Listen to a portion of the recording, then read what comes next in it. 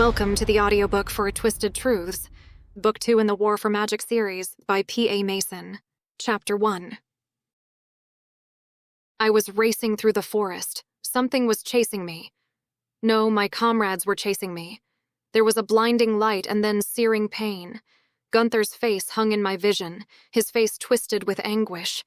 And then I heaved a panicked breath as I sat upright, my chest tightening like being wrenched from sleep on the front line under enemy attack.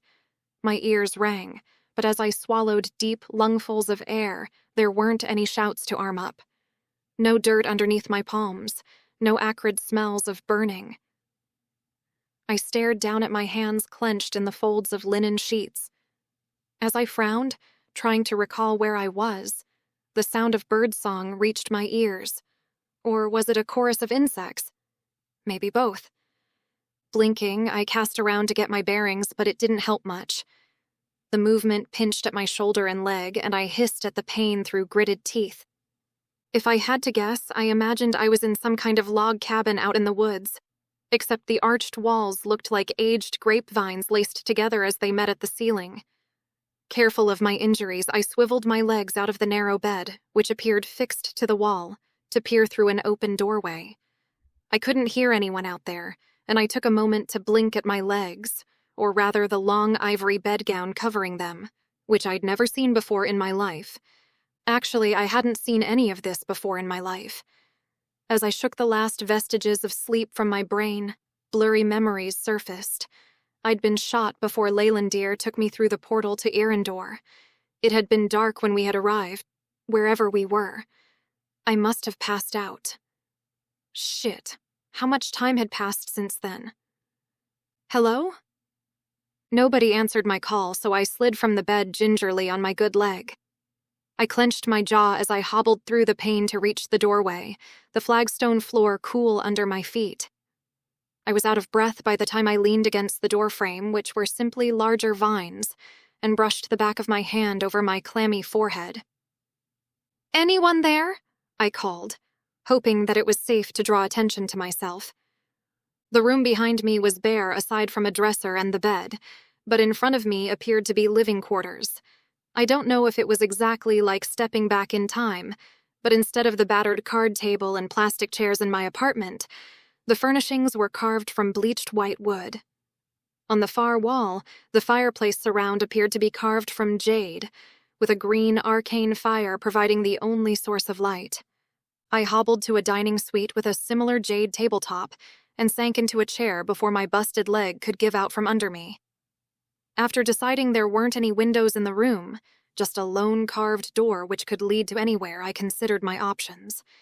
I was in hostile territory with the Elven race who had been our constant combatants of war since the gates between our worlds had opened on Earth. Leylandir had sworn to keep me safe here, but where was he? And I was injured to boot. I lifted the hem of my gown to my thigh, which was the source of my burning pain.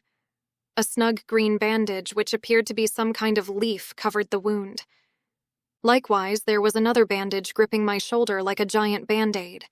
Shot not once, but twice as we tried to escape after the Russian attack on the prison compound. My mouth went dry as I recalled the fight in the state forest. I'd shot down my comrades. I'd killed humans. Lifting a shaking hand to my mouth, the word traitor snaked around my mind. I'd betrayed everything I had sworn to protect. I went to reach for the Velimir hanging around my neck, but recalled handing it to Leylandir as I urged him to escape. I'd had no intention of leaving with him, and on Earth, where magic was as abundant as grass these days. The door swung open, causing me to push onto my feet with hands gripping the table. The chair clattered to the floor, and a short, wizened, and green humanoid shuffled into the room with a tutting noise. A strangled sound came out of my mouth as I tried to reckon with what or who it was. The sound was met with rapid-fire Elvish, the creature holding up both hands as though trying to assuage me. The words sounded familiar, but it wasn't the trade dialect of Elvish I'd spent the past weeks committing to memory. "Leylandir," I said, then dredged up the words I needed in Elvish, praying that the creature would understand. Where am I? And where is Leylandir? Ah. The creature's face cracked into a wide, toothy grin. He said you could speak Elvish, and that you would be a bad patient. My name is Hanya. I am the healer of my goblin clan. I turned to rest my hip against the table and narrowed my eyes at the goblin. What could be interpreted as feminine curves were apparent beneath her loose smock. I wasn't sure what I expected, having heard that goblins existed in Earendor but never coming face to face with the species. But aside from the pointy ears, a cloud of white hair, and being the size of a preschooler, she simply appeared to be a small green human. She certainly wasn't gangly and oddly proportioned like the human depictions of the so-called fictional race prior to the gates opening. I shook my head to bring myself back to the present. I'm Asha. Where is he? Leylandir? Hanya smirked and approached to lift the chair and set it to rights. It looked a little absurd, with the chair clearly designed to cater to the size of the Elvish race. I am pleased to meet you. Leylandir left you in my care to recover. I believe he has gone to seek out his people. Did he say when he would be back? Hanya chortled and patted the chair. Sit. It is not for me to question the likes of Leylandir. Here, I will brew some tea. I bit my lip as I settled into the chair, figuring that if the elf who I'd risked everything to help had faith in this Hanya, I should too. But too many questions swirled in my mind. Too much urgency took hold of me, despite Hanya's easy demeanor. How long have I been unconscious? I asked. Hanya fetched a ceramic teapot from a bench and crumbled some leaves inside before pulling a lever in the wall, which caused water to pour from cleverly concealed pipework. She closed her eyes momentarily as she gripped the handle, and by the time she carried it to the table with a matching ceramic cup, steam rose from the spout. 3 days, she said as she poured. I would have kept you asleep for longer, except I wasn't sure how a human form would take to my medicine. I gripped my hands together. A lot could have happened in 3 days. For all I knew, General Rind could have called off the ceasefire and started blasting magic into Earendor right then as retaliation for the attack. I could only pray that Ishar had gotten the Russian papers to Levine, and that the situation was too urgent to have Levine court-martialed for failing to keep Fort Hood safe. And he's been gone all that time? I grimaced. Where are we then? The goblin placed the mug in front of me with a stern look that said, I better start drinking if I wanted my questions answered. With small hands on her hips, she watched as I took a sip of the strangely sour tea and set the mug down. After he fetched me, Leylandir stayed long enough to hear my assessment that you would live, then left. My instructions are clear. I am to ensure that nobody learns of your existence, and aid in a speedy recovery. She snorted. Like repairing flesh burned that extensively should be as simple as mending a grazed knee. You haven't told me where we are. Would it matter? She said, then pointed to the mug before heading to the door to retrieve a basket laden with produce, which had been forgotten in our awkward introduction. Leylandir has kept this lodge near our village for decades. It is a good 2 days' ride to Earendor from here. Now drink. The tea is restorative. I peered into the cup, not keen to take another gulp of the sour stuff.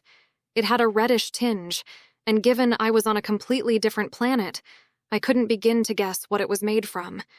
But if it would help me to recover from my injuries in a strange land where most of the populace would kill me on sight... I gulped the rest as quickly as I could, and tried to hide the look of revulsion on my face. So he could be back tomorrow, then. I gently rotated my injured shoulder.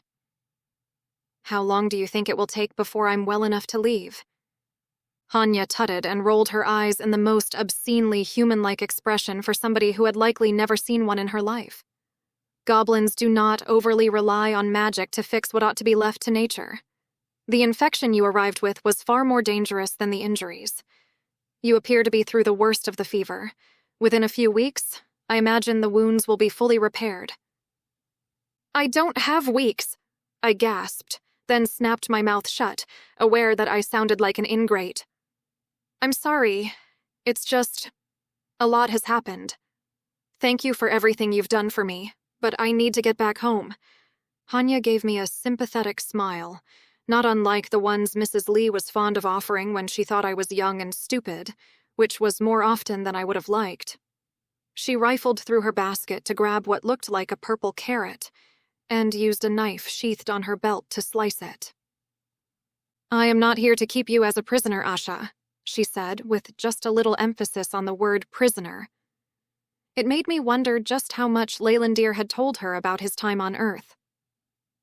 "But I cannot imagine that you have the means to create a pathway back to your world. It is best you wait for Leylandir to return and discuss those matters with him. But while he is away, it would be prudent to remain unseen." I glanced at the door, and the mystery of what lay beyond it. Hanya had described it as the elf equivalent of a lodge, which made me think we were someplace off the beaten track. But what would be the point of leaving to find out? It wasn't like it would get me any closer to Texas. I blinked, my eyelids feeling heavy. Then I glanced at the teapot still gently steaming on the table. "Was that a sedative?" I asked. Hanya looked up from her work slicing vegetables and smirked. "I said that I wasn't sure how my medicines would work on a human. Now I know. I would appreciate it if you could put yourself back into bed. I doubt I could wrestle you in there on my own, and by the time you wake again, I will have a nourishing meal ready." My shoulders slumped, and I got the feeling that if I didn't move soon, then I'd be sleeping with my head on the table. Standing, I decided that rather than outrage, I would choose rest. Only for a little while.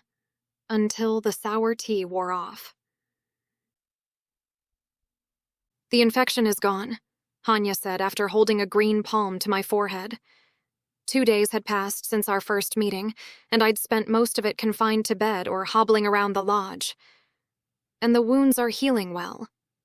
It will take time after they have closed over for the tissue underneath to renew, but as long as you do not intend to chase wyverns over the mountainsides, it will be as if these burns never happened. Your skin will not be marred by ugly scars." She said the latter with an amused expression, and I frowned as I puzzled over what she thought of me. Was that part of her instructions?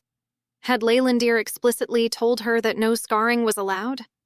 I supposed having been placed in charge of a female human far from home by a male elf might have left a lot to the imagination on her part. I bit my lip as Hanya gently peeled the green leaf bandage from my thigh to replace it with a fresh one. The bitter mixture she'd given me earlier had numbed the pain, but it still twinged as the air hit the wound. "You must care for him deeply," she observed with a knowing look, "to have followed him here." I opened my mouth to correct her assumption, then stopped. What was the point? Let her believe what she wanted if it meant she'd keep helping me. Besides, I wasn't entirely sure what Leylandir and I were to each other anymore. Enemies? Allies? Something else I didn't want to examine too closely? "I just need to get back home," I said instead. "I have responsibilities." "Ah, yes, your war." Hanya's tone carried a hint of disapproval as she finished with my bandage. "Leylandir spoke of your role as a soldier." The word soldier twisted like a knife in my gut. How could I still call myself that after what I'd done? I'd shot down my own comrades to save an elf prisoner. I'd abandoned my post, my mission, everything I'd built my life around. "Has there been any word from him?" I asked, pushing away my guilt. "To your people?" "I'm sure he would contact you if he could," Hanya replied as she gathered her supplies. "These things take time. Time you will need to recover." After negotiating for the safe return of my U.S. Army uniform, which had been laundered and mended like new, I felt a little more normal. I was helping Hanya prepare some kind of stew when she suddenly looked up sharply. "Do you hear that?" I tensed and strained my ears to listen, but it seemed that goblins had superior hearing to humans. That was until an almighty squawk sounded from outside, and I crouched with the kitchen knife held in a defensive stance. "It is Leylandir." Hanya wiped her hands on a cloth and patted my shoulder reassuringly. "I know Phalar when I hear him." Phalar? Discarding the knife on the bench, I took an unexpectedly shaky breath. I'd been waiting days for the infuriating elf to get his ass back here, but now that he was actually close, well, my insides felt like jello. Sparing a glance at the staff propped against the wall, I decided against it and hobbled to the door despite Hanya's look of disapproval. Outside, there was no sign of him, but as the shriek sounded again, I looked to the skies and a silvery blur dipped toward the canopy. Then I saw nothing until a burst of leaves exploded upward, and the largest bird I had ever seen crested into the clearing and flapped its wings to slow. I'm pretty sure my mouth hung open as the beast's talons grazed the ground, kicking up a cloud of dust. And on its back was the elf I was waiting for. I met his green eyes and folded my arms across my chest. Asha! Leylandir lifted a leg over the bird's head and slid down its silvery feathers without taking his eyes off me, like he hadn't just dismounted the most majestic creature under the sun. And maybe the bird wasn't, I considered as I looked Leylandir over. After our time together at the military prison for off-worlders in Fort Hood, I'd come to expect seeing him in his orange jumpsuit. Of course, he'd changed into his regular clothes as we escaped, but even still, seeing him standing there in a shirt and what I could only describe as leather breeches, it was a lot to take in. He wore his long blonde hair in a braid down his back, presumably to keep it out of his face in the air, which only accentuated his angular jawline. "You took your time getting here," I said, willing my voice to remain even. He only arched an eyebrow as he approached, tugging a pair of leather gloves off his hands. When he replied in English, I noted his surreptitious look at Hanya. "I am sure that you can appreciate that I needed to take actions to ensure that you wouldn't be discovered while you were incapacitated, and to plan for what is next." "Oh?" It was my turn to raise an eyebrow, but I replied in English. "Well, as I'm sure you can appreciate, I've had days to make plans. Except I couldn't act on them on account of being left stranded in the woods." I might have sounded like a spoiled brat, but now that he stood there in front of me, the frustration of the past days twiddling my thumbs bubbled over. He was making plans? Without even bothering to wait around to actually speak to me before he went flying off to do recon? Small lines creased his forehead like I'd spoken some incomprehensible human idiom, and he narrowed his eyes at Hanya. "Master Leylandir." Hanya stepped forward and bowed deeply before talking in the Elvish trade dialect. "As you can see, the human is recovering well. Her infection has cleared, and her wounds are healing. Not as quickly as an elf mind, but she will be whole again, just like I said." "The human?" I turned my frown to the goblin, who appeared flustered as she shifted from foot to foot. From the stony expression on Leylandir's face, I could see why, and figured that the goblins must be on the same caste scale as gnomes on the dwarven home world. "You left her here alone?" "Only to gather provisions," I dash. "I wasn't talking about Hanya," I snapped, leveling a finger at the elf. "I was talking about you. You left me stranded in the woods on a foreign world while I was unconscious." Leylandir took a terse breath and shook his head, and Hanya stepped back into the lodge, apparently happy to tap out of the conversation. The elf glanced back toward his bird mount, who picked at its feathers with a beak that could have broken an arm. Then a blur of blue landed beside it. It solidified into a much smaller creature, which for all intents and purposes looked like... "Is that a baby dragon?" The words fell out of my mouth, my hostility giving way to surprise. Metallic blue scales covered the creature, which was the size of a large house cat. In fact, the face seemed more cat-like than lizard despite the scales. The creature scratched at a pointed ear with its tongue lolling, while a clubbed tail and leathery wings swished above the head. "This is Dimrin. He is a Sirion. There are no dragons in Earendor, and Dimrin is fully grown." Leylandir's face smoothed over, and crinkles around his eyes, which I took as amusement, softened his features as the cat dragon scuttled over. The elf turned a cautious gaze to me as he shook his hair loose from the braid before bending to lift the creature in one arm. "This doesn't mean I'm not mad," I warned. "I need to know..." "Food. Me hungry. Feed." The telepathic words in my head caused me to step backward in shock on my bad leg. Then I hissed in pain and braced a hand against the wall for support. Leylandir's eyes widened, and he took a quick step forward to put his free hand under my elbow for support. It put me almost nose to nose with this Dimrin, and a bluish forked tongue flickered from its mouth. "You are still hurt?" "Did that thing just speak?" I interrupted, shifting to keep clear of the creature. "In my head, I mean?" Chapter 2.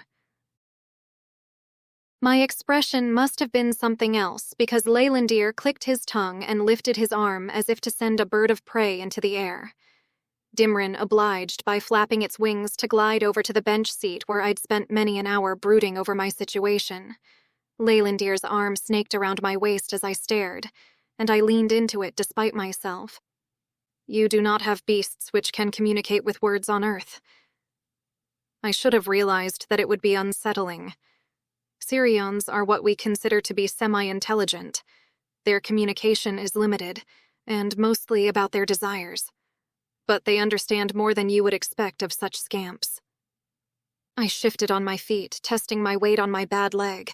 I thought it might be oozing under the green bandages, which I'd learned were, in fact, medicinal leaves grown across Earendor.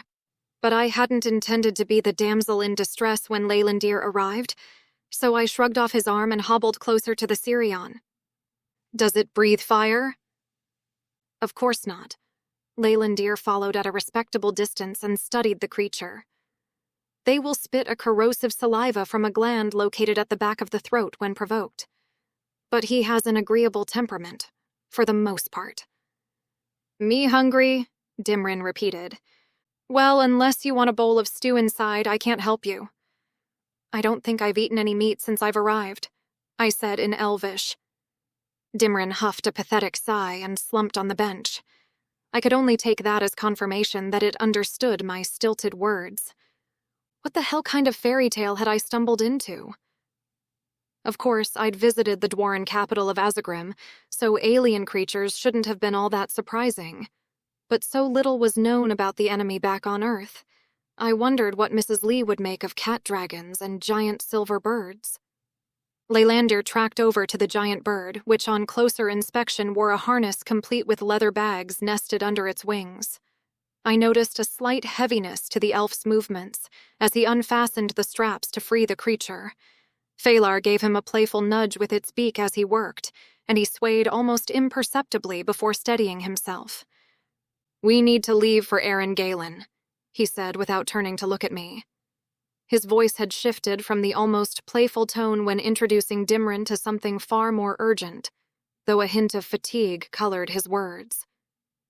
"As soon as possible. Tonight, if you can manage it." I blinked, trying to process the sudden shift. "Tonight? Are you serious? I can barely walk across the room without pain, and you want me to, what? Climb on that thing?" He hauled the tangle of silvery straps over his shoulder toward the lodge, his normally fluid movement somewhat diminished. The bird took off into the air with a shrill squawk, and I held up an arm to shield my face from the dust. Dimrin hopped down from the bench to scurry toward Leylandir with eyes gleaming. "Phalar can carry us both," Leylandir said as he dumped the harness by the door, rubbing briefly at his temple. "And your condition is precisely why we must move quickly. I cannot be certain I wasn't followed." When he produced a strap of what could have been jerky in his hand, Dimrin sat up on his back legs, his wings flapping eagerly. Leylandir dropped the morsel, and the cat dragon snatched it from the air before darting away. "Followed?" I hobbled after him as he entered the lodge. "By who?" "The Elven Council? What happened while you were gone?" Hanya was stirring a pot over the green arcane fire when we entered, but she shot Leylandir a wary glance and quickly gathered her supplies. "I will leave you to speak," she said in Elvish, bowing deeply. "Master Leylandir, I have fulfilled my duties as instructed. I have left additional bandages and healing herbs in the cabinet." Leylandir nodded, murmuring something in a dialect I couldn't understand. The goblin healer moved toward the door, then turned to me with a small smile. "Be well, Asha of Earth," she said, touching her forehead in a gesture of respect. "May your journey prove fruitful." I wanted to thank her properly for saving my life, but she was already slipping out the door. There was a sense of finality to her departure, as if she understood she wouldn't be returning. The small green figure disappeared into the gathering dusk, taking her medical skills and peculiar teas with her. I wondered briefly if the Krimgar clan would face any consequences for sheltering us if the Elven Council discovered their involvement. "I traveled to Earendor to visit with Calathil," Leylandir said once we were alone, moving to check the contents of the leather bags he'd brought in. He blinked hard, as if fighting to maintain focus. It took longer than I would have liked, but it was necessary.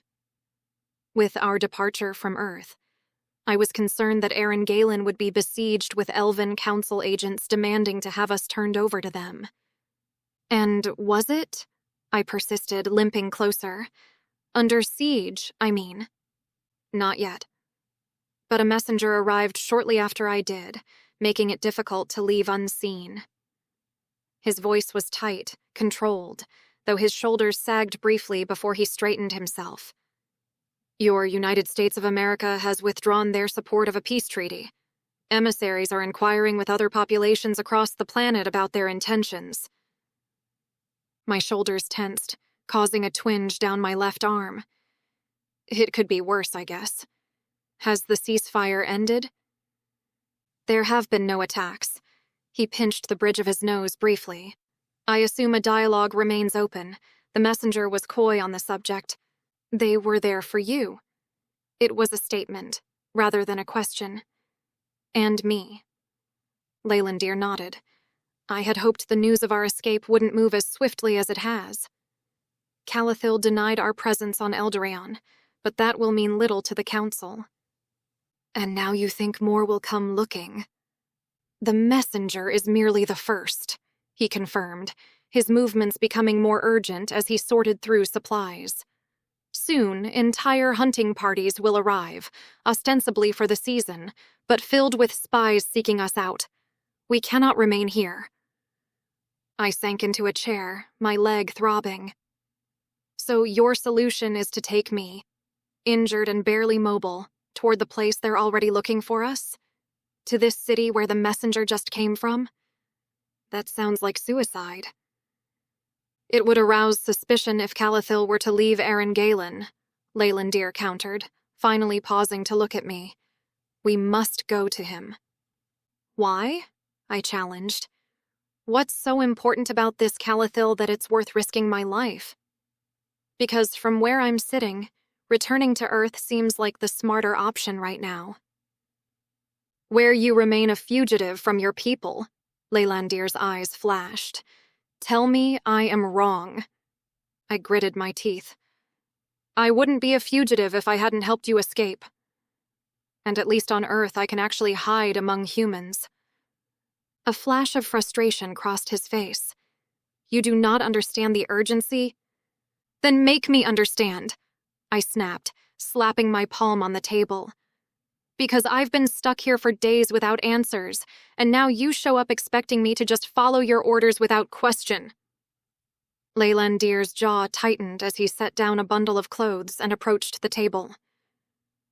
"Calathil has his theories, about the gates, about why they appeared. He believes he can test these theories, but he needs—" He hesitated, his eyes flicking over my face. "Someone like you to confirm it." "Someone like me," I repeated flatly. "You mean a hybrid?" "Yes." His expression remained carefully neutral.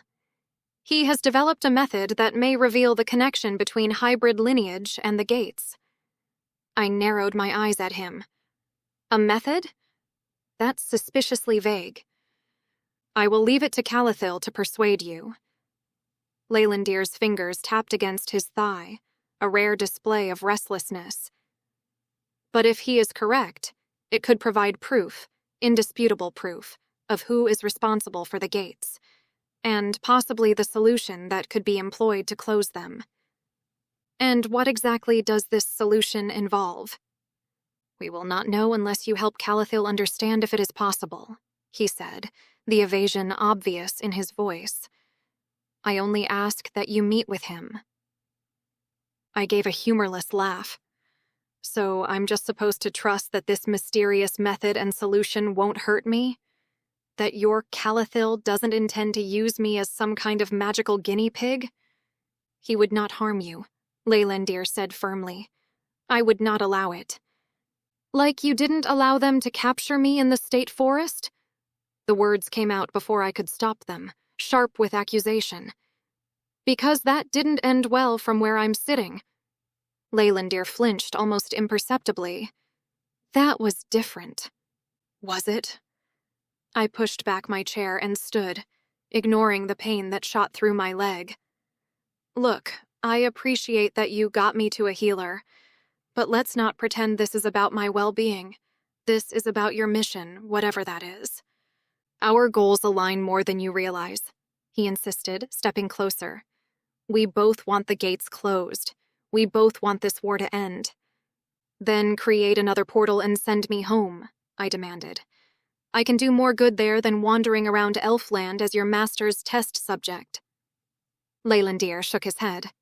"Creating portals uses a significant amount of magic. On a world as devoid of magic as Eldarion now is. Well, I would imagine that elves as far as Earendor would sense it. We would be discovered, and those with the skill to track portal signatures would soon follow." "You created one to get us here," I pointed out. "We arrived in a cave with insulative properties one day north of this location," he explained, frustration evident in his voice. "The same insulative properties would make it difficult to create a portal from within, but they also masked our arrival." I stared at him, processing this new information. "Are you saying you carried me for an entire day once we got here?" "Yes." His expression softened slightly. He sank into the chair across from me, betraying his exhaustion.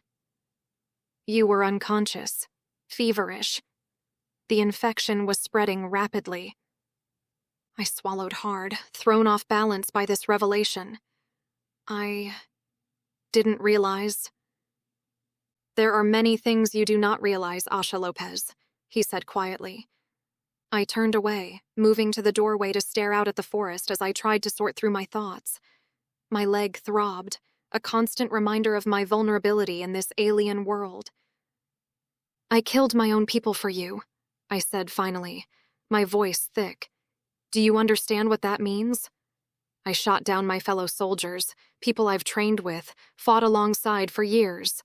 I'm a traitor to everything I've ever believed in." I turned to face him. "And now you want me to blindly follow you on an alien world on the slim chance that this Calathil might have a way to end the war?" Leylandir's face showed real emotion now, a mixture of guilt and what might have been regret. "I never asked you to save your life?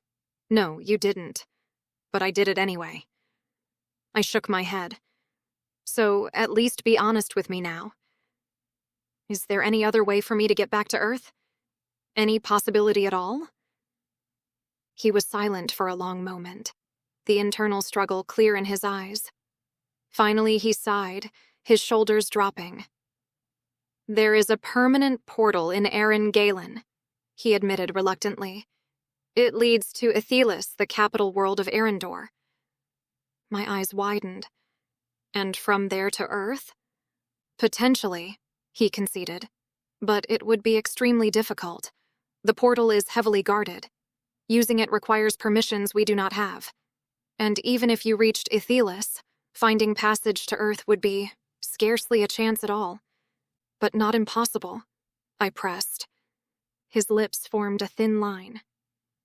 "No, not impossible." I walked back to the table, each step painful but deliberate. "Then how come you didn't lead with that?" "Because I hoped to convince you to stay willingly," he admitted.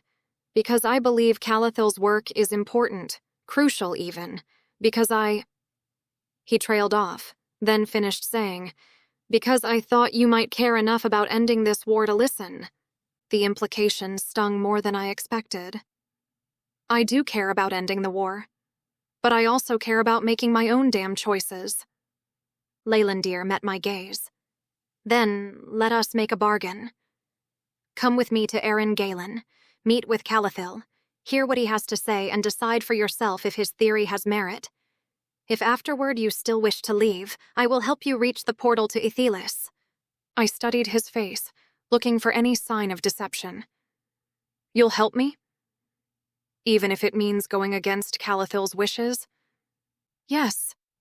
He heaved a breath like he regretted the word as soon as he said it. I drummed my fingers on the table, considering. What exactly does Calathil think he'll learn from me that he couldn't learn from any other hybrid?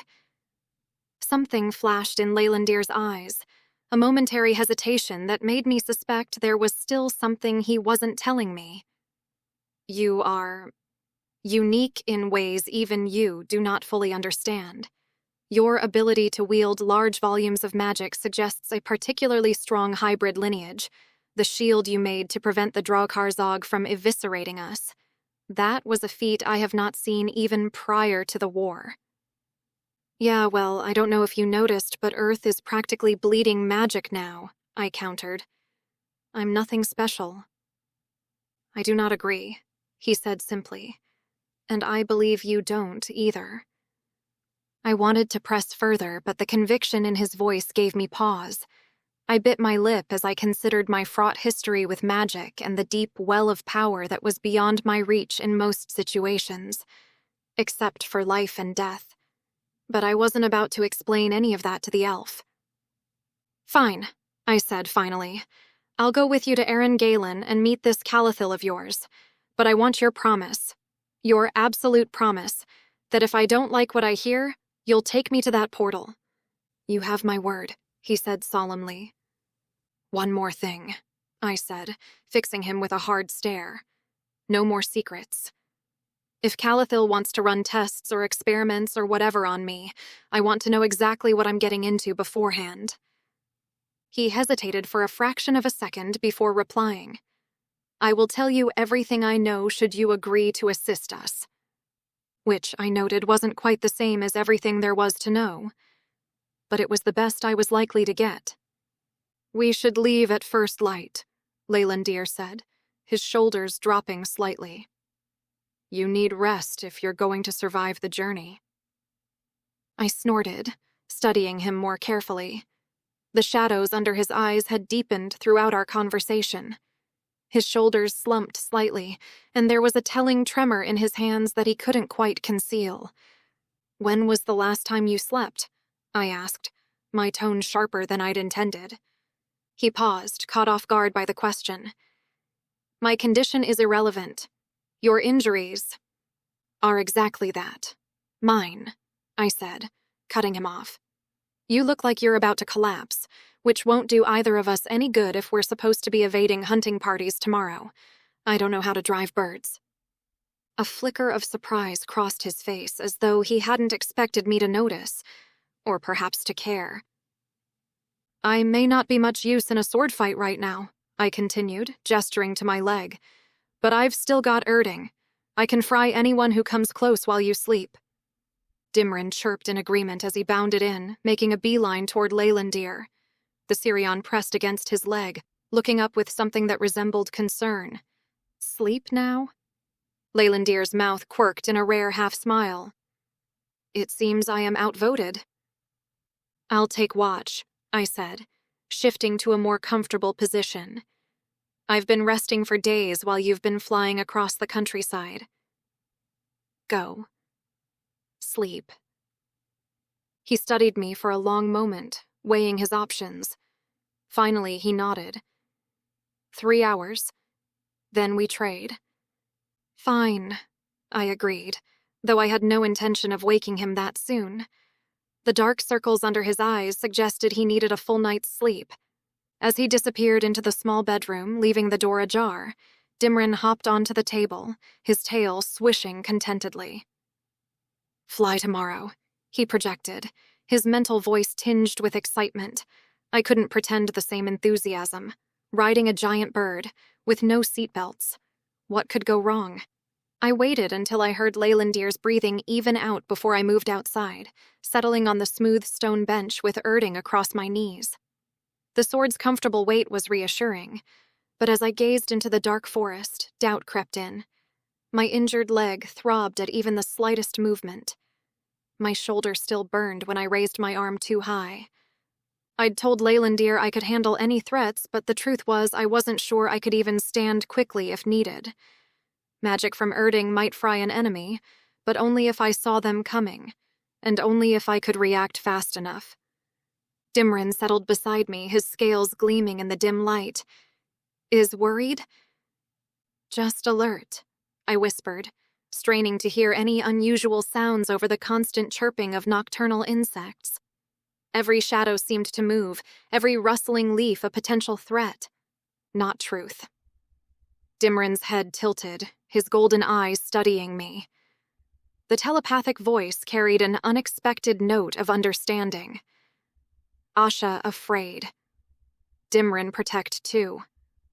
I blinked in surprise at the Sirion's perceptiveness. Before I could respond, a branch snapped somewhere in the darkness beyond the clearing. My body tensed, bringing a fresh wave of pain from my injuries. I gripped Erding tighter, magic tingling along my fingertips as I stared into the blackness between the trees. For several heartbeats, nothing moved. Then a small nocturnal creature, something fox-like, darted across the edge of the clearing before disappearing into the underbrush. My hand tightened on Erding's hilt as I slowly exhaled the breath I'd been holding.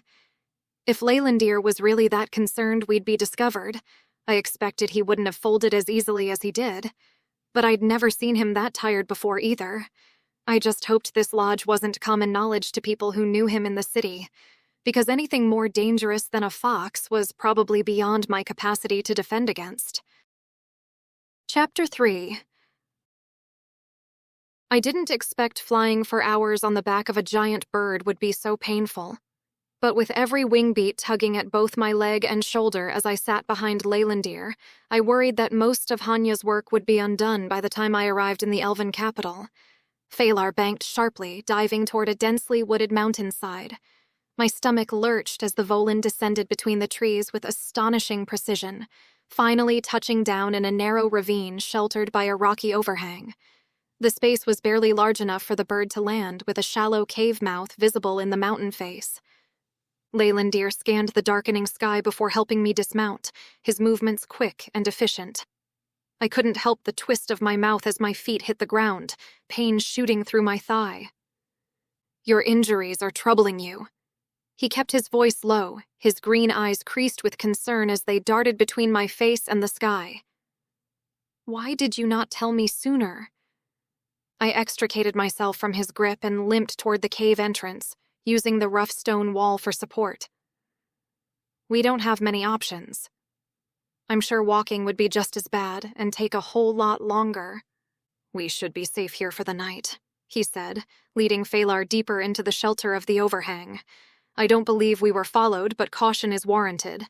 It will make for a meager camp, but at least we will not get rained on." "I've dealt with worse, it's fine."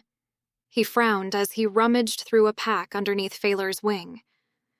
"We have our own idioms in Earendor, one of which translates to the notion that a company is only as strong as its weakest member. I doubt I can carry you into Erengalen itself by the paths we must follow. You must tell me if you cannot withstand the rigor of travel so I can find somewhere we can remain where we will not be discovered." I pushed the tangle of flyaway hair from my face in irritation. Tugging out my hair elastic so I could fix up my ponytail, I attempted to tamp down my temper. "And wait until more of your Elven Council people to arrive with a search party? We don't have a choice. You said we couldn't hide out at the cabin for much longer, and stalling out now will only make it worse." Dimrin flitted into the cave, circling the space before perching on a rocky outcrop near the entrance. The Sirion's head swiveled constantly, his golden eyes scanning the forest beyond. Leylandir pulled out a small packet and a wooden bowl, and then took a terse breath before slipping to the back of the cave where a thin trickle of water ran down the stone. "I secured this from a renowned healer in Erengalen. It should be helpful." Dimrin will alert us if anyone approaches, he murmured, crumbling a powder of some sort into the bowl. He held his palm over it, summoning a subtle glow of magic that wouldn't be visible from outside. I dragged my fingers through my tangled hair in lieu of a hairbrush and hoisted my mane back in my fist. But the elastic snapped, and I cursed under my breath. It will dull the pain. I have another poultice which can be used on the wound itself when changing the Glanweth leaves. He pressed the bowl into my hands, his eyes lingering on mine for a moment longer than necessary before turning back to Phalar with a shooing motion at Dimrin, who had abandoned his post to paw at his leg. Mind grabbing my pack for me? I stared at the yellowish liquid in the bowl before deciding to gulp it as quickly as possible, so I didn't have to taste it. The only response I got was a slight nod as he went about unharnessing the volan. I reckoned with the bitter aftertaste of the medicine as Leylandir whispered something to Phalar.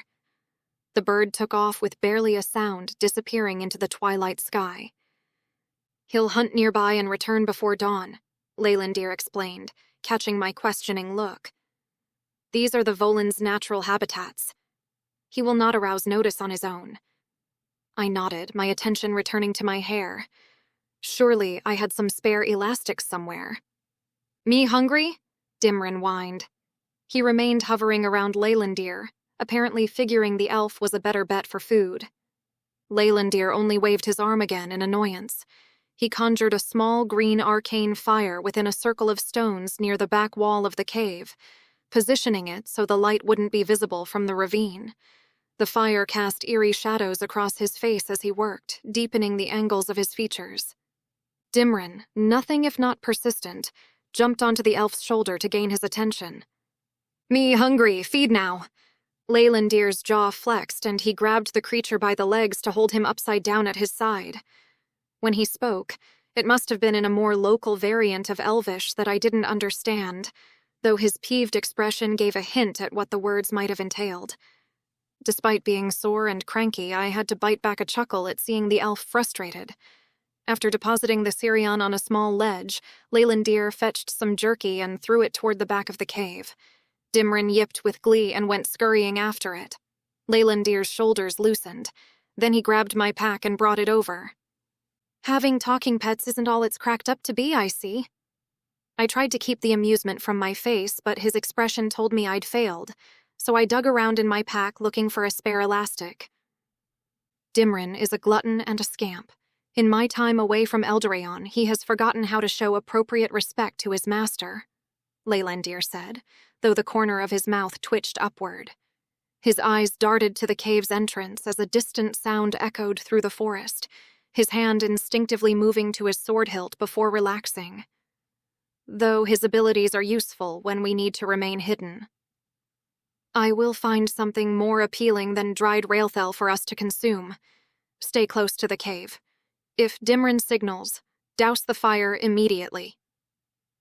He turned on his heel to stalk off, slipping into the forest's shadows with barely a sound. I figured that Dimrin's treats must have belonged to this railthel creature. I couldn't say that I was interested in making a meal of it. Fruitless in my search for a hair elastic, I upended my pack on the ground and bent to rifle through the odds and ends I kept at the ready. I was usually a little more ready than this as a soldier, but with my last assignment keeping me away from the front line, I'd made space in my pack for carding files and folders instead of MREs and hydration packs, including, by the look of things, spare hair elastics. I huffed as I stuffed everything back in except for my flashlight. The arcane fire by then didn't do a whole lot to illuminate anything beyond the immediate area, and even the trickling stream had faded into the background. Without taking any particular gear with him, I wondered what Leylandir proposed to catch in the dark as I eased myself up searching for a way to be useful. Without a tent to erect, the fire already started, and most of my own gear useless for sleeping rough, there wasn't a lot for me to do. I was reluctant to go rifling through Leylandir's bags, so after using my torch to examine the volan harness, I grabbed what were very clearly rolled blankets and set them up on the cave's stone floor. I supposed with talk of poultices I should have waited for the elf to return before peeling back the Glanweth bandages to inspect the damage.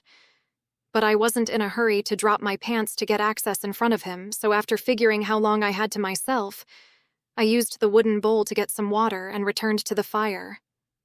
After unbuttoning my pants, I eased onto the blankets where I could get a good look at the wound, armed with a grubby washcloth from my pack. Congealed blood around the bandage told me that the flight had been just as rough as it felt, and a darkened patch on the inner thigh of my pants could have used a soak in the stream. But I was used to worse in the army, so I kept my pants close by and winced as I peeled back the sticky green leaf. Underneath, my flesh was swollen and angry, and the fresh pink skin which had started to form had split open into an oozing mess of fresh blood. I washed it as best I could and checked for any signs of infection, but there was no visible pus or stench of putrefaction. I'd seen a first aid kit somewhere in my pack, but I doubted antiseptics would do anything that the medicinal leaves weren't doing, so I pressed the glanweth around my thigh again, trusting it to do its job. I began unbuttoning my shirt to check out my shoulder, but a voice from the dark startled me. "You should apply fresh bandages. They work best when first affixed to the wound." I flicked the blanket over my bare legs and began rebuttoning my shirt as the elf stepped into the fire's light, with 2 fish dangling by their tails in his grasp. He didn't appear to be looking at me and made for the bags as though he might be purposefully not looking at me. It was dumb. My fellow comrades had copped an eyeful of my body over the years, and I'd never flinched. "I'm not sure it matters if I keep opening up the wound. I should have taken Hanya's advice and stayed in bed while I waited for you." Using the boulder I'd been sitting on earlier, Leylandir kept his attention on the fish as he gutted them. "I have considered the issue. You are right. We cannot wait in the forest for you to fully recover. In Earendor, there are those with superior healing abilities who can repair your wounds. We must devise a way to travel which does not render you crippled by the time we arrive. Tomorrow you must lay across Phalar's back in front of me. It will keep your leg from moving overly much." An unbidden mental image flooded my mind of me dangling over the bird with my ass in the air and an uninterrupted view of the ground below. "No, thank you." I shook my head as Leylandir brought the fish to the fire and suspended them with magic over the flames. "That's really not necessary. I'll manage. If you bring me those bandages and that poultice, I'll fix myself up." Sparing me a bland look, Leylandir finished fussing over the fire and did as I asked. The earlier painkillers must have started kicking in, because I yawned as I watched him crush another packet of herbs into a thick paste. After handing them to me, he sat facing the fire, apparently affording me some privacy to work, and I replaced both bandages with the pulpy substance smooshed inside. Once my pants were back on and my shirt buttoned, I lay back, my eyelids drooping. I hoped the fish would be ready soon, because I wasn't certain that I'd be conscious for much longer. I had to admit that the poultice felt cool against my wounds, and I was glad that I hadn't put it off until morning. But I'd be damned if I was going to be draped over Leylandir's lap all day, hundreds of feet in the air. I wasn't some damsel in distress.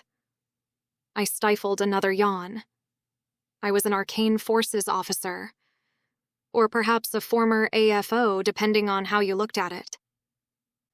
It turned out that the fish made for a good breakfast after sleeping through dinner the night before. Dimrin had returned from his scavenging by then, and begged at my feet for scraps of the white meat, which I had to admit was delicious. Maybe my taste buds had been tempered by the goblin fare of the previous days, but I couldn't recall eating fish that good in years. Not that it was a common food product at the Fort Hood commissary. I'm not lying down on a bird up in the air. I shook my head vehemently. "I will not let you fall," Leylandir said, not for the first time, as he adjusted the straps of Phalar's harness. While the painkillers, poultice, and fresh bandages had helped, I was under no illusion that a full day riding like I did yesterday would yield better results come nightfall. But the experience of flying on a giant bird wasn't as fun as it sounded, even when I had the creature gripped firmly between my thighs and my arms wound around the elf's waist. "It'll hurt my shoulder anyway." I flicked some charred edges to the Sirion and wiped my hands on my pants before standing. "Side saddle, maybe." "That's the best you're going to get from me." The elf raised an eyebrow at me and paused long enough to look me up and down. Dwarf. Pardon me? You have expressed a wish to know which of the races your genetics are intermingled with. Only a dwarf could be this opposed to aerial flight. Even orcs take to the skies in their Golagumshire. I stood with a flat stare.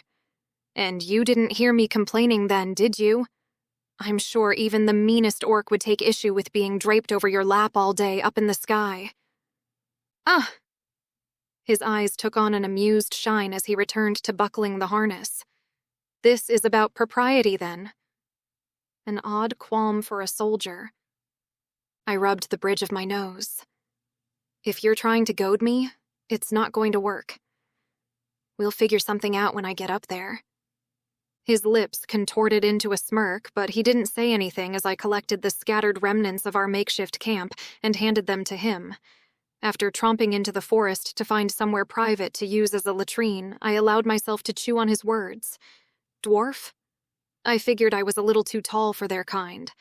While the question of my heritage sometimes kept me up at night, I'd given up trying to find a logical answer to the secret in my family tree. I guessed it might have been an elf responsible for my mother's siring, but there wasn't much by way of facts to prove it. It could just as easily be a dwarf or orc who had seduced my hippie grandmère. I supposed I'd have all the answers I ever wanted once we reached Earendor if what Leylandir said about Calathil was true. After filling my canteen, I readied myself for the argument over flight positions and marched up to Phalar where Leylandir appeared ready to mount. The elf didn't look like he'd spent the week sleeping rough and crapping in the bushes. His linen shirt almost looked like it had been ironed for Pete's sake, and he must have re-braided his hair at some point. Oh, I ran a hand over my scalp. I don't suppose you've got some string that I can use for my hair? My, hair elastic broke. Leylandir frowned, then turned to the harness to rummage around. I did my best to comb my locks with my fingers while he wasn't looking, but when he faced me again, it was with a comb in his hand, and he pointed at a boulder. Sit, I obliged, wondering just how out of control my hair had gotten overnight. He didn't appear to have any string, and I frowned as he stepped behind me instead of handing the comb over. I stiffened as I felt the first stroke of the comb through my tangled hair. His touch was surprisingly gentle as he worked through the knots, starting from the ends and working his way up. Despite my initial reservations, I found myself relaxing as he methodically smoothed my dark tresses. I never figured hairdressing was part of your repertoire, I said. Spending long days in the air requires it. His fingers brushed against my scalp as he sectioned my hair, and I suppressed a shiver. It had been years since anyone had done my hair for me. Probably not since I was a little girl and my mother would braid it before school. I suppose hair elastics never caught on in Earendor, huh? The art of proper grooming transcends circumstance, he replied, with a little emphasis on the word proper. Even in battle, an elf maintains their appearance. It is a matter of discipline and self-respect. Right, because that's totally practical when you're belly-crawling through mud under enemy fire. His hands paused for a moment before resuming their work. I felt him beginning to weave my hair into what I assumed was some kind of elvish braid. Nevertheless, spending the day with your hair whipping into my eyes is unappealing. A flash of blue caught my attention as Dimrin trotted over and plopped himself at my feet. He cocked his head to one side, his golden eyes bright with interest, as he watched Leylandir's hands move through my hair. Fly now, the Sirion chirped, his tail swishing back and forth. I snorted. Oh, so you do say something other than, feed me? Indeed. Leylandir's fingers never stopped their intricate weaving as he spoke, the nerves of my scalp tingling at his touch.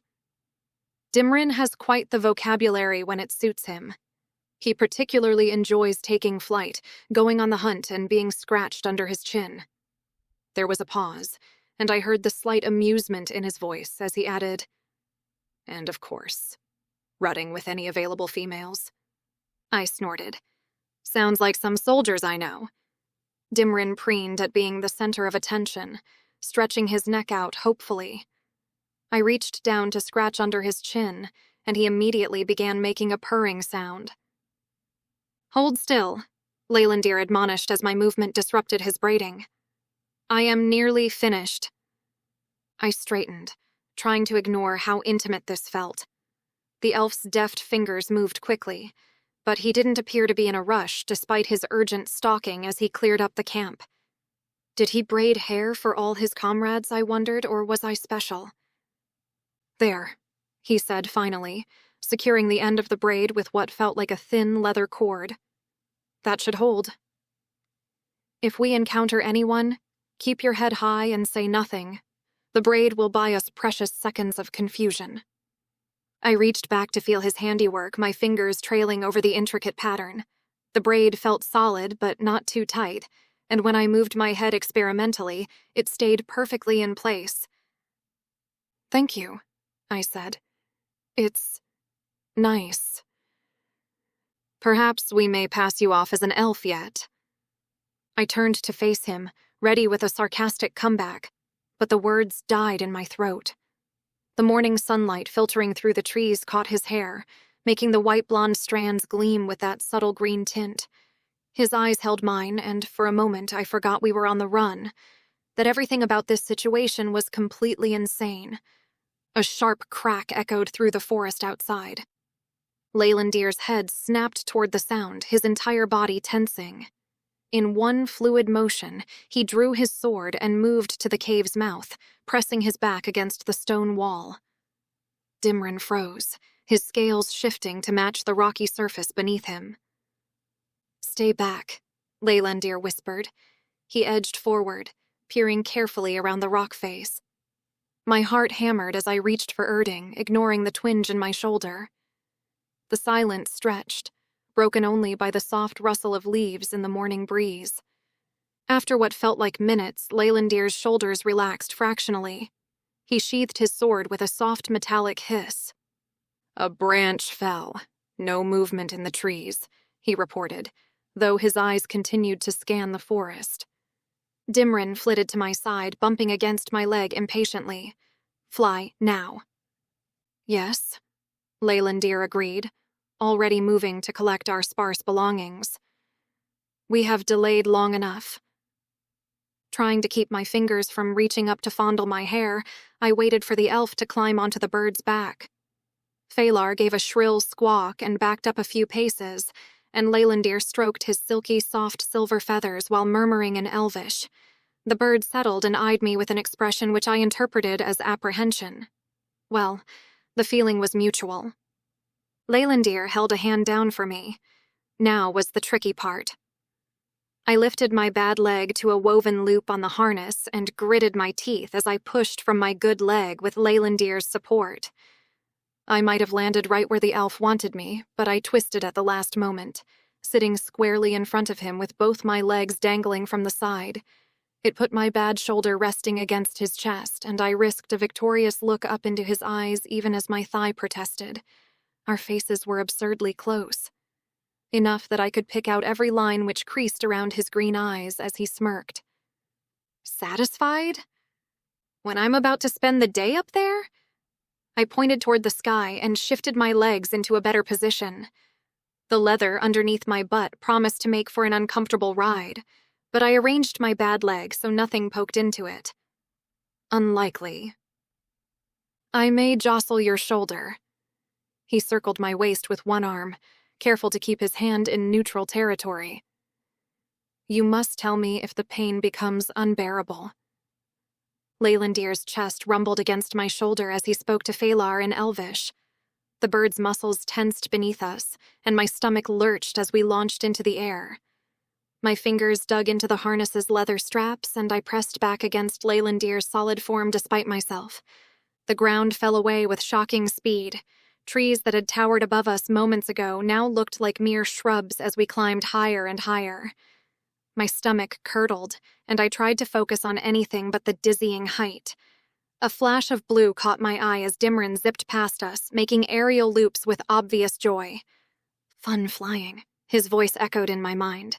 The morning sun painted the sky in brilliant golds and pinks, transforming the landscape below into something so bizarrely familiar and alien all at once. Despite myself, I felt my breath catch. For just a moment, the pain in my shoulder receded, and I forgot about being a soldier, about Earth, about everything except this impossible magic all around me. I felt Leylandir shift behind me, his chest warm against my back. When I glanced up, his eyes were fixed on my face, studying me with an intensity that made heat rise to my cheeks. I quickly looked away, uncomfortable with what he might have seen in my expression. I wasn't supposed to be marveling at his world like some wide-eyed tourist. I was a soldier, damn it. But as we soared through the golden morning light, with the world spread out below us like a patchwork quilt, and Dimrin's joyful loops around us, I couldn't quite regain my soldier's detachment. And maybe, just for these few minutes high above the world, I didn't need to. Chapter 4. I'd be lying if I said that I was feeling better that night when we made camp. The truth was, I needed more of the yellow powder that night and the following morning before gritting my teeth to mount the Volin. I'd caught Leylandir shooting me concerned looks when he thought I wasn't watching, but he didn't insist that I be lobbed over Phaler like a sack of potatoes again. Only a few more hours today. We will arrive south of Earendor itself and land in the nearby wetlands. From there, you can rest and we can make our way into the city on foot. The air whipped into my eyes, and I closed them with a sigh. I promise I'll stay upright. He only grunted behind me. A long march through boggy territory didn't sound appealing, but the elf had promised again that once we arrived, he'd take me to a healer. I just had to hold up until then. The forest had thinned on our journey south and gave way to rolling hills and dotted farmsteads. When I'd voiced my concern about being seen in the air, Leylandir explained that Dimrin's magic kept us hidden. The Sirion, being much smaller than Phalar, alternated his time in the air flying beside us, then perching on the Volin's neck to rest his wings. As a smaller predator, apparently their kind relied on stealth magic to keep from being gobbled up by bigger foes. As the hours drew on, I lost count of the hills we'd passed. When we crested yet another bluff, I fought back a wave of nausea as Phalar's wings caught an updraft. That was when I saw it. Earendor spread out before us like something from a fairy tale. My breath caught in my throat. The entire city gleamed with a green sheen, its walls constructed of the same jade-like material I'd seen in Leylandir's cabin. But where those had been furniture pieces, this was an entire city. The walls rose at least 50 feet high, their smooth surface occasionally broken by what appeared to be decorative reliefs that caught the sunlight. At the city's heart, a palace thrust upward into the sky, its spires twisting like frozen flames of green glass. They loomed so high that I wondered if they were meant as landing perches for Volans and Sirions. "It's beautiful," I said, though my words were likely lost to the wind. Leylandir must have heard me anyway because he shifted behind me. "The Green City, as our people call it. The stone is living crystal, grown rather than quarried." I tried to process that as I studied the sprawling expanse below. Beyond the walls, cultivated fields stretched out in neat geometric patterns, their colors ranging from golden wheat to deep green vegetables. Roads snaked between the fields like ribbons converging on the city gates. Even from our height, I could make out the steady stream of traffic, carts and wooden vehicles moving in and out of the city. "Those are trading caravans," Leylandir explained, following my gaze. "Earendor is a center of commerce for this region of Earendor. The farms you see cannot sustain a city of that size alone. The surrounding territories cultivate what grows best in their locality and barter what they need from others here." My military training kicked in, automatically assessing the tactical implications. The fields would make it difficult to approach the city unseen, and those walls would be nearly impossible to breach. Leylandir had spoken about hidden paths. Underground, maybe? Dimrin swooped past us, his scales shifting to match the color of the sky. He chittered, then turned a somersault in the air. "Market!" he declared with glee. "I guess he likes the city? He likes the vendors in the market district." perhaps a little too well. I smiled, imagining the Kyrian putting his stealth magic to good use in an effort to pilfer tasty morsels. We'll be landing soon in the wetlands to the southeast. The approach to the city itself will need to be handled carefully. You must do as I say without argument. We cannot risk being apprehended. I twisted to look at him, wincing as the movement pulled at my thigh. So I suppose walking in through the gates isn't on the table. His expression was unreadable. That would be unwise. You're not going to stuff me in a barrel or something, are you? Don't be ridiculous, he said, but I heard the smile in his voice. Barrels are far too obvious. I have a much better plan. That's not actually reassuring. Phalar banked slightly, beginning a gradual descent toward a patch of marshy ground that became visible beyond the city. The Volan skirted the city walls, and as we lost altitude, I spotted the intricate details carved into every surface. It should have been blinding, but instead of the sun reflecting off the surface, it seemed as though the crystal absorbed it, leaving a glittering sheen which didn't hurt the naked eye. As I waited for Phalar to cross the distance toward the wetlands, I frowned at the open ground between the walls and the edges of the marsh. The topography of the area slanted downward, and I assumed my earlier guess of an underground path was the most logical. But wouldn't underground tunnels in a bog get flooded? My lip curled as I imagined trudging through elven sewers for miles to get inside. Surely elves had a more sophisticated waste management system than humans, right? Leylandir's hold on my waist firmed as Phalar made a circling descent downward. The bird screeched in what I took for the same reticence to land on soggy terrain, and I wondered where a bird his size could realistically land without getting his talons muddy. I held back a groan when I spotted Phalar's mark, a dead tree which thrust up out of the water, its twisted white boughs seeming almost skeletal. I gripped the harness with a wince, bracing myself for the impact. Dead or no, the tree swayed alarmingly as Phalar's giant talons gripped a larger branch, and Leylandir pressed me into his chest, causing my shoulder to protest mightily. I sucked in a breath through my teeth, waiting for the world to still. Phalar's wings remained spread as though for balance, and I peered into the murky water beneath the tree. It was no wonder Leylandir was troubled about my injuries. Getting down there alone would be a challenge. "I will lower a rope," he said, as if following my thoughts. "You'll need to descend first, and I will follow." I swallowed, reckoning with how my shoulder would cope under the strain. But Phalar's harness? Leave that to me. The elf scooted back and turned onto his knees so he could reach the bags under Phalar's wings. First, he freed my pack and handed it to me. I fastened it to my back as he rummaged for a rope and secured it to a strap. In the meantime, the water stirred below, and I sincerely hoped that the elven equivalent of alligators weren't waiting for us. I took a stealing breath as Leylandir handed me the rope and pulled my shirt over my palms to keep from burning them as I lowered myself into the water. But after allowing my body to slide down the Volan's back, the tingle of magic in the air was my only warning of the buoyant feeling forming beneath me as my arms took over the work of holding on. It meant that the sudden snap of weight on my shoulder wasn't near as bad as I thought it would be, and when I glanced at Leylandir, noted the creases on his forehead as he concentrated on the spot below me. Hand over hand, I lowered my body, gritting my teeth as my bad shoulder did its fair share of the work. The water was cold, slimy, and came up to my chest when my boots found the marshy ground. I grimaced at the sensation of sodden socks in my boots. Leylandir hadn't pointed at any of the intermittent landmasses surrounding our location, so I remained where I landed, as I craned my head to see how the elf was faring. He stood on the branch which Phalar gripped and was already winding the rope over his forearm. I couldn't spot Dimrin anywhere, and wondered if the Sirion had decided that the market offered better prospects, and left us to the bog.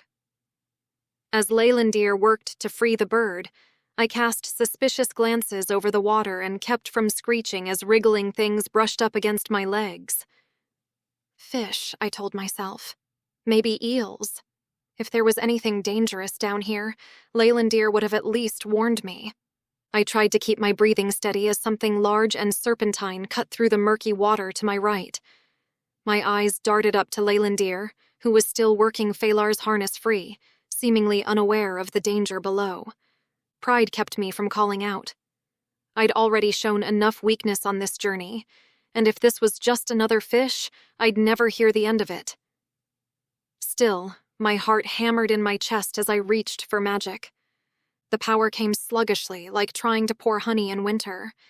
On Earth, magic had always flowed freely, too freely, in fact, making it difficult to contain the torrent of power. Here, it felt thick and resistant, as though I had to wrestle every ounce into submission. Until now, that had been comforting. I managed to gather enough for a defensive blast, but the delay was maddening. The creature's shadow grew larger as it approached, and I could make out the undulating motion of its body. It had to be at least 20 feet long. My fingers tingled with gathered power as I tracked its movement, ready to unleash everything I had if it came too close. I was ready to strike, but the serpentine shape veered away, disappearing into the deeper waters of the marsh. I blinked in confusion, my heart still racing, the magic crackling uselessly between my fingers. "There is no need for concern," Leylandir called down. "The Nimloth won't trouble us." I looked up to find him watching me with an amused expression, his hands still working on Phalar's straps. "You knew it was there?" "Of course. She's quite territorial, but easily discouraged by intelligent species." He smiled slightly. "Though I admit I was curious to see how you would handle the situation." "A test, huh?" I released the magic with more force than necessary, sending ripples across the water's surface. "What if this Nimloth of yours didn't rate humans as intelligent?" Then I would have intervened. He shrugged, finally freeing the last of Phalar's harness. "But you didn't panic. She would have sensed it." I shifted in the chest-deep water, trying to ignore the way my boots squelched in the mud below. After hefting the harness over his shoulder, Leylandir gracefully lowered himself from the branch one-handed and dropped into the water, barely making a splash. Phalar took off with a powerful beat of his wings, sending a wave across the water. I stood on tiptoes to keep my face dry as the great bird circled once before heading toward the distant hills. "So what now?" I asked, trying to distract myself from the various things still touching my legs beneath the surface. Leylandir oriented himself in the water, looking toward what appeared to be a slightly more solid patch of ground. "Over there. Unless you'd like to wait here for the Nimloth to return with her mate?" "There are 2 of them." His answering laugh echoed across the water. "And they're young. Though they are much smaller and still learning to hunt." "You're enjoying this far too much," I grumbled, but followed as he waded through the water. "So what exactly was that thing anyway?" "Simply a very large water snake. They help keep the fish population in check and generally avoid eating anything larger than themselves." "Generally?" "Well, there was one occasion when an inebriated goblin thought it would be amusing to try riding one." He glanced back at me with a grin. "But I'm sure you don't want to hear that story while we're still in the water." I shot him a glare that I hoped conveyed exactly what I thought about his timing. "You're right.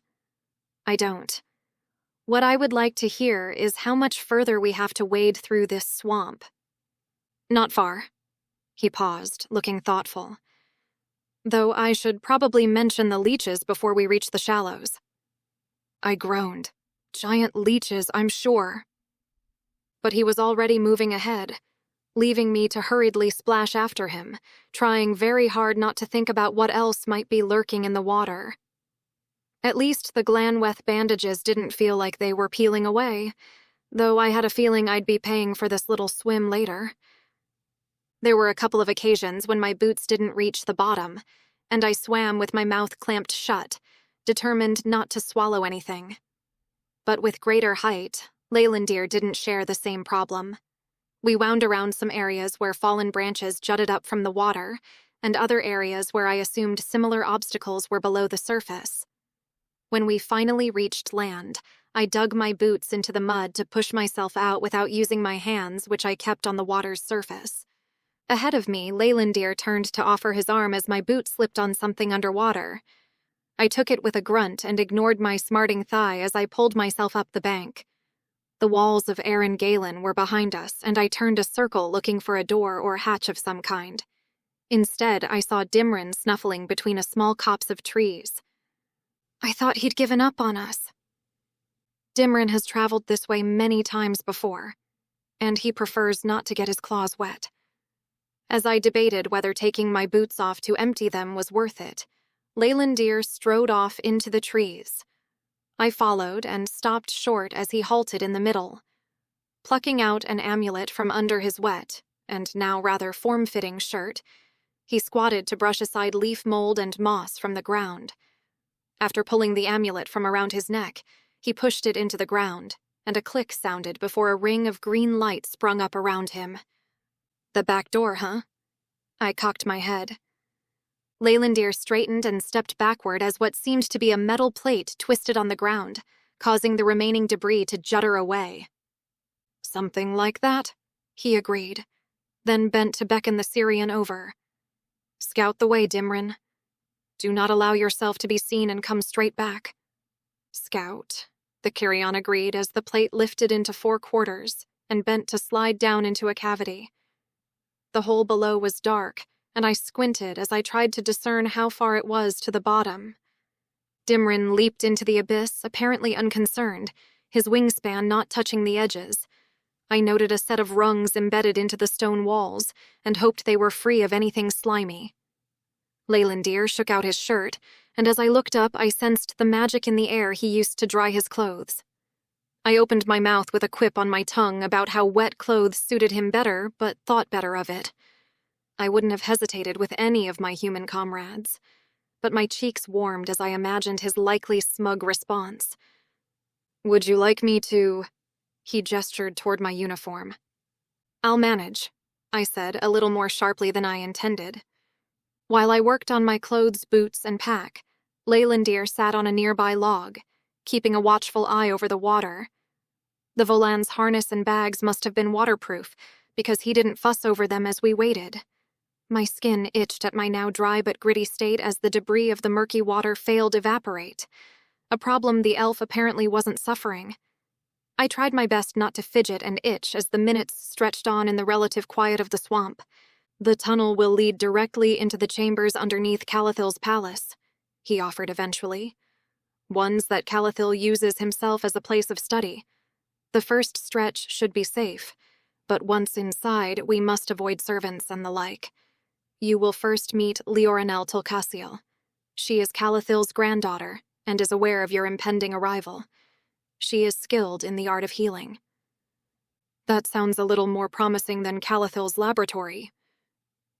Leylandir frowned like he couldn't imagine why being led into the lab of the equivalent of an elven scientist who likely wanted to run experiments on me would be unappealing. Even Calathil's private workrooms would be too risky a place for you to linger. If the Elven Council demanded Earendor searched, it would be the first place they looked. A princess's private quarters, however. He shrugged. It would be brutish at best to invade her sanctum. Great. A snooty elven princess. I refrained from saying the words out loud, figuring it would be ungrateful given this Leoranel was prepared to heal me. A scuffling sound from the tunnel drew my attention, and when Dimrin's blue form scrabbled up over the edge, I slung my backpack over my shoulder. Empty. The Syrian chirped and flapped his wings. Leylandir gave the creature a scratch under the chin and hoisted the Volan's harness. I guessed it was showtime. Chapter 5. At least the rungs down weren't slimy, and the drop wasn't as deep as I feared. Descending the ladder put most of the pressure on my leg, but with Leylandir beneath me, I wasn't concerned about falling. I kept my teeth gritted as I lowered my good leg, forcing my injured thigh to hold all my weight. If only Hanya could see me now. I was sure the goblin would have a sharp remark about the state of my wounds. At the bottom, my feet scuffed against dust and grit on the solid stone floor, and while the tunnel ahead had plenty of headroom, probably on account of elf height, It was barely wide enough for Leylandir to squeeze through, toting the Volan harness.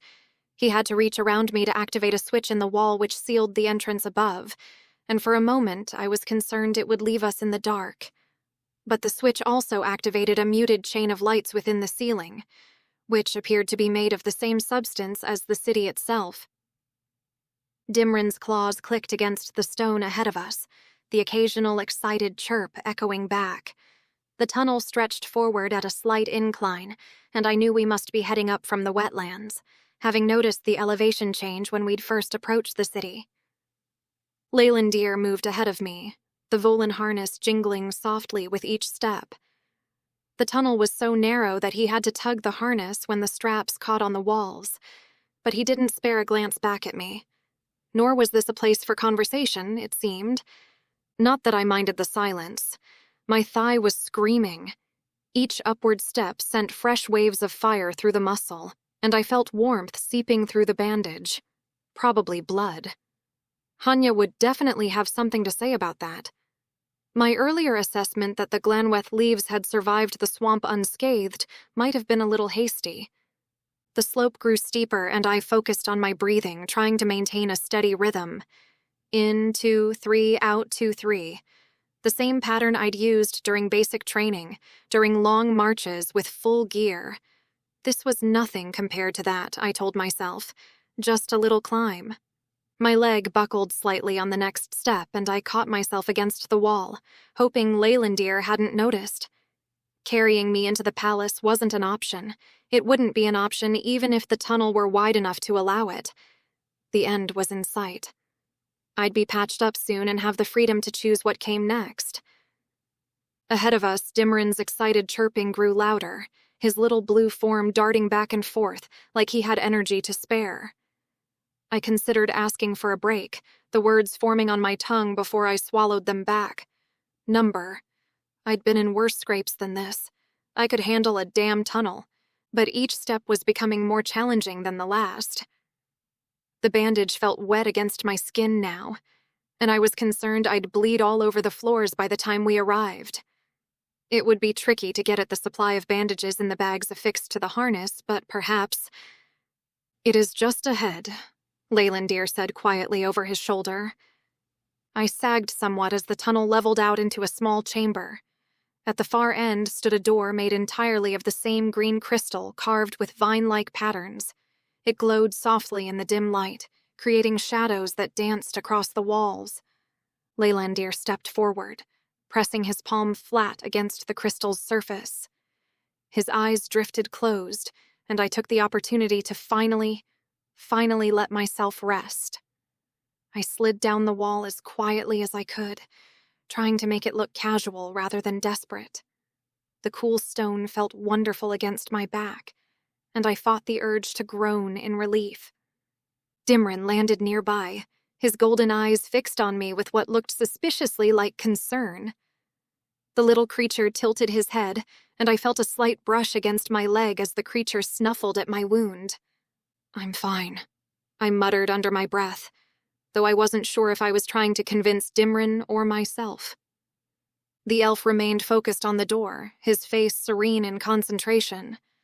Whatever he was doing seemed to require his full attention, and I was grateful for the moment of respite. I used the time to take stock of my injury, pressing gently around the bandage. The wound was definitely bleeding again, but maybe redressing it could wait until we got to this Earendor. When Leylandir turned with a nod, I was momentarily puzzled. The door didn't swing open, nor did the elf look like he was ready to move on. I hesitated to push myself up, knowing it would give away my current state. I have communicated our arrival with Calathil, who will draw individuals away from the area so we can proceed unseen. I frowned at the switch to telepathy, guessing that the elf leader was somewhere within listening distance. Is there a chance they can hear us through the door? It is better to remain cautious. He shrugged slightly. Communicating in foreign tongues will arouse more notice. We shall communicate telepathically until we arrive safely in Leorinel's quarters. It wasn't a request, and I only nodded. Despite taking issue with the elf's take-charge attitude since arriving, I wasn't an idiot. He knew the terrain here, and I wasn't in any condition to protest. When he held out an arm to help me up, the look in his eye told me he hadn't missed my struggle in the tunnel. I winced as I hauled myself up with his assistance and held a hand to the wall to steady myself. Leoranel's chambers are in the upper levels. His lips pressed into a thin line as he looked me up and down. I had to suppress a groan. Of course they were.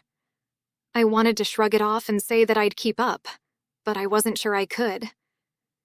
Taking a measured breath instead, I pulled off my pack to grab my canteen. More of the powder stuff then, and I'll fix up these bandages before we go in. Leylandir's hand settled over mine, and he shook his head slightly. I glanced up, meeting his concerned gaze. I have been hesitant to use more magic, he admitted, his mental voice carrying a note of uncertainty I hadn't heard before. Your body has already been taxed enough. As I have explained, I am no healer, and fear that my efforts would do more harm than good. I remembered the tingling warmth that had spread through my shoulder back in Colorado State Bend State National Park. How the magic had offered me relief and probably saved my life. But he was right. In the aftermath, I'd slept for hours. Sleep wasn't what I needed right now. Still, given the choice between magical healing and trying to climb who knew how many stairs on my injured leg. However, he continued, with Leoranel's chambers so close, I believe the benefits outweigh the risks. We must remain unseen and unheard, and your breathing is labored. I couldn't even summon a snarky remark at that. Instead, I puffed out my cheeks, and when he dropped into a crouch before me, I leaned against the stone wall. Even after our shared ordeal, having him this close made me tense. His hand hovered over my thigh, not quite touching. May I? The formal request surprised me, though perhaps it shouldn't have. I nodded, bracing myself against the wall. The first touch of magic against my wound sent a jolt through me, not of pain, but of something else. Something electric and foreign that made my breath catch. Pleasant. Too pleasant. A flash of darkness swept through me. A fragment of memory from the recesses of my mind trying to claw its way to the surface. My muscles tensed involuntarily. A subconscious rejection of anything magical that felt this good. Good meant dangerous. Good meant losing control. Leylandir's hand paused momentarily, his eyes flicking to my face with a flash of concern. I forced my expression to remain neutral, though something in his gaze suggested he'd caught my reaction. I forced the sensation down, locked it away where it belonged. The darkness receded, replaced by the familiar warmth spreading outward from his hand up my thigh. Utilitarian.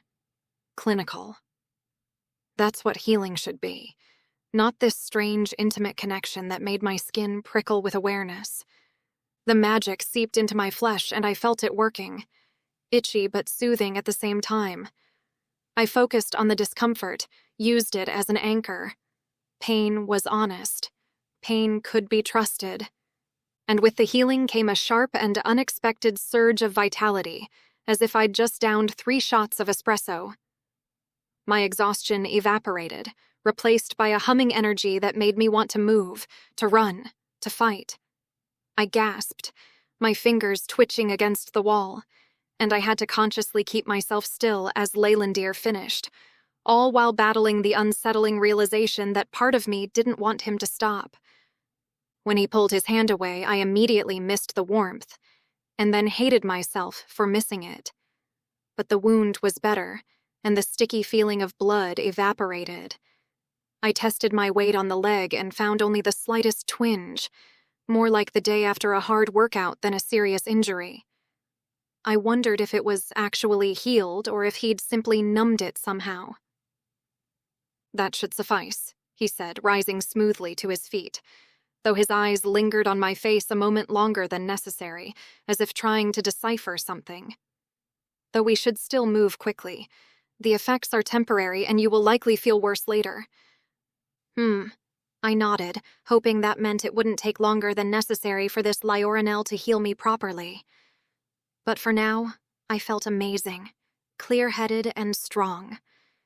"Thank you," I sent, meaning it.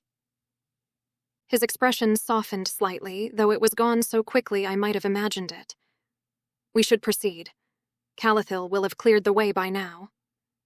I nodded, pushing away the lingering unease that his magic had ignited in my nerves. Focus on the mission, not the memories. Dimrin chirped quietly from his perch near the door as if agreeing. The little creature had been unusually still during the healing, watching with those intelligent golden eyes. Now he fluttered his wings, clearly eager to move on. "You will keep us hidden, Dimrin. We must move stealthily." The Sirion chirped softly as if in agreement. I shouldered my pack again, noting how much easier the movement felt without pain shooting through my leg. Leylandir turned to the crystal door, placing his palm against it once more. This time, he pushed his amulet into the carved center where it caused a soft click. He must have triggered some mechanism. The crystal glowed brighter, and I felt a subtle vibration through the stone floor. The door dissolved. There was no other word for it, having become as transparent as running water before vanishing entirely. Beyond lay another corridor, this one considerably wider and more elaborately decorated than the tunnel we'd used to enter. Glowing crystal inlaid into sandstone-like walls, casting soft, shifting light across the polished stone floor. The corridor opened into a vast chamber that could only be described as a laboratory, though unlike any I'd seen before. Long stone benches lined the walls, covered in an array of devices that defied explanation. Crystal contraptions pulsed with inner light, while metallic instruments whirred and hummed with mysterious purpose. The air itself seemed charged with energy, making the hair on my arms stand on end. "We must keep moving." Leylandir's mental voice interrupted my fascination. He gestured toward another doorway, and I reluctantly tore my gaze from the piles of gadgetry. The new corridor was plainer than the laboratory, with simple stone walls and fewer crystal inlays. It curved gently to the left before opening onto a spiral staircase that wound upward. Dimrin flew slightly ahead, his scales shifting to match the shadowy stone as he scouted our path. The stairs seemed endless, each turn revealing another identical section climbing higher. There was no way I could have handled it without magic, and was glad Leylandir had spared me the indignity of slinging me over his shoulder. He did look back from time to time with a twinge of annoyance on his features at my boots. He probably thought I had all the grace of a bull in a china shop. Even right behind him, I couldn't hear his footfalls on the stone.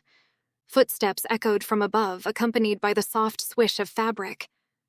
Leylandir pressed us both against the inner wall of the staircase, and I held my breath as an elf woman descended past us. She was tall and graceful, carrying a bundle of folded clothing in her arms. For one heart-stopping moment, she paused on the step directly above us and sniffed, and I could have sworn her eyes flickered in our direction. But then she continued down, her soft shoes gently scuffing the stone stairs. We waited until her footsteps faded completely before moving again. Dimrin's camouflage held, Leylandir assured me, and I noticed his shoulders relax slightly as we resumed climbing. Though I suspect we still smell like the swamp. 3 more turns of the staircase brought us to a wooden door, ornately carved with all manner of flora and fauna. Leylandir pressed his ear against it for a moment before easing it open. The hallway beyond was a stark contrast to the utilitarian corridors below. Thick carpets in deep blues and greens muffled our footsteps, while tapestries depicting forest scenes adorned the walls between crystal sconces. Everything spoke of wealth and status. This was clearly the residential section for the Tulcasials. We moved swiftly but carefully, Dimrin darting ahead to check each intersection before we crossed. The little creature was remarkably good at his job, though I supposed his stealth magic hadn't evolved out of a need to sneak into elf palaces. At one point, he led us into an alcove just moments before a pair of guards passed by, their armor gleaming. Finally, Leylandir stopped before a set of double doors. Unlike the others we'd passed, these were painted a soft sage green and decorated with silver inlay in the shape of climbing vines. He placed his hand on the wood, closing his eyes in concentration. "Leylandir is in there," he confirmed after a moment, "though we should still enter quietly. She may have servants nearby." I nodded, watching as he pressed the amulet against the door again. Was it some kind of skeleton key for the entire palace? The lock turned silently, and we slipped inside, Dimrin darting through just before Leylandir closed the door behind us. The room we entered was exactly what I'd expect from an elven princess's quarters, if I'd ever given such a thing any thought. Gauzy curtains in pale green and silver billowed from tall windows, while delicate furniture carved from some pale wood was arranged around a central sitting area. Everything looked expensive and fragile, making me acutely aware of my mud-stained clothes and the general mess I must have appeared. A young elf woman, Leylandir, I assumed, rose from a cushioned chair by the window, her eyes widening at our appearance. She was beautiful in that unreal way all elves seemed to be, with flowing golden hair and a face that belonged in a painting. But there was something soft about her features, a kind of innocence that I'd yet to see on an elf, which wasn't surprising with most of my experience of their race being across a battlefield. "Leylandir." She smiled. When she spoke again, it was in an elvish dialect I wasn't familiar with. But as she pointed to the volan harness, which he'd managed to drag all the way up those stairs with us, I figured it was in reproof. He dropped the harness by the door as if he'd been forbidden to bring it any further and locked the door behind us. "This is Asha Lopez." Leylandir waved in my direction, switching to trade Elvish. "Asha, this is the granddaughter of Calithil Tulcasiel, Leylandir." Leylandir narrowed her eyes and her mouth twisted in a wry smile as she glided toward us. "Leylandir speaks as though I am not an elf in my own right." She reached to clasp my hand. "You must call me Leora. I have been tasked by my grandfather to care for you and see to your injuries." I blinked in surprise, not expecting warmth from the snotty princess I'd envisaged. I was about to thank her when Leylandir began stalking around the room. "Are there any servants lingering?" "I sent Bethrin to visit with her cousins in the east yesterday." Leora let go of my hand and waved dismissively, a shadow of annoyance crossing her features. "So you can cease stomping around my chambers with your dirty boots." My toes curled inside my dirty boots, and I wondered if I should take them off by the door.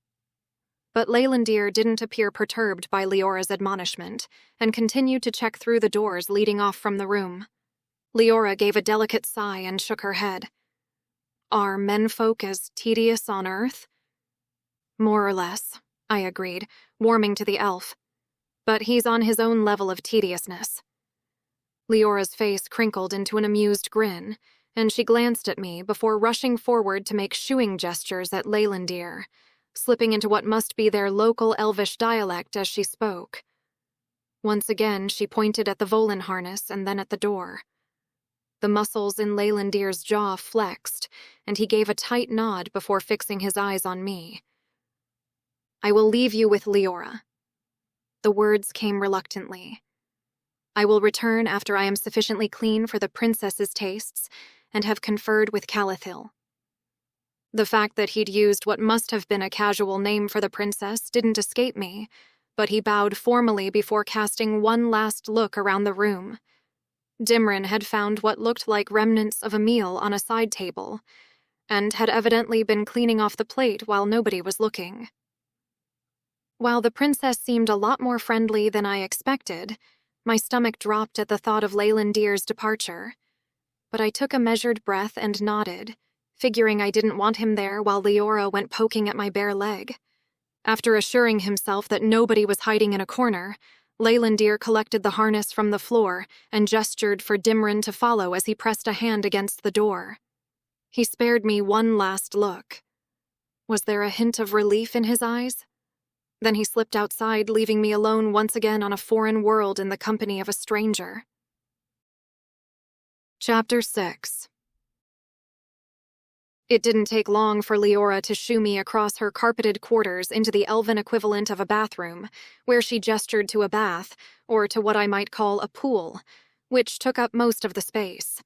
It had to be the most luxurious bathroom I'd ever seen. The pool was carved from what looked like a single piece of a marble-like substance, its surface etched with flowing patterns that reminded me of waves. The walls were some kind of iridescent stone that shifted colors as I moved, from pearl to sage green to the palest blue.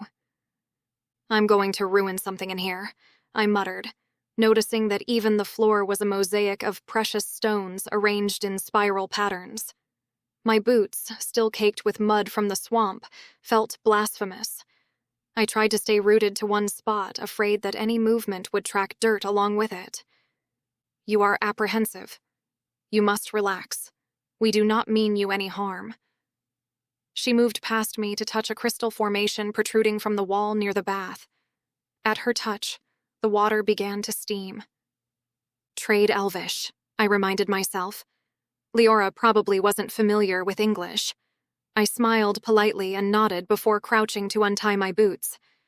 By the way my thigh protested, I figured Leylandir's quick fix was wearing off. "Sorry, Princess. This is all just a little strange." "Leora," she corrected me, "and this world must feel very odd to you."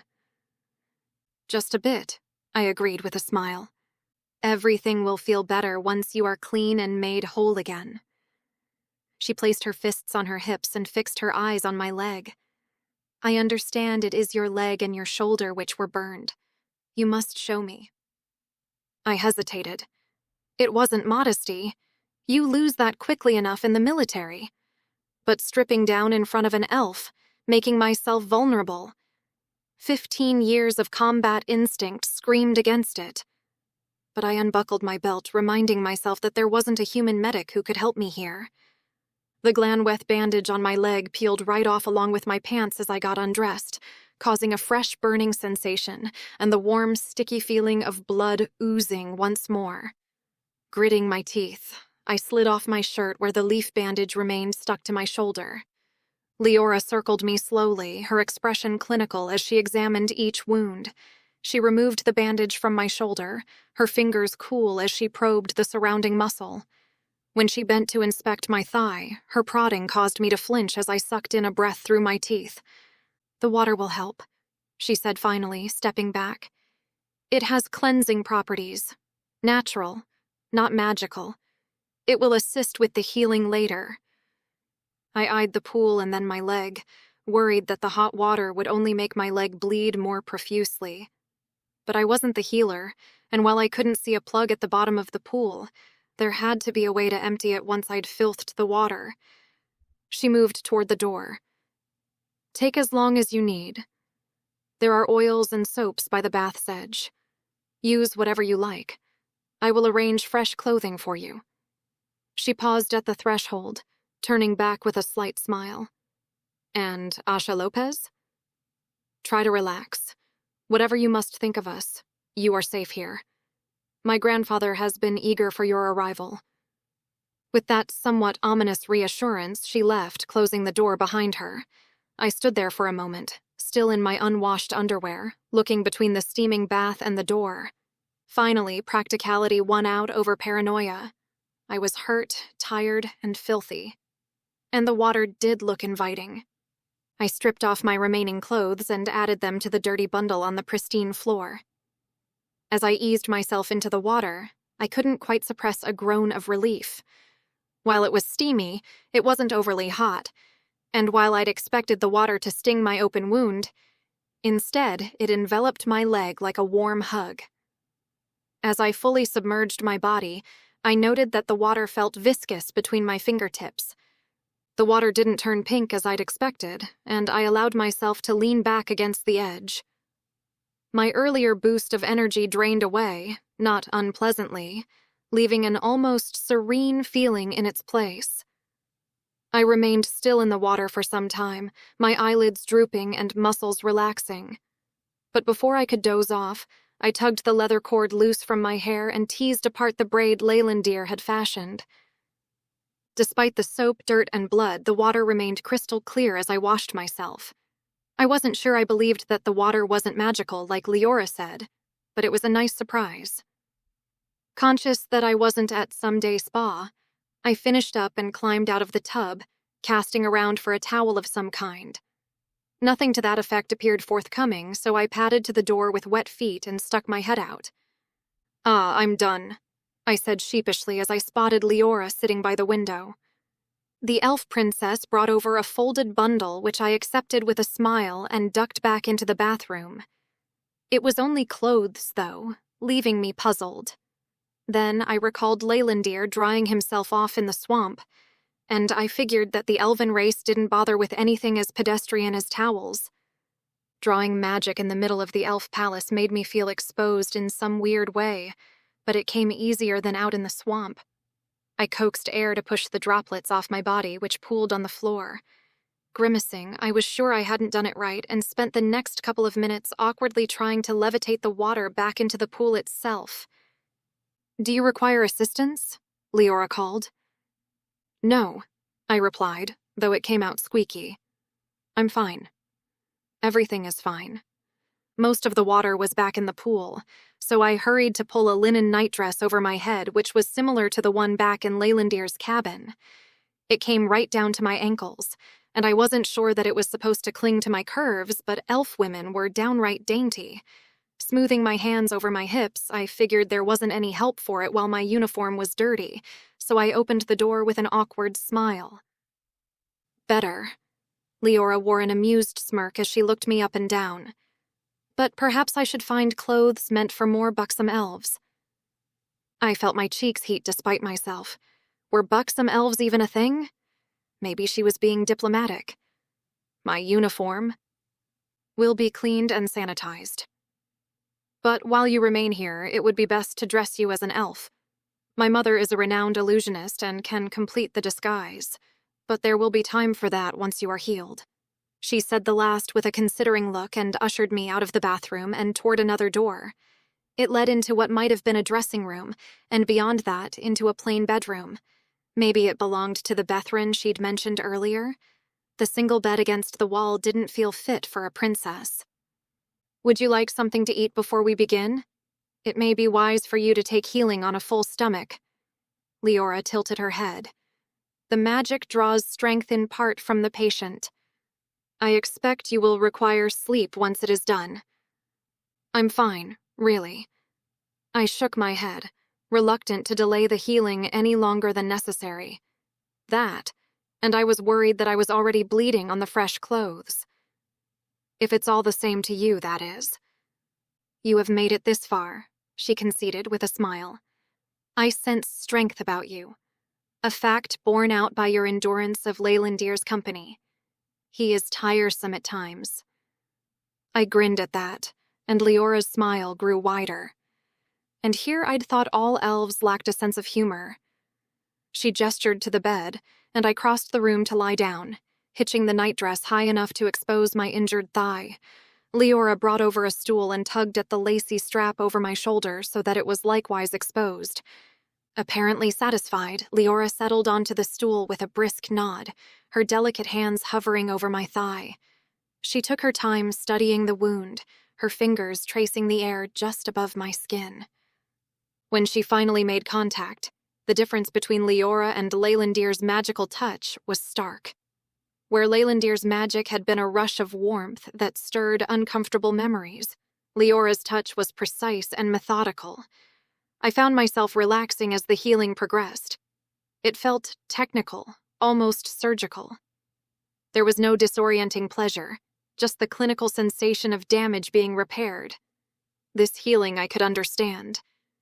This felt safe, even if my body wanted to squirm in protest at the weird sensation. "Try to remain still," she murmured, her brow furrowed in concentration. I forced myself to relax into the mattress, focusing on the ceiling above me. The stone seemed to shimmer slightly, like sunlight reflecting off water. Or maybe that was just my vision starting to blur. A heaviness had begun creeping through my limbs like I was a bug pinned to a board. When Leora moved to my shoulder, I noticed a slight tremor in her hands. Her face had grown pale, making the green of her eyes seem even more vivid by contrast. Whatever strength she was drawing from me to heal my wounds, it seemed to be taking its toll on her as well. "Almost finished," she said. though I wasn't sure if she was reassuring me or herself. The room spun lazily around me, and my eyelids grew too heavy to keep open. Just before consciousness slipped away entirely, I caught a glimpse of Leora's face, drawn with exhaustion but satisfied. Then I was running through a dense forest, branches whipping past my face. Something was pursuing me, something that made the ground thunder with each step. I couldn't see it through the trees, but its presence grew closer, closer. The scene shifted, and suddenly Leylandir's face swam into view above mine, his features tight with concern. His lips moved, but I couldn't make out the words. Was this still part of the dream? His hand brushed my forehead, cool against my skin, and then darkness claimed me again. More dreams followed. Fragments of battles, flashes of green forest canopy, the sensation of falling. Through it all, that persistent feeling of being hunted never quite left me. The dreams blurred together until I couldn't tell where one ended and another began. When I finally clawed my way back to consciousness, sunlight was streaming through tall windows. I tried to sit up and immediately regretted it. Every muscle in my body protested the movement, feeling as though I'd just run 20 miles toward a battlefield while carrying a full pack and then launched right into a fray. But when I managed to prop myself up enough to examine my leg, I found only smooth, unmarked skin where the burn had been. My shoulder, too, showed no trace of injury. Leora's healing had been complete. Assuming this was still the same day, how long had I been out as I rested? I let my head fall back against the pillow, too exhausted to maintain even that small effort at sitting up. The room was silent except for my breathing, and I found myself wondering about that glimpse of Leylandir I remembered. Had he actually been here, or was that just another dream? My thoughts felt sticky and slow, like trying to wade through mud. A part of me wanted to get up, to find Leora and ask how much longer before I felt normal again. But my body had other ideas. The sunlight warming the bed made my eyelids heavy again, and the silence of the room wrapped around me, lulling me back under. "You are awake." Leora smiled in the doorway, though she looked tired as well. The slightest hint of bags under her eyes made her seem a little more real somehow, and she blinked a few times and rubbed her eyes, which made me wonder if she had only just woken herself. How long have I been out? I forced myself to sit upright, scooting my butt up so I could lean back against the wall. "A day, and you will need several more before you regain your strength fully." She hurried over to insert a pillow behind my back with a chastising look. "But if you insist on remaining awake, you can at least have something to eat." The latter clearly wasn't a question as she turned to stride out of the room, but my belly gurgled at the mention of food. What I could really use was something greasy, a burger and fries. No, a pizza, with extra cheese. Sadly, I doubted anything resembling pizza existed here. I just hoped that whatever it was, the food was more substantial than stew. When Leora returned with a tray, my mouth watered at the smell of something sweet. She set the tray across my thighs where it levitated in place, and I stared down at the array of small bowls and cups. It reminded me a little of a bento box with all the colors of the rainbow staring at me. Leora perched on the side of the bed, an amused smirk twisting her lips. "I thought perhaps that you would like to sample a variety of dishes to discern which is most appealing." She gestured to one side of the tray. "These are sweet, and on the other end, more savory offerings." A cup of water sat off to the side, and I took a sip as I considered which to try first. I figured anything sweet couldn't taste that weird, so I picked up a strap of dried purple fruit and gave it a tentative sniff. After taking a small bite which tasted a little like mango, I made an appreciative sound at Leora and took a bigger bite. Maybe my body was just famished, but I got through almost everything on the tray in short order. A green variety of rice was a nice surprise, and the cured meat was close to beef. But my favorite was a trail mix of sorts with a yellowish yogurt and real honey in it. I guessed if Earth needed bees to survive, then it stood to reason they existed on other worlds. The absence of the sun on Earth had almost taken bees down to extinction and had been the first of the ecological challenges to deal with in getting our agriculture up and running again. The only thing on the tray that I refused was a coleslaw-like substance which tasted like it had been dressed with fish oil. Leora had giggled at my expression when I took a bite of that. "Your appetite is hearty," she observed. "This is a good sign." "It's better than goblin food," I said before emptying the cup of water. The elf princess raised a questioning eyebrow, and I shrugged, finding words in trade. Elvish to describe the slimy lumps in Hanya's stew was too challenging in that moment. Instead, I opted to change tracks. "Has Leylandir been here?" "He came once, to assure himself that the healing had been a success." Leora made a face which suggested that she didn't care for him doubting her healing skills. "But you must understand that even among his own people he is not safe. The less he skulks about the palace, the better. There are few who know of your presence within these walls." That made me wonder where Leylandir was hiding out, if he thought that the safest place for me in the palace was in Leora's rooms. Somehow, I doubted he was shacked up with Calathil, but he'd said that he needed to speak with the elf ruler. Maybe he'd left afterward to some place outside the walls. The notion made me feel a little uneasy, and I shifted in the bed, hoping for a rush of energy from the food which just didn't come. If anything, my limbs felt heavier. "When will I see your grandfather?" Not that I was looking forward to it, but the sooner I got that over with, the better. I was sure I couldn't help him in whatever fantasy he'd dreamed up about stirring up a civil war on Earth among humans and hybrids, and was even less interested in being experimented on. "Soon." Leora pressed her lips together. "He will come here to speak with you when I deem you ready." It occurred to me then how much younger Leora seemed, with a proud tilt of her chin as she spoke. While she was playful for an elf, there were times when the serious edges of a youngster out to prove themselves inched inward.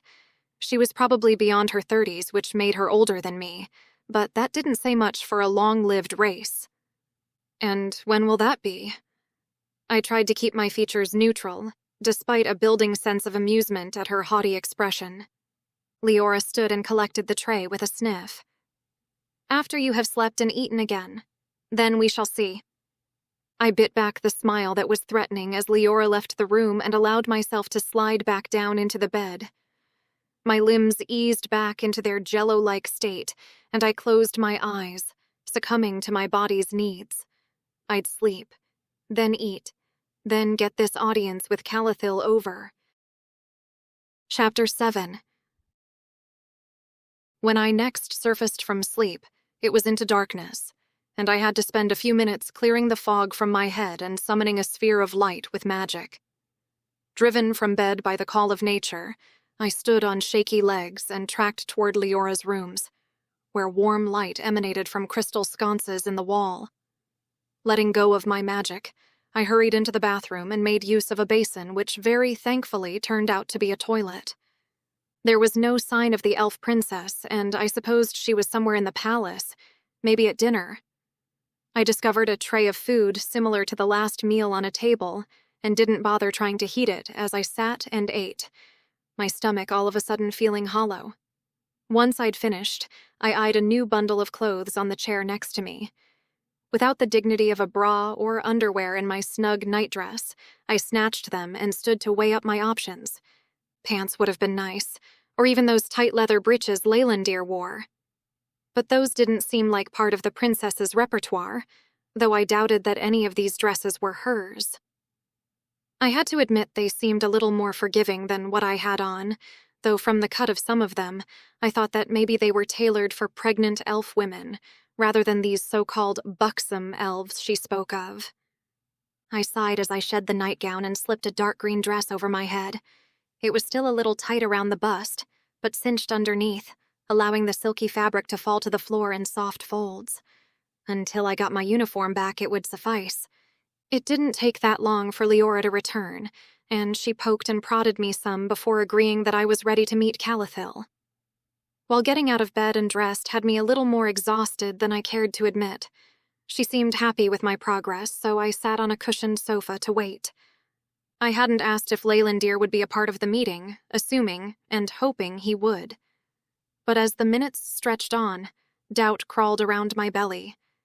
Now that I was here, Calathil might have sent Leylandir away somewhere to hide out, or just to keep him away from me in general. When the doors opened, I stood, soldier reflexes taking over. I wasn't sure what I expected from the man standing in the doorway, but with Leylandir standing right behind him, Calathil Tulcasiel seemed short. Long hair the same golden shade as his granddaughter's hung over his shoulders, though his lean face was lined and his frame narrow. He wore embroidered teal robes, a golden circlet around his head, and had an almost doddering gait as he entered the room.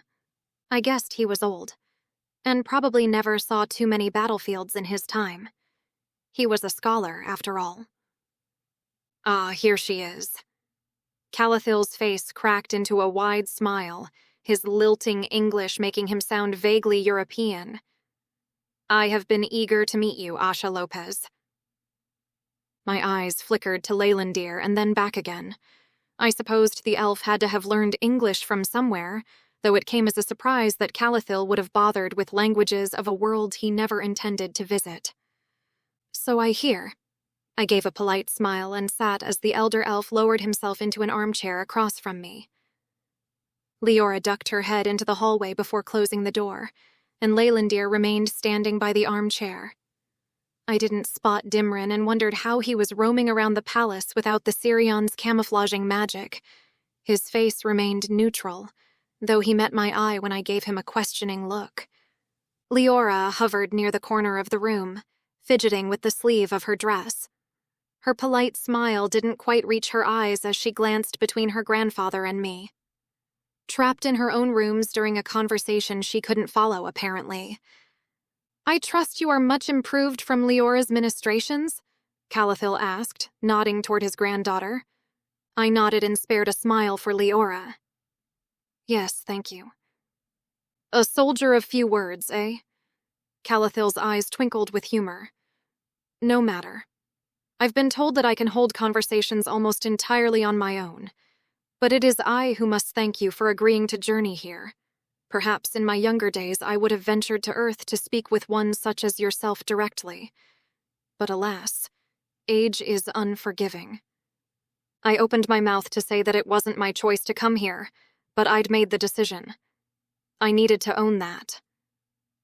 I've heard you have theories. An elf of my age has any number of theories and opinions. Calathil folded his hands into his lap. But my life's work has been in pursuit of knowledge. Ancient knowledge, really. Did you know that Eldoraon was once the capital of the Earendor worlds? I shook my head slightly. I suppose humans know little of us. He snorted, but the smile suggested he was being self-deprecating more than anything. A strange expression on an elf. I was starting to understand where Leora got her friendly demeanor from. I'm just a soldier. And until the peace talks, a lot of humans didn't have an interest in learning about your people. The conditions of war. He spread his hands. It is understandable. I never supported the conflict between our peoples. But then, I have always been of the opinion that conflict obscures truths. And without the truth, conflict can never be resolved. That's very absolute for a scholar. The elf's mouth twisted into an amused smirk. He lifted his palm to tilt it back and forth. Yes, there are few absolutes in this plane of existence. But there are lessons from the past which are doomed to repeat themselves. You would imagine that by now our races would have learned to take heed of them. Leora, seeming to sense a lull in the conversation, brought over 2 steaming cups to set them between us. I nodded to her graciously. My eyes flickered to Leylandir, whose face remained carefully neutral, betraying nothing of his thoughts about this exchange. When I looked back, Leora had retreated to a small side table where she began arranging flowers, clearly seeking something to occupy herself. Calathil took the cup with a pleased sigh and took a long sip. Your presence here means much, Asha Lopez. Tell me, what do humans believe about their origins? I'm curious about Earth perspectives. The question caught me off guard. Like, evolution? Adam and Eve? Which version are you looking for? Yes, it is all quite fascinating, he said, leaning forward slightly. Your Earth holds such diverse beliefs, and these Adam and Eve figures. They were the first humans in one of your traditions, yes? I nodded. According to some religions. But science tells us humans evolved from primates over millions of years. Evolution, he repeated thoughtfully. The gradual development of species over time. We have similar concepts in our histories, though perhaps with different emphasis. Tell me, in your understanding of evolution, do species become stronger or weaker over time? Stronger, I guess. Better adapted to their environments. I shifted in my seat. Where the heck was this going? And yet, Calathil said, his voice taking on a professorial tone. Sometimes specialization leads to vulnerability. A creature perfectly adapted to one environment may be utterly incapable of surviving change. I frowned, not seeing where this was going. I suppose that's true. Leylandir has spoken with you about the lineage of humans who wield magic on Earth. His eyes flickered briefly to the elf looming silently beside him. That we're all interdimensional mongrels? Yeah, he might have mentioned it. The word mongrel has negative connotations, both from your languages and ours. Calathil shook his head. My viewpoint is different. I believe we are races and not species, that we have each adapted to our unique surroundings over the course of many millennia. I blinked. Like from the same stock? Precisely. Calathil lifted a finger with a gleam in his eye. I know from your contemporary writings that humans speak of gene pools and deoxyribonucleic acid as the components which comprise life, and that lacking variety of these acids, health in future generations is compromised. You know of this, yes?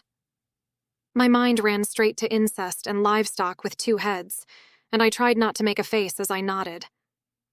What I suggest is that the human population of Earth is a unique subset of what you would call humanoids, who have thrived in an environment almost entirely devoid of magic, and have evolved to meet these challenges. So you're saying I've devolved? As a hybrid? The words left my mouth before I could stop them, an edge of defensiveness creeping into my voice. Quite the contrary, Calathil replied, seemingly pleased by my questions. I believe each of our races has weakened over millennia. The absence of intermingling has left genetic dead ends who cannot manage the same feats as our common ancestors. I blinked, trying to process that. Wait. You're saying elves have gotten weaker too? All races have, he said solemnly. Think of it this way. Ancient texts speak of powerful beings who could move between worlds at will, who could reshape matter with a thought, who lived for thousands of years. Now look at us. Those with the power to create portals are few. Elves live longer than humans, yes, but we are shadows of what our ancestors once were. Our magic is diminished, our lifespans shortened, our understanding of the ancient ways fragmented. Across the room, Leora had given up pretending to arrange flowers and watched us intently, clearly frustrated at not understanding the conversation. She caught me looking and offered a small, somewhat embarrassed smile. Humans are notably fecund and have produced a high quantity of mixed breeds, Calathil continued. Unlike other races who have the benefit of magic and longevity in their populace. But what if... He leaned forward, his eyes intense. What if the very mixing of bloodlines is what preserves the ancient strengths? I frowned. You're saying magic users like me are... What? More like our common ancestors than pure-blooded elves or humans? In certain genetic aspects, yes. Calathil nodded eagerly. Not devolved, but perhaps closer to the original template. The common ancestors had capabilities we can barely comprehend now. I believe magic users on Earth have reawakened some small fragment of that potential. The implications spun in my head. So the hybrid thing, it's not just about me being part elf or whatever. It's about having the genetics from multiple races that... What? Unlock something in my DNA? Now you begin to understand, Calathil said, his eyes bright. The more diverse one's magical heritage, the closer they might be to accessing abilities long lost to races that have grown too specialized to their environment, too pure. Which proves what exactly? I folded my arms across my chest, still trying to process all this. Hybrids are considered a conspiracy theory on Earth. If you want me to help you reveal it to humankind, I still don't see how this fixes anything. I mean, maybe we'll all be too busy blowing each other up to worry about elves for a while. I'm sure that suits you just fine. But it won't fix the gates. Or magic. Ah, now she has some opinions to offer. Calathil leaned back in his chair with a satisfied expression. We both have vested interests in this, Asha Lopez. Humans and elves. I believe the truth will win out in the end, of course, but you are correct that this does not provide a solution to our shared troubles. Leora approached with a small plate of what looked like pastries, offering them first to her grandfather, then to me. I shook my head and pinched the bridge of my nose, feeling like I was being led down the garden path. Leylandir's fingers twitched at his side, a nearly imperceptible gesture that somehow seemed to acknowledge the tension in the room. Eldoraon was the capital of Earendor once, Calathil said, rising to his feet with a pastry in hand, but Erengalin is a new city by historical standards. I almost groaned and took the opportunity to raise my eyebrows at Leylandir accusingly, not caring if Leora saw from where she'd retreated with a book in her lap.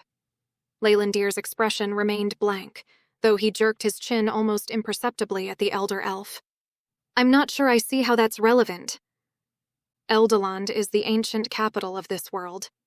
He glanced back at me and pointed out the window where all I could make out was a distant mountain range in the darkness.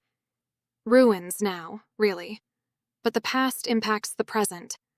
I do not believe, and you will have to forgive any offense, that humans were capable of causing the cataclysm between all four realms.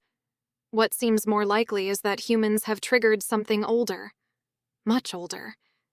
It took a moment for those words to make sense in my head, and I stood to approach the elf and stare out the window. What are you saying? Leylandir shifted his weight, drawing my attention.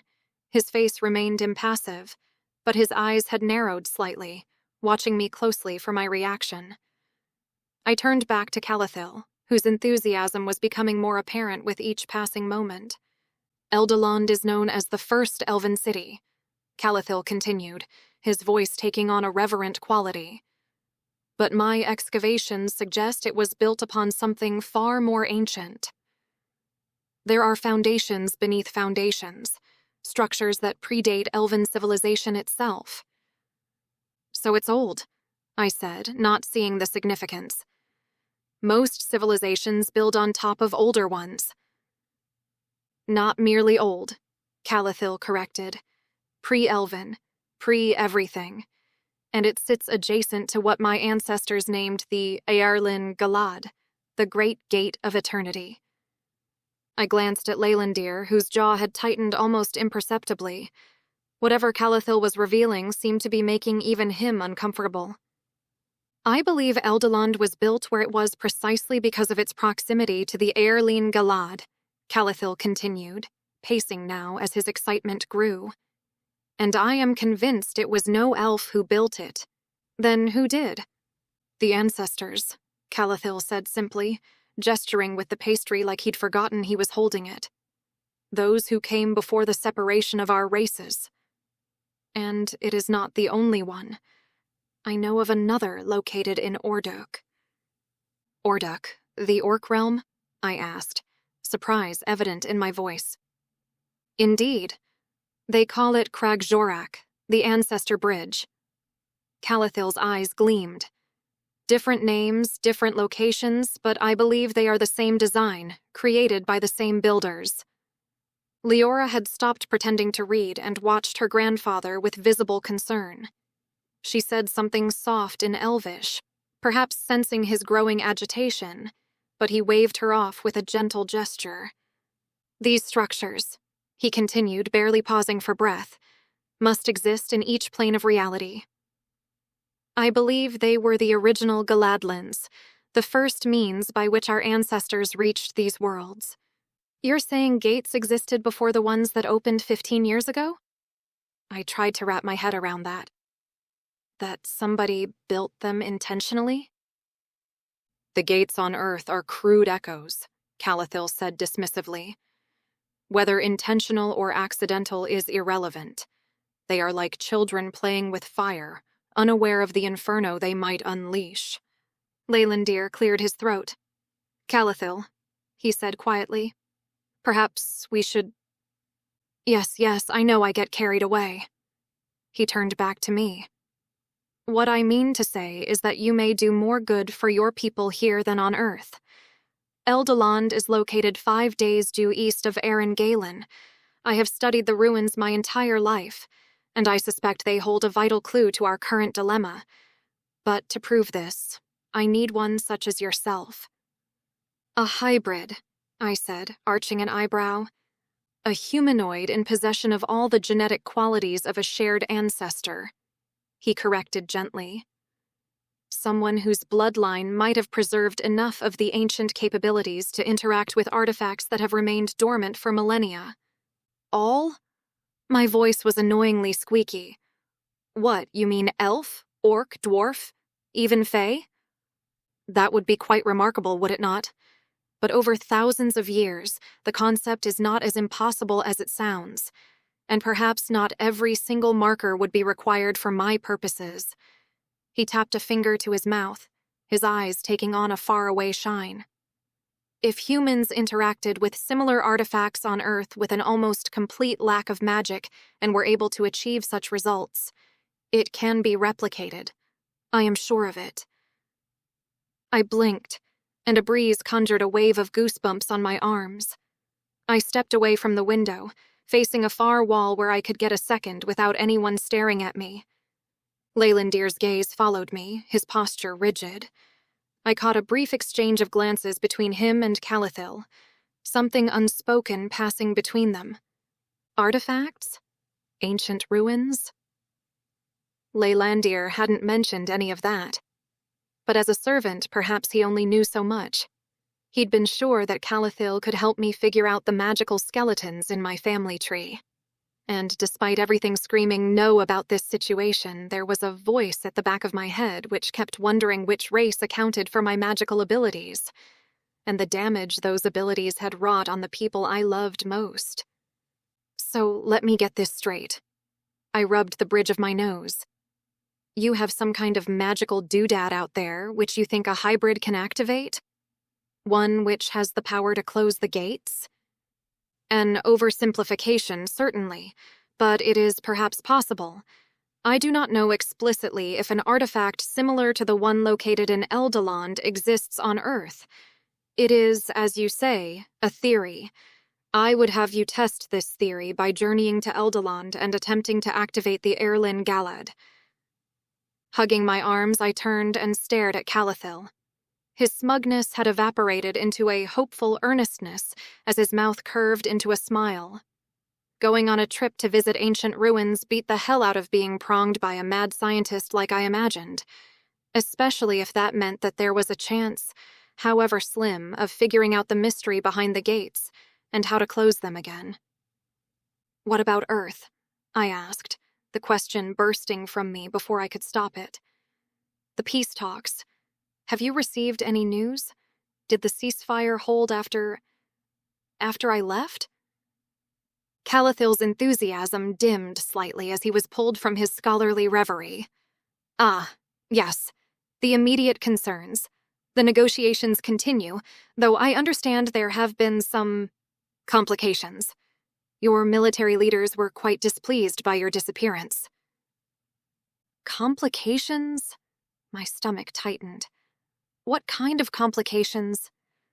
Nothing that cannot be overcome with time and diplomacy, he replied, his tone suggesting my concerns were trivial compared to his ancient discoveries. The ceasefire remains intact, though I believe your General Rind has demanded your return as a condition for continuing the talks. I swallowed hard. And Levine? Colonel Levine? Has there been any word about him? Calathil's brow furrowed slightly. I'm afraid I don't concern myself with the specifics of individual human military personnel. My interests lie in solving the fundamental problem, not its symptoms. I pressed my lips into a thin line. If I did what he wanted, then what? A portal home and Earth could go back to normal. Well, as normal as it could be, given everything that had happened. Supposing the elf wasn't just some crackpot, but an uneasy knot formed in my belly as I considered my prospects as an army deserter back home, and I cleared my throat. Some hunch to think that my blood has anything to do with some crumbling elven ruins. You don't know anything about me. Calathil clasped his hands behind his back and gave a more solemn nod. With your permission, of course, I can attempt to discern your lineage. It would be of scholarly interest to me, I'll admit, but not imperative to the task of activating the Earendor Galad. We understand that humans with superior magical abilities are afforded rank within your respective militaries. It is my hypothesis that most of these specialist rank soldiers have the requisite qualities I am seeking. Leylandir tells me that you hold such a rank, and that you are among the most promising he encountered. I arched an eyebrow at Leylandir, who shifted on his feet. His lips parted as if to speak, then pressed into a thin line. A muscle in his jaw twitched, a nearly imperceptible tell that I'd come to recognize during our time together. Something wasn't right. For a heartbeat, a cold feeling washed over me. Most promising he encountered? How many others had he evaluated? The question formed and dissolved in my mind as quickly as morning dew. I needed answers about my own heritage more than I needed to question Leylandir's precise role in bringing me here. So I activate this. I twirled my finger in the air, switching my focus back to Calathil and pushing down the unease. Eternity Gate. What then? What's supposed to happen? What if it only makes things worse? Calathil shrugged. It is the price we pay for meddling with the unknown. A risk we take after considering whether inaction will hold more dire consequences. I do not propose that you attempt to twist the Earendor Galad for any particular purpose, only to discern whether you could. My mouth worked as I tried to come up with an appropriate response. What even was an appropriate response to a proposed quest which felt more in line with old-school fantasy books than modern warfare? A quest which I'd been led to under false pretenses, I might add. We have both lost much in this war, Asha Lopez. Calathil gave me a penetrating stare. I myself have lost a son. Nothing would bring me greater happiness than knowing that the future was certain for my granddaughter and her descendants. He turned his attention on Leora, and it gave me a chance to bite my trembling lip. Had Leylandir told him that I lost my family? What else had he told his master? I couldn't bring myself to seek the answers in Leylandir's eyes, suspecting now that he knew damn well what Calathil wanted from me. Silence hung in the air as Calathil approached Leora to wrap an arm around her shoulder. I stared at a spot in the pale green carpets, fighting back a tide of emotion as the faces of my long-dead family members flashed before my eyes. Papa, Mom, my annoying kid brother Marcus. I glanced up to see Calathil considering me with speculation as he patted Leora's shoulder and did my best to thrust emotion deep down where it belonged. I need time to think. The tightness in my throat made the words harsher than I intended. Calathil nodded as if he expected my answer. Of course. The older elf relinquished his uneaten pastry to Leora, who took it to a sideboard and approached Leylandir to pat him on the arm. You have done well, Calathil said, though he wasn't speaking to me now. She is exactly what we were looking for. Chapter 8. My head snapped up at that, the words slicing through my thoughts like a blade. What we were looking for. Time seemed to slow as the implications crashed over me. It was all plain as day. His insistence on me returning to Earendor. The convenient rescue when I'd been about to hand myself over to my comrades. The fact that he'd been captured in the first place. All of it. A meticulous plan to get me here. No, not me. Anyone who fit the profile. I was just the idiot who took the bait. Leylandir's eyes rounded, his mouth parting in alarm as his gaze flickered between me and Calathil. His chest rose and fell in rapid breaths. He swallowed, a gesture so guilty it made my stomach clench.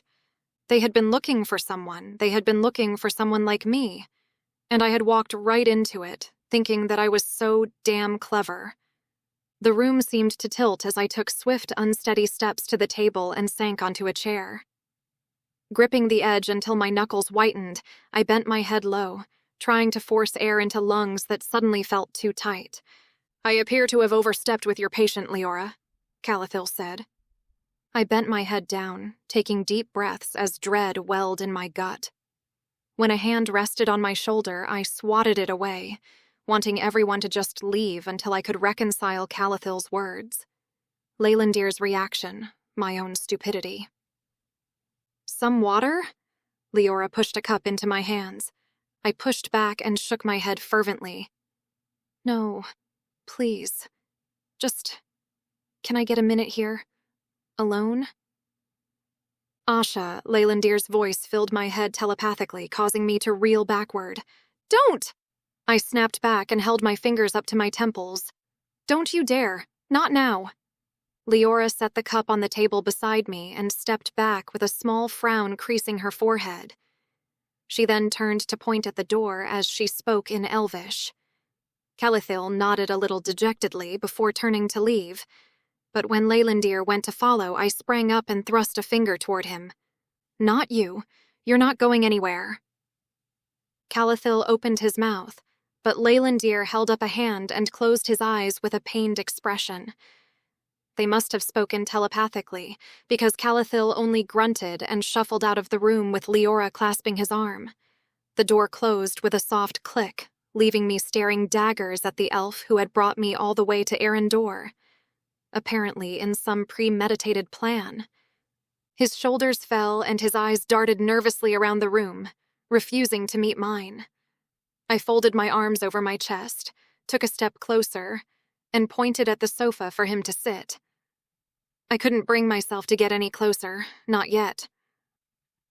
"I think it's about time we cut the bullshit, don't you think?" I lifted my chin. I was the mission. The words weren't a question. They were a cold, hard fact. My tongue felt thick and clumsy in my mouth, and a nervous tremor ran through my arms. I gripped my elbows, trying to steady myself, as if physically holding myself together could stop the world from shattering around me. Leylandir sat perched on the edge of the ornate sofa. He held his hands steepled in front of his face, elbows on his knees, a posture that seemed to shut him off from the world. But beneath the carefully composed exterior, I saw a flicker of something in his eyes. A tightness, a shadow. Was it pain? Regret? I couldn't be sure. Calathil tasked me with finding a hybrid of considerable strength who could assist him with his research. His voice was low, measured, each word a carefully placed stone in the wall he was building between us. Each word sliced right down to the bone. Of course he had. It was clear. It had been clear. To everyone except me. I took a shuddering breath, my mind filled with flashes of the events which took us from Fort Hood to Colorado State Bend National Park, and ultimately through the portal to arrive here. "You didn't get caught." I swallowed a deep breath as my mind jumped to the puzzle of the case file and how he'd been apprehended outside of the Encino colony just after arriving on Earth, and why he didn't commit suicide upon capture like every other elf during the war. "You wanted to get caught." He rubbed his hands together, his face pensive as he gave a slight nod. "Calathil and I agreed that I was unlikely to discover a suitable candidate outside of your military. I was arrogant and believed I could thwart any rudimentary magic cast by humans and make an escape. I did not anticipate being bound by fey magic." He lifted his hands to indicate the snuff cuffs he wore for the duration of his incarceration. My mind was still chewing on the word rudimentary as my lip curled. So it was a simple case of choosing a victim in an AFO uniform and bouncing from Earth? My voice dripped with bitterness, the words tasting like ash in my mouth. Was it Hancock you'd planned on dragging back here? Is that why you didn't seem to give a shit that she was pregnant? I paced the room, the plush carpet muffling the sound of my restless steps but doing nothing to quiet the storm raging inside me. He rubbed his hands together, his gaze distant, fixed on some point beyond the richly decorated walls. His jaw muscles flexed, the only outward sign of the turmoil I suspected, or maybe hoped, raged beneath his calm facade. If given the opportunity, I would have. Or any other human with promising magical capabilities. I stopped pacing. While the words were harsh, his voice didn't sound callous, just brutally honest and sad. My heart sank, but I gritted my teeth, determined to harness outrage and not heartbreak. I let you go, damn it! I balled my fists at my side. I am aware. That was my choice. I took a step closer, stabbing a finger toward him. I chose to defy my orders, and I can live with that. But if you hadn't followed me after we got off that airship, I wouldn't have killed my own comrades. Do you realize that I'm a traitor to humanity because of you? He shook his head slightly, but it took him a moment to respond. I intended to bring you here at all costs, but I still believe you were in grave danger with your people. No. I planted my fists on my hips. It suits you to think that I was in danger from them. So you caused actual danger to get what you wanted. He stood then, and for a heartbeat his hand reached out, as if to bridge the chasm that had opened between us. I flinched, recoiling instinctively, and his hand dropped back to his side, his fingers curling slightly. He took a step forward, but I matched it with a step back, unable to bear the thought of his touch. Grimacing, a fleeting twitch of his lips, he stopped and bowed his head. I apologize, Asha. The words were stiff, formal, yet the slight tremor in his voice betrayed him. I acted dishonorably. He paused, his gaze meeting mine for a fraction of a second before darting away. I saw a flash of something raw and vulnerable in his eyes, quickly masked, but enough to make my gut clench. While we fled on the Goligumshire, I considered telling you everything when I asked that you come with me. I feared it would give you less reason to trust me.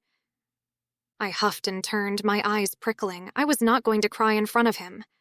Swatting at my eyes, I told myself that he wasn't the one I was upset with. I was angry with myself. As my mind turned over every encounter with the elf, the writing had been on the wall since he'd told me about Calathil's interest in hybrids. I'd just been too stupid to see it. You're right. I don't trust you. I should never have trusted an elf. He didn't reply right away, which allowed me to get my breathing under control and my face schooled into some semblance of composure. I took the cup of water from the table and sipped. I hope that in time you will see for yourself that Calathil's cause is noble and that the Erlen Galad brings you closer to the answers you desire. Calathil. Fuck Calathil! I swung around and threw the half-filled cup across the room. I betrayed everything I've ever known to save your life, and this is how you repay me.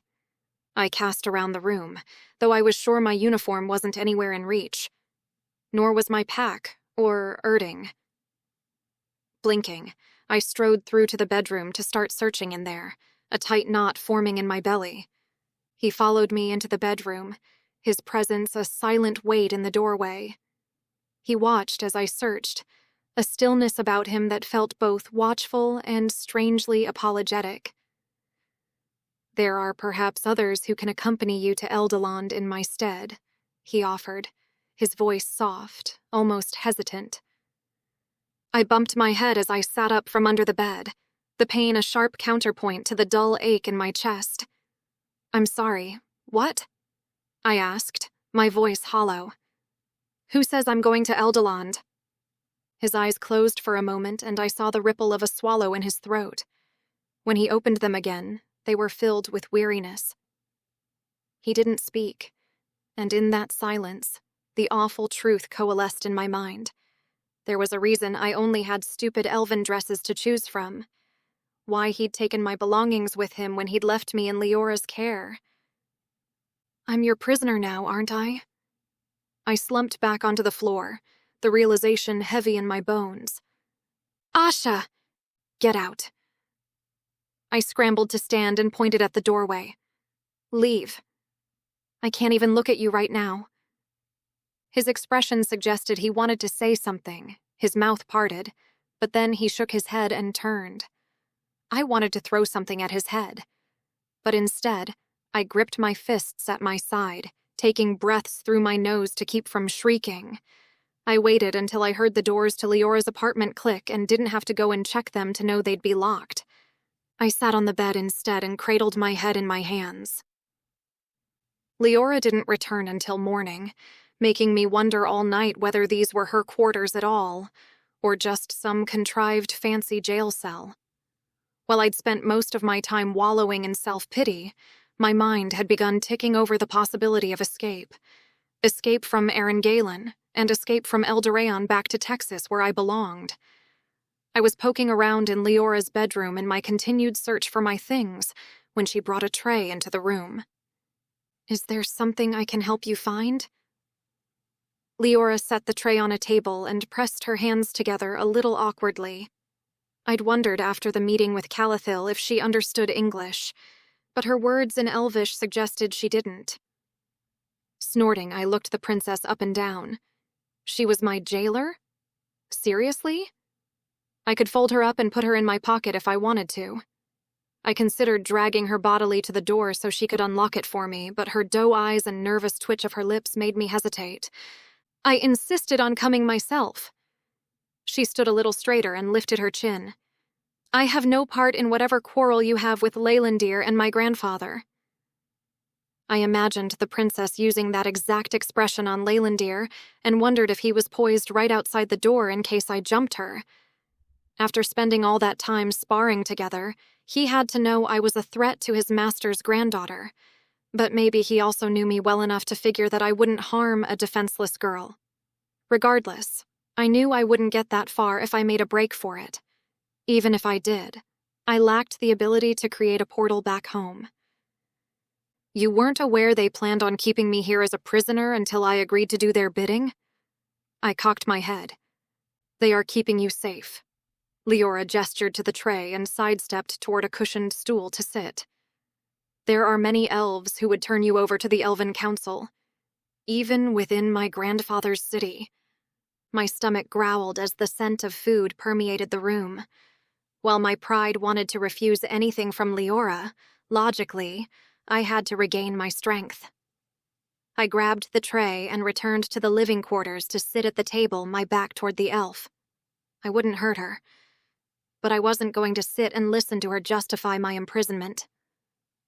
As I started with the meal of fruits and something that appeared to be the consistency of oatmeal, I watched the door. If there were raised voices, would Leylandir spring inside? Did I even want him to? You and I aren't so different, you know. Leora's voice drew nearer. I have not left Eldarion since the war began. I should have been presented to court in Athelis long before now as an elf who has reached her majority, but grandfather will not let me leave his side in these uncertain times. Leora came into view as she circled the table and sat across from me. I spooned another mouthful of oatmeal from the bowl, annoyance at the first-world problem of elf debutantes making me clutch the spoon tighter than was necessary. I had to tell myself firmly that Leora was just a kid, majority aside, and that she was my best source of information right now. With precious little else at my disposal, it would behoove me to make use of her. Until a year ago, I'd never left Earth either. The only other place I've been is Azagrim. I set my spoon down and folded my hands under the table. It suited me just fine. Leora smiled, the twinkle of triumph at getting me to talk dancing through her eyes. I am sure Earth is much more interesting than Eldarion. There is nothing but vast continents of agricultural lands here. Nothing of interest to warrant visitors from other notable families with handsome suitors in their parties. I'm guessing that means you don't take after Calathil's pursuit of ancient knowledge, then? I said, choosing to steer clear of the invitation for boy talk. Hardly. Leora giggled. Then her face grew solemn.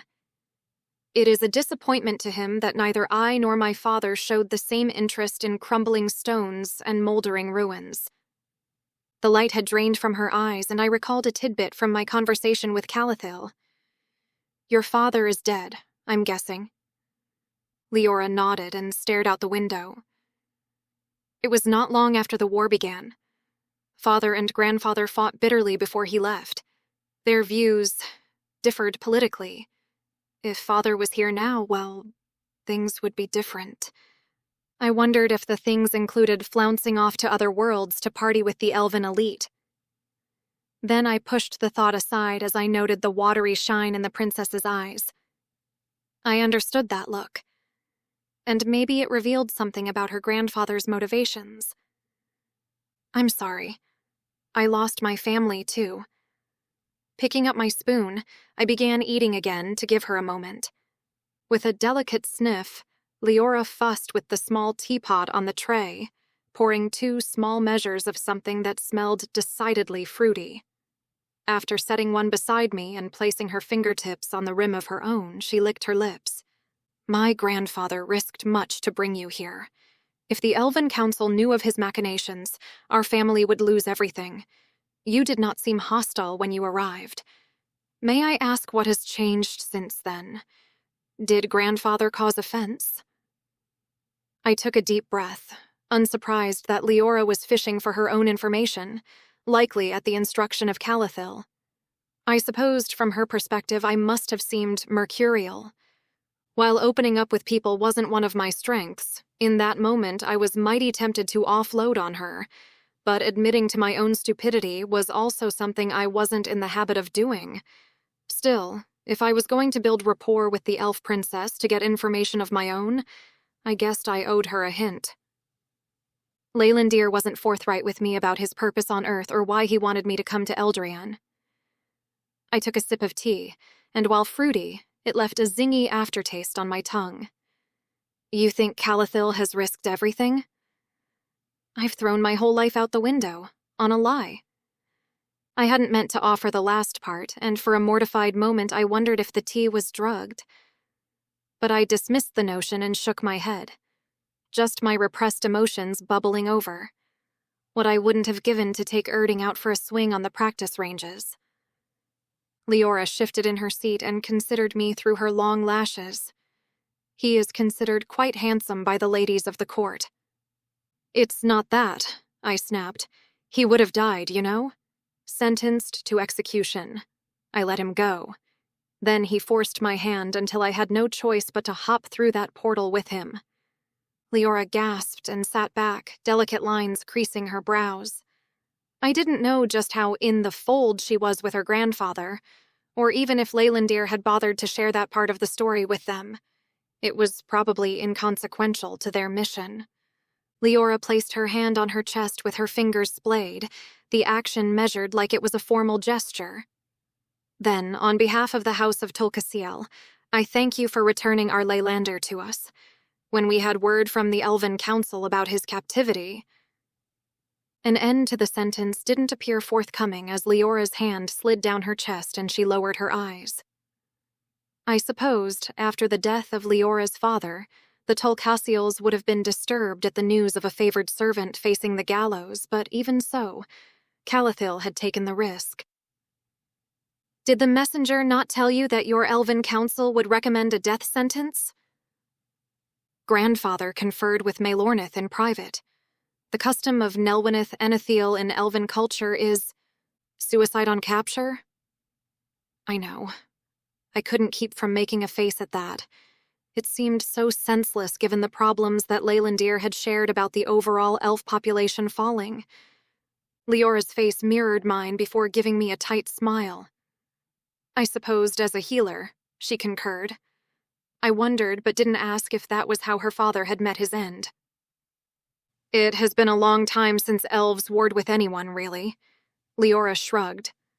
The custom is as old as the antiquities grandfather studies. I'd finished my tray of food by then and swallowed the last of the tea before folding my hands in my lap. Leora added her cup to the tray and shifted in her seat as if she was unsure what to say next. As I looked the princess in the eye, I couldn't help but think she was lonely. I might have been the single most exciting thing that had happened in her life in years. I'd be lying if I said that I wouldn't make use of that loneliness. Hell, if the girl would help me, I'd take her on a road trip of the universe myself to get out of this mess.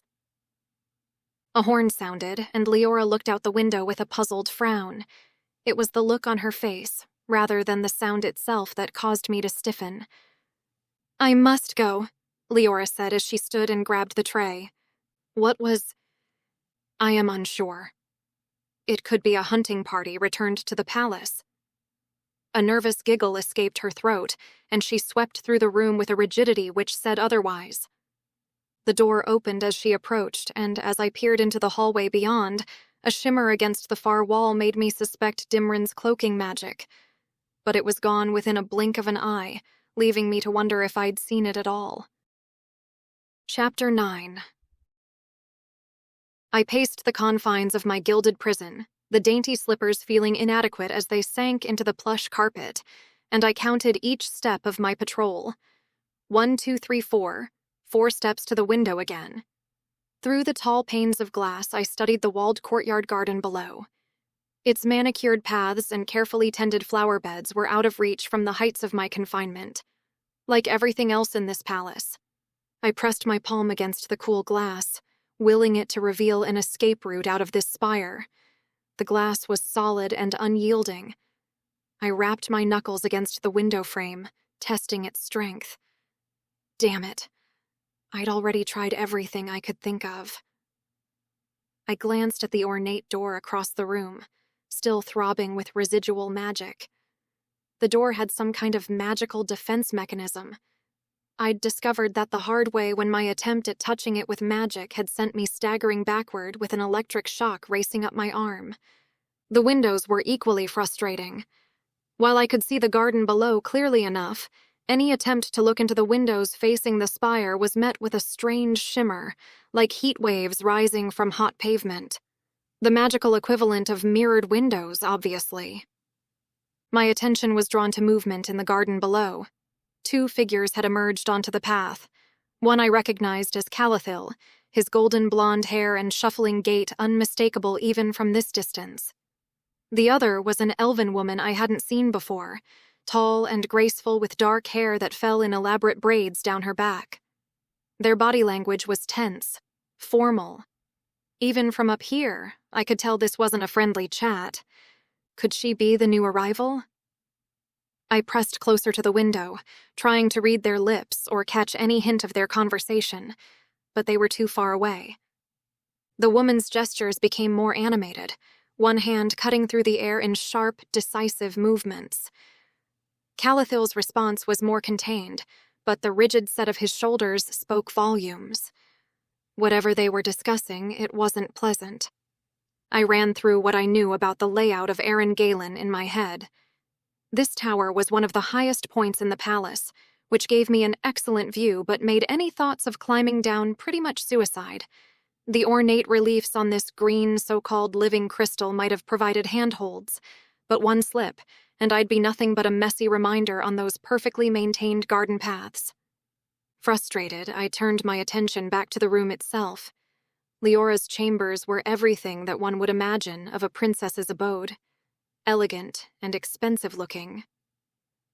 I ran my fingers over the intricately carved woodwork of a nearby table, noting its smooth finish. No hidden compartments. I tugged at the edge of one of the silk hangings, half hoping for a hidden passage behind. It was smooth and taut, like it had magical double-sided tape fixing it to the wall. Damn it.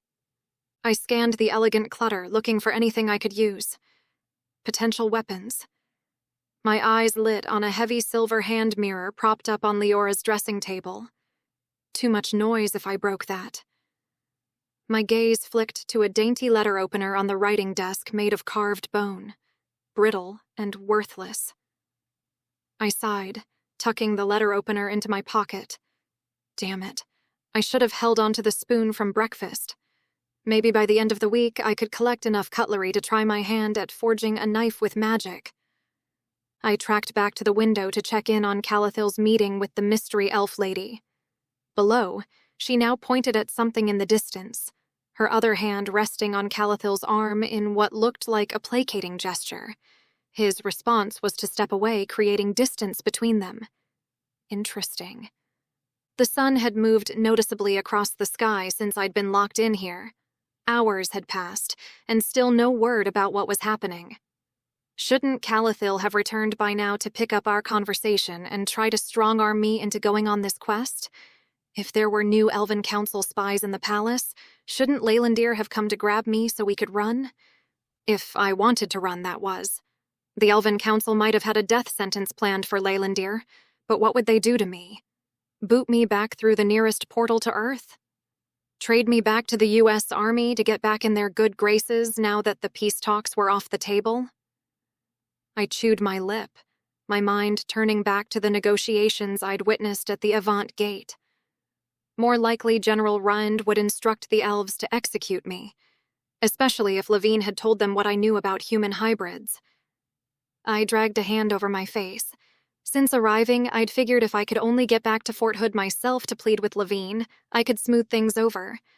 I'd been prepared to be thrown in prison for what I'd done, but had I really thought that through?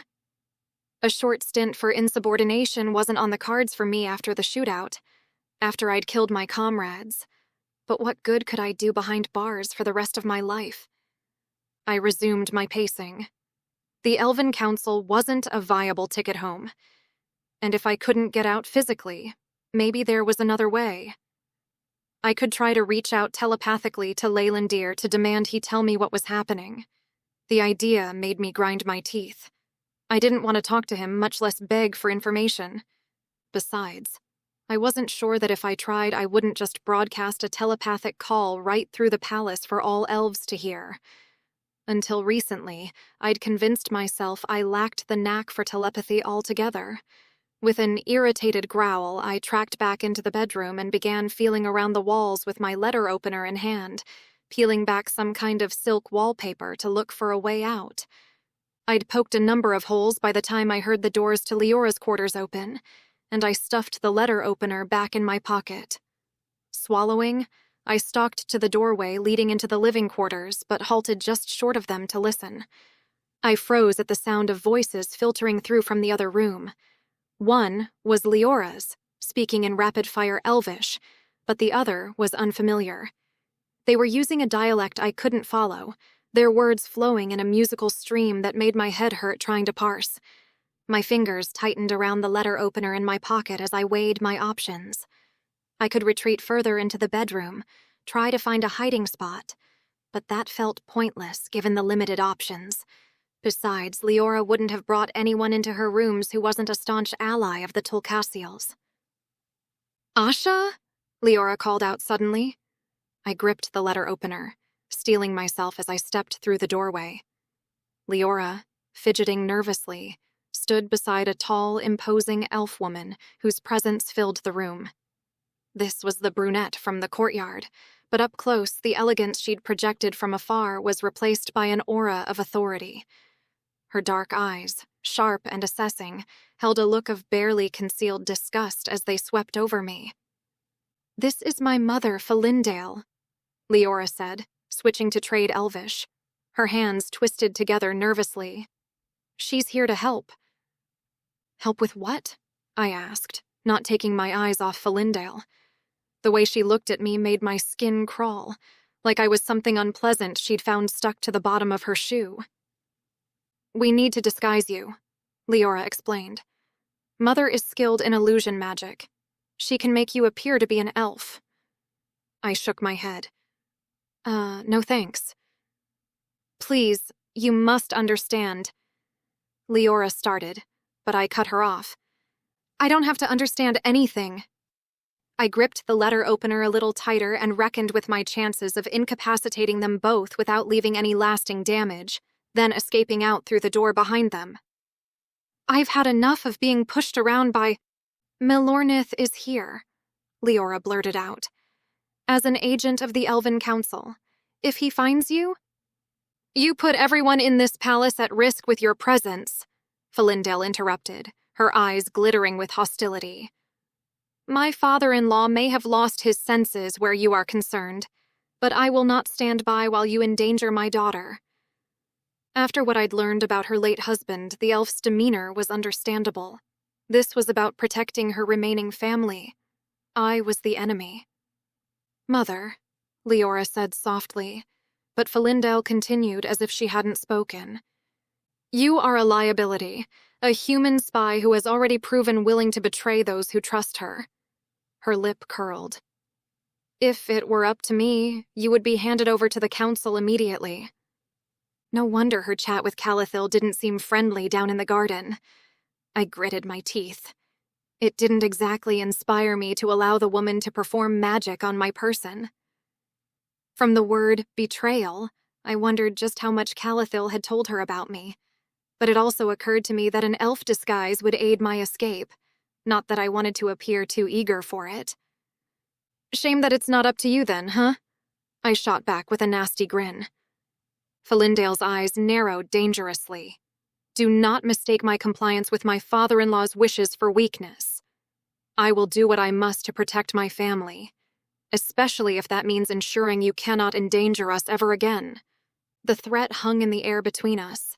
She practically exuded big mama bear energy. My fingers flexed around the letter opener, but I released it and pulled my hand out of my pocket. I wasn't going to piss this woman off. Not right now, anyhow. Please, Leora said again, stepping between us. Asha, I know you do not trust us, but Malornith cannot find you here. The illusion magic is not permanent. I promise you will come to no harm. I looked between them. Leora's pleading eyes and Falindale's sneering expression.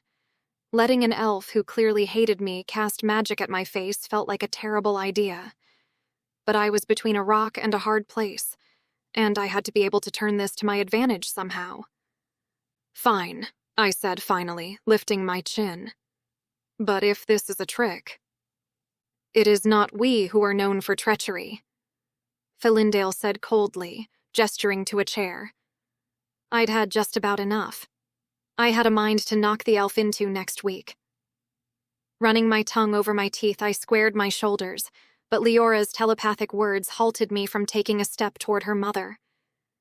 She is panicked, you must understand. Mother has a sharp tongue when she is scared. She doesn't look scared to me, I replied. Angry, too, Leora admitted. About grandfather compelling her to do his bidding. She isn't used to that by now? Your grandfather doesn't appear to be above compulsion. Really, Asha, this is not the time, Leora pouted. We are in a difficult situation, one which could become more difficult if you do not allow Mother to craft an illusion which will keep you safe. Scowling at Falindale, I shook my head and clenched my fists as I made my way to sit at the table by the window. The woman was doing me a favor, I reminded myself. As an elf, I could get out of the palace without raising alarm bells. A smug smile played on Falindale's lips as I obeyed her command to sit. As she approached, her hands outstretched, I noticed a glint of metal beneath the collar of her robes, a delicate silver chain holding what looked like a polished stone.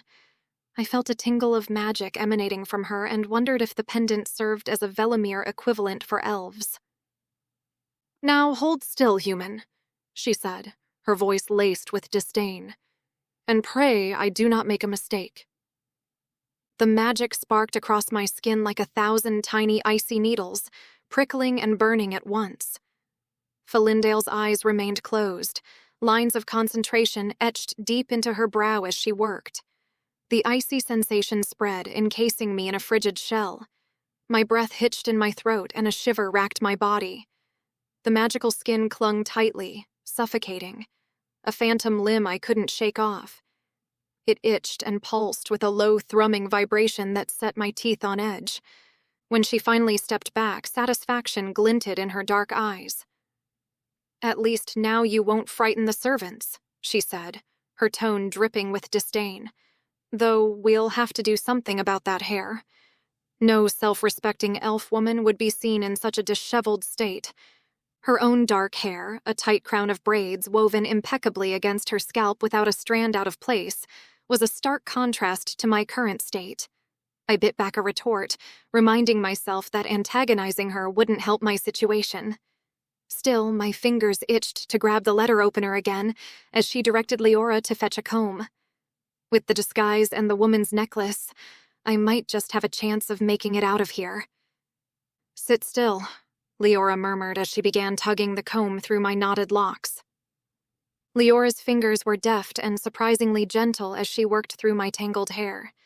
Each touch was a small point of warmth against my scalp, a welcome contrast to the lingering chill of Felindil's magic, which seemed to make the hair at the base of my scalp tingle unpleasantly. I remained rigid in the chair, though, hating every second of this forced makeover. A mad dash through the palace with my letter opener and a Velimir wouldn't help me learn the magical mechanics of creating a portal, I reminded myself. I had to bide my time. "Hurry up, Leoranel," Felindale snapped. "We still need to see to your fool cousin before Melornith discovers him." My head jerked up at that, earning a soft sound of protest from Leora as she lost her grip on the section she was braiding. "Cousin?" The word hung in the air, heavy with implication. Leora's fingers stilled in my hair. "Yes," she said, sounding somewhat surprised. "Leylandir is the son of my grandfather's younger sister, Aunt Iolanthe." I froze, the pieces slowly clicking into place. Cousin. Not servant. Not soldier. Family.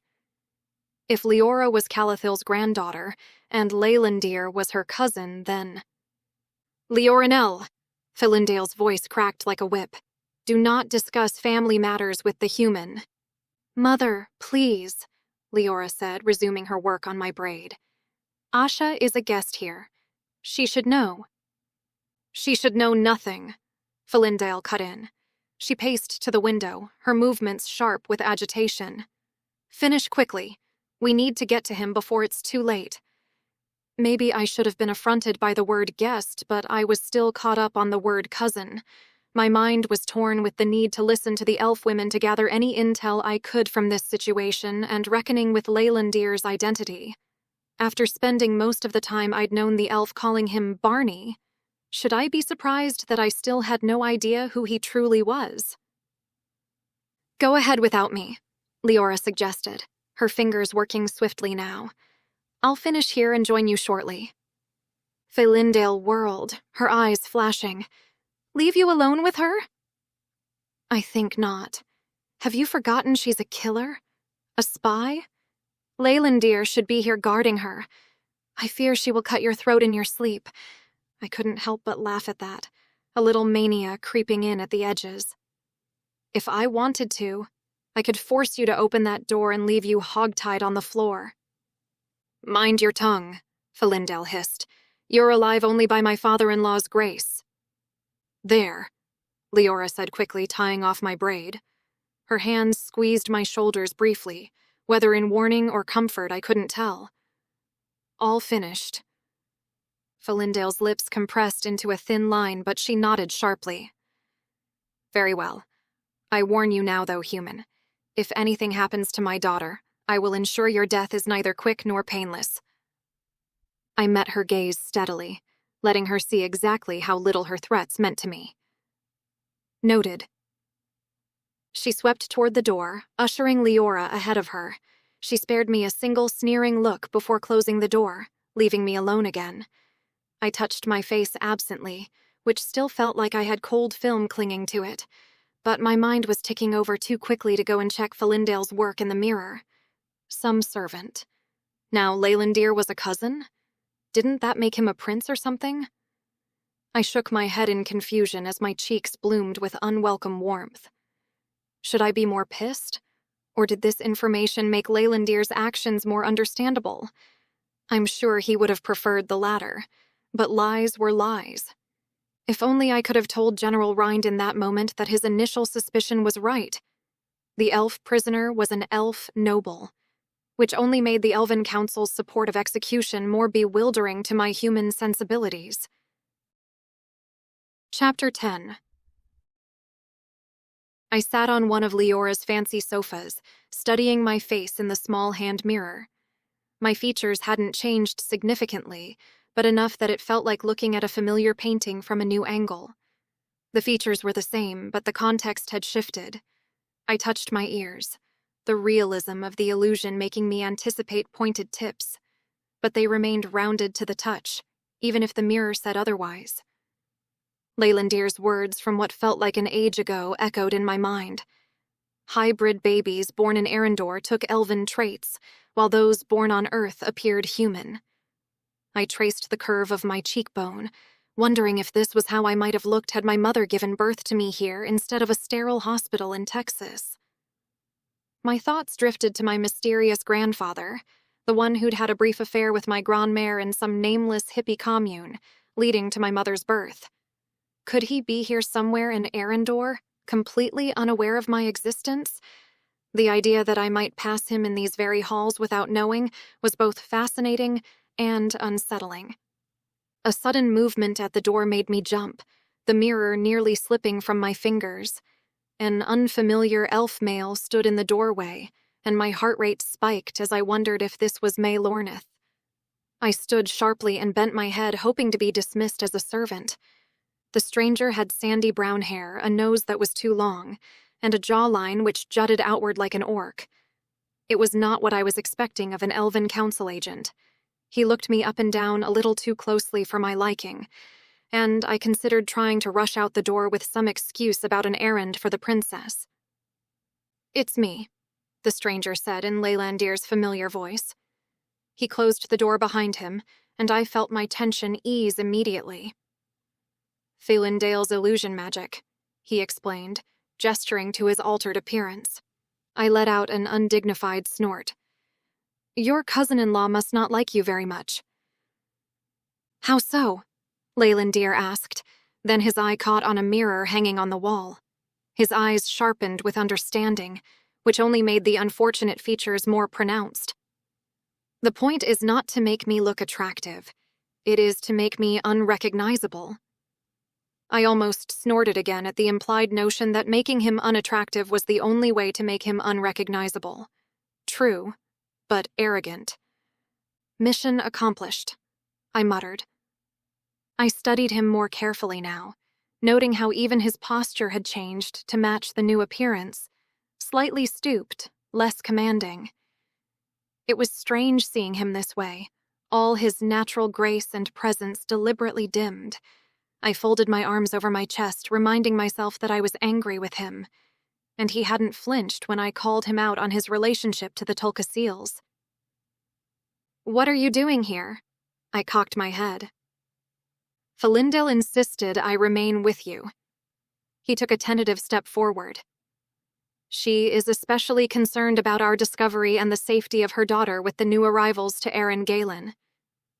"She made that perfectly clear," I grunted. "I wouldn't be surprised if she's down there telling this May Lornith dude exactly where to find us." "She wouldn't." His words were absolute and quick off the tongue. Skirting around me, he tracked to the window to look down from the spire.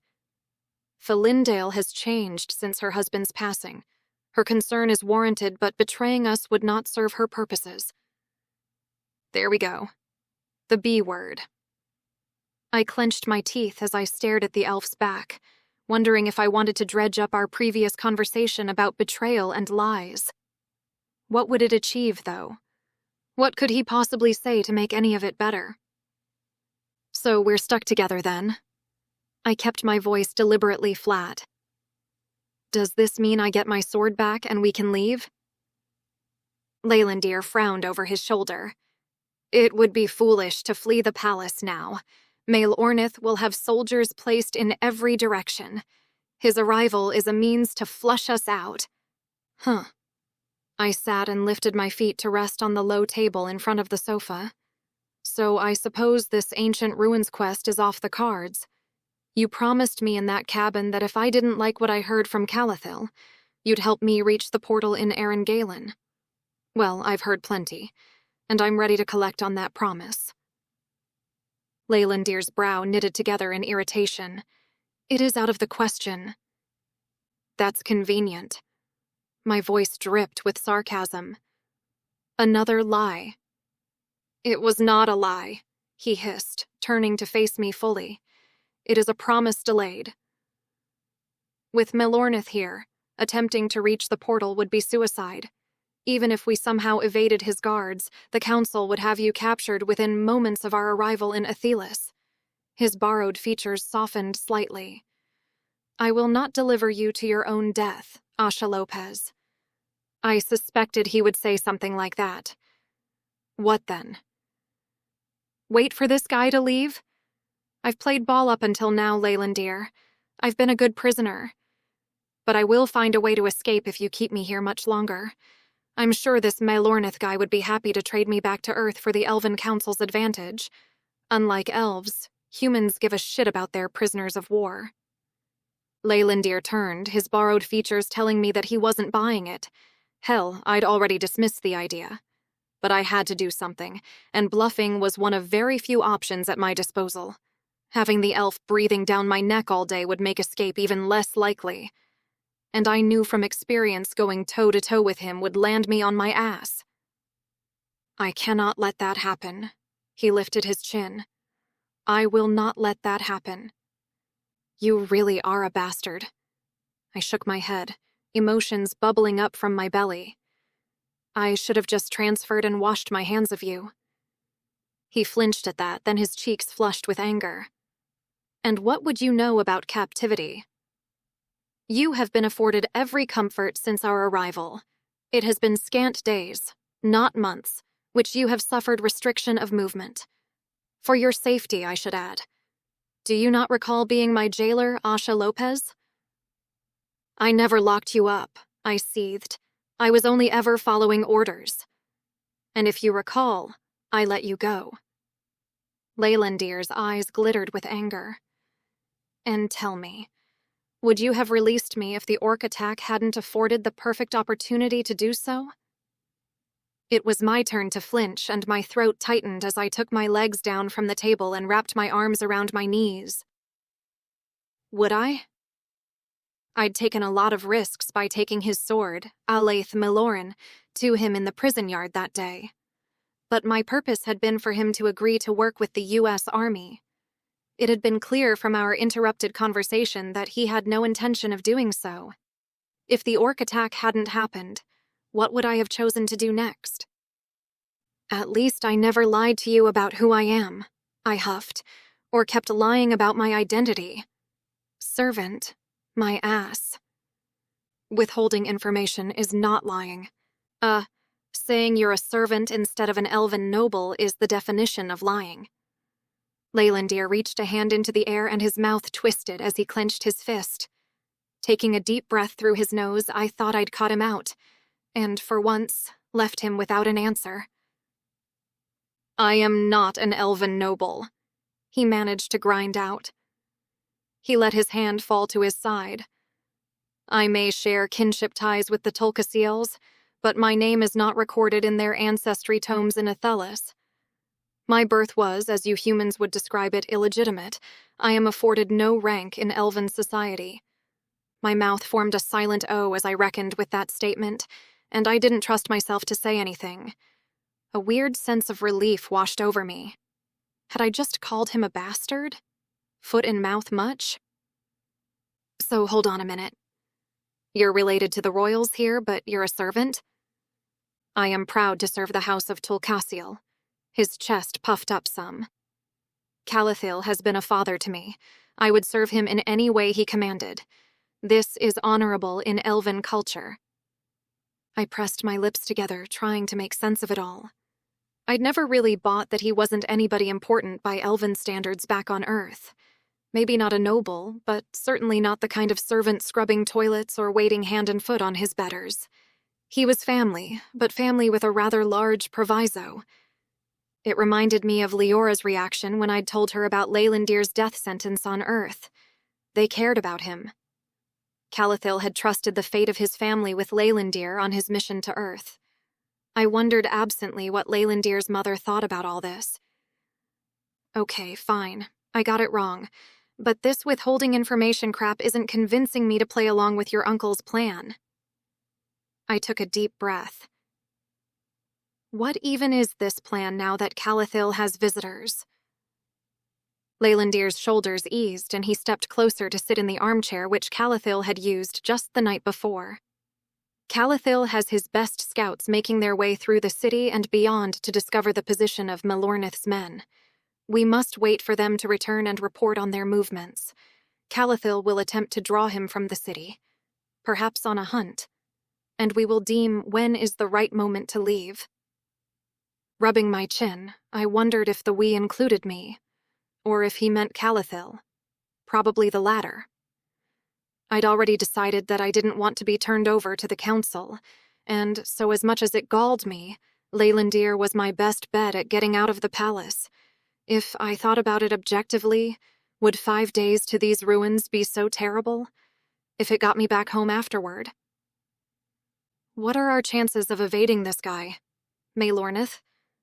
Leylandir blinked as though he hadn't expected me to fold so easily. Rubbing his hands together, he considered my question for a moment. Melornith is young and arrogant, the first son of a ruling house. A flash of disdain crossed his features. He will see this as an opportunity to prove himself to his father. As such, we should not underestimate him.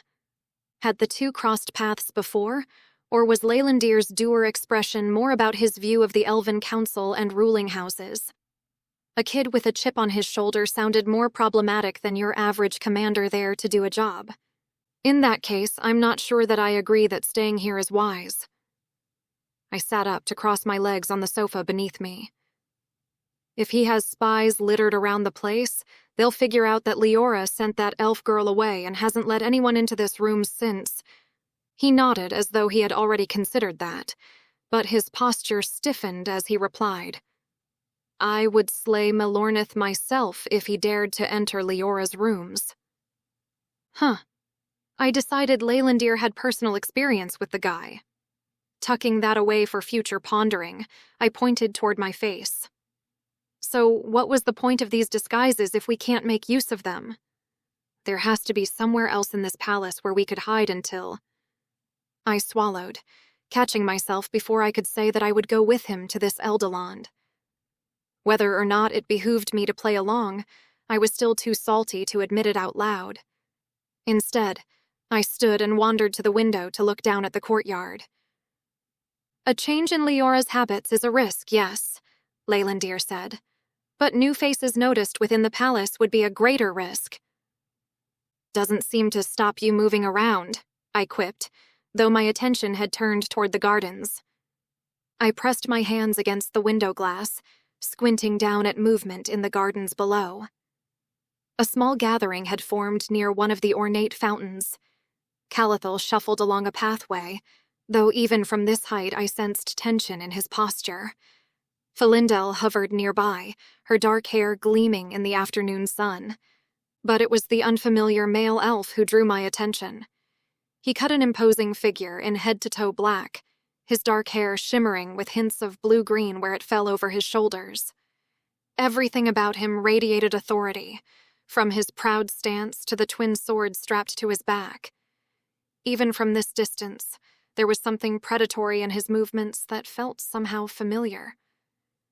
Melornith, I decided. Who else could it be? Leora was down there too, and she strolled side by side with the dark-haired elf. They appeared to be in a conversation all of their own as her mother and grandfather lingered. Her body language was unmistakable, the slight tilt of her head, the way she toyed with a lock of her hair. I am still cautious to remain unseen, and faced with anyone who would question my movements, I can speak with them in the dialect of Eldareon, which arouses less suspicion. Crap. I startled as I parsed the sight in front of me, along with Leylandir's fierce protectiveness of his cousin just moments ago. If he saw this display, would he scale down the tower himself to separate Melornith's head from his shoulders? I stepped away from the window, deliberately placing myself between him and the view. Are you saying my Elvish still sucks? Leylandir mouthed the word, sucks, like he was trying to figure out my incomprehensible use of the English language.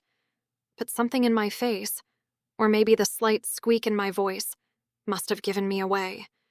Leylandir rose from his chair, suspicious. "Who is down there?"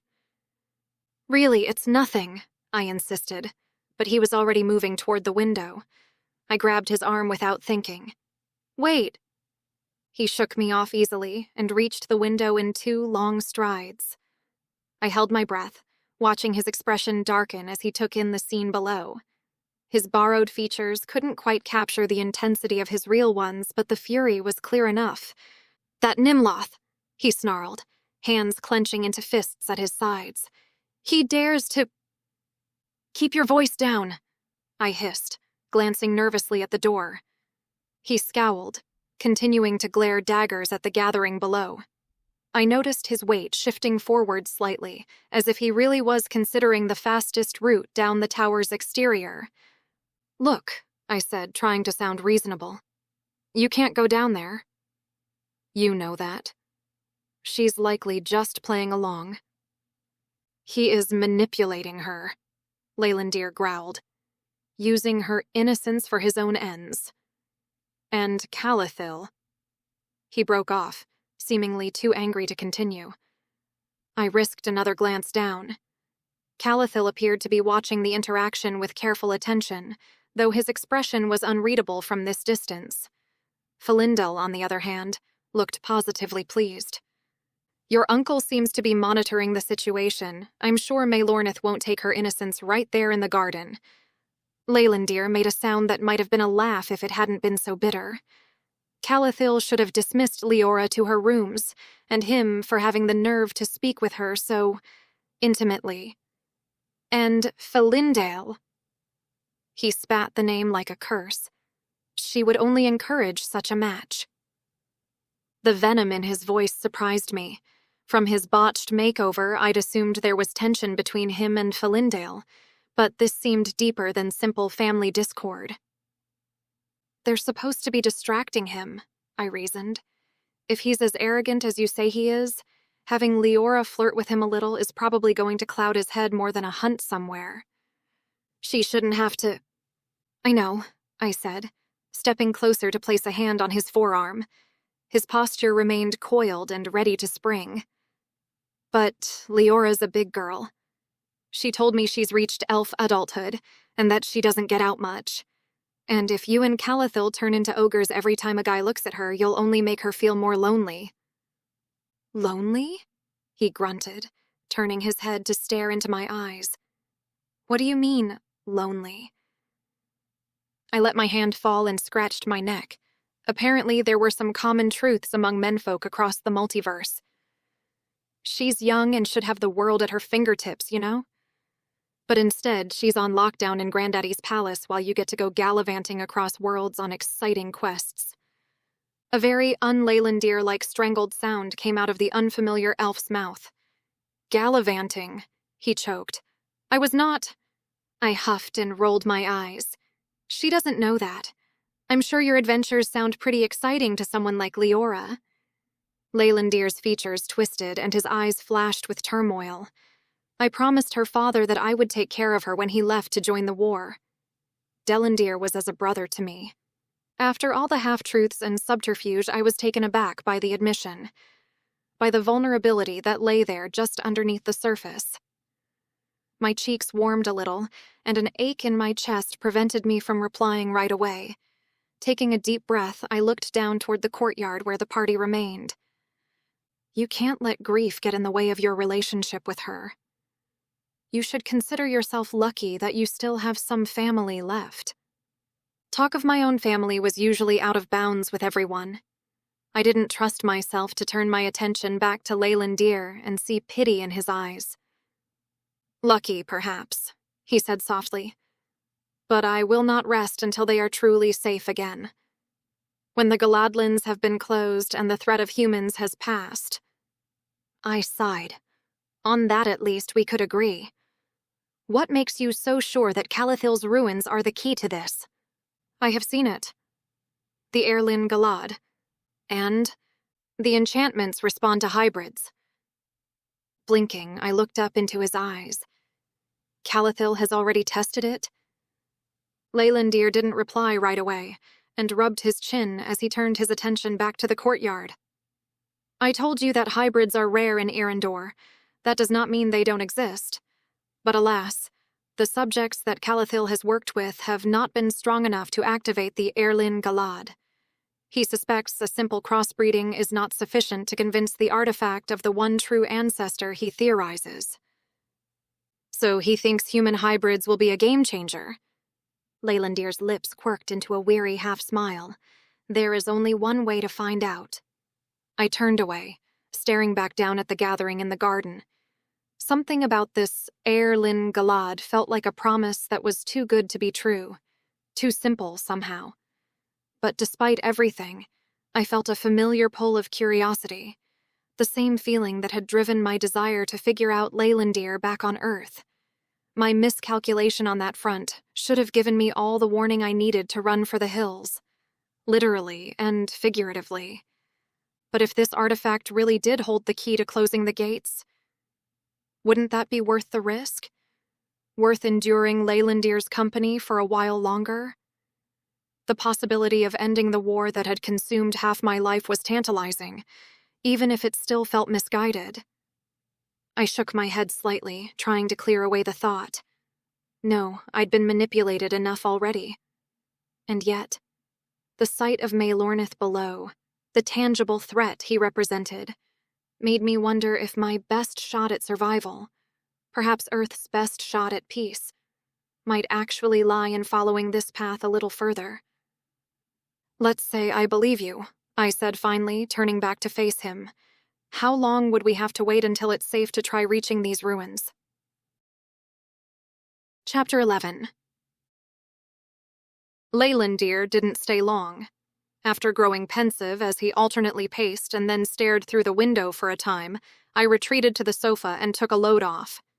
Having released some frustration and gotten a few more answers to the questions bothering me, the edge of my anger had dulled slightly, though I wasn't ready to forgive him yet. When Leylandir muttered something about needing to speak with Calathil urgently, I didn't protest. The quiet after he left was welcome, a chance to process everything he'd revealed about the Erlin Galad and his own complicated status in Elven society. The hours stretched on as shadows lengthened across Leora's chambers. I'd spent the time mentally cataloging what I knew about Elven social hierarchy, the layout of the palace grounds from what I'd seen, and potential routes back to Earth. It was a fairly fruitless pursuit, but it wasn't like there was much else to do. The soft click of the door announced Leora's return. She entered with a graceful sweep, humming softly to herself with a dreamy smile on her lips as she moved directly to a cabinet drawer. I had a pretty good idea what, or rather who, was responsible for her mood. When she noticed my watchful gaze, her humming trailed off, though the smile remained. "You are awake." "I'm afraid I cannot stay. I must attend dinner tonight." Her expression turned apologetic. "I could not arrange to bring up a tray from the kitchens without drawing attention." "It's fine," I said, even as my stomach gave a traitorous growl. "Leylandir will bring something later, discreetly," she assured me. "And Grandfather wishes for you to know that he intends to visit after he's done hosting dinner." I settled onto one of the cushioned chairs, studying her radiant expression. "I take it the meeting went well?" A becoming blush spread across her cheeks, and she clasped her hands together. "Maelornith has declared his intention to court me." She gave a small, self-deprecating laugh. "It is a ruse, I know. But, well, I am glad to do something useful." The words were right, but the tone was all wrong. Too hopeful, too invested. My gut twisted with concern. I'd seen enough young recruits get their hearts broken by calculating officers to recognize someone in way over their head. "Leylandir won't be happy about this," I warned, watching her reaction carefully. The sparkle in her eyes dimmed somewhat. "No, he won't be," she agreed, smoothing non-existent wrinkles from her dress. "There is bad blood between Leylandir and House Shadarian." I waited for her to elaborate, but she just shook her head slightly. After apparently finding what she was looking for, a jeweled necklace which she fastened deftly, she turned with a more controlled set to her features. I should go. I don't want to keep everyone waiting. She moved toward the door but paused with her hand on the handle. Please don't concern yourself about this. I will ensure Melornith knows nothing about your presence here. After she left, I sat there in the growing darkness, turning over what she'd said and what she hadn't. Bad blood between Leylandir and House Shadarian seemed like a massive understatement, given his reaction earlier. And now Melornith was pursuing Leora? It sounded like something General Rind would have gladly ordered to manipulate a situation. But my heart went out to Leora. She was just a pawn in this game. One who might understand intellectually that this courtship was fake, but her heart clearly hadn't gotten the memo. I just hoped the kid didn't end up hurt. My fingers drummed restlessly against the chair's arm. The room had grown properly dark now, the last rays of sunset fading from the windows. The sconces in the wall flickered on, causing me to startle from my reverie. Leylandir might take a while to arrive with my promised meal. I wouldn't put it past him to be stalking Melornith with a dagger at the ready. Silently, I prayed he wouldn't play into the hands of the Elven Council by confronting him. I moved to the window, staring at the darkened grounds below. Somewhere out there, my own world was carrying on without me, probably assuming I was dead or working with the enemy. In a way, they weren't wrong. I just wasn't sure anymore who the real enemy was.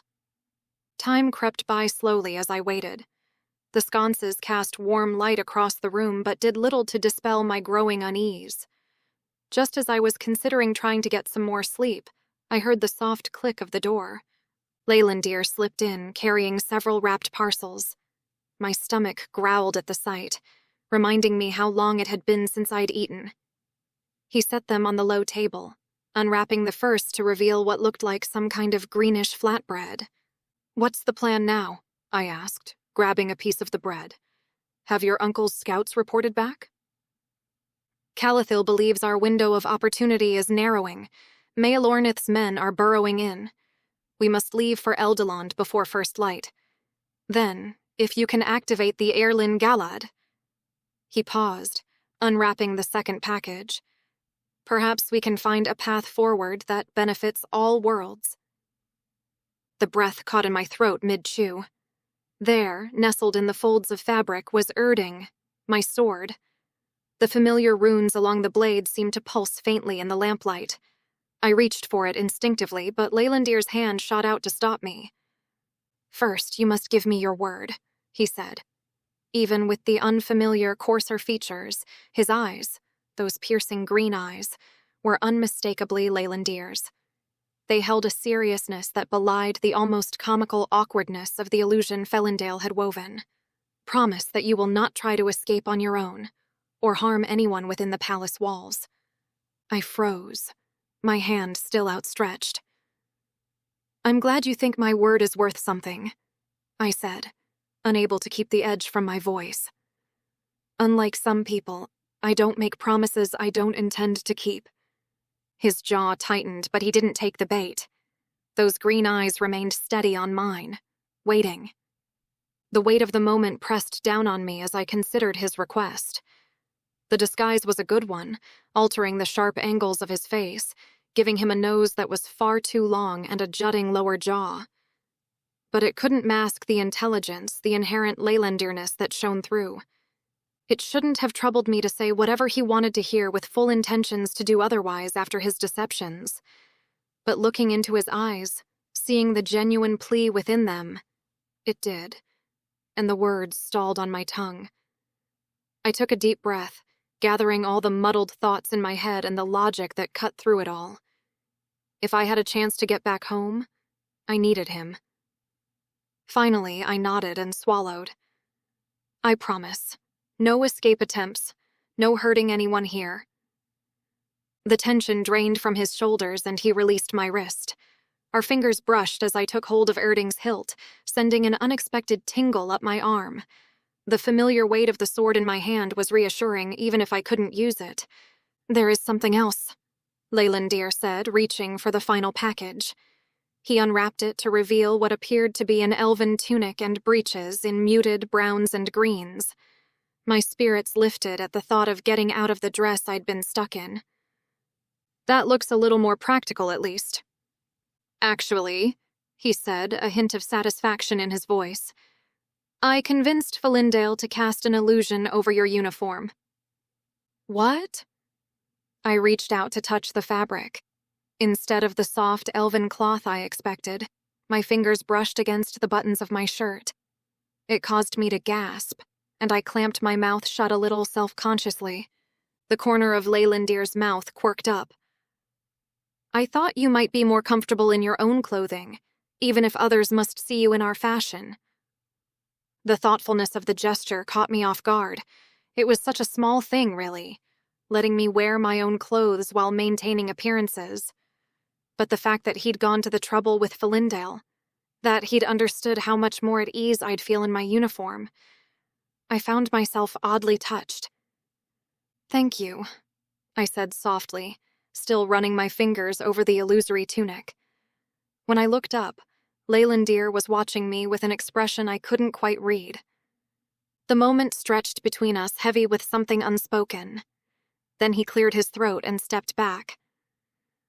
You should eat. No chance. I grinned as I scooped up the clothes and my gear and fled to the bedroom to change. I paused when I discovered my underwear tucked between the tunic and breeches, wondering what Leylandir made of them as embarrassment bloomed on my cheeks. Though it shouldn't, with elves apparently freeballing it across the multiverse, it felt glorious to finally have the girls strapped back in, defying gravity like they were meant to. I sighed gratefully, appreciating the newfound freedom from the constant, subtle jiggle that had plagued me for days. Socks and boots replaced slippers, completing the transformation from elf lady getup to something resembling my old self. Leaving my hair in the elven braid, I emerged from the bedroom, acutely aware of Leylandir's gaze. He didn't say anything, just watched me with an unreadable expression as I walked toward the table. It made me strangely self-conscious, but I returned to my meal nonchalantly, my thoughts drifting to the unexpected kindness behind his gift. An hour ago, I'd been focused on how I could use him to meet my own ends, but it was becoming harder to see him as a tool, and that created more mixed feelings. The greenish bread turned out to be surprisingly filling, with an herbal taste that grew on me. As I ate, Leylandir moved to stand by the window, his posture tense.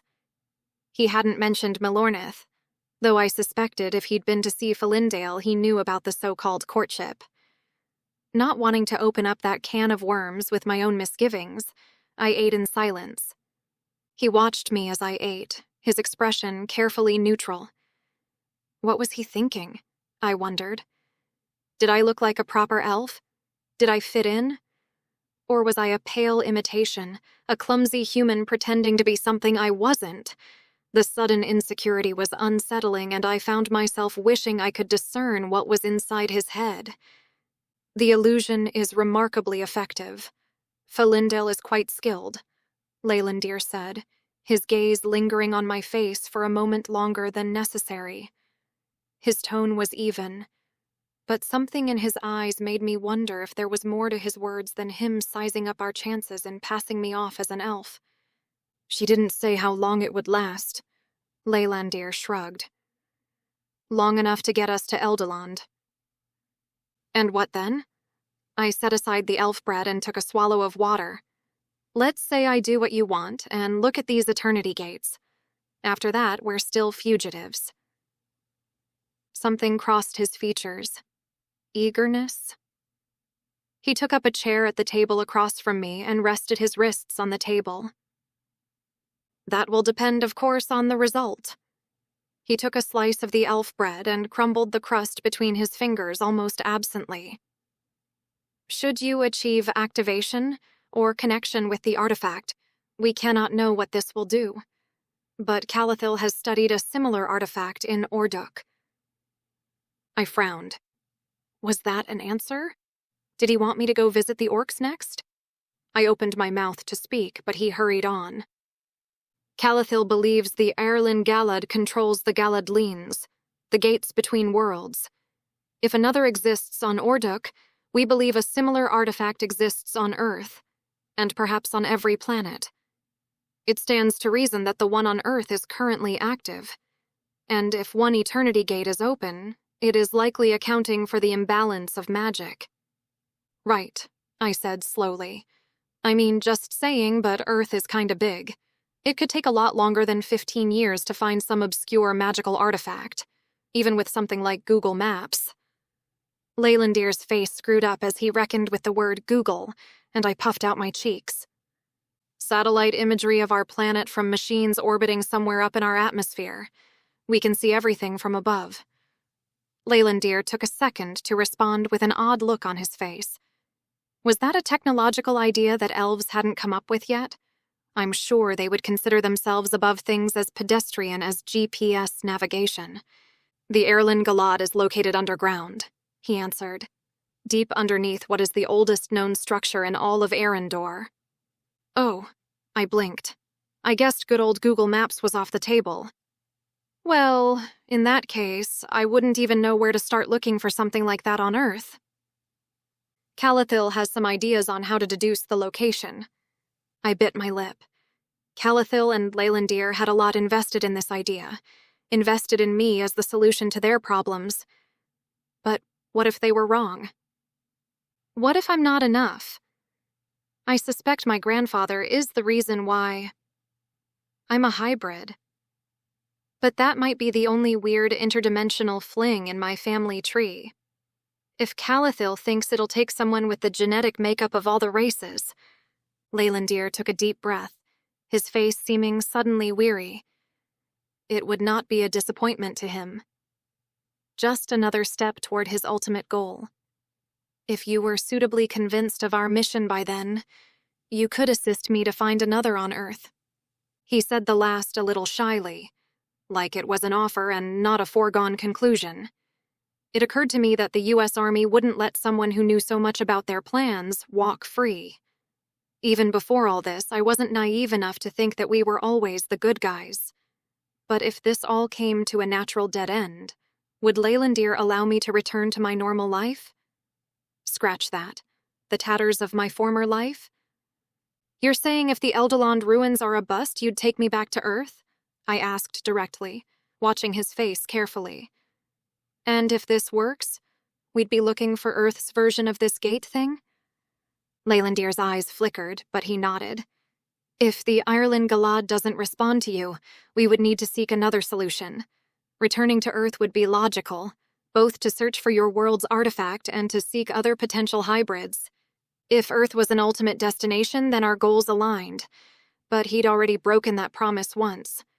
And if travel by portal was too risky like he said, then how did this trip to Eldaland make that any different?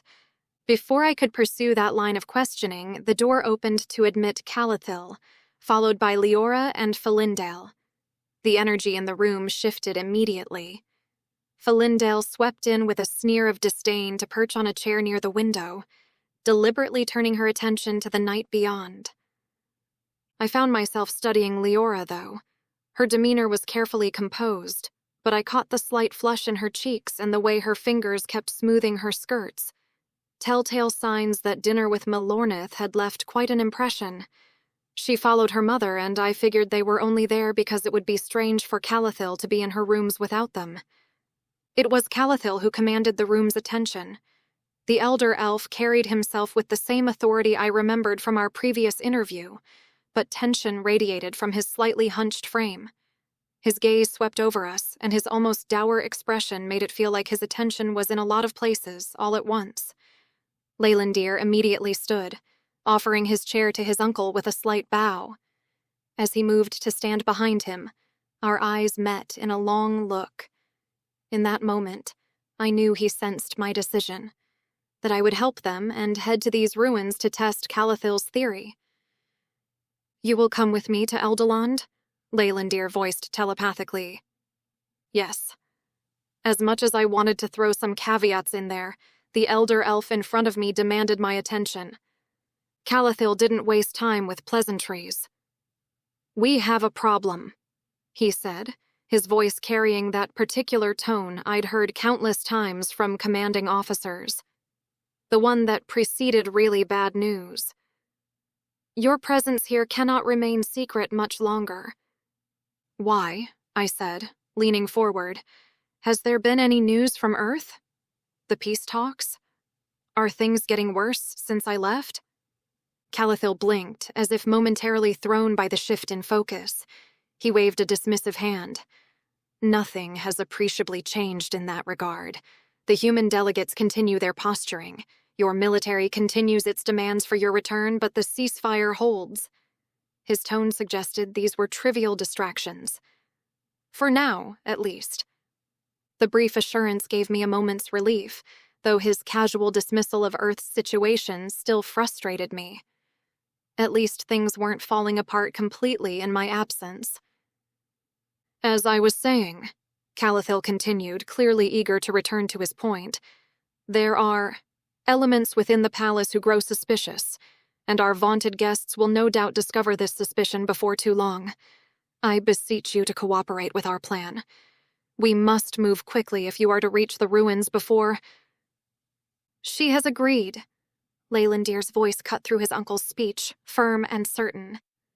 Calathil's eyebrows rose slightly as he turned to share a look with Leylandir before his gaze settled back on me. "Is this true?" I nodded, straightening in my chair. "Yes. I'll help you investigate these eternity gates." I glanced at Leylandir before adding, "I can't guarantee I'll be able to do what you want, though. And from there, I want a free pass back to Earth." "I accept your terms, Asha Lopez." An attempt would be enough. Calathil reached into the folds of his robe and produced a delicate silver chain with a shimmering blue pendant. "This will assist you."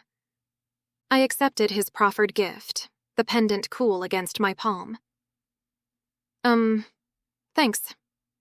What is it?" "An amulet which is attuned to most of the languages and dialects spoken across not only Earendor but Orduk, Dwaringal, and some Fey worlds too. It will allow you to understand, if not speak, in their tongues. I crafted it myself." Surprising warmth spread through me, though it was quickly replaced with cynicism. It wasn't a gift so much as insurance for his mission. I had to pass myself off as an elf on the journey, and it would be difficult to do that without understanding the locals. "There is no time for formal instruction," Calathil continued, his gaze now thoughtful. "But immersion is often the most effective teacher. For now, we will assume you are adequate for this task. If not, you will have an excellent tutor." His eyes flickered to Leylandir, a hint of amusement in his expression. From her window seat, Falindale made a small sound that might have been disagreement, but she didn't turn. Did she have a similar amulet that allowed her to listen in on the conversation? Leora, who I knew couldn't speak English, stepped forward, her earlier dreaminess replaced by concern. "When will they leave?" she asked her grandfather. "Surely not tonight?" I understood her perfectly. The amulet, still warm from Calathil's hand, was already working, translating the lilting Elvish syllables into plain English in my mind, instantly and seamlessly. It was strange to hear Leora's external Elvish so clearly inside my own head. How would that work in a crowd? I wondered. Geez, I could have used this thing a week ago. "Tomorrow," Calathil replied, his tone firm. "Before dawn. The fewer who know of their departure, the better." His discerning eyes swept over me, assessing. "The illusion Falindale cast should hold for several days, but you'll need to be careful. The ruins are not as abandoned as they appear. I would prefer it if nobody is made aware of your presence and thus be placed in danger." I caught movement from the corner of my eye. Falindale had turned slightly, though she still refused to look directly at us. Her profile was sharp in the lamplight, her expression unreadable. But something about her posture suggested she was listening intently to every word.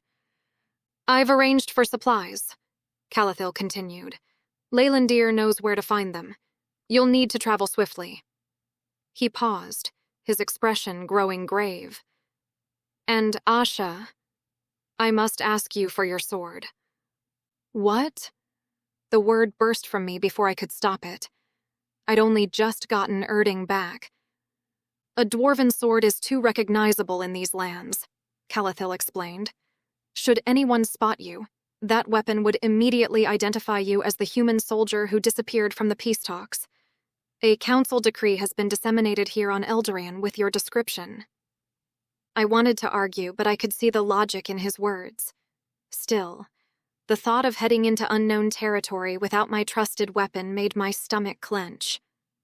Leylandale has the skill to render the sword unrecognizable, Leylandir said, stepping around the table with his hand coming to rest on the back of my chair.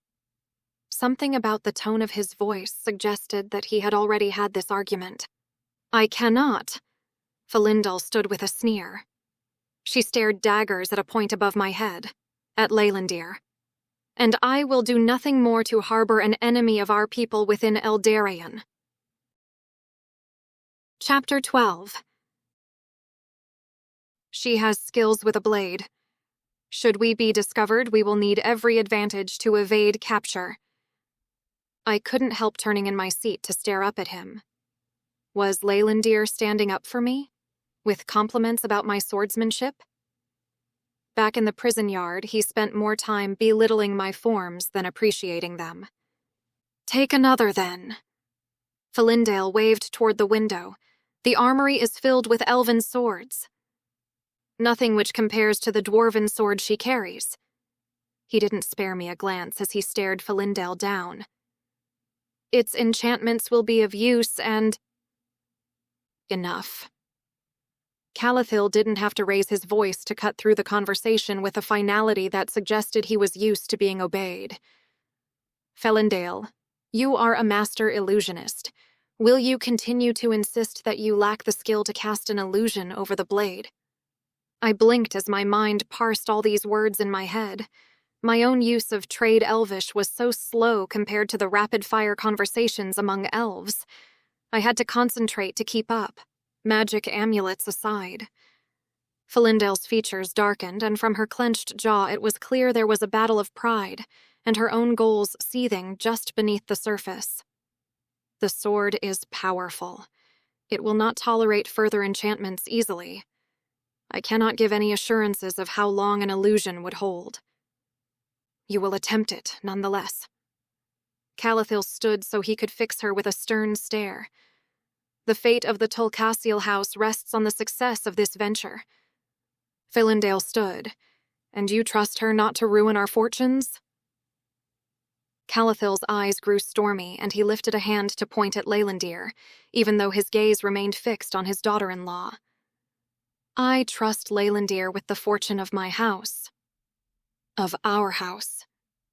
Felindale scoffed at that before a pout formed on her lips. Why? Because technically Leylandir wasn't an elf noble like her?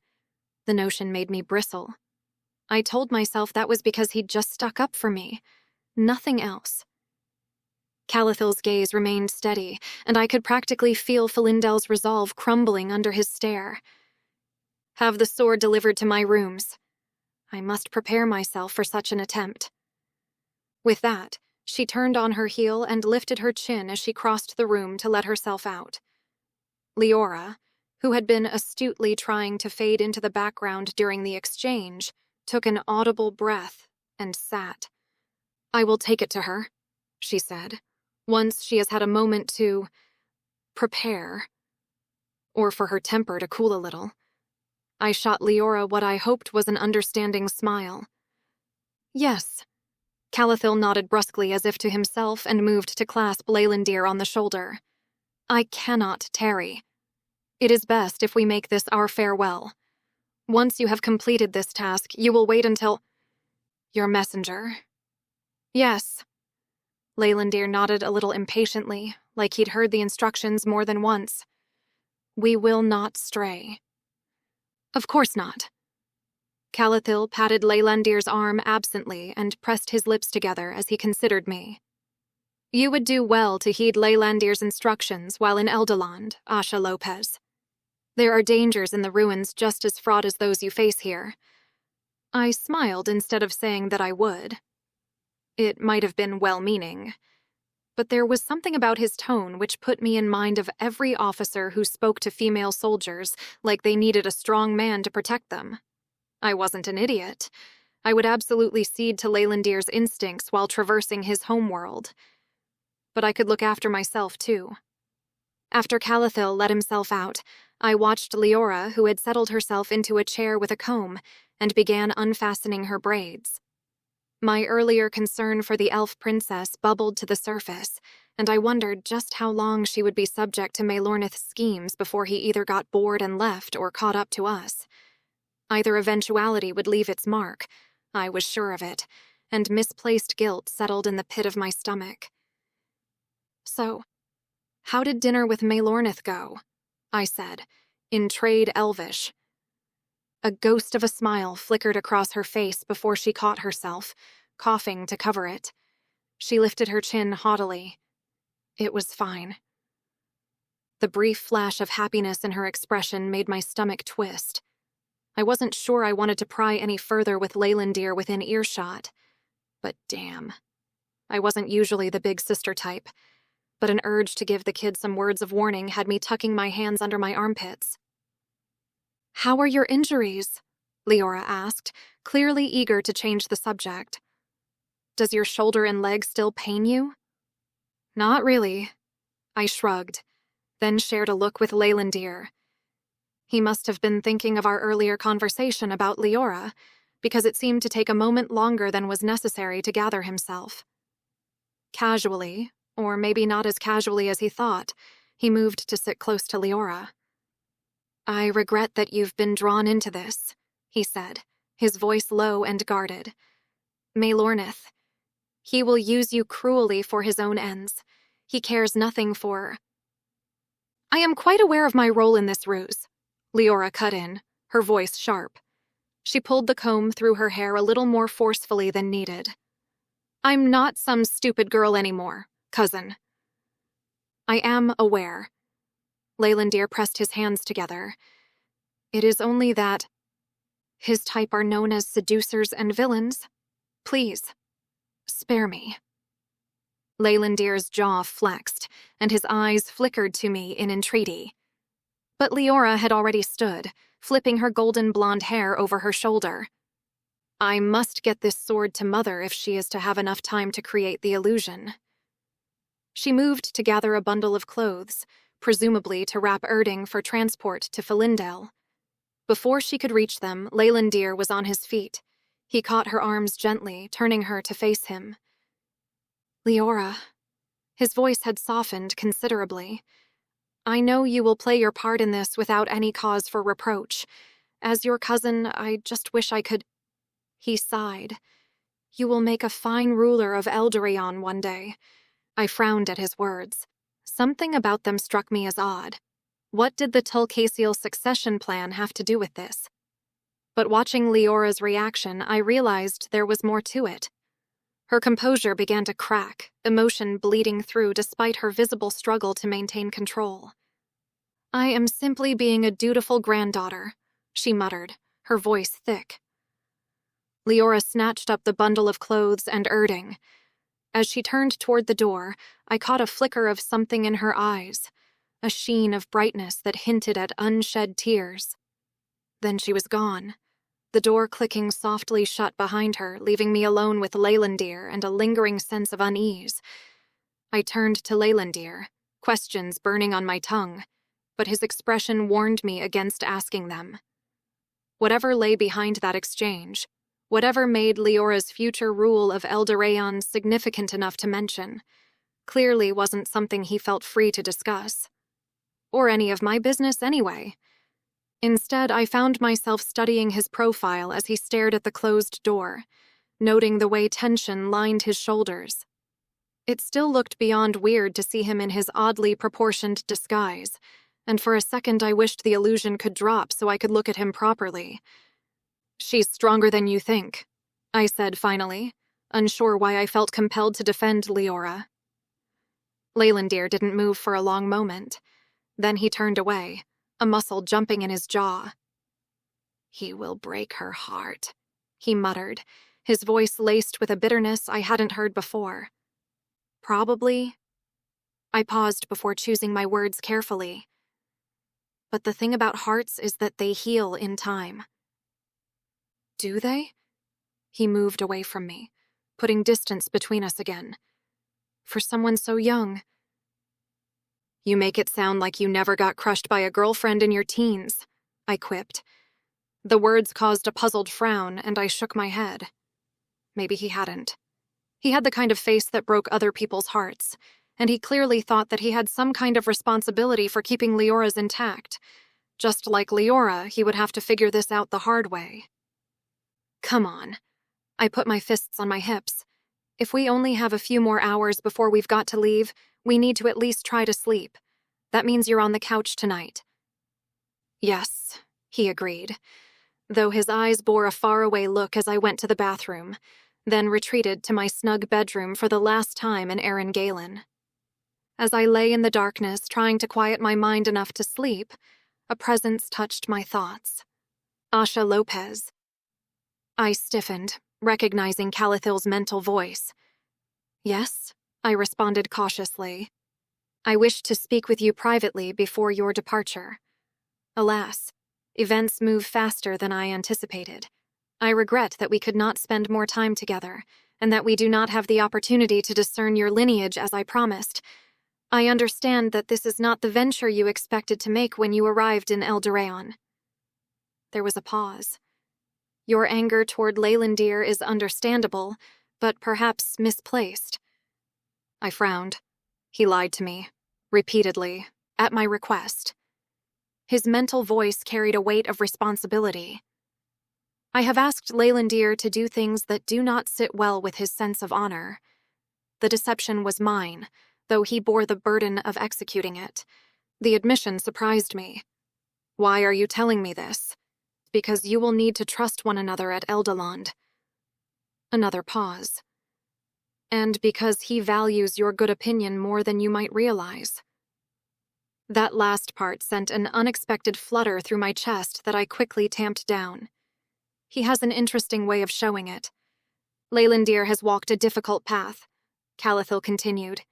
It has made him guarded. He told me. About his birth, I replied, my mind conjuring an image of a damn onion, peeling away the layers of the elf's identity. About his status here. He discussed this with you? Genuine astonishment colored his thoughts. That is unprecedented. Leylandir does not speak of such matters, even among family. The intensity of Calathil's reaction was puzzling. Sure, being born on the wrong side of the sheets was a big deal among nobles, but his surprise seemed disproportionate. I guess the truth has a way of winning out in the end. So it would seem. I must keep this brief, Calathil said, his mental voice now more measured. I fear our communications may be intercepted. Be wary at Eldoland. I cannot synthesize centuries of my studies of the Ireland Galad into a single interview. Perhaps my penance for bringing you here is that I cannot witness how it will react to your attempts to interact with it. But I beg you to place your faith in my nephew to guide you. He does not count himself a scholar, but he has spent enough time entertaining an old elf's musings to understand what we already suspect of its capabilities. His presence faded from my mind, leaving me with more questions than answers, and the unsettling suspicion that there were still things about this quest I didn't know. Important things. And yet they wanted me to trust them. Was what Calathil said about Leylandir's supposed esteem of me just another ruse to get me to play along? It was hard to say, especially when the mere suggestion of it sent tingles through me which had no right to exist. I can see why we didn't come in this way, I grunted, trying not to look down. I would not chance it in daylight, but we stand a better chance of avoiding notice at this hour. Leylandir glanced down at me from his position against the spire wall, a taut rope wound around his waist. I still wasn't sure how he'd gotten the rope up there in the first place. I expect many of Malornith's party will be restless in the palace tonight. I grimaced, the rope biting into my already raw palms. Each upward step was agony, my thighs burning, protesting the sudden exertion after being confined for so long. Escaping captivity should have had me positively perky, but hauling myself up Leora's tower like a spider certainly wasn't how I imagined it. It didn't stop you venturing out, I grumbled. He didn't reply and continued upward to where he assured me Phalar would be harnessed and waiting. By the time he'd woken me, Leora had long since gone to sleep, and I assumed that Leylandir himself went to retrieve my sword and arrange for Phalar. Dimrin zipped around us, a blur of dark blue, his chirps echoing eerily in the night as Leylandir muttered for him to be quiet. Thank the stars Leora's rooms were near the top of this cursed tower. I just prayed we didn't encounter another window along the way. The green crystal was smooth and unforgiving, offering little for my boots to grip. I placed my feet carefully, testing each step before committing my weight, acutely aware of the dizzying drop below. Each upward movement felt precarious, each muscle screaming in protest. Above, Leylandir continued his effortless climb, the sight of his easy grace only fueling my resentment despite his help. A sudden, violent gust buffeted the tower, sending me swinging out into the empty air. I gasped, pressing myself against the slick crystal. My hands, numb with cold, clutched the rope desperately. Dimrin chirped from above, the sound irritatingly cheerful. It was as if he was laughing at my struggle. "Do you require assistance?" Leylandir's low voice drifted down. "I'm fine," I growled through chattering teeth. The cold made my fingers stiff and clumsy on the rope. He was definitely moving slower than necessary. I'd seen how quickly he could move during our sparring sessions. Was he worried I'd fall? The thought irritated me. Taking a deep breath of the crisp night air, I forced my trembling muscles to keep climbing. Just a little further to go and we'd be on our way. My arms trembled as I neared the top of the spire, grateful when Leylandir reached down to grasp my forearm and helped haul me over the edge. The roof's steep angle made my stomach lurch, but I focused on keeping my footing as I followed him. Phalar's massive form loomed against the star-studded sky, wings half-furled, a silent gargoyle perched on his spire. The faint moonlight glinted on his silvery feathers, giving them a dull glow. He dipped his head, his eyes regarding us with an unnerving intelligence. The scent of leather reached me as he flapped his wings, causing me to tense as the air stirred up around me. "Easy now," Leylandir murmured, though I wasn't sure if he was speaking to me or the creature. He pressed the rope into my hand and took the other, now loose, end with a gesture for me to wait. I watched, heart clenching with each precarious step he took on the slick crystal. He appeared as comfortable as if on flat ground. When he reached the volan, he hooked the rope in place, then grabbed the harness and swung himself up onto Phalar's back in one fluid motion. I had to keep from grinding my teeth in envy. "Your turn," he called back, holding the taut rope steady, a wry smirk playing on his lips when our eyes met.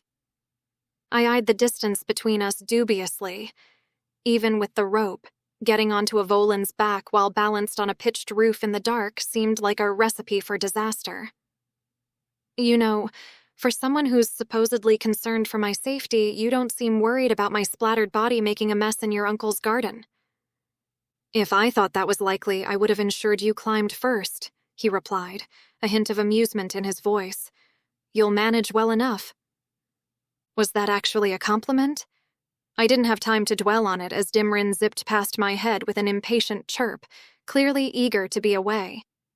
Taking a deep breath, I grasped the rope and climbed. The rooftop was made from the same green crystal material without enough texture for my boots to find purchase, so I took small steps toward the volan. When I finally made it, I awkwardly hauled myself up, trying not to think about making it this far only to fall at the last second.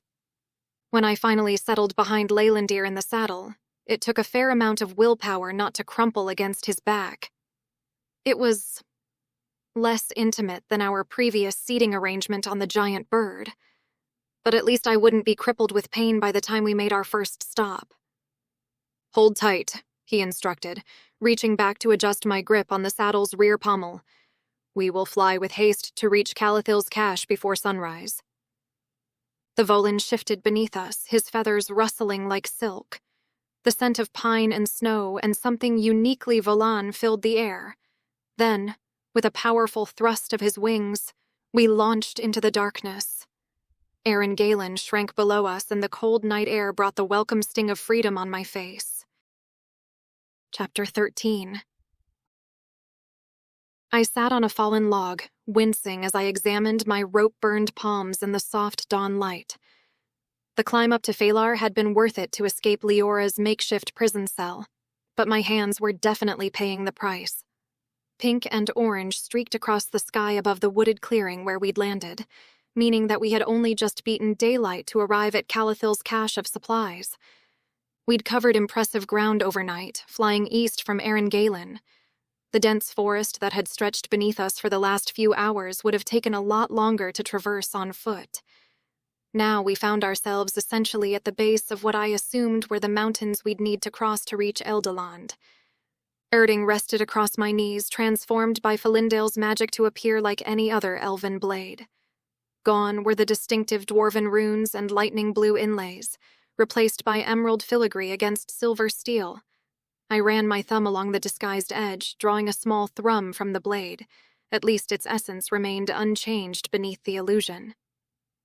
Leylandir unfastened the various straps and buckles holding Phalar's harness in place.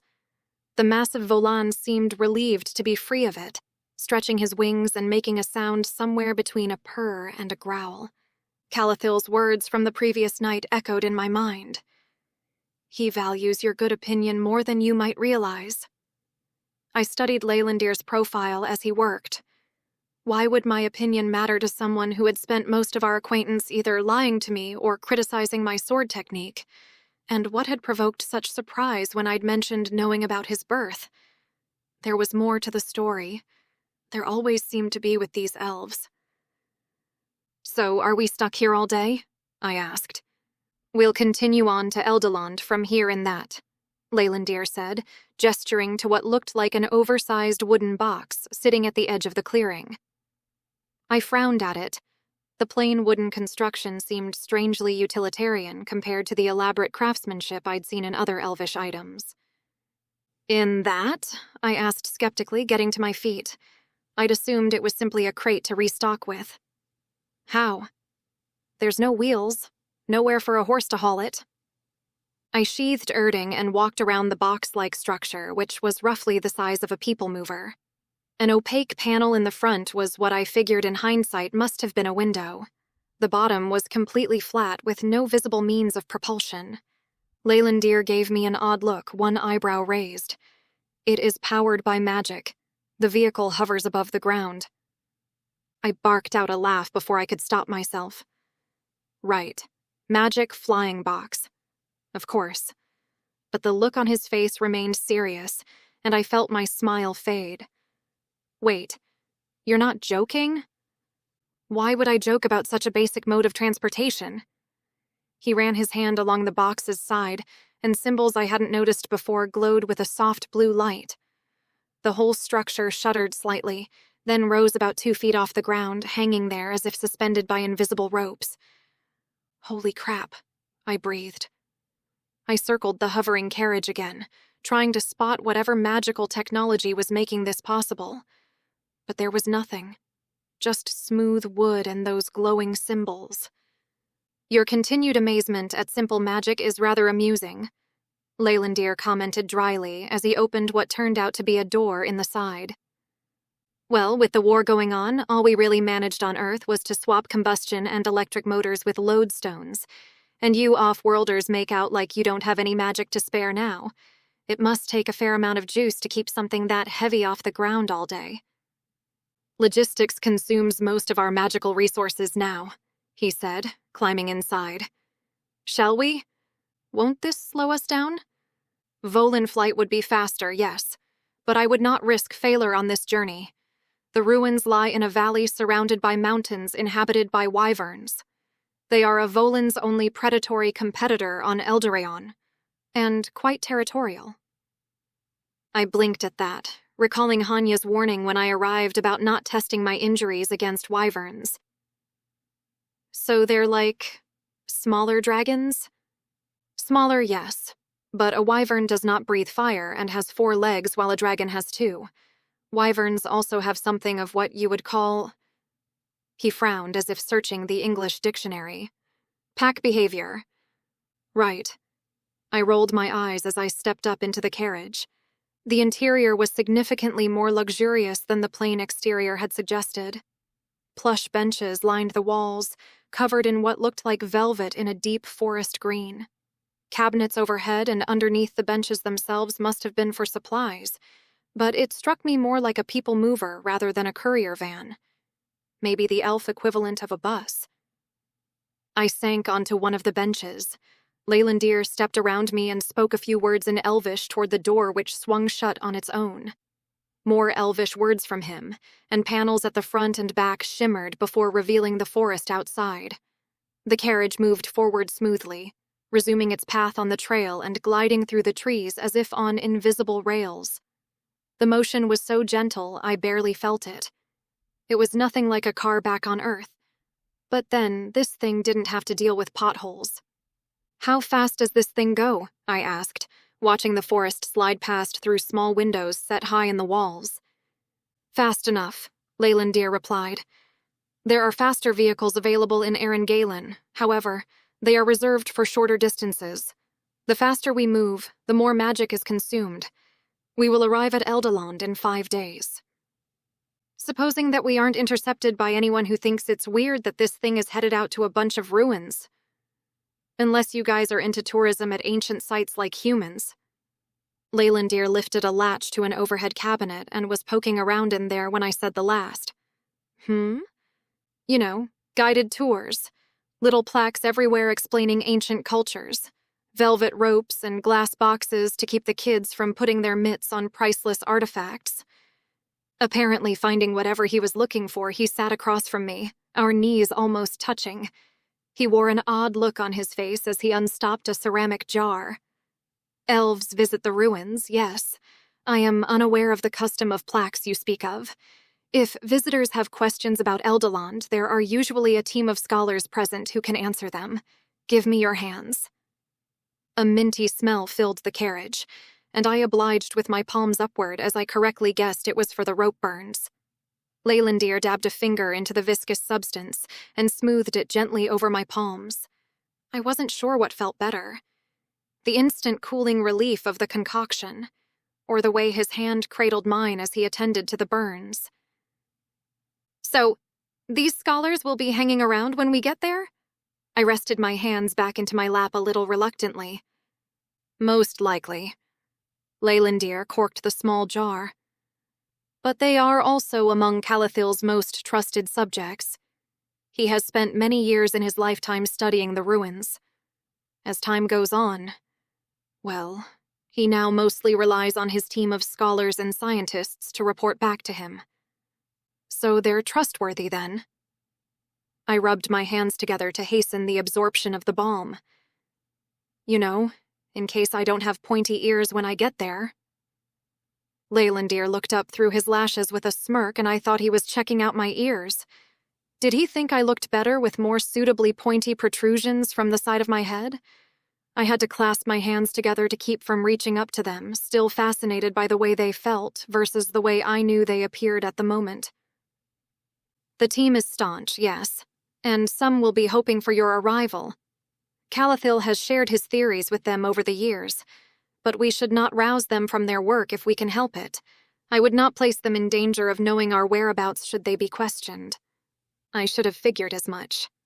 How likely it was that Malornith's men would question every elf within 5 days of the capital city was another matter, but completing this mission quietly suited me fine. After stashing the jar away, Leylandir passed over another bundle of green flatbread and left me to eat as he rummaged in the front of the carriage near the window.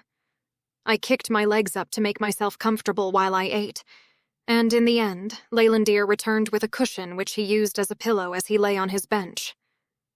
"The vehicle will carry us without need for navigation," he said as he pulled his boots off. "I will sleep for a time." I shifted so that I wasn't staring right at him, and nodded as I rested my head against the paneled walls. Having slept recently, a pang of disappointment bloomed in my stomach that I'd be left to my own devices for hours. After being cooped up basically since arriving in Eldoraon, I guessed I'd hoped that the journey would at least be interesting. It didn't take long for the elf's breathing to slow into the rhythmic pace of sleep, and with the carriage guided by magic, it was all I had to listen to as we glided through the forest.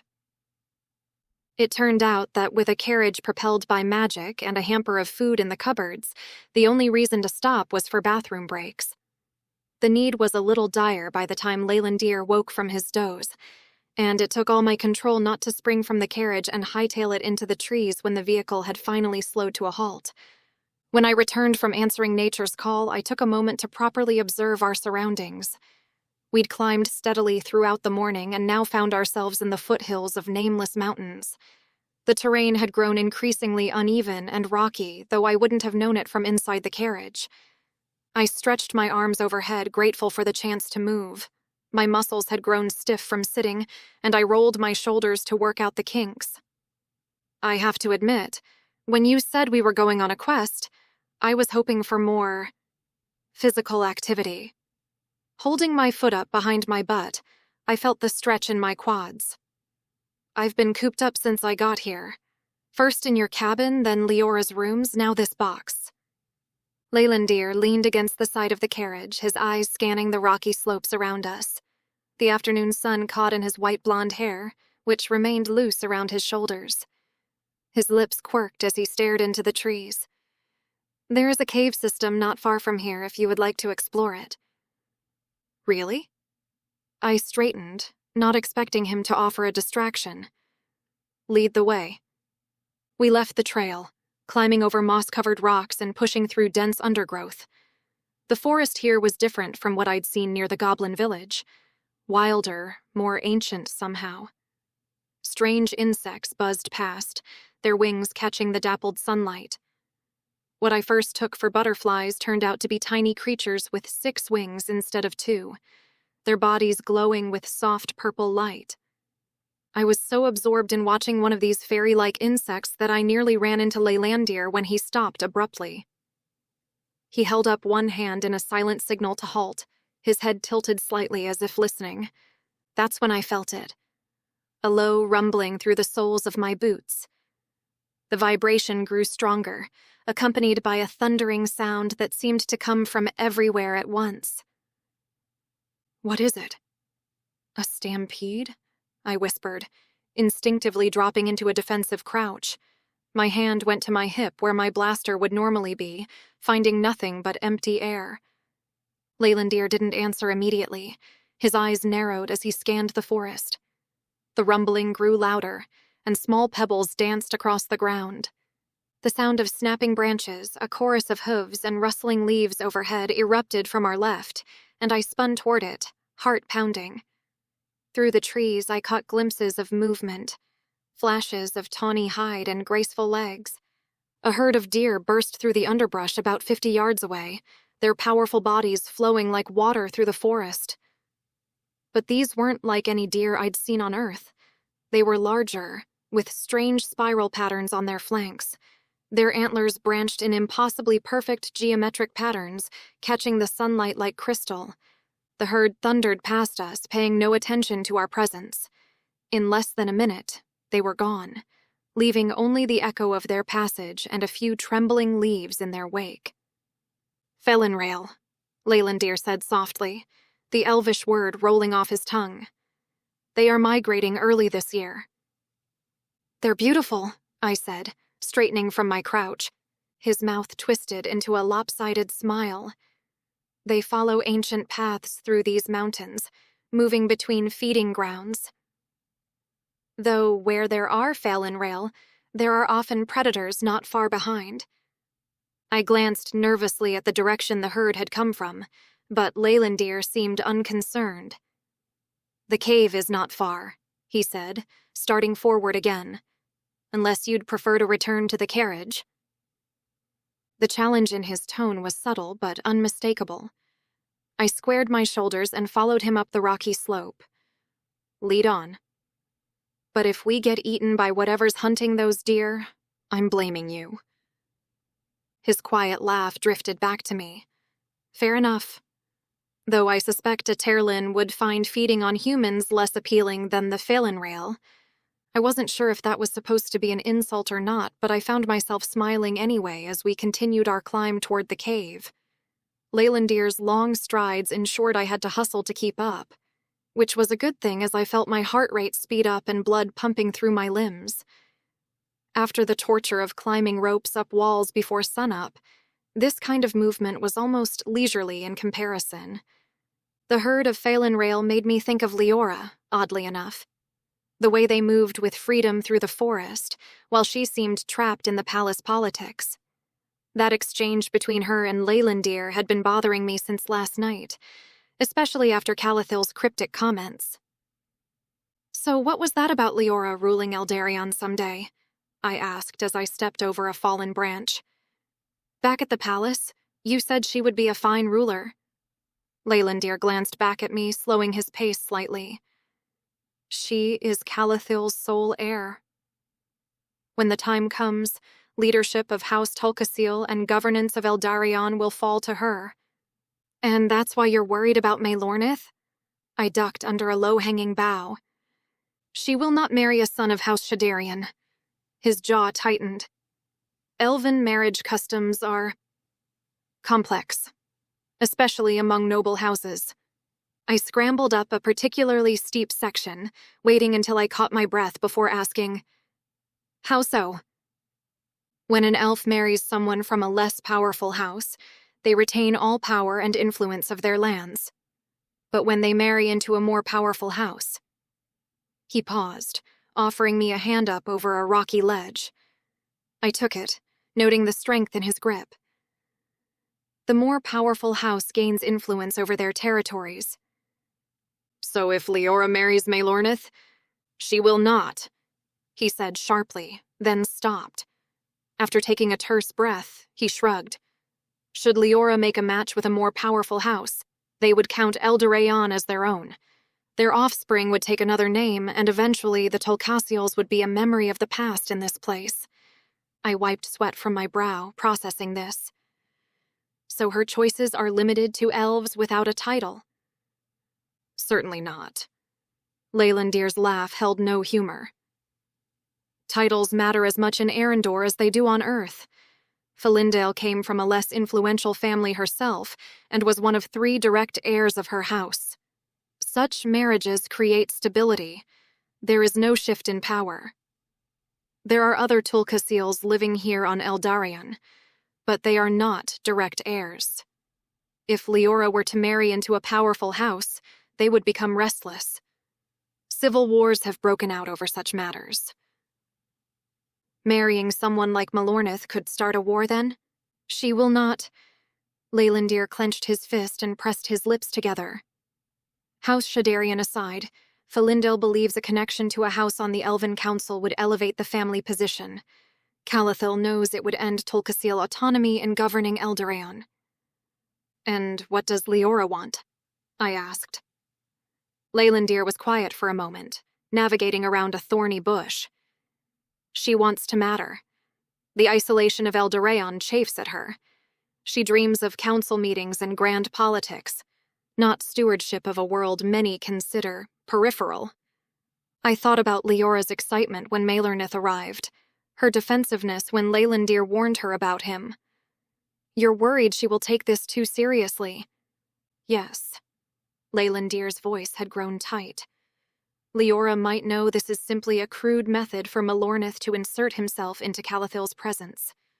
But knowledge does not always triumph over desire." We continued in silence for a few moments.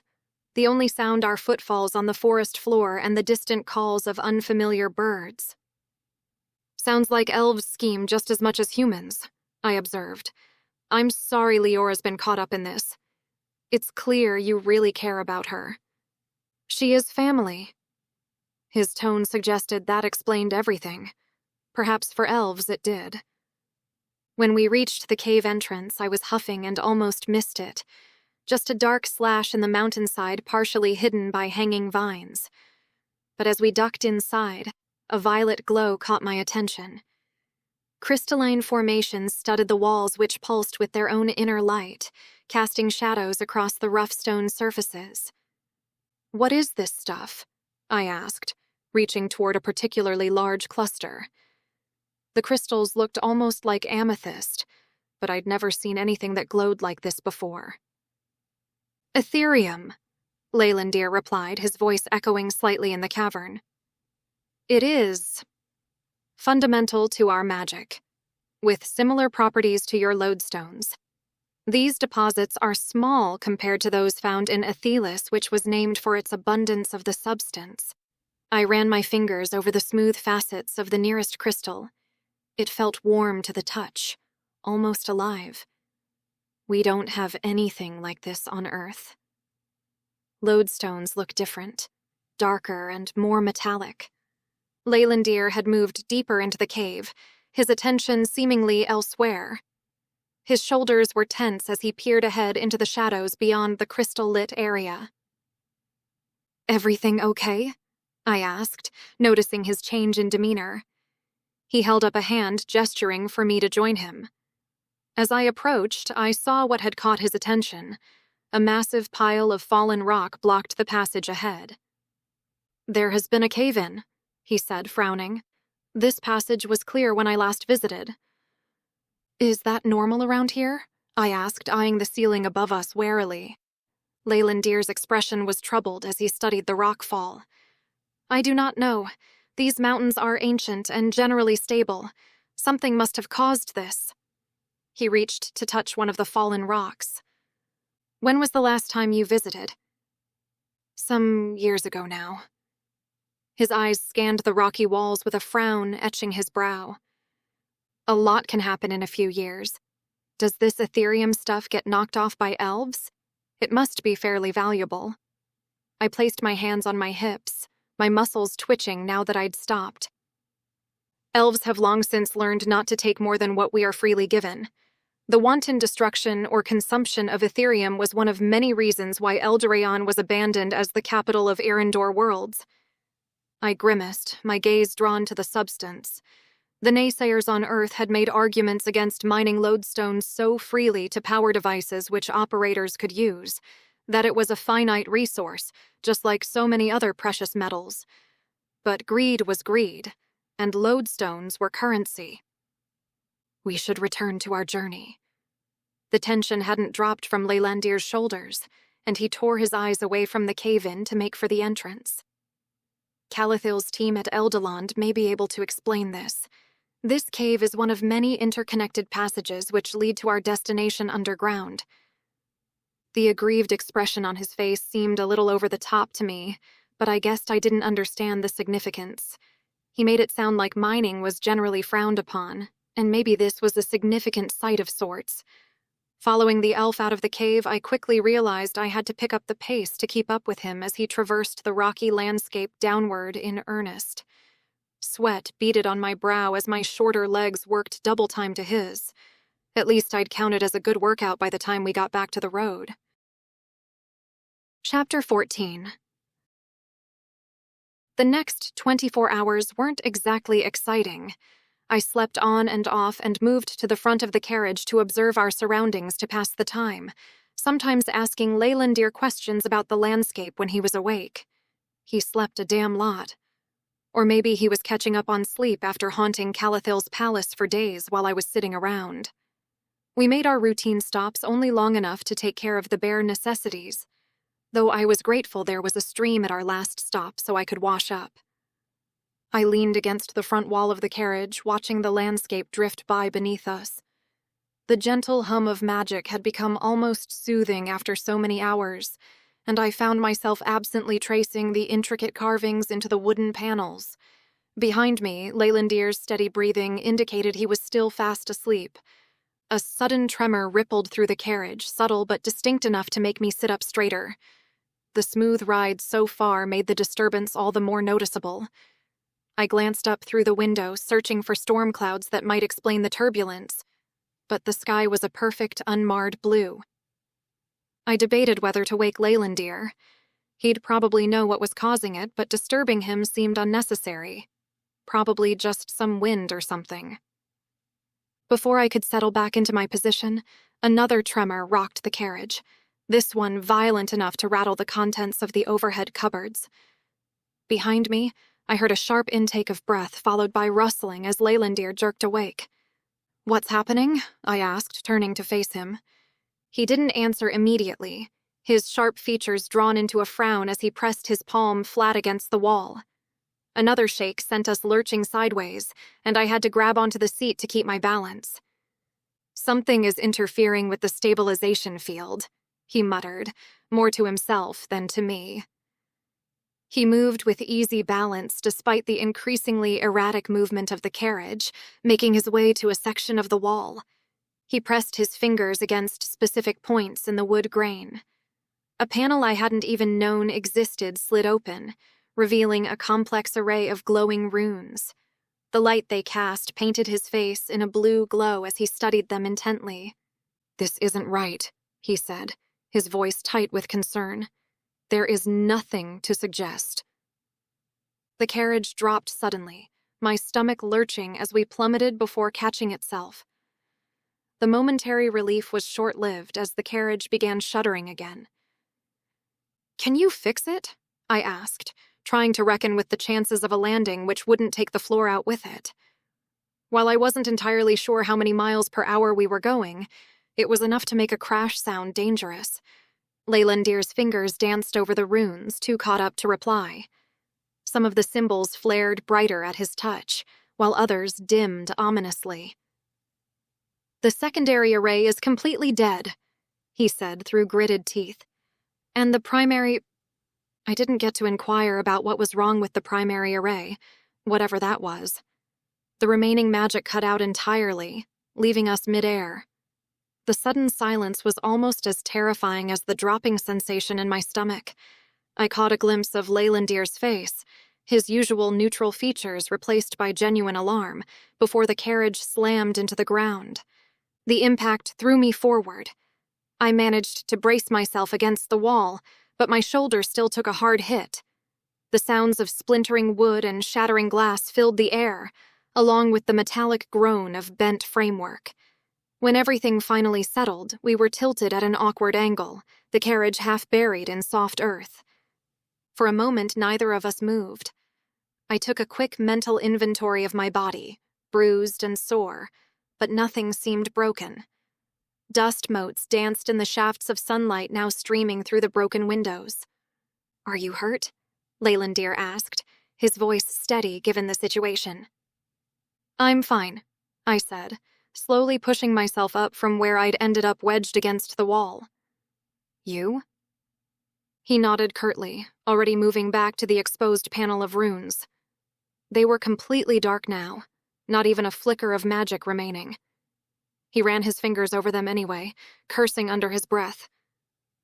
"This shouldn't be possible," he said finally, switching his attention to me. "These carriages hold isolated enchantment systems, for all of them to fail at once." He left the sentence hanging, but I could fill in the blanks. This wasn't an accident. Someone, or something, had deliberately brought us down. I looked out through the broken window at our surroundings. We'd crashed just off the road in dense forest. There probably wasn't a single elf within miles, and only 2 days into our 5-day trek. "Maelornith?" I asked. Leylandir shouldered open the door in the side of the carriage, which was almost like an overhead hatch at this point. "Unlikely. This vehicle was not in Earendor when we left. Calathil sent ahead to have it prepared from outside the city. Unless the messenger was followed." Leylandir paused, then shook his head as he cracked open a cupboard and pulled out our packs. "It does not follow any logic to allow us to travel this distance only for our conveyance to malfunction now. Unless he wanted us to be someplace out of the way so he could deal with us without any allies around." Leylandir handed my pack to me, and I shouldered it as he made for the cupboard with the food stores. He stuffed his own pack with wrapped packages before gesturing for me to turn so he could do the same with mine. He does not have the required patience for such a plan. If he knew of our journey, he would have been waiting for us as Phalar landed. "How do you know this kid so well?" I asked, turning my head to look over my shoulder. Leylandir's hands paused on the zipper of my pack. "If I'm guessing right, the Elven Council sent this Melornith in particular to piss you off." Leylandir finished zipping my pack, then grabbed his own before meeting my eye. There was something there. Hesitation and guilt, maybe? After taking a deep breath, he picked up his sword to fasten it over his back and then secured the pack over it. "I suppose, well, you would call him my brother. My younger half-brother, though I do not acknowledge any such kinship with Shadarian house." The words came fast, like he was eager to get them over with. "You are correct in your assumption that the Elven Council chose him as an agent to incense me. And Calathil." My jaw dropped as Leylandir grabbed the doorframe and lifted his legs to swing upward and out of the carriage in one smooth move. "His brother?" I mouthed the word to see if I could get it to make sense in my head. If Melornith was his brother, that meant Leylandir's father was likely on the Elven Council itself. The father who didn't acknowledge him? "Are you coming?" Leylandir poked his head through the doorway. Clearing my throat, I grabbed Erding and slung it outside before replicating Leylandir's earlier move, albeit with a lot less grace. But my mind spun too fast to be self-conscious about it. Leylandir offered an arm as I let myself slide to the dusty ground, and I held onto it as I stood there with a ton of questions at the tip of my tongue. But the anger which had radiated off him back in Leora's room when admitting to his illegitimate birth gave me pause. I didn't know enough about Elven culture to understand what conventions there were about parentage, marriage, and succession planning for the nobility, even with his crash course on Leora's prospects on our hike the day before. All he said was that he had no status among his people, and from what I could tell, had grown up here on Eldoraon, which I'd taken to mean that his mother had a fling with a low-born elf of some kind. The silent plea in his eye said that he didn't want to talk about it. Or maybe he was concerned I'd be pissed at him again for keeping it from me. I wasn't. If I'd learned this back in Erengalen while cooped up in Leora's rooms, I'd probably be seething. But right here and right now, my heart twinged with concern and empathy. Grabbing Erding and fastening the sword to my hip, I searched for the appropriate words one could say in situations like these, and came up completely short. I'd never been accused of being emotionally in touch with the people around me. Well, if that's who they send after you, after Leora, then the Elven Council really are a bunch of dicks. Leylandir blinked at that, and it took a moment for his apprehension to fade into wary amusement. A bunch of male sex organs. "Mm-hmm," I agreed, fussing over my belt. "A whole bag of 'em. Man, I really need to show you the Urban Dictionary. The regular dictionary really isn't cut out for a proper education on human insults." "You are not aggrieved with me? Why would I be?" I met his eye. If the Shadarians were half as painful for him as the death of my family was for me, I understood why he hadn't admitted this earlier. In his shoes, I doubt I would have fessed up either. I mean, I guess it's relevant to our situation, but I understand why you wouldn't want to talk about it. And it doesn't really change any of this. I'd spread my arms to indicate our surroundings about the last, and Leylandir's expression softened. He opened his mouth, on the verge of speaking when a screech overhead sounded, and both our heads snapped up toward the canopy. A dark-winged shape arrowed down toward our position, and behind it, several more. "Wyverns," Leylandir said before unsheathing his sword. I yanked Erding from its sheath as Leylandir lifted Alaith Mailorin. The air around us stirred, whipping my hair across my face as Leylandir raised his blade. With a sharp gesture, he sent a concentrated blast of wind toward the diving wyvern. The creature screeched as the gust knocked it off course, sending it careening into the tree line with a thunderous crack of breaking branches. "Follow me!" Leylandir shouted, already sprinting into the forest. I didn't waste time questioning him, just launched myself after his retreating form. The terrain grew steadily steeper as we made our way toward the mountains, weaving between ancient trunks and leaping over gnarled roots. Above us, wyvern shrieks echoed through the canopy, the sound setting my teeth on edge. My lungs burned as we climbed higher, and I wanted to ask what the hell his plan was. But I couldn't spare the breath for speech, focusing instead on keeping pace with his longer strides.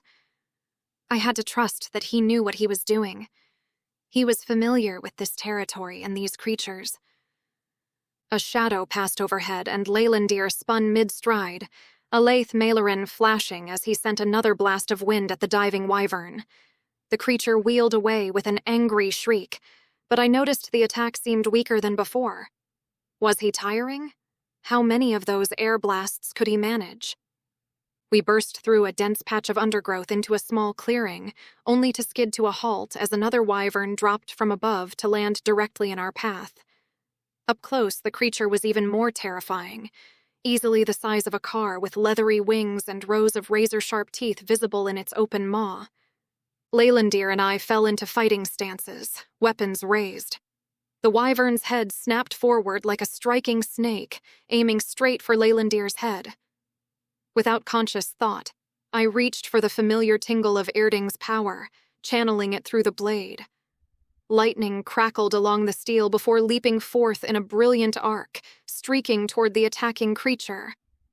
The bolt struck the wyvern's shoulder, making it recoil with a shriek as electricity rippled across its scales.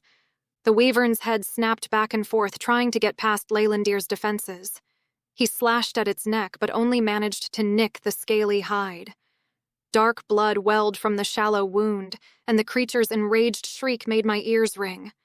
I rolled forward, coming up in a crouch beneath one of its massive wings. The leathery membrane stretched above me like some grotesque umbrella, and I slashed upward with Erding. The familiar tingle of magic hummed through the sword's hilt, reminding me that I had more than just steel at my disposal. This wasn't a training session. I didn't need to hold back. The blade caught the membrane, slicing through the leathery tissue with a wet tearing sound.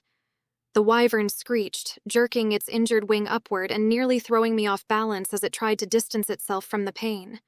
The wyvern's leg was a tempting target, thick with corded muscle but smaller scales than its body. I gathered power, feeling it build beneath my skin like static electricity before a storm. Timing would be crucial. The creature shifted its weight, and I struck, combining the physical force of my slash with a concentrated burst of lightning. Erding bit deep, electricity crackling along the blade and surging into the wound. The wyvern's leg buckled as its muscles spasmed, and it nearly lost its balance. But before I could press my advantage, movement overhead caught my attention. 2 more wyverns dove toward us, their wings folded tight against their bodies as they plummeted from above. Without thinking, I thrust Erding skyward, channeling another surge of power. Lightning leaped from the blade, splitting mid-air into 2 brilliant forks that struck both creatures. They tumbled off course, their wings spreading awkwardly as they tried to recover. A wet thunk drew my attention back to Leylandir. His blade flashed in a deadly arc, and the first wyvern's head hit the ground with a meaty thud, its body collapsing a moment later. He glanced up at the other 2 creatures, which were already circling back around. "We need to keep moving," he said, already turning to sprint further up the slope. I didn't need to be told twice. With adrenaline and magic pumping through my veins, we continued our ascent, the terrain all rocks and boulders. Loose stones shifted under my feet, but I kept up with the elf's longer strides with a lot less effort than I had before.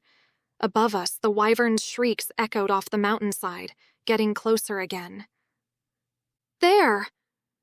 Leylandir pointed ahead to where a dark opening gaped in the rock face. A cave. We scrambled toward it, my heart thumping as I pushed myself harder. Behind us, wing beats grew louder, accompanied by the snap of branches as the wyverns crashed through the canopy. The cave's mouth loomed closer, and I saw that it was easily large enough for us to enter without ducking. "Hurry!" Leylandir's voice carried an edge of urgency I hadn't heard before. We burst into the cave just as a shadow fell across the entrance. The temperature dropped immediately, and my eyes struggled to adjust to the dimness. I started to slow, but Leylandir grabbed my arm, pulling me deeper into the passage. "Won't they just follow us in?" I asked between breaths, very aware of how trapped we'd be if the wyverns decided to pursue us. "Keep moving," he urged, leading me around a bend where the passage narrowed. The angry screech of the wyverns reverberated through the cave, but it sounded like it came from the entrance rather than right behind us. Still, Leylandir didn't slow until we'd gone through several twists in the passage, which had shrunk to barely wider than my shoulders. Finally, he stopped, and I sagged against the cool stone wall, trying to catch my breath. The sounds from the cave's mouth were muffled now, distant enough that I felt some of the tension ease from my shoulders. "They cannot follow," Leylandir said, answering my earlier question. "Wyverns are not built for tight spaces. Their wings make it treacherous for them to navigate these narrow passages." I nodded, still breathing too hard to respond properly. My legs trembled from the extended sprint, and both adrenaline and magic were beginning to fade. Various throbbing scrapes and bruises made themselves known now that the immediate danger had passed. But we were alive, which counted for something. "So what's the plan now?" I asked when I finally got my breath back. "Because I'm pretty sure those things are going to be waiting for us if we try to go back out the same way we came in." Leylandir pulled a flask from his pack and took a sip before offering it to me. I accepted it gratefully. He whispered to Alaith Mailerin, which remained unsheathed, and it glowed in response, illuminating the blackish blood yet to be cleaned off along with the tunnel around us. "Our earlier course to Eldeland is no longer viable. This mountain is riddled with caves. It is an ancient volcano, which means these passages eventually reach the center, which is our ultimate destination. Let's hope this one isn't a dead end." As he cleaned his sword, I lifted mine to inspect it and made a face at the terry wyvern blood stuck to mine. Leylandir drew a cloth from his pack to clean his blade, then passed it to me so I could do the same. It was tight work in the tunnel, but I wasn't prepared to head back toward the entrance to get some more space. "What if it is? A dead end, I mean. Then we will eventually need to face the remaining wyverns." The white light bathing his face showed him eyeing me speculatively, though I am less concerned about that now than I was before. "Your forked lightning was impressive." I felt my cheeks heat at the praise and cleared my throat as I waved a hand. "It was nothing. If you didn't knock the first one out of the sky, I doubt we would have made it here." Leylandir reached under his shirt to pull out a leather thong, and the velamir, which the gnome Gotha had crafted for me an age ago, dangled from the end. The one I'd gifted Leylandir back on Earth when I thought I'd never see him again. I lifted my hand to touch it with a fingertip before I could stop myself. I would not have managed a blast as powerful as that one without the aid of this trinket. Not now that Eldoraon is significantly depleted of magic. "Oh." I let my hand drop and brushed it against my pants self-consciously.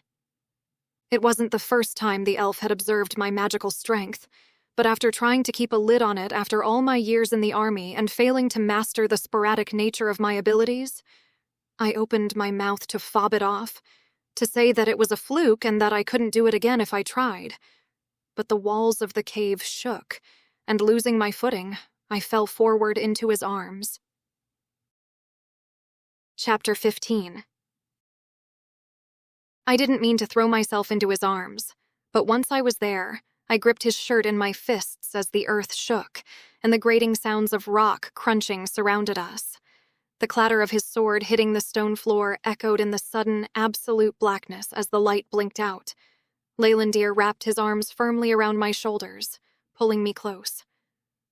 For a terrifying, endless moment, all I could process was the feel of him, the solid wall of his chest against my cheek, the strength in his arms holding me upright.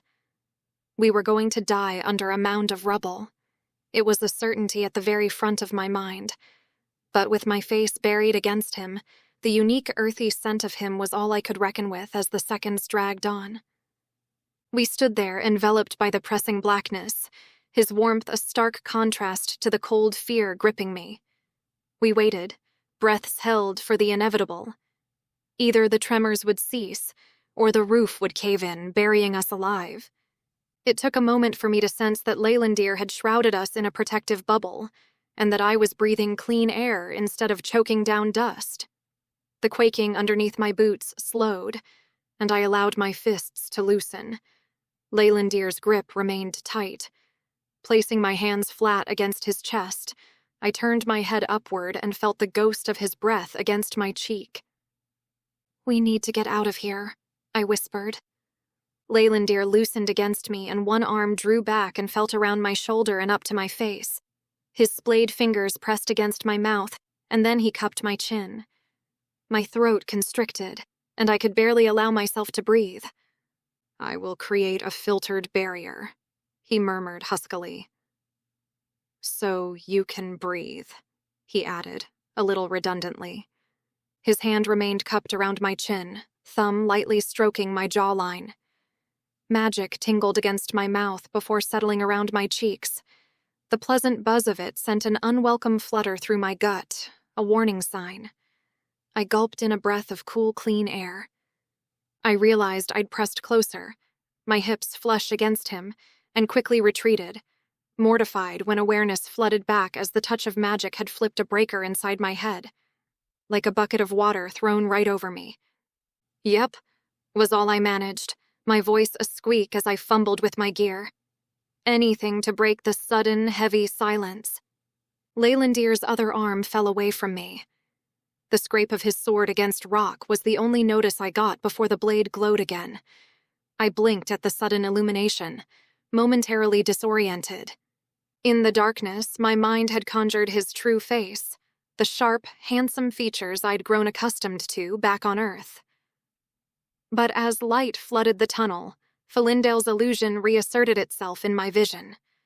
The jutting jaw and stooped posture were an unwelcome replacement for what my imagination had supplied. The magical construct jarred my already muddled mind, an odd reminder that nothing about our situation was straightforward. I avoided his gaze, preferring to lead us forward than let my eyes linger too long. Better to focus on the task than the lingering remnants of that whisper of magic that had enveloped us. Better to ignore how readily my body had responded to it, how close I'd come to letting myself enjoy something I knew was dangerous. This was a critical situation, damn it. I rolled my shoulders as I trekked through the tunnel, aware the wyverns might be waiting for us. Aware that another earthquake could take hold and finish off the job of killing us. But my thoughts kept straying to Leylandir's footfalls behind me, of what was going through his head in that moment. Wait. Leylandir touched my shoulder lightly before I made a turn into a wider section of the cave. I closed my eyes, dreading what might come next. Would he try to clear the air between us? Tell me not to make too much of whatever that was? Leora had admitted that he was considered hot among elf women, so I was sure he was used to letting admirers down. But I shook the thoughts off as I sized up the widening cave, figuring he was being cautious. Which is why he had reached out telepathically instead of vocally. "You don't think they'd be waiting for us after that, do you?" "Perhaps not, but wyverns do not give up on their prey easily, and the earthquake may have only enraged them further." I shifted my weight, trying not to focus on how the enclosed space seemed to press in around us. I'd rather take my chances with the wyverns than end up buried alive if another quake hits. Leylandir skirted around me to peer around the bend in the tunnel. The destruction of our conveyance has added at least 5 days to our journey if we remain above ground. News of seismic activity in this region will reach Earendor long before then. I bit my lip at that, knowing that we were supposed to be incognito, but not seeing how Maelornith could connect some earthquakes with us. Besides, the thought of venturing deeper into the unstable caves made my skin crawl. And getting crushed to death would solve that problem how exactly? Leylandir stepped forward, having apparently assured himself that the coast was clear. Sunlight reached him, and for a second his profile almost looked normal. His jaw didn't jut out quite so much, and there was something about his upright bearing which seemed more normal, more Leylandir. It is a risk, yes, he conceded, running a hand along the rough cave wall. But proceeding above ground will also be fraught. The quaking of Eldeland will draw attention, and 2 strangers on foot with a crashed vehicle on the road in our general proximity will be problematic. We will be taken as thieves at best. Okay, maybe he was right. I stepped forward to join him in the wider tunnel. It didn't make the prospects of crawling around underground any more appealing, though. Did I want to argue the point? I'd already conceded that he was best placed to make decisions concerning life and death on this foreign world. So why are we heading this way, then? We should wait out any aftershocks before proceeding. It will give me time to survey the area. I crossed my arms. Survey for what? These caves represent a wider network leading down toward the Ireland Galad. His fingers traced what looked like deliberate markings in the stone. I would like to gather my bearings and decide which is the most likely route. I guess there wasn't much time for that on the way here.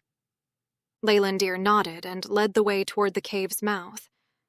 It is not the approach I would have chosen. The descent from here will be more physically demanding than entering through the Eldeland ruins. More demanding than nearly getting eaten by wyverns and almost being crushed? I couldn't keep the sarcasm from my voice. The corner of his mouth twitched. Perhaps. The terrain is treacherous, and the paths were not meant for... He trailed off. What? Humans? I supplied dryly. Those unused to climbing, he finished diplomatically. The paths installed through Eldeland are much more forgiving. I let out a slow breath, trying to think it through logically. If an ancient mountain decided to start shaking all of a sudden at a significant site for elves, I wasn't surprised it would likely draw a crowd. Maybe even Malornith if he was getting bored hanging around Earendor wooing Leora with no leads on us. And while climbing wasn't my favorite pastime, something about the way he spoke about the challenge made me want to prove him otherwise, that I was more than capable. How long do you need to check the area? I asked finally. An hour, perhaps 2. His eyes met mine in the dim light. There are markers left by those who came before. If I can locate them, I can determine the safest route down. I nodded reluctantly. Fine. But we find somewhere more stable to wait out the aftershocks, preferably with multiple exits. Agreed. He hesitated, then added, if we are roughly where I imagine we are, there may be chambers carved into larger caves nearby. They would be more structurally sound than these natural passages. The thought of going deeper into the mountain still made my chest tight, but I forced myself to focus on breathing steadily. Lead the way, then. Leylandir sheathed his sword and moved ahead, the magical light replaced by dappled sunlight as we made our way toward the cave entrance.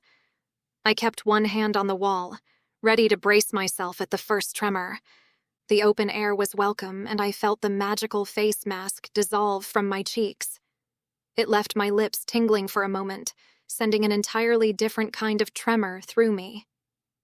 Clearing my throat, I reminded myself to stay focused as I followed the elf through the woods. I trudged behind Leylandir, keeping fixed on finding purchase on the uneven ground as we wound our way through the dense forest. Hours passed since we'd left the smaller cave system, and my legs were growing more leaden from the constant uphill climb. We'd paused several times to scan the skies for wyverns, but they seemed to have abandoned their hunt. They likely sought higher ground after the tremors, Leylandir had explained during one such stop. Wyverns are territorial creatures. If their nesting grounds were disturbed, they would prioritize securing their territory over pursuing prey. I just nodded, grateful for any reprieve from being chased by giant flying lizards. As we continued our ascent, I noticed the changing vegetation.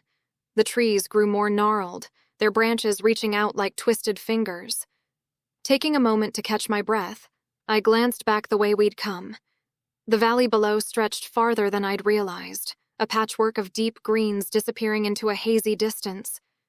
I could barely make out the break in the trees which marked the road we'd followed. How much higher do we need to go? I asked, turning back to find Leylandir studying the craggy cliff face above us.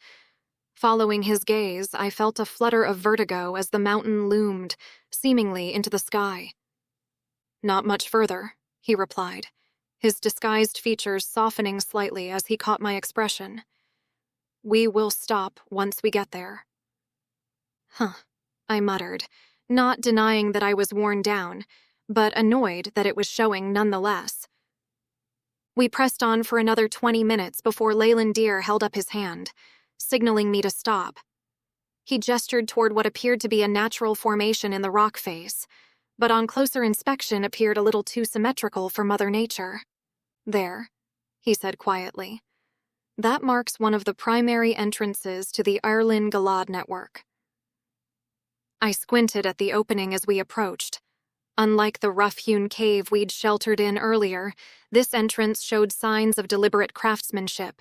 Symbols had been carved into the stone around its edges, though they were weathered by time and the elements. Let me guess, I said, trying to mask my apprehension with sarcasm. This is where the physically demanding part begins. The slight quirk of his lips told me I wasn't far off the mark. I stepped through the narrow entrance, my shoulders nearly brushing the carved stone on either side. After the tight squeeze, the cavern beyond opened like a cathedral, stretching far above my head and deep into the mountain. The smooth walls bore none of the rough, natural texture of the earlier caves. This had been deliberately carved and polished to perfection. Crystal sconces lined the walls at regular intervals, catching what little light filtered in from the entrance. Leylandir murmured something in Elvish, and the crystals blazed to life with a soft, ambient glow that filled the enormous chamber. The light revealed intricate, interconnected patterns inlaid across both walls. My legs ached from the climb, and every sensible part of me wanted to sink down and rest. But curiosity drew me forward. I approached the right wall, reaching out to trace the lines with my fingertips, the stone cool beneath my touch. They are maps, Leylandir said softly, his voice carrying in the vast space. Ancient cartography of the mountain passages. I stepped back, taking in the broader view. Now that he mentioned it, I saw how the flowing lines represented paths and chambers. They couldn't fit it all on one wall? This one shows the layout from above. He moved to stand beside me, pointing to various intersections in the pattern. And the other wall displays the same network viewed from the side, to show the elevation changes and vertical connections between levels. I turned to study the opposite wall, seeing how the same passages appeared as layered tiers when viewed from that perspective. I guessed caves were a little more complicated than roads on the ground, one big three-dimensional maze of tunnels. How old is this place? I wondered aloud, marveling at the carvings which had survived who knew how many centuries. The Elven network was established in the early days of the realm when Eldoland was built, Leylandir replied. These particular chambers likely date back tens of thousands of years. A subtle tremor passed through the chamber, causing dust to sift down from the high ceiling. I tensed, looking around warily. Could these earthquakes have something to do with the gate? I asked. Like it's waking up or something? Leylandir shook his head firmly. The Elven has remained dormant for millennia, despite numerous natural disasters throughout Eldarion's history. The region has always been geologically stable, though. I cannot tell you what this means. I frowned as I considered that, and the elf who was already studiously examining the maps. You know, I didn't really have you pegged as a scholar like Calathil, but you know a lot about this stuff. Leylandir shrugged. I guess it is simply exposure. I do not count myself as an academic or yearn to be a historian, but I grew up immersed in the work at Eldoland. I have a fondness for it. I sat on a stone bench in the middle of the room facing the maps. Is that why you didn't enlist in the army once the war started? He wasn't facing me, which allowed me to study his reaction more carefully. His shoulders tensed, and his finger froze on the wall where he had been tracing a line across. Leylandir was in his prime when war was declared by the Elven Council. He had a wife and a child and roused a small army by himself under Calathil's nose before leaving for Ithelis. Calathil, as you might expect, was preoccupied with his studies and had not yet drawn all of his conclusions about the Earendor, Galad, and Earth. I wondered for a second if that was it, if that would be his only response. But he heaved a deep breath and turned from the wall to tread over to the bench and sat beside me. His eyes returned to the wall, and I tried not to stare too expectantly at him. I was younger, of course, though Leylandir was like an older brother to me. Before he left, I suspected his plans and confronted him, and he compelled me to stay behind and look after the family. He believed the war would be short-lived and that the Tulcasiels must do their part to maintain political standing in Earendor. I wanted to join him, but Leylandir ensured I was preoccupied at the time he chose to leave. Preoccupied? The elf rubbed his chin. With an elf maiden I'd been enamored with at the time. Oh, I swallowed. I mean, it was rough. He must carry a weight of survivor's guilt over his cousin's death. I wondered if he'd admitted that to Calathil. But then, if he'd had his way, Leylandir probably would have ended up dead too. Calathil forbade Eldarian citizens from flying the Tulcasiel banner in what he called a senseless war after that. I thirsted for revenge. I could have departed to join the forces of another house. But by then, Calathil's theories were taking shape amidst his grief and... Well, I made a promise to Leylandir, even if it was under duress, and I had committed to breaking that promise and following him into war. It must have been rough. My mind flittered for a moment on joining the forces of another house like Shadarian and wondering if his beef with Maelornith had anything to do with that. But I was already prying enough. The war has been difficult for most. He'd said that with a sidelong look at me, and I pressed my lips together, not missing the inference. I wasn't sure if it was an invitation exactly. I'd told him before that I'd lost my entire family in the war, but I wasn't prepared to share that story, and the story of my enlistment wasn't much of a story at all. I was conscripted, short and bittersweet, so I chewed my lip, considering whether I would have sworn to serve if given the option. What I would have done if I were in Leylandir's shoes. I never would have guessed back when I'd first met Leylandir in that sterile interview room in the prison that he would ever concede that humans were worthy of empathy. I supposed that made perfect sense. He had a reason to loathe us. And yet somehow we were sitting here side by side, reflecting on our respective losses. Do you really think that this business with these eternity gates will change anything? Leylandir frowned, maybe at the switch in topic. I must believe that it will. Otherwise, I do not know if the war will ever truly cease. I took a deep breath, wondering if this whole quest was based on misplaced hope and unresolved grief. But I didn't want to say it out loud. Not after Leylandir had been about as open with me as I figured he ever had been. So I reached into my pack to grab some of the hastily packed food from the carriage and handed one to him. Well, you better figure out how to get us down there, then. Chapter 16. Leylandir wasn't wrong when he said that the caves would be physically demanding, and while we were going down and not up, picking our way down abrupt sheer walls with only Leylandir's magic rope in inky darkness was as terrifying as scaling Leora's tower to the rooftop. Falling was just as probable, and I had to concede that I was out of shape. It wasn't only my recuperation and confinement in Eldoran. I'd lamented the lack of exercise back on Earth while assigned to learn Elvish, and even on Azagrim before that my workouts were confined to sword practice. It had been months since I'd taken a properly long run, and I was paying for it now. My only concession was that the journey appeared difficult for Leylandir, too. We had little energy to expend on being chatty as we traversed the maze of the Earendor Galad network, and lacking the sun to mark the time, I could only guess we'd been at it for days. A tremor rumbled through the passage, causing me to instinctively pause and press against the wall. I held my breath until the vibrations subsided, small stones pattering down around me. These aftershocks had become an unwelcome companion on our journey, less frequent now, but still unpredictable. I'd started thinking of them as waves, coming and going, and just hoped a tidal wave wasn't in our immediate future. That one was stronger than the last, I noted, glancing up at the ceiling as dust continued to sift down. The deeper passages of the Ireland Galad network should be more stable, he replied from his position over the edge of the next drop. But yes, we should remain vigilant, and keep moving. Not exactly reassuring. I wrapped my sleeves around my rope-burned hands, wishing desperately for a pair of gloves.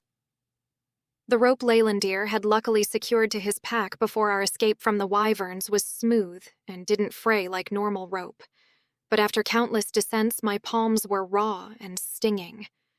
The darkness pressed in around us, broken only by the faint glow of the rope itself. "Almost ready?" I called as I peered down at Leylandir, who was already several body lengths below me. I eased myself over the edge, then lowered myself. The rough stone scraped against my boots as I tried to find purchase. My foot slipped on a loose rock, sending a cascade of gravel tumbling into the void. The small stones clattered downward, their echoes stretching on and on until they faded into nothing. My stomach lurched. This descent was going to be a long one. "Sorry about that," I said, my voice bouncing off the walls, then winced. The cave's acoustics suggested we were in a massive chamber, the kind that could swallow buildings whole. "Are you certain there's enough rope for this drop?" I projected the thought to Leylandir, not wanting my voice to keep echoing through the cavern. I heard his grunt at the wayward spray of rocks before he responded. "Let us hope so." That wasn't exactly reassuring. So far, there'd been only a couple of instances where we had to climb beyond the length of the rope itself, and thankfully for not that long. If we were unlucky, at best, we would need to climb back to the rope and up to find another pathway. At worst. I pushed the thought away and focused on my descent, carefully placing each foot and trying to distribute my weight evenly. My arms trembled with fatigue and sweat trickled down my back despite the cool air. The descent continued, just one precarious step at a time. I'd almost convinced myself that the bottom must be near when Leylandir's mental voice cut through the darkness. "I have reached the end of the rope." I froze, pressing myself against the cold stone wall. "How much further do you think it goes?" "Let me check. Stay where you are." The faint glow of his sword continued downward as he climbed, leaving me in near total darkness save for the dim luminescence of the magical rope. I searched the wall with my feet until I found a small protrusion that could support some of my weight. It wasn't much, but it helped relieve the strain on my arms. The darkness was almost absolute now that Leylandir had descended further. I could barely see my own hand on the rope. The silence pressed in around me, broken only by the occasional drip of water somewhere in the vast chamber. I tried not to think about how high up I was, or what would happen if my grip failed. After what felt like hours but was probably closer to 10 minutes, I reached out mentally. "Everything okay down there?" "I've reached the bottom," he replied, "but there's a complication. The wall curves inward near the end. It's not far, but still treacherous." I let out a long breath. "Of course it does. I can return and find a place to secure the rope above your position," he suggested. I groaned, knowing what that meant. Sure, the elf was a superior climber, but having him scale the wall with no support just to make it easier for me to reach the bottom prickled at my pride. "I can do it myself," I sent back, trying to sound more confident than I felt. "Let me find somewhere a little more secure first." "Certainly," came his dry response. "But try not to fall to your death. And let me send up some light first." A bobbing sphere of light crept up behind me, and I waited until it hung overhead to make my move. With trembling arms, I began the careful process of reaching across to find likely footholds. When I found a spot which seemed promising, I moved my hand to grip the wall while I used the other to tug the rope 3 times with a sparse tingle of magic to free it from the anchor above. It dropped, and my muscles took over, straining to maintain my position. Leylandir's mental voice guided me carefully. "There's a promising handhold about 2 feet to your right." How could he even see that far up? But I spotted the jutting rock and moved slowly and deliberately. When I was sure I could reach the distance without plummeting, I wound the rope around the protrusion and sent more magic up the length of the rope, willing it to meld into the rock. It did. And I had to admit, I never tired of seeing that particular magic trick. I wound the rope around my waist again and ventured downward, with Leylandir's light continuing to track my progress. The wall grew steadily more challenging to navigate as it began to curve away from me. My boots scraped against the stone, searching for purchase. "You're almost there," Leylandir encouraged. "Use the rope to lower yourself." That's when it happened. I reached for what I thought was a solid foothold, but the rock crumbled against my boot. For one horrible moment, I was falling, the rope sliding through my raw hands too quickly to grip. My stomach lurched into my throat as I plummeted, the rope tightening around my midsection and then flipping me over, punching the air from my lungs. I didn't even have time to scream before strong arms caught me, though I was still trying to suck a breath in.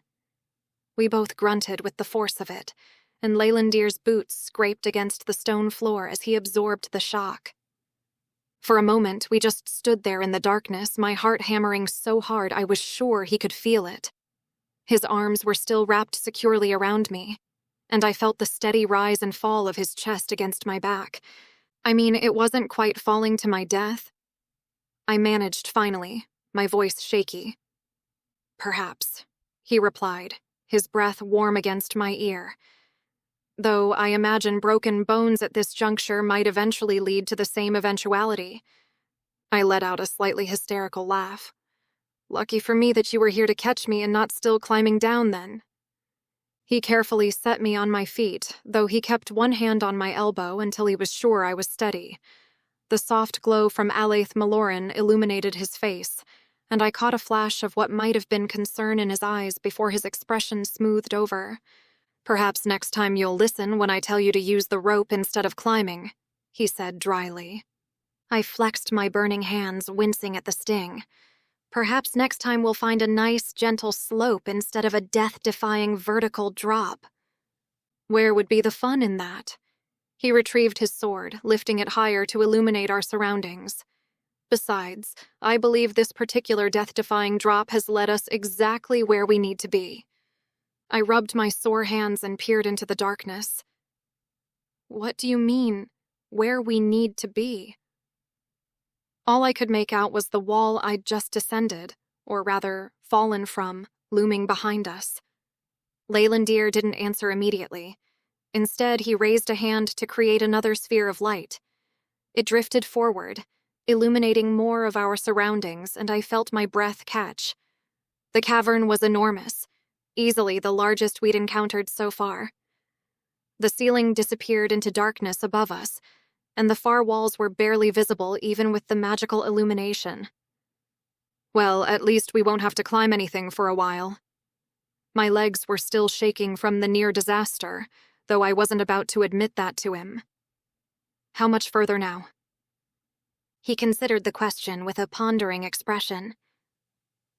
"The Arlen Galad should lie just beyond this chamber, though there is one final descent before we reach the true depths of the network." I couldn't quite suppress the groan which escaped my lips. "Of course there is. Please tell me it's not as bad as what we just did." "That depends," he said, and I could have sworn there was a hint of amusement in his voice. "On whether you intend to demonstrate your falling technique again." I shot him a glare, though the effect was probably lost in the dim light. "My technique is fine. Sorry that human women have a few more curves than elves and can't rely on upper body strength alone to rappel down cliffs." As soon as the words left my mouth, I felt heat rise to my cheeks. Why was I talking about curves to him? It put me in mind of basic training and the divide between female cadets climbing ropes and the males who made it look like a cinch, resulting in jibes we endured about anything jiggly. Leylandir raised an eyebrow, but not before his gaze flickered briefly over my form. So quickly I might have imagined it, followed by the slightest clearing of his throat. His features immediately composed themselves into that familiar mask of elvish neutrality. "We can rest for a time if you need." I scratched the back of my neck and sighed. Not now that we're so close. "Which direction are we heading?" Leylandir gestured ahead with Alaith Mailorin, and I started forward, my boots crunching on loose stone. The light from his sword cast long shadows across the cavern floor, making the stalagmites look like reaching fingers or ancient guardians. I couldn't see their companions hanging from above. The darkness swallowed everything beyond about 30 feet up. The only sounds were trickling water somewhere in the darkness and our footsteps echoing through the vast space. The air grew notably damper as we picked our way between the stone formations. Some were as thick as tree trunks, others delicate and crystalline. "Watch your step," Leylandir warned as we approached what looked like a shallow stream cutting across our path. The water was crystal clear and frigid when I tested it with my fingers. It couldn't have been more than a few inches deep, but the smooth stones beneath the surface would be slippery. I picked my way across carefully, trying not to slip on the slick rocks. Behind me, Leylandir crossed with predictable elvish ease. The sound of running water grew steadily louder as we continued, no longer just the occasional drip, but a constant rush that seemed to come from everywhere and nowhere at once. A tremor suddenly rippled through the cavern floor, stronger than the one we'd felt earlier.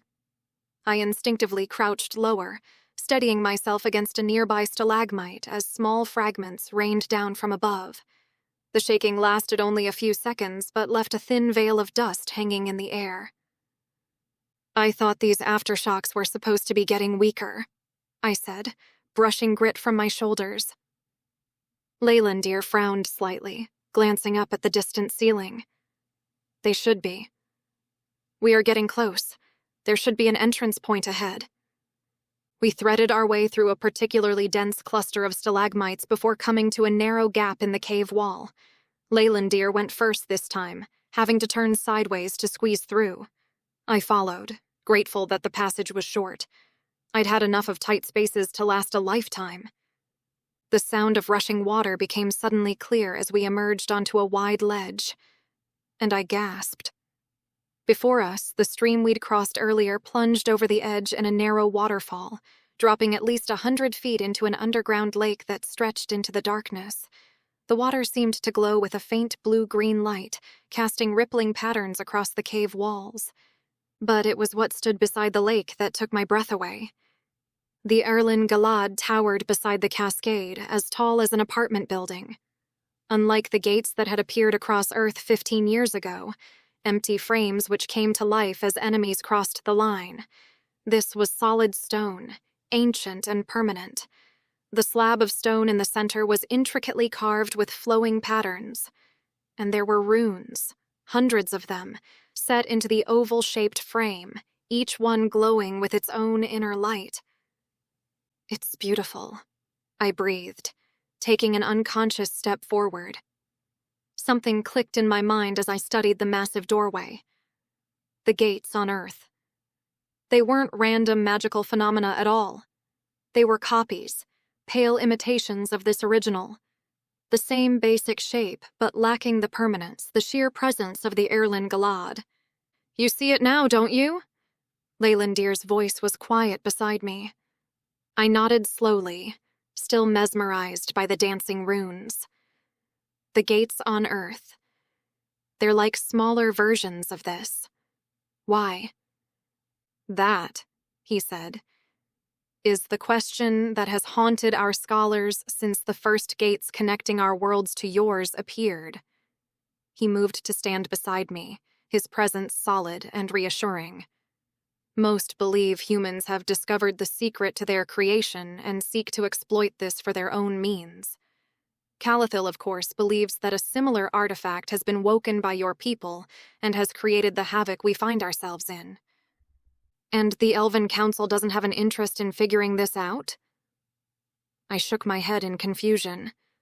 "The Elven Council has invested resources into Calathil's research, but they also sent their own academics, who similarly made little progress in understanding its magic.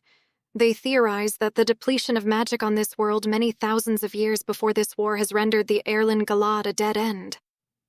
I shivered, though whether from the damp air or the implications of his words I couldn't say. "And what do you believe?" "I believe," he said after a long moment, "that we are standing at the edge of something far larger than either of our peoples truly understand. But we are close, Asha. I have not seen the Earendor Galad in such a state before." "What do you mean?" I hugged my arms at the chill in the air, a cold that seemed to bypass my clothing and seep directly into my bones. Unlike Leylandir, who stood comfortably despite the damp environment, I felt like I was standing in a freezer. I have witnessed the runes glow, but not the markings at the center. I believe these earthquakes can be attributed to this awakening. Perhaps even the malfunction of our conveyance and the cave-in at the bottom of the mountain. The Eternity Gate is restless, and I can see only one cause for it. He turned his eye to me at that moment, and I swallowed. He was talking about me. The hybrid. My teeth began to chatter, and I rubbed my arms at the cold. Leylandir's eyes narrowed, and I noted he didn't appear to be having the same difficulty. I frowned down at the Eternity Gate. I'd never taken Calathil's theory seriously enough to wonder about how the artifact would respond to my so-called genetic qualities of a shared ancestor. But there was something dragging at the edge of my awareness, like a cord drawing me down to the behemoth below. Leylandir crouched to sift through his pack and stood to place a blanket around my shoulders. "I think it is time to rest for a while." His voice was soft as he gently pushed my shoulders down to indicate that I should sit. I clenched the blanket close to my chest and sank down, wishing that it was his arms around me instead. The woven fabric was a poor substitute for proper body heat, and the cold which had seeped right into my bones made my joints creak. Trying to tamp down alarm at my bodily reaction to the Earendor Galad, I huddled underneath the blanket, my eyes still fixed on the artifact from our vantage point on the ledge. How I would make it down there was anyone's guess. Chapter 17. Rest, perhaps, wasn't the word to describe our halt. I ate, and Leylandir heated a cup of water with some tea, though I noted he had to frown for longer than usual before steam wafted from the cup's brim. It definitely helped to wrap my fingers around the heat source, and I methodically engaged the muscles in my limbs to keep the blood flowing. After assuring himself that I wasn't going to keel over or something, Leylandir turned his attention to the path ahead, or lack of a path, depending on how you looked at it. The ledge itself was only a couple of yards wide, and the only way was down from there. There was no way the rope would make the distance. Leylandir clearly puzzled over this, as he sat with his legs dangling over the edge, sending flickering spheres of light into the darkness to map a route to the ground. "There is a shelf within range," he eventually said. "The lake is not directly below our position, but there will likely be damp sections on the way." I pulled myself to my feet, brushing off the remnants of our brief rest. "Great. We should get moving." The words came out steadier than I felt, but Leylandir studied me with unmistakable concern. "Perhaps we should rest longer," he said. "Your body temperature—" "It was just a cold chill," I said, cutting him off, but betrayed myself by unconsciously rubbing my hands together. The chill lingered despite my efforts, growing more persistent the longer we stayed in sight of the Eternity Gate below. I didn't want to admit how the massive structure seemed to pull at something inside me. Gritting my teeth, I dug my fingernails into the rope burns, willing my nerves to flare to life. "I'm okay now." He didn't look convinced as he packed away the blanket, his movements deliberately slow, as if giving me more time to change my mind. "I could fashion a sling," he offered. "You could—" "No." The word came out sharper than I intended. I said, "I'm fine. Let's just get this over with." The first descent wasn't as bad as I'd feared. Leylandir went first, while I followed more cautiously. The pain in my hands flared with every movement, gripping, releasing, sliding, but it was an almost welcome distraction from the cold. I just had to keep moving. When we reached the first shelf, I pressed myself against the wall, trying to ignore how the ledge dropped away mere feet from where I stood. The vertigo hit harder here than it had above, perhaps because the lake and Eternity Gate bathed our position in equal parts shadow and light. I watched as he worked to secure the rope for our next descent, his movements a touch hurried. The rock shelf was narrow enough that he had to lean out slightly to test the anchor point, and I found myself averting my eyes, focusing instead on the rough texture of the wall against my back. That's when another tremor hit, sharper and more focused than the previous ones. Where the others had been rolling motions, this one felt targeted, as if the mountain were shaking directly beneath our feet. A sharp rock bit into my shoulder blade and I leaned forward instinctively. I caught myself from overbalancing, only to have another quake rock me sideways. I tried to press harder against the wall to ground myself, but my muscles weren't responding properly. The bone-deep cold turned to ice through my limbs, leaving them numb and unresponsive. My vision swam with flashes of blue-green light that mirrored the artifact below, and the world tilted sickeningly as my connection to my own body seemed to fray. "Asha!" Leylandir's voice cut through the roaring in my ears. But it was too late. My legs gave out, the strength in them suddenly gone. The wall seemed to slip away from me, or maybe I slipped away from it.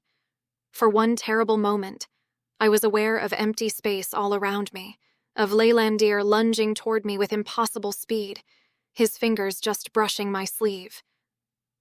Then I fell. Wind whipped past me as I tumbled through the darkness, Leylandir's floating lights creating a dizzying strobe effect that made it impossible to tell which way was up. I couldn't even tell if the cavern was still shaking. I thought I heard Leylandir shouting something, but the words were lost to the rush of air and the thundering of my heart. The drop was too far for this to end in anything other than an ugly splatter at the bottom. There was nothing to catch along the way. My limbs flailed, with no purchase and no chance to stop what was coming. The darkness below rushed up to meet me, and in that moment all I could think was how stupid it was to die like this. After surviving 15 years of war with the elves, after all the battles and close calls, I was going to die because I couldn't handle a little cold. The irony would have made me laugh if I had the breath for it. I grabbed at the only thing left at my disposal: magic. Power rushed into me like a tidal wave, flooding every cell until my nerves sang with crackling energy. It was too much, far too much, almost more than I'd ever dared to channel before. My skin buzzed like I'd grabbed a live wire, and my thoughts scattered like startled birds, unable to focus long enough to shape the power into anything useful. The sensation was overwhelming, electrifying, and terrifyingly alive.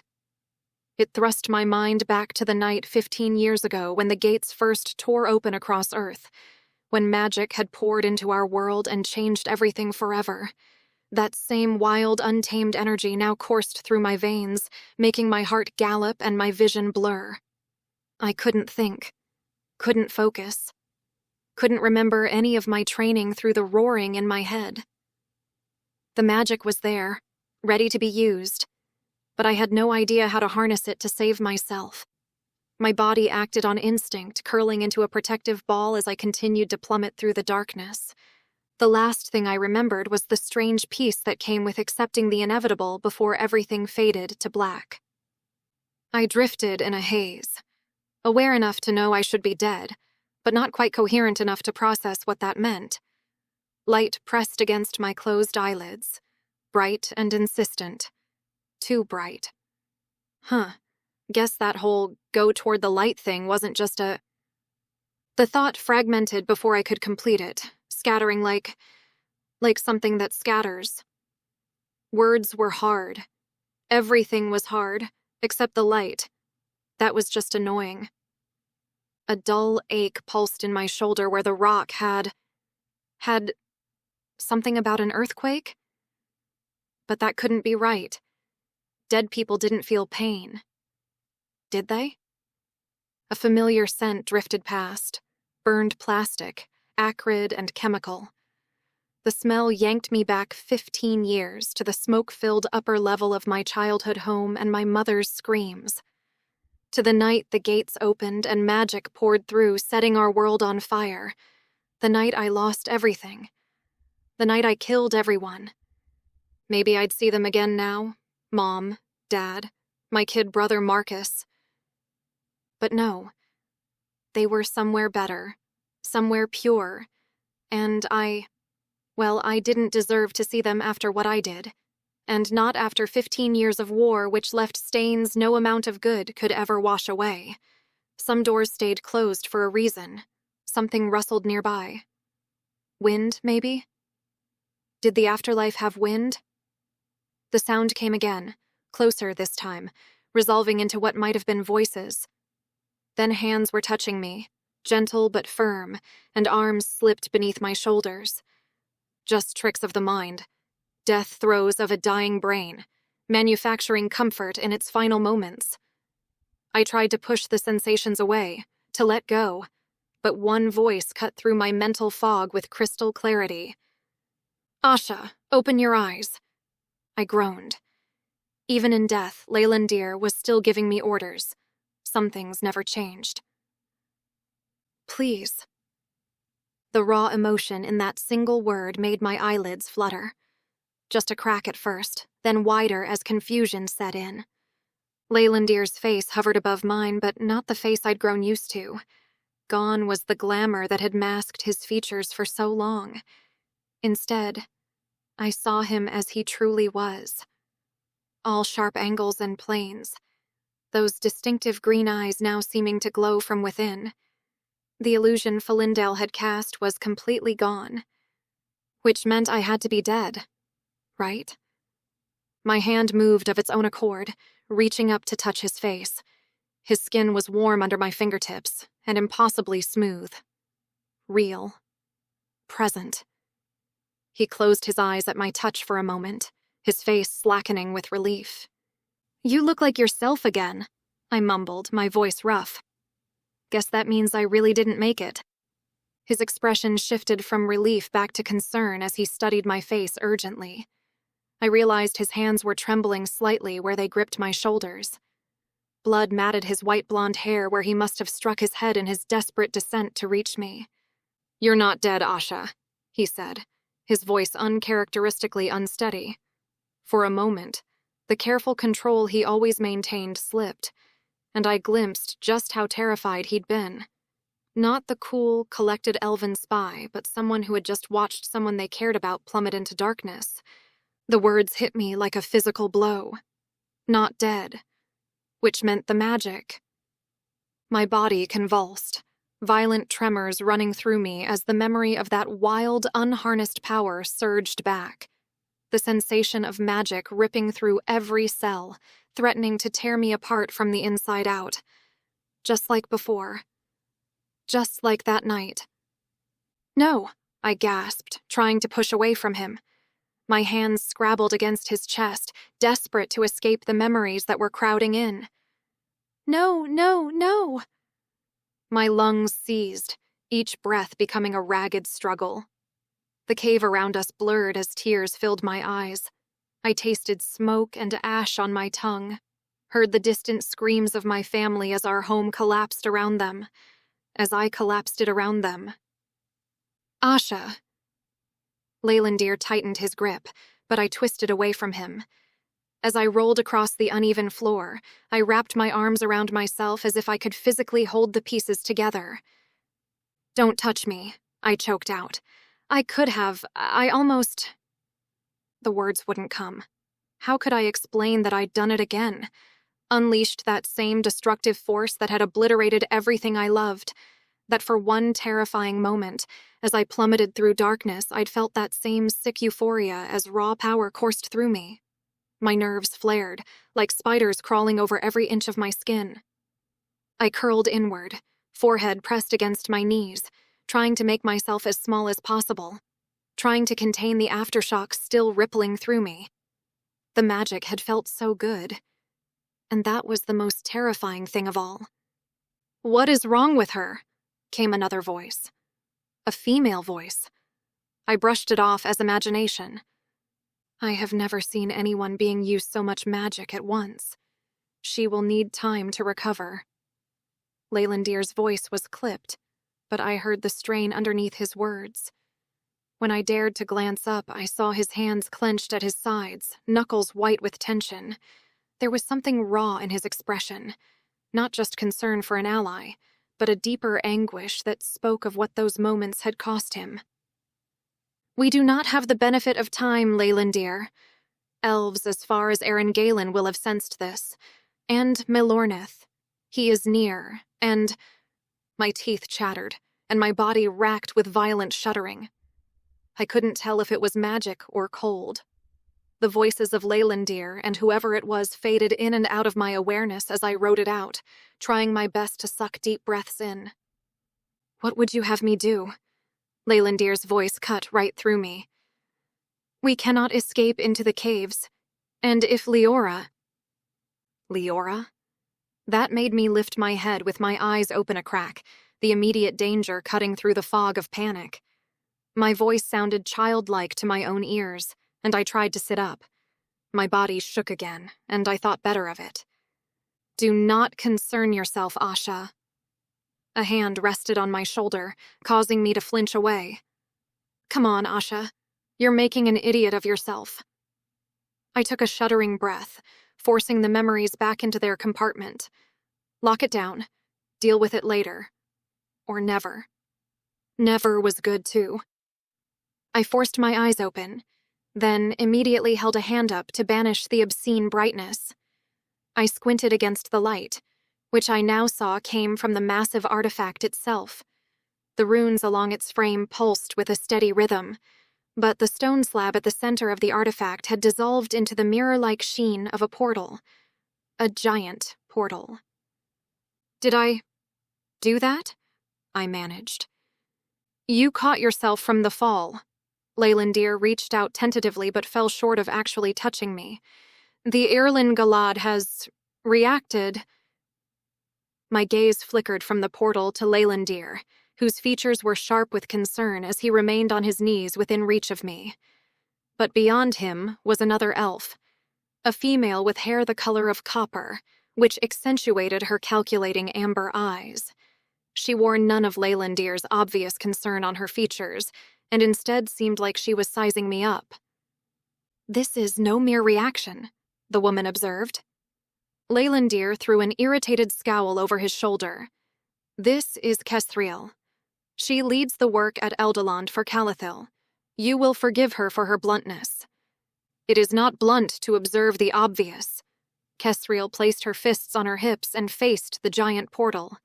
But this activation has placed us all in peril.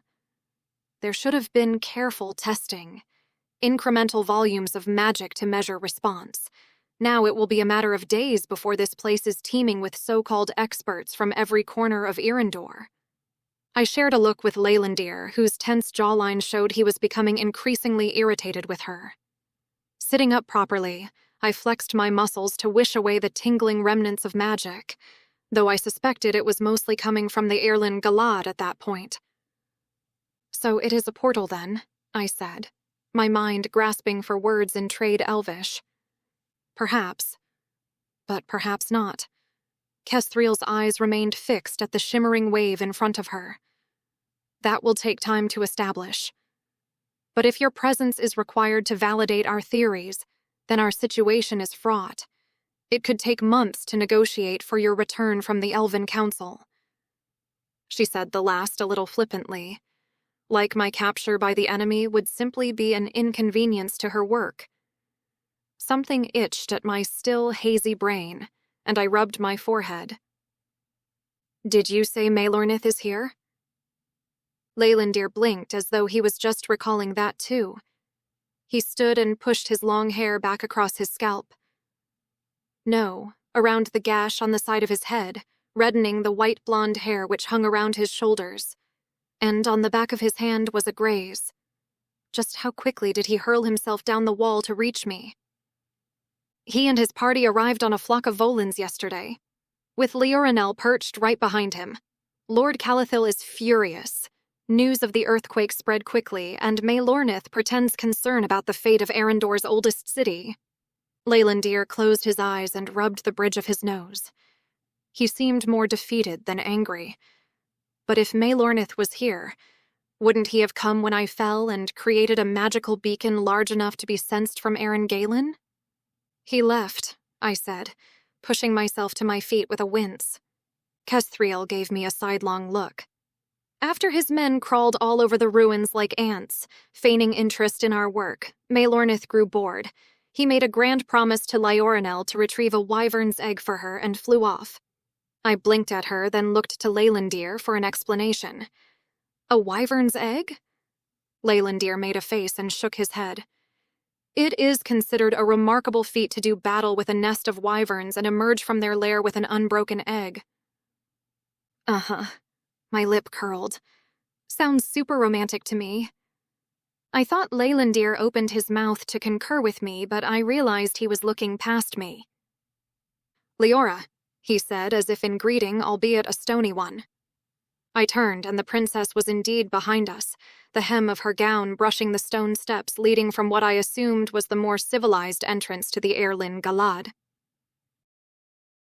Chapter 18. The edge in Leylandir's voice didn't dissuade Leora from approaching, though the tilt to her chin made it clear she was ready for an argument. She didn't respond until she reached the cavern floor, and a team of elves, who I assumed were part of Kethriel's team, flooded past her with hushed exclamations toward the artifact. Leylandir, she said haughtily, I would have you save whatever quibbles you have until— Quibbles? He demanded, striding past me to meet her halfway. I am to understand that you ran away from the palace with him, and you speak to me of quibbles. Leora's jaw set, and for the first time I saw a familial resemblance between the two. Mulishness must run deep on the Tulkasil side of the family. I folded my arms, warring with whether I should approach and try to mediate. As soon as Maelornith learned of the earthquakes, he had his men ready to leave. He would have come alone if I had not insisted on accompanying him. Is it not better that I am here where I might be of some use? As a bargaining chip for our surrender? Leora rolled her eyes. I can distract him. And when he sees that grandfather's work here is so close to fruition? Leylandir took a full step back, his mouth agape. I winced at the train wreck that was sure to follow. But now wasn't the time for a family feud. I looked over my shoulder at the portal now teeming with scholars pointing and taking notes, my mind spinning with the possibilities beyond the shimmering tear in reality. I turned back to the cousins, but my attention kept drifting to the Earlin Galad. The runes along its frame pulsed with a rhythm that seemed to match my heartbeat. Or maybe my heart had synchronized with it. The thought should have disturbed me more than it did. You have no idea what you're talking about, Leylandir was saying, his voice sharp with frustration. Maelornith is not interested in Calathil's work, or you. He is interested in power. You hardly even know him, Leora insisted. He is clever. And he listens to me. He understands. Listens to you? Leylandir's laugh was hollow, lined with bitterness. Just as Nerianthus listened to my mother. Tell me, cousin, did Maelornith mention how his father promised to speak for her to the Elven Council right before leaving her pregnant and alone? Leora's eyes widened. That was different. It was the same. Leylandir's booming voice echoed against the ancient stone. The same empty promises, the same cold calculation. You think because he brings you trinkets and whispers secrets in your ear that you're different? Do you really wish to waste away in grief once he casts you aside, and eventually disappear altogether? You were too young to truly remember what the final days were like for her. Leora flinched, and her mouth screwed up as her eyes glistened. Good grief. I rubbed my eyes and strode toward the pair before they said anything else that could never be unsaid. I am not your mother, she hissed, but her voice cracked slightly. And grandfather needs allies on the council. You've spent so long brooding in the shadows that you've forgotten how politics works. Politics, Leylandir spat the word. Is that what you call betraying your family's life work to a man who would use it to consolidate power? A flash of doubt crossed Leora's face before she masked it with indignation. Grandfather will not be around forever. What happens to our house when he's gone? To me? You may be content to live as an outcast as this world fades into obscurity, but I am not. You would prefer to live as a traitor to this house. I would prefer to save it. Leora choked on the words. Year on year, our resources are fewer, and elves abandon Eldarion for promises of prosperity in other worlds. Lornith has the influence to see Grandfather's work put to the Elven Council with the proper attention it deserves. You sound like your mother, Leylandir spat. Ambition and greed in equal measure. It is not greedy to seek aid from those powerful enough to change our fortunes. It is your pride which makes you blind to this, Leylandir. Leora placed her fists on her hips and looked him up and down. You have had opportunity to remedy the situation of your birth, but you will not. You know nothing of me, Leylandir roared, his presence looming over Leora despite the space between them. It was both hideous and fascinating, and while I couldn't pretend to understand much of what they were talking about, the rawness there pierced my heart. I didn't have time to ponder the fate of Leylandir's mom, or what remedy there was in elven culture for an illegitimate birth. I stepped between them, one hand on each of their shoulders. Enough. You're both right, and you're both wrong. And none of it matters if Lornith gets here and finds us arguing like children. Leora looked at me with surprise, perhaps forgetting I could understand every word they said despite my fumbling trade Elvish. Leylandir's gaze remained fixed on his cousin, and I felt the tension in his muscles beneath my palm. Leora, I said, softening my tone. Whatever Lornith has promised you, we're both interdimensional fugitives, and he doesn't have the power to change that. And Leylandir, I turned to him, berating your cousin won't change what's already happened. We need solutions, or none of it will matter. Something in my words seemed to reach him. The murderous glare faded slightly as he looked down at me, and I saw recognition dawn in his eyes. There was clearly more than anger behind the facade he wore, and I smoothed my hand up to his shoulder to let him know without saying that I understood. She is right. Kestriel approached with her hands clasped behind her back, apparently indifferent to the argument, though her eyebrow arched at my hand on Leylandir's shoulder. Coralyn told the lordling that the wyverns chose their nesting ground at the summit of Mount Ulrod this season. Of course, they did not find their quarry in that location, but it would not take long to discern that their nests are much closer. She looked up toward the vaulted ceiling, and I imagined a tangled nest of wyverns right above our heads. I am surprised that they have not yet arrived, but it will be soon, unless their prey has wounded their volans so grievously that they must make their way here on foot. As Kestriel spoke, I found myself half listening, my awareness split between the conversation and the portal's silent call. The scholars examining it kept their distance from the shimmering surface, but I had to consciously plant my feet to keep from drifting toward it. Something about it felt familiar, like recognizing a song in a language you don't speak. Leylandir muttered something under his breath which I took as fool, and I recalled his insistence on not taking Phalar into the mountains for fear of the giant bird's safety. I wasn't surprised that his half-brother didn't share the same compunctions. But we can't count on that, right? And if we try to run, we'll have a hell of a time outdistancing them. What about an illusion? Is there anyone here who could hide us with magic long enough for Lornith to give up? I gestured at Kestriel's team, still gathered at the artifact. Kestriel scoffed. We have no need of illusionists in our party. It would take a master of the craft to create something so convincing, especially under scrutiny. A Sirion, then. I threw up my hands. Come on, you've got to have one of those critters somewhere. Kestriel rolled her eyes and shook her head before turning to look at the portal. Leylandir took a deep breath and turned his back on Leora. Kethriel does not appreciate Sirion's making mischief in Eldeland, he said in English. They are too irreverent with delicate artifacts for her tastes. Though I do now lament us not bringing Dimrin along. Kethriel shot Leylandir a sharp look, even though I figured she couldn't understand what he said beyond the words Sirion and Dimrin. He followed her gaze to the Erlin Galad, then past Leora to the path she'd taken leading back to the ruins. If he has not arrived by now, then we must take our chances toward Eldeland and hope we are not intercepted, he said. And if you are? Kethriel said dryly. He has a party of no fewer than 20. You will be overcome. It is a risk I took willingly. He shared a look with the elf scholar. All of it. There's another option, I said, and waited until they both turned their attention toward me. My voice sounded distant to my own ears, competing with the silent hum of the portal that seemed to resonate through my bones. You know, the portal. Right there. Absolutely not. No.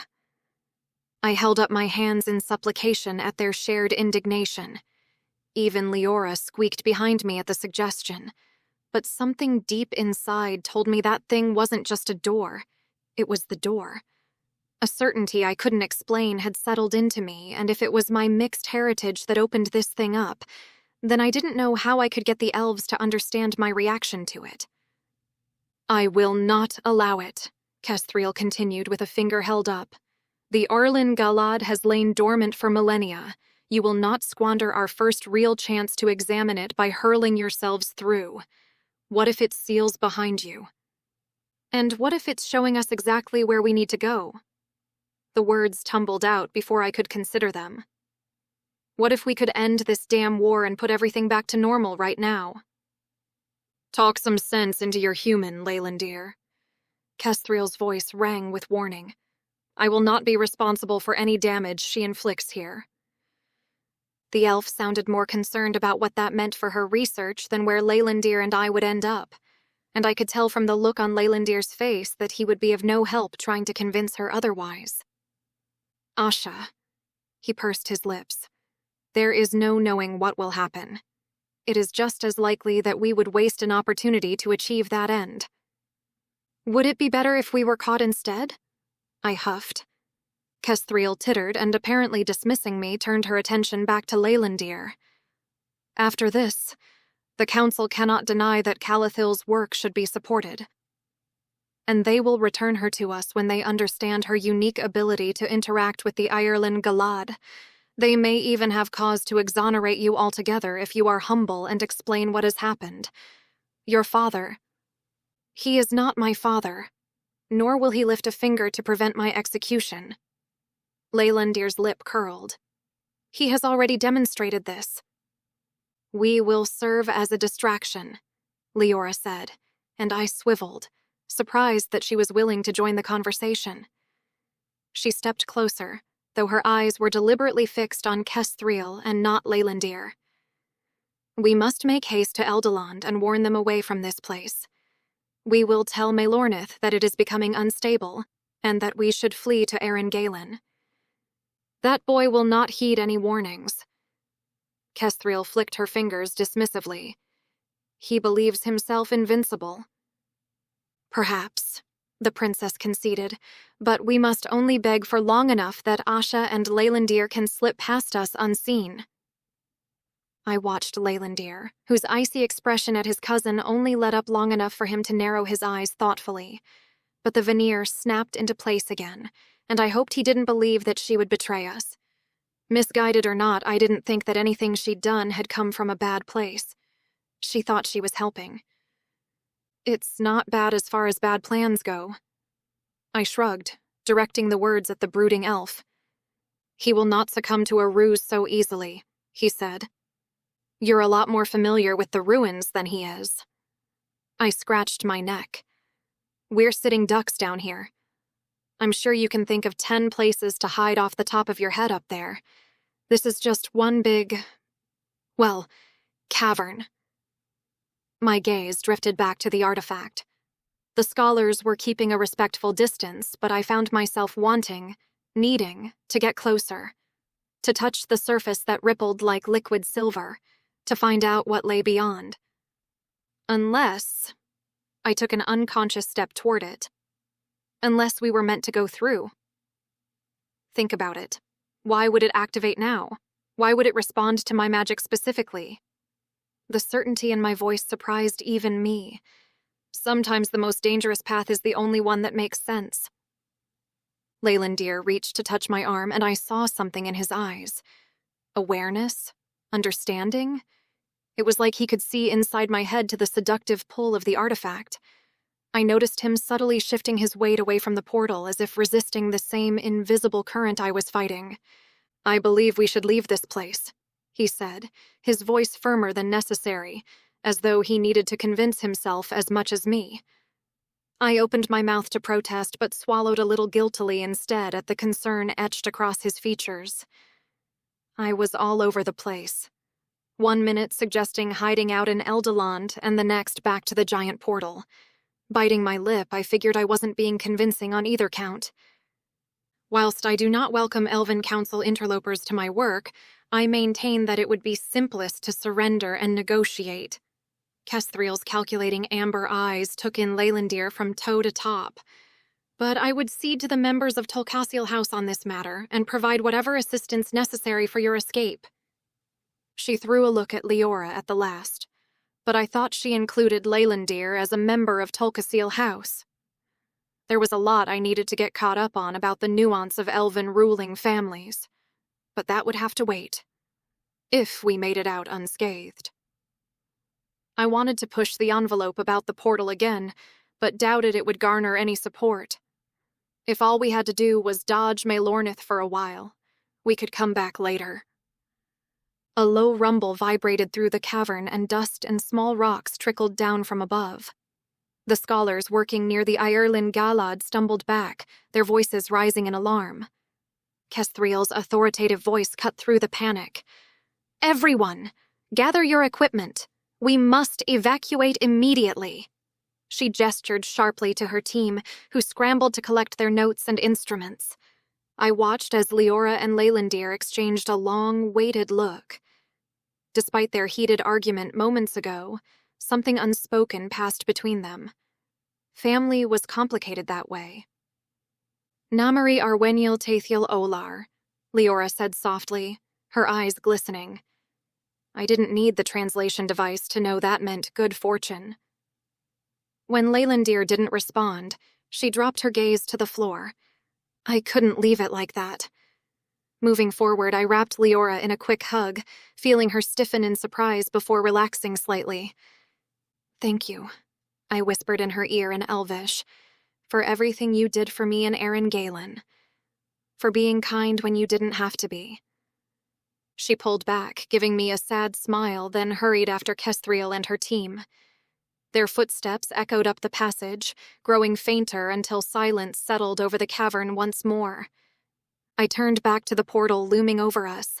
The ripple on its surface felt inviting, and I felt that pull a little harder.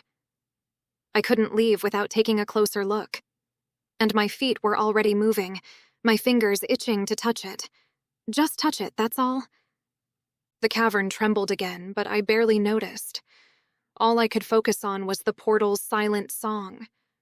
One more step and I could touch it. One more step and I could understand everything. The gates, about the war, about myself. My fingers reached, almost brushing the silvery surface when strong fingers gripped my arm, yanking me backward. I blinked, suddenly aware that I'd been about to walk straight through the Earendor Galad. "Asha!" Leylandir hissed. "What are you doing?" Chapter 19. I can't explain it. I shook my head as if that would bring some clarity to the situation. It's like it's calling to me, but it isn't. The answers are in there. I just know it somehow. Leylandir made a sound in his throat which sounded more frustrated than his expression let on. He led me a full few steps away before responding. "You have done your part in this. You must trust that others can decipher the Ireland Galad's secrets now. There are other artifacts which must be examined. and if you are lost, we may never have an opportunity to understand how they connect. I rubbed the bridge of my nose and shrugged Leylandir's arm off. Or that one could lead right to them. That is our hope. But Asha, until we can test the theory with the other artifacts known to Calathil, you think running up there right into the firing line is a better idea? I thrust my finger toward the exit which Leora and Kesthril had taken. Or do you agree that the Elven Council might now find me useful enough to keep around? He flinched. I would never betray you to them. And there was that B word again. My mouth twisted as I reckoned with all the steps that had led us to this moment. The half-truths and the deception which had set me up to, yes, betray everything I ever knew. And for it all to culminate here, where he was asking me to step aside? No. I barked a bitter laugh. Not to them. Only to elves like Calathil and Kesthril who think I'm just a tool for their own ends. Leylandir recoiled, his face sharpening with anger. After all this, he flung a hand toward the portal. You still believe my actions were born of malicious intent? I believe we've only ever done things your way. I blinked at my watery eyes, even when I didn't realize it. Not once have you agreed to do something for me which didn't ultimately work toward your goals. Leylandir grunted and balled his fists, his jaw clenched just as tightly as mine. We do not have time for this. We must follow Kesthril and the others closely enough to make the best opportunity of escape. It is plain that the Arlen Galad clouds your judgment. You may fling whatever accusations you have against me freely once we are beyond Maelornith's reach. Oh, sure. I knuckled the small of my back and strode away from the portal to put some distance between myself, the portal, and the elf. I'm just being hysterical. Don't for a minute stop and actually acknowledge that you've always called the shots. He didn't reply, which was only more infuriating. But the distance had eased the pressure building at my temples. I kept walking and made for the luminescent pool rather than the exit. Each step helped, and confusion seeped into the edges of my mind. Was I really choosing this moment to start goading him? Choosing emotion over pragmatism given our situation? I crouched at the pool to dip my hands and wash away the grime and dust before splashing my face and running wet hands over my scalp. I needed a cool head for this. Consciously thrusting bitterness and anger aside, I considered our options as objectively as I could. The portal would still be here in a few days. Damn it, the thing had been here longer than the ancient ruins next to it. Maelornith, on the other hand, was a threat in the here and now. With just the two of us, fighting our way out was off the table, especially with Leora up there. So if there was a chance we could just slip by them and find some place to bunker down. I hated that it made sense, and I tucked that ire away with the other boiling pot of feelings which I'd deal with later. Right now, I had to swallow my pride, and I am, perhaps, predisposed to assuming my path is always the most logical. I hadn't heard him approach. I stood from the pool's edge to turn and face him. It doesn't matter. Let's go. Pushing past the elf, I didn't allow myself any satisfaction at the miffed expression my response had yielded. Instead, I grabbed my pack and sword from where I'd fallen. After getting everything strapped and ready, I waited with folded arms for Leylandir to lead the way. The elf's brow was drawn in thought as he likewise grabbed his stuff and made for the steps leading out of the cavern. I had to clench my fists, my fingernails biting into my rope-burned hands, to keep from looking over my shoulder at the Erlen Galad, to resist turning on my heel to run at the damn thing and leap through before he could catch me. I just had to put one foot in front of the other until we got out of here. Hopefully by then my head would be clear enough to keep everything logical. I reminded myself that this situation was bigger than me and my hang-ups. I followed Leylandir up yet another set of perfectly carved stone steps, my thighs leaden from the earlier magical exertion. The passageways between staircases were at least mercifully flat, with glowing crystals embedded in the walls that cast everything in a soft light. It was a lot more civilized than our route down to the bottom. No crawling through tight spaces or hanging from ropes. Just a nice, gentle route that probably led straight to where Melornith wanted us to go. I almost missed the dark, cramped caves. At least they'd offered plenty of options for ducking out of sight or taking alternate paths. These passages were wide enough for 4 people to walk abreast, with smooth walls and high ceilings that gave us nowhere to hide. If we ran into Melornith's group, our only options would be to fight or surrender. Neither prospect thrilled me. "How much farther?" I asked, keeping my voice low to keep the sound from carrying too far in these tunnels. We hadn't seen or heard any sign of the others, but I wasn't taking chances. Leylandir paused at the top of the current staircase, his profile sharp in the crystal light. "Perhaps an hour to reach the surface, though reaching Eldeland itself will take longer." "Great." I sighed and rolled my shoulders, trying to work out some of the tension. He shot me a look that might have been amused, but his features quickly settled back into a mask of careful neutrality. "We should continue. Delays will only increase the chance of our discovery." I gestured for him to lead on, biting back another sarcastic comment. It didn't seem fitting that we could just ease back into banter after my spat down in the cavern, as much as that would have felt familiar. Nice, even. I had to keep my head screwed on straight.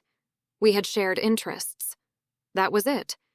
And I wasn't going to open myself up for another series of disappointments later down the line. As I trudged along, I couldn't help glancing back down the passage we'd climbed, wondering if we were making a massive mistake by not investigating the portal while we had the chance. The pull was fainter now, but still there, like an itch I couldn't quite scratch. Shaking off the sensation, I hurried to catch up with Leylandir. One problem at a time. First, we had to get out of here alive. We continued upward and onward in silence. I wanted to ask about the next steps, whether there was a likely bolt hole between here and Eldeland which Leylandir planned to make for. But yapping wasn't wise, and telepathy felt too close. Instead, I just followed a couple of steps behind. That was until he suddenly threw his arm out, stopping me in my tracks. "What?" I whispered, but he held up a finger to silence me. After a moment, I heard it too. Footsteps echoing through the tunnel ahead. Leylandir drew his sword in one fluid motion, and I followed suit. The weight of the blade felt reassuring in my hands, even if my arms disagreed from magical exhaustion. "Hate to say I told you so," I muttered, positioning myself beside him. Leylandir shook his head slightly. "It is only one set of footsteps." Before I could question his assessment, a figure emerged from around the bend. I recognized the elf as one of Kestriel's team members. The tension in my shoulders eased slightly, though I kept my sword raised until Leylandir lowered his own weapon. "Thank the stars," the newcomer said, slightly out of breath. "I feared I wouldn't reach you in time." "What happened, Corellon?" Leylandir asked, his voice sharp with concern. Corellon glanced over his shoulder before continuing.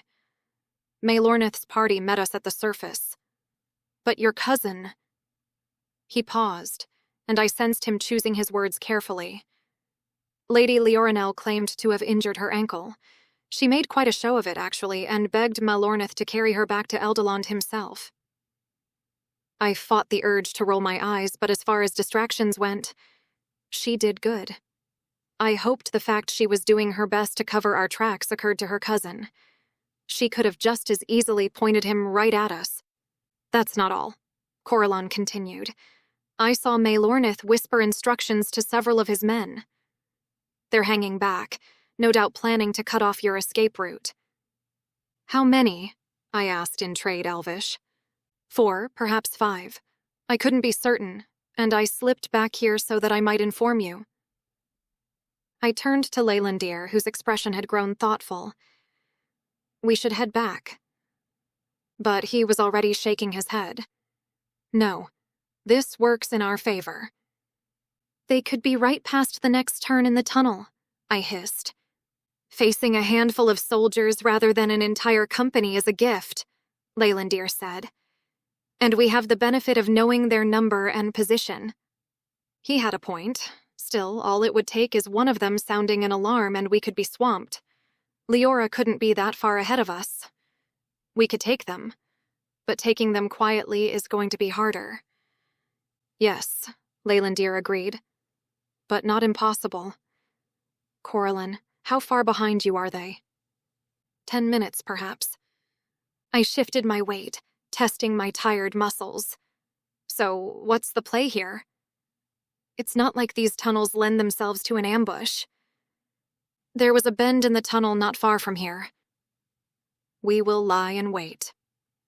Leylandir was already stepping forward on light feet with Alaith Maloran in hand. I had to bite back a sharp remark about calling the shots and sheathed Erding with a measured breath. I wasn't going to open that can of worms again, not with danger breathing down our necks. As we backtracked to the bend in the tunnel, I rubbed my temple, still fighting off the residual pull from the Airlin Galad. When we reached the spot, which was less of a corner and more of a gentle bow in the wall, I unstrapped my pack and rolled my shoulders. I can help, Coralyn whispered, his eyes bright with determination. Perhaps I can meet them ahead and warn them of the tremors. It will slow them down. Leylandir's jaw tightened. It is too dangerous. Stay behind us. With respect, I've worked these ruins for years, and in less stable surroundings across Earendor before that.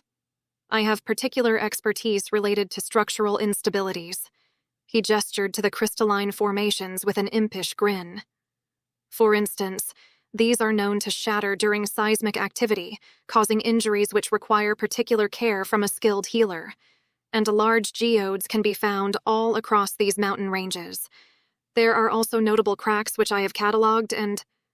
Okay, I held up a hand. A long academic lecture sounds great. Leylandir raised an eyebrow at me but didn't swoop in to argue. After a moment's hesitation, he drew a knife from his belt and handed it to Coralyn. Take this. But as soon as they find us... I understand. Coralyn tucked the blade away and straightened his shoulders. We pressed ourselves against the wall where the stairs curved, waiting in tense silence. My fingers tightened around my sword's hilt as Coralyn's footsteps faded up the passage, leaving us alone in the shifting shadows. I pressed myself against the wall 5 steps below Leylandir. The position gave us both room to swing our blades without getting in each other's way. Above me, Leylandir held Alaith Maloran at the ready. Coralyn's voice drifted down from above, his academic lecture about geological formations echoing off the stone walls. From the sound of it, he'd found his audience. My muscles tensed as I listened to the footsteps drawing closer. If possible, I would prefer we do not kill them. Leylandir's thoughts brushed against my mind. I swallowed hard, memories of Earth surfacing unbidden, the faces of former comrades, people I'd trained with and fought beside, people I'd been forced to kill when they came after us. I would have preferred not to kill them either. But I shoved those thoughts down deep, locking them away with all the other emotional baggage I couldn't afford to deal with right now. Compartmentalize. Focus on the present. Agreed, I sent back. Non-lethal force, it is. The footsteps grew louder, accompanied by the scrape of boots on stone and the clink of weapons. I adjusted my grip on Erding, my palms sweaty despite the tunnel's cool air. Coralyn was still talking, his voice growing clearer as he descended with the soldiers. And, of course, the crystalline formations are particularly susceptible to vibrations. Why, I remember one expedition where... The first soldier rounded the corner and Leylandir struck.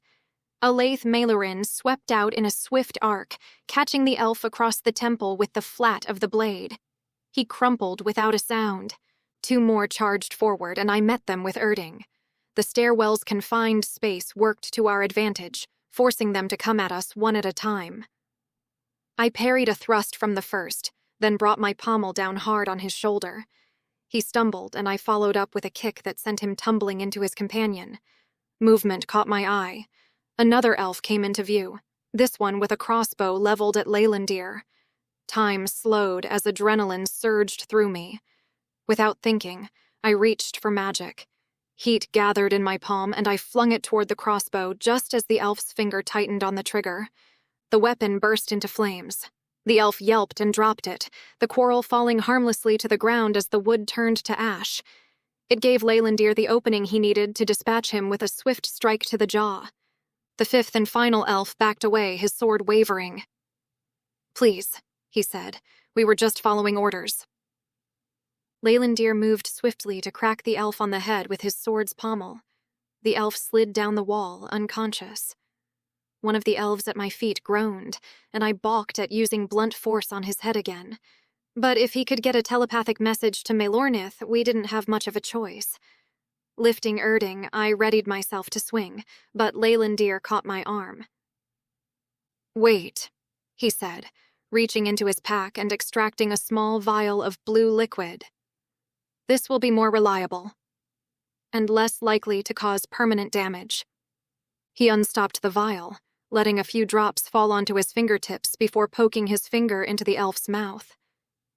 Almost instantly, the soldier's eyelids fluttered and closed, his body going slack. "What is that?" I asked, as Leylandir moved to the next unconscious elf, administering the same treatment. "Laristel, dreamleaf extract. It will keep them unconscious for several hours." He handed me the vial. "Here. Help me with the others. Just a drop or two under the tongue." The liquid was cool on my fingertips, with a faint scent like mint and something else I couldn't identify. Sticking my fingers into elves' mouths wasn't what I considered a good time, but it was more palatable than pulping their skulls. As I applied it to one of the fallen soldiers, his breathing immediately deepened into the rhythm of deep sleep. "Should I be concerned that you've had that stashed away in your pack all this time?" I quipped, before recalling we weren't back on quipping terms. "I prefer not to kill when it is unnecessary." He corked the vial and glanced at Coralon. "I will give this to you, friend. They will be quite befuddled when they wake. One more dose should be sufficient to put enough distance between us. You should leave after administering it and find a location where you will remain unseen. There is no telling whether these ones will recall your face." "I will do this." Corellon bowed his head. "With pleasure, Lord Leylandir." "I am no lord," he replied with a warning edge to his voice. "Come, Asha. We must move quickly." Sighing, I shouldered my pack and followed with a little wave at the scholarly elf who stood amid the pile of bodies with an oddly wide grin. I wasn't sure if he was trying to flatter Leylandir with the title, but maybe his identity issues weren't common knowledge to regular elves. I supposed he was in a weird middle ground as part of a powerful ruling family, apparently with all the perks, but missing the one thing that would offer him true belonging. Shaking my head, I dismissed that train of thought and put one foot in front of the other. There would be more elf soldiers to come, and I didn't know if Leylandir had any spare sleepy potion left. All being well, we might not need it. If not, well, I guess we'd figure it out. Chapter 20. The tunnel opened into a shaded overhang where scrubby bushes and determined trees grew from cracks in the rocks. We waited at the entrance for a good 5 minutes before Leylandir gestured for us to continue. The landscape before us was a blend of wilderness and remnants of civilization. As we picked our way forward, I noticed ancient stonework peeking through the undergrowth. Perfect cubes of weathered granite sat stacked deliberately, hinting at long-forgotten architecture. Leylandir moved like a shadow, and I followed his lead, staying close to the deepest patches of shade. Though a clear trail wound down the mountainside, we kept to the cover of trees instead. The further we got from the tunnel without encountering resistance, the more my shoulders relaxed. Melornith's forces must have pressed on toward Eldaland. The thought loosened some of the tension in my chest. Where do we head next? I projected the thought toward Leylandir. We will navigate around Eldaland. There are temples located a suitable distance from the city which have lower levels we can make use of. I followed Leylandir to the edge of a wide clearing where ancient ruins lay scattered like discarded toys of giants. Broken pillars thrust up from the earth at odd angles, scarred by time and weather. Chunks of carved stone fragments littered the ground, half buried in centuries of accumulated soil and vegetation. Leylandir went still, his head tilted slightly as he scanned our surroundings. His stance reminded me of a deer sensing danger, alert but not yet alarmed. Watching him, I found myself holding my breath, trying to detect whatever had caught his attention. A gentle breeze stirred the leaves overhead, carrying with it the musty scent of decay and new growth. And something else. He turned toward me just as the air filled with a deadly whisper. 4 arrows rained down from above, thudding into the ground inches in front of us in a straight line. A warning shot. My heart lurched as figures emerged from behind crumbling pillars and overgrown ruins, their weapons trained on us. Damn it. The elves we'd dispatched may have had just a second too long to fire off a telepathic warning. These guys had been expecting us. Maelornith stepped out from behind a massive column, and I was struck by his unmistakable resemblance to Leylandir. They shared the same sharp features and tall, commanding build, but where Leylandir's hair was white blonde with hints of green, Maelornith's fell in a sheet of bluish-black that caught the filtered sunlight. Their eyes held the same intensity, though Maelornith's were blue and seemed cold in comparison. The smile that spread across his face made my skin crawl, the family resemblance only making it more unsettling as I recognized the look of a predator who'd just cornered his prey. "Leylandir," he called out, his voice dripping with false warmth. "You have proven fantastically elusive thus far. This is something of a disappointment. I'll admit, I expected better sport from one such as yourself." Leylandir's hand moved to his sword, and I mirrored his action, drawing my weapon. The familiar weight of it centered me, even as I catalogued our opposition.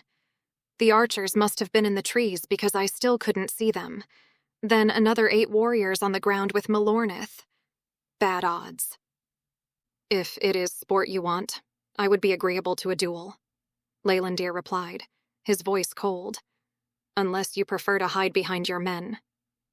I shifted my stance and caught sight of 2 archers nestled in tree branches to our right. Then I shifted again, scanning for the ones on the left. If we could take them out, we might stand a chance of dealing with the guys on the ground. There. I stepped forward to get a better look at them, though I kept scanning the area as if I'd missed them. 9 o'clock, 2 archers, I projected to him. "I can take them if you can handle the other 2 at 3. "Agreed," came his swift reply. "On my mark." The ease with which we coordinated should have surprised me.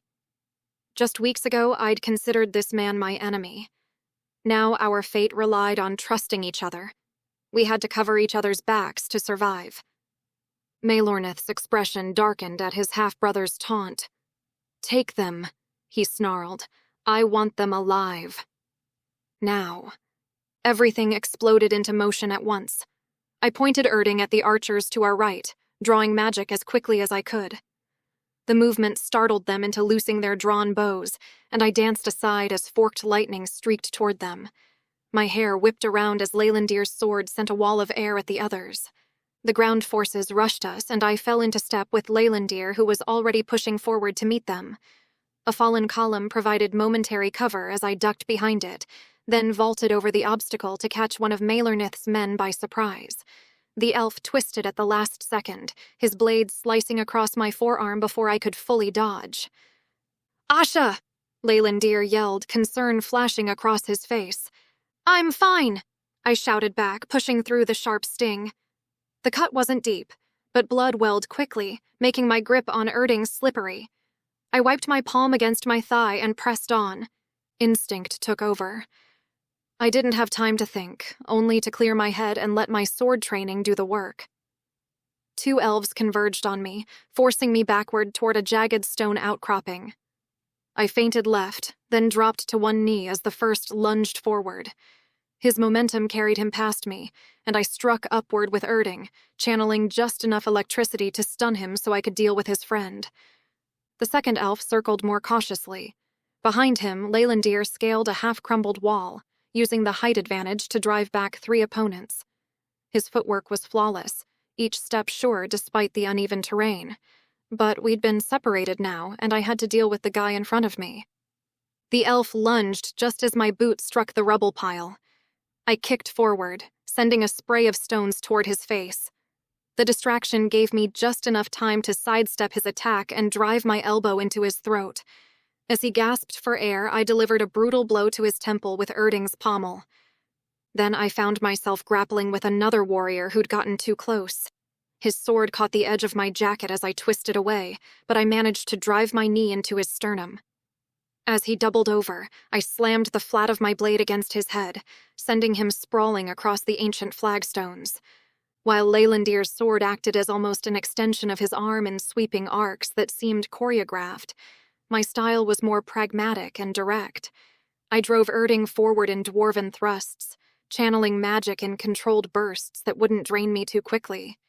We complemented each other, covering each other's blind spots instinctively. I launched myself toward a crumbling archway, using it for cover as another arrow whistled past. The ancient stone crumbled slightly under the onslaught. These ruins had stood for centuries, but they wouldn't withstand a prolonged battle. A fleeting thought of Kestriel's likely dismay crossed my mind as I thrust at another elf, sending sparks of electricity at his face, temporarily blinding him.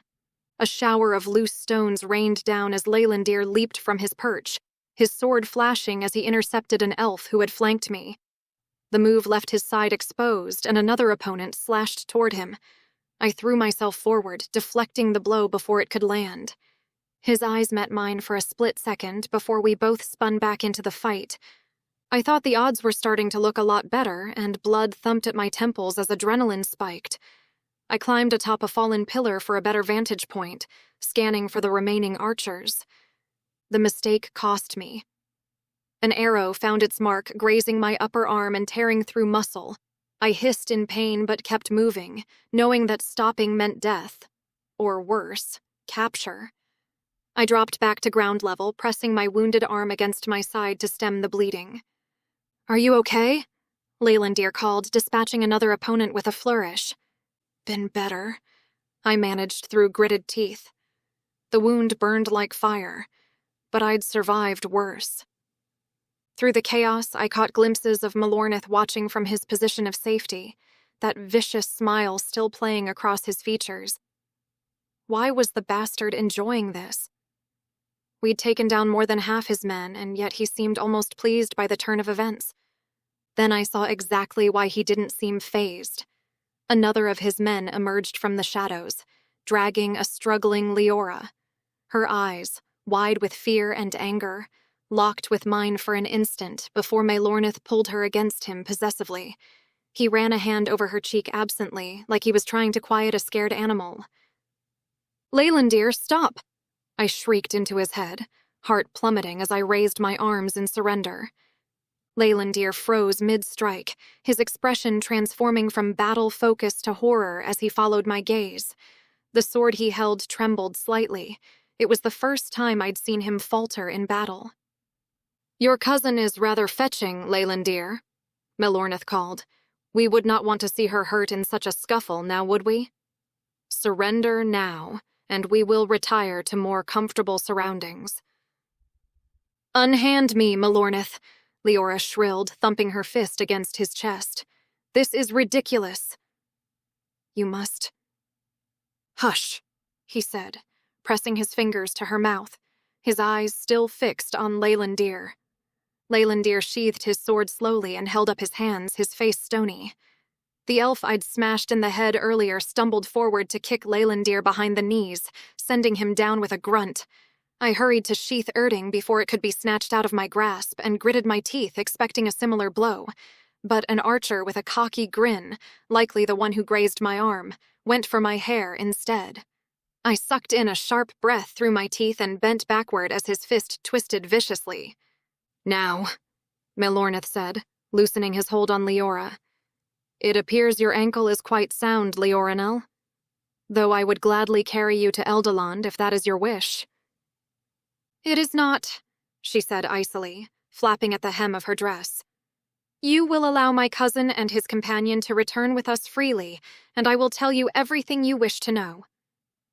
Will you, though, sweet Leoranel? Maelornith nodded to the elf behind Leylandir, who swiftly bludgeoned him over the head. Leylandir fell face first to the ground. I grunted as my captor twisted my hair tighter when I instinctively shifted my weight toward Leylandir. Leora cried out and clasped both hands over her mouth. You see, I believe if these two had escaped, you wouldn't have told me very much at all. He loomed over the back of Leora's shoulder as he spoke, his lips nearly brushing her ear, turning what might have been an intimate gesture into something possessive and threatening. It is a shame, really. If you had been more forthcoming, perhaps we could have avoided this ugliness altogether. Leora's eyes shone and her mouth twisted into a pout. I was mighty tempted to elbow the elf behind me in the ribs, but it wouldn't achieve anything. Not now. Another elf joined the guy standing over Leylandir, and together they hauled him up under the armpits, but the elf's head hung limp. Come, let us return to our tents. Maelornith swatted an insect from his face with an air of annoyance at the great outdoors. There is much to be done. Take care with the human. The council will not appreciate her being overly damaged. Great. My throat tightened as the elf released my hair and grabbed my wrists instead. It was nice to know I was semi-precious cargo at this point, but he said nothing about how Leylandir should be handled, and I winced as I saw him dragged carelessly between his two captors. But I was pushed ahead of him onto a trail, leaving me staring at Leora's back as she walked stiffly beside her supposed paramour. Blood trickled down both my arms as we trudged along the mountain path. The cut on my forearm throbbed, and I was at least grateful my captors hadn't bound my hands so I could nurse it. The arrow wound on my upper arm was worse, a deep graze that sent shooting pains through my shoulder whenever I moved wrong. At least the bleeding seemed to be slowing. I kept my eyes moving, scanning the landscape as we walked. Leylandir mentioned temples outside the city that we could use. If we managed to escape, knowing their locations could mean the difference between freedom and recapture. The mountainside was dotted with ruins, fallen columns, crumbling walls, and what looked like the remains of ancient shrines. But without Leylandir conscious to point them out, I couldn't be certain which structures might hide the underground hideouts he'd referenced. My foot caught on an exposed root, and I stumbled forward. The elf behind me jabbed something sharp between my shoulder blades. "Keep moving," he growled. I bit back a retort and tried to focus on staying upright. The path was treacherous with loose stones and debris everywhere. Ahead of me, Leora turned to look over her shoulder, her eyes meeting mine. The weight of guilt and regret in her gaze was unmistakable. I attempted a small smile, trying to convey that I understood she hadn't meant for this to happen. She may have been naive about Maelornith, but she clearly hadn't anticipated any of this. For a moment, I was tempted to reach out to her telepathically, to offer some words of comfort or maybe try and coordinate an escape plan. But Maelornith walked too close beside her, his hand possessively gripping her elbow. I couldn't risk him overhearing any mental communication. The way his confident and upright movements resembled his half-brother's so closely was deeply unsettling. But there was something more predatory in the way he carried himself. Behind me, I listened to the scuff of boots as Leylandir's captors dragged him along. I wanted to look back, to check if he was showing any signs of consciousness, but I didn't dare draw attention to him. Instead, I focused on memorizing our route and conserving my strength. We'd need every advantage when an opportunity for escape presented itself. The path eventually wound down into a sprawling valley, and I sucked in a sharp breath as the ruins of Eldalon came fully into view. The ancient city must have been magnificent once. Even now, weathered and broken, it was impressive.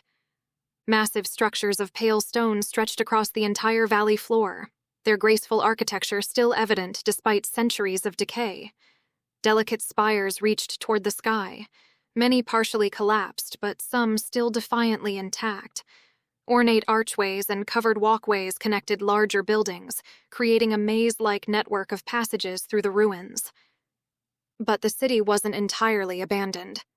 Scattered throughout the open spaces between buildings, I spotted clusters of tents. It put me in mind of military-style encampments which looked jarringly out of place. Smoke rose from several cooking fires, and I made out figures moving between the tents. Lorneth's forces had made themselves at home here. The sight filled me with an odd mixture of dread but also hope. Kesthril would be down there somewhere. Could I count on her for help? She'd been on Team Surrender earlier, but after seeing Leylandir roughed up like this, might she change her mind? There had been something close to jealousy in her eyes when I'd placed my hand on Leylandir's shoulder back in the cavern. If she was sweet on him, then maybe she might be affronted enough to be persuaded. "Welcome to your new accommodations, human," Lorneth called back, his voice dripping with false hospitality. "It is quite lucky that there is a skilled healer among our party. I'm sure Lady Leorinel will graciously tend to your injuries once we have selected a secure tent for you to convalesce in." I clenched my jaw, refusing to give him the satisfaction of a response. Instead, I studied the layout of the camp, noting the positioning of guards and possible weak points in their perimeter. There were more soldiers here than I'd expected. I'm sure Kesthril had said 20, but at least 30 were visible from this vantage point. Had Lorneth held back a number of his men on purpose? Getting past them wouldn't be easy, especially if Leylandir didn't come around soon. I balked as we reached the edge of the camp and our captors started leading Leylandir in a different direction. "Wait!" I twisted against the grip on my arm, but the elf holding me just yanked me harder toward a small tent. "Where are you taking him?" I demanded. The back of a hand cracked across my cheek, snapping my head to the side. Stars burst behind my eyes and the taste of copper filled my mouth. My pack was yanked from my back and I instinctively went for the sword at my hip that was no longer there. "Quiet," the elf growled. I looked desperately toward Lorneth, but he was already leading Leora away toward an elaborate pavilion decorated with intricate embroidery. Her shoulders were rigid as she walked beside him, but she didn't look back. My captor shoved me through the tent flap and I stumbled inside. The space was bare except for a thin sleeping mat and a single wooden stool. Before I could turn, the flap fell closed with a whisper of magic. I ran my fingers along the seam where it sealed, searching for any weakness, but the enchantment held firm. Working my way around the perimeter, I tested every inch of canvas, looking for loose ties or worn spots that might provide an escape route. But whoever had pitched this magical tent knew what they were doing. There wasn't even a hint of an air current where the tent canvas met the ground, and there was absolutely no budge in any of it. Shit. The flap rustled, and I spun to face it as my guard ducked inside. He carried a clay pitcher and a bundle of rough cloth strips, which he thrust at me with obvious distaste. "Clean yourself up," he ordered. "Lord Lorneth will want to speak with you soon." His lips curved in an unpleasant smile that made my skin crawl. An elf of his caliber should not be forced to bear witness to such an ugly sight. I caught my reflection in the water as he set down the pitcher on the stool. Equal amounts of blood, sweat, and dirt streaked my face. My hair was a tangled mess from where he'd grabbed it earlier. The guard chuckled at my expression before ducking back out, the tent flap sealing behind him of its own volition. I stood frozen, considering the pitcher, my reflection, and the mulish desire not to clean myself up to spite his lordliness. But that would be stupid. I needed to wash my arms and bind them.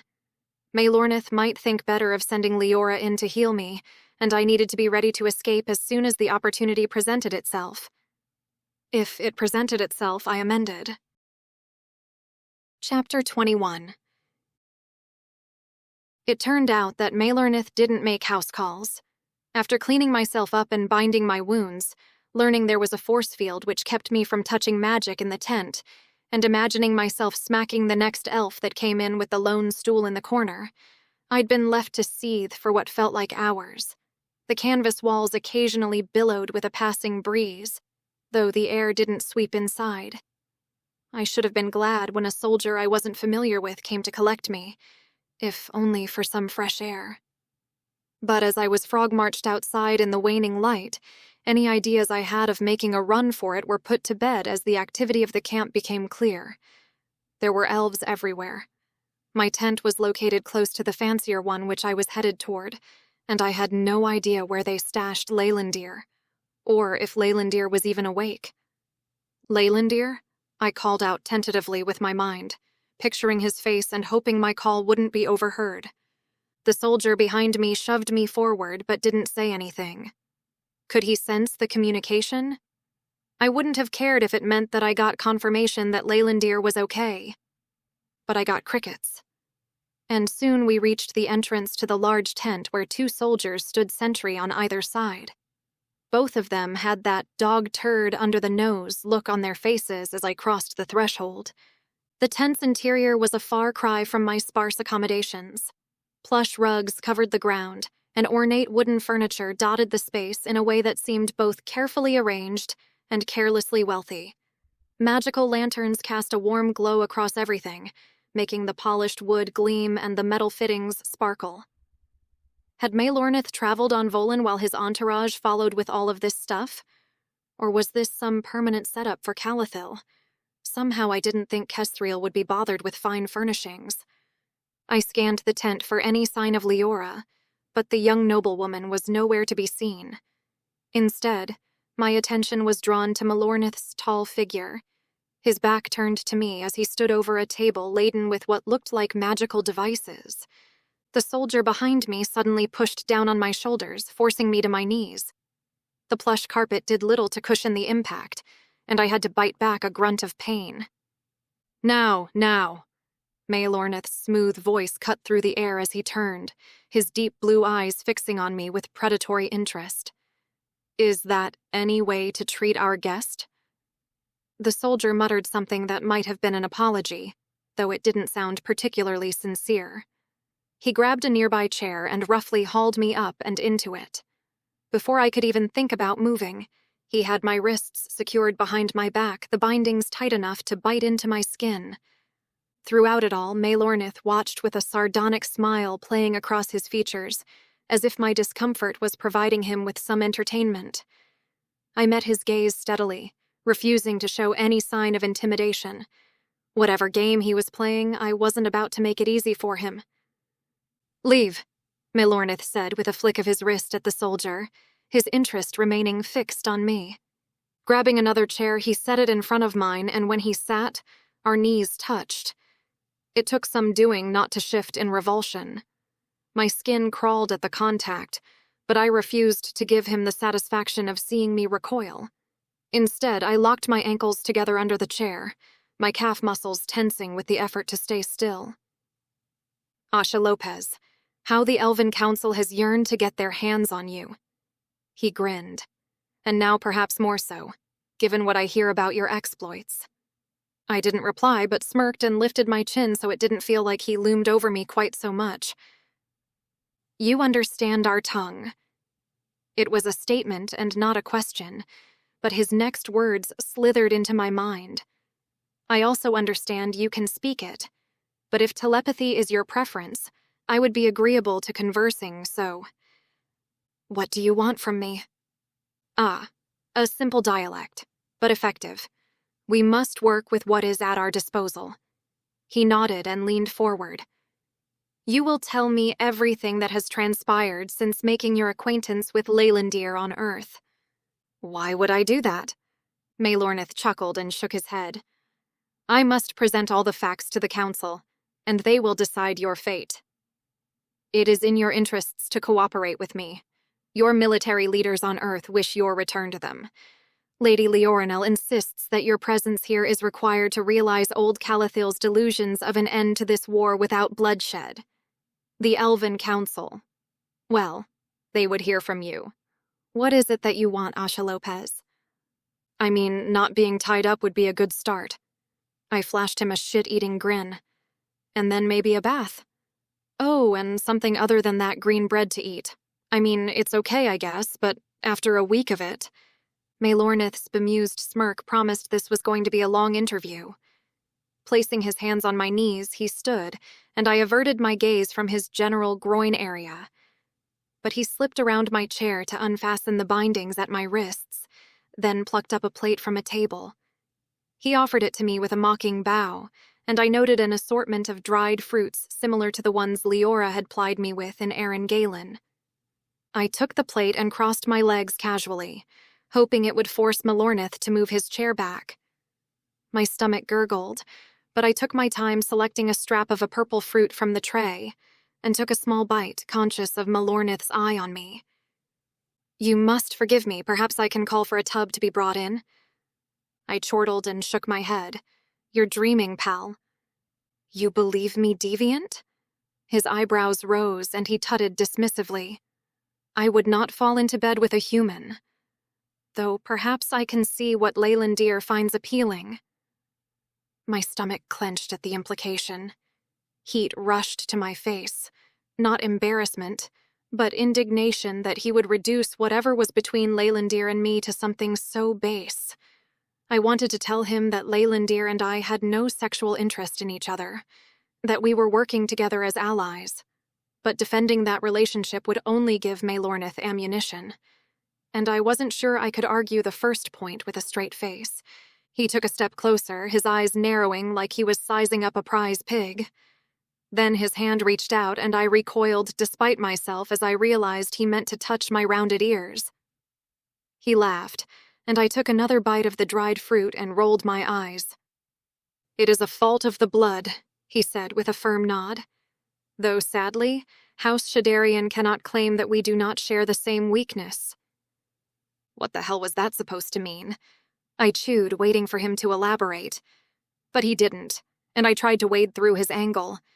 He wanted to know about my relationship with Leylandir, and I wasn't going to give him anything.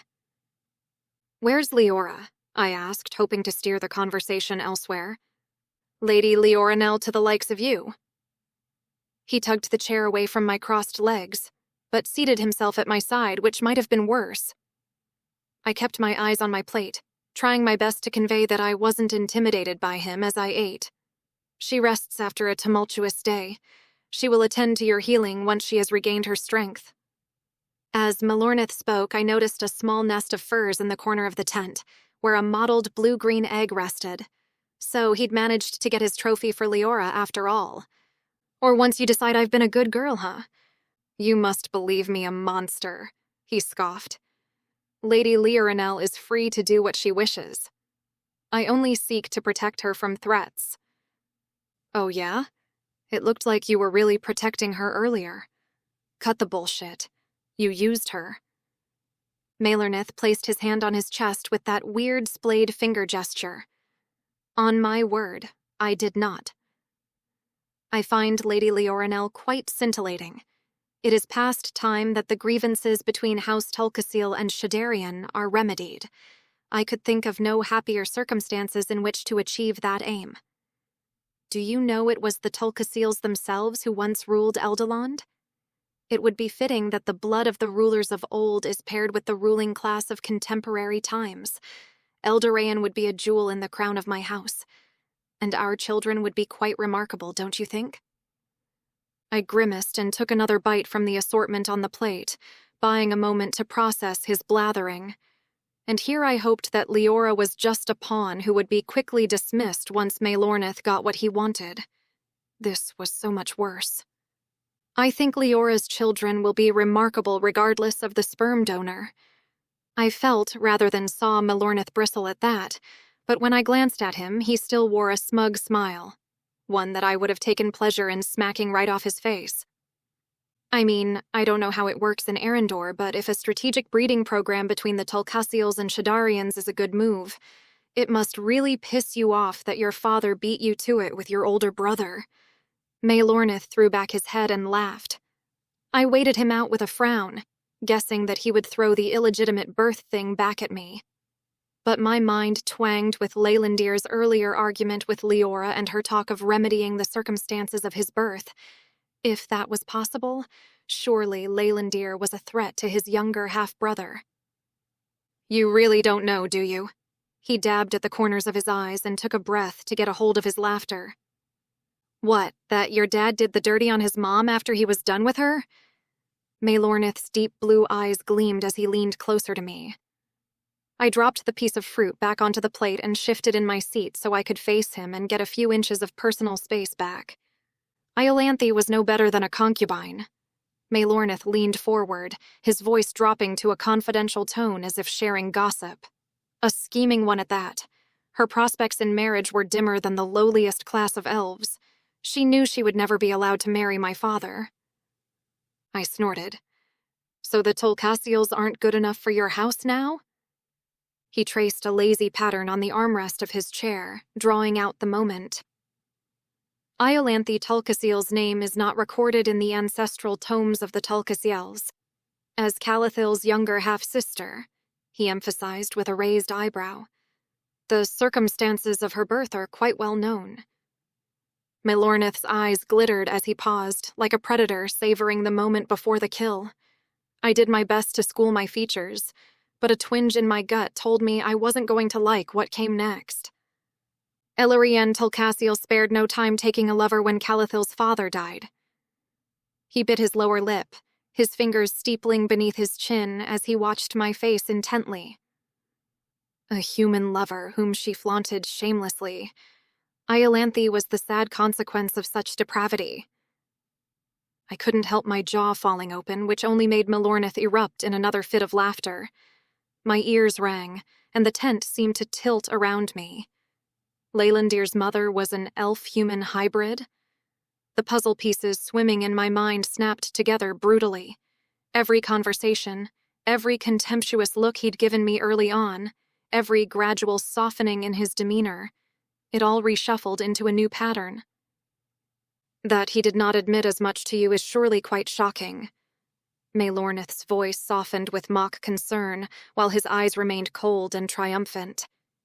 Considering that you are one and the same. Mongrels. My stomach churned as he pouted in a parody of sympathy, one long finger reaching out to hover near my face without touching it. There was every chance I would vomit if he did. The sick bastard was enjoying this way too much. No wonder Leylandir hated him. I expect his journey to Earth must have been quite cathartic, a pilgrimage of sorts to reckon with his unfortunate ancestry. Tell me, did your kind welcome him with open arms? Something in me snapped. I lifted a fist in a roundhouse punch, but he caught it in his hand before I could connect with his jaw. Glaring daggers at him, I wrenched my hand free and tossed the plate on my lap to the floor before standing. Maelornith rose, his expectant stance almost eager. But I was already chiding myself for rising to the bait. My actions had just told him what he wanted to know. When it became clear that I wouldn't attack him again, Maelornith spread his hands. Your anger is misplaced. It is not I who deceived you. Leylandir pretends to be something that he is not. If he has so convincingly lured you into doing his bidding, I can assure you he has inherited the trait from his mother. I ran my hands across my scalp and took a deep breath to stop myself snapping at him again. One of the magical lanterns flickered briefly, and I fixed my eyes on it like it was an anchor in a sea of senselessness. My fingers trembled, and I curled them into fists to hide the reaction. The revelation uncorked a well of emotions inside my head. Anger at Leylandir's deception cracked into an unwelcome sympathy and sorrow. Why hadn't he told me? Had he thought I would use it against him? Or had he simply been protecting himself from a lifetime of judgment? His mother hadn't just been ditched barefoot and pregnant by a guy with cold feet. It was worse. Much worse. Leylandir's dual heritage had clearly hung over his shoulders for his entire life, while I'd only just learned about mine. And he hadn't trusted me enough to share it. I ran my tongue over my teeth, telling myself that these ruminations needed to wait. I glanced at Maelornith, who appeared to be enjoying my clear discomfort. Did he really think he was making a convincing argument? The asshole seemed self-absorbed enough for it, but what did he want from me? To go along with whatever story he chose for the Elven Council in return for whatever slick promises he made? Hell, I didn't even know what I wanted anymore. Before seeing the Erlen Galad, I would have said it was to get back to Earth. Now, I couldn't imagine trying to eke out an existence back home knowing that the answers were here. The ground beneath my feet felt unstable, like the tremors in the caves had followed me here. "I'm not going to help you." I shook my head, my voice steadier in my mind than I felt in my body. "So how about we give up on whatever this is?" "I am not your enemy," he sighed. "I simply wish to understand why you are here. If you accompanied Leylandir willingly, then surely now you must realize that it was under false pretenses. I can secure your return to Earth if that is your wish. And if not..." He lifted a hand with palm held up. "You may offer your services to the Elven Council. They may agree to take over this research project, of which I understand you are a primary subject." I laughed mirthlessly. It felt like a sick irony to be at this fork in the road.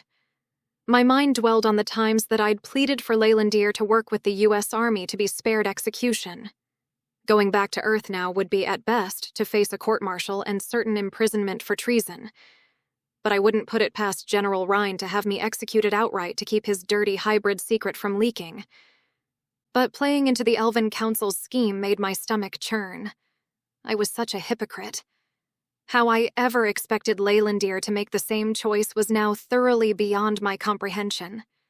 Now I stood in his shoes, understanding for the first time what I'd really been asking of him. Or was it that he now stood in mine? "What if I don't want either of those things?" Maelornith shrugged carelessly. "I would suggest your position in these negotiations is weak." I folded my arms and bit my lip. He was right. He had me cornered. But there was a reason he wasn't simply carting me off to his superiors. He wanted to milk this situation for his own benefit. I could use that. "You might see it that way, but there's something you're forgetting." I cocked my head and stood behind a seat draped with furs, grasping the backrest. "There's a giant portal I just switched on underneath that mountain. You can't tell me it's not a coincidence that a human could manage what your people have not for centuries. If it's connected to the gates on Earth, then you have everything you need right here to make quite the name for yourself. Let me go through it. I want what you want. For the gates to close and the war to end." Maelornith snorted and shook his head. "You would betray us all at the first opportunity." "Then come with me." I shrugged. "Cover yourself in glory for all I care. Once the job's done, I can go home, and you can be the one responsible for restoring the balance. You could be a hero to every elf across Earendor. And maybe, just maybe, while we were gone, Leylandir could escape. He had friends here. They could help him more than I could in this situation." Maelornith's eyes narrowed as he considered my words, but I could tell from the calculated gleam in them that he was just drawing out the moment. He paced the tent, his footsteps silent on the plush carpets before turning back to me with an expression of mock regret. "A tempting proposition." He clicked his tongue. "But you must understand my skepticism. Your loyalty to Earth would be my undoing. Who is to say you wouldn't use the Earendor Galad to give your military an advantage?" I opened my mouth to argue, but he held up a hand to silence me. "No, I think it's best if you consider your position carefully. You have two choices before you, Asha Lopez. You may petition the Elven Council to continue your work with the Earendor Galad under our careful supervision, or..." His lips curved into a cold smile. "I can deliver you back to your military leaders as a gesture of goodwill. I understand there are many who are interested in you. Marshal Sidorov in particular is vying for possession of you." My stomach clenched. What would be worse? Being handed over to the Russians or to General Rind? If Sidorov hadn't orchestrated the orc attack at Fort Hood, I wouldn't be in this mess. But Rind would likely have me in front of a firing squad before I could even try to tell him about that. "What about the peace talks?" I asked hesitantly, hating that I had to request information from him. "Are they still happening? The ceasefire? Is it holding?" Maelornith's expression shifted to one of aloof diplomatic concern. "The Council is working diligently to smooth over the considerable mess that you and Leylandir have created. The talks have been delayed until all parties are satisfied with certain arrangements, including your return to Earth. I imagine your General Rind is quite eager to discuss your role in recent events directly. The implication hung in the air between us. I could almost see Fort Hood in my mind, the high-level briefings, the conjecture about what exactly happened in that forest, the irrefutable proof of murder I'd left in my wake, and me, free of it all, having fled with an enemy combatant. And the fighting? Has it started again? I pressed, needing to know if my actions had reignited the war. For now, the ceasefire technically remains in place, he replied with calculated casualness, though I understand there have been incidents along certain borders. Tensions are high. Some on Earth believe we've abducted you. I swallowed and ran my tongue over my teeth. Maelornith's smile widened. You have much to consider, Asha Lopez. I will afford you until morning to decide. He strode to the tent entrance and called to a guard. A moment later, the same soldier who'd brought me appeared. Consider carefully, Maelornith said as the soldier grabbed my arm to haul me up. Your future hangs in the balance, and the future of perhaps all of our worlds. And do remember, whatever Leylandir may have led you to believe, there is no third option here. I yanked my arm free from the soldier's grip, earning myself a warning glare. As the guard marched me back to my tent, Maelornith's words echoed in my head. He was wrong about there being no third option. There was always another way. I just had to figure out what it was before morning. Chapter 22. I lay on my cot in the dimly lit tent, my mind racing through possible escape scenarios. None of them seemed particularly promising.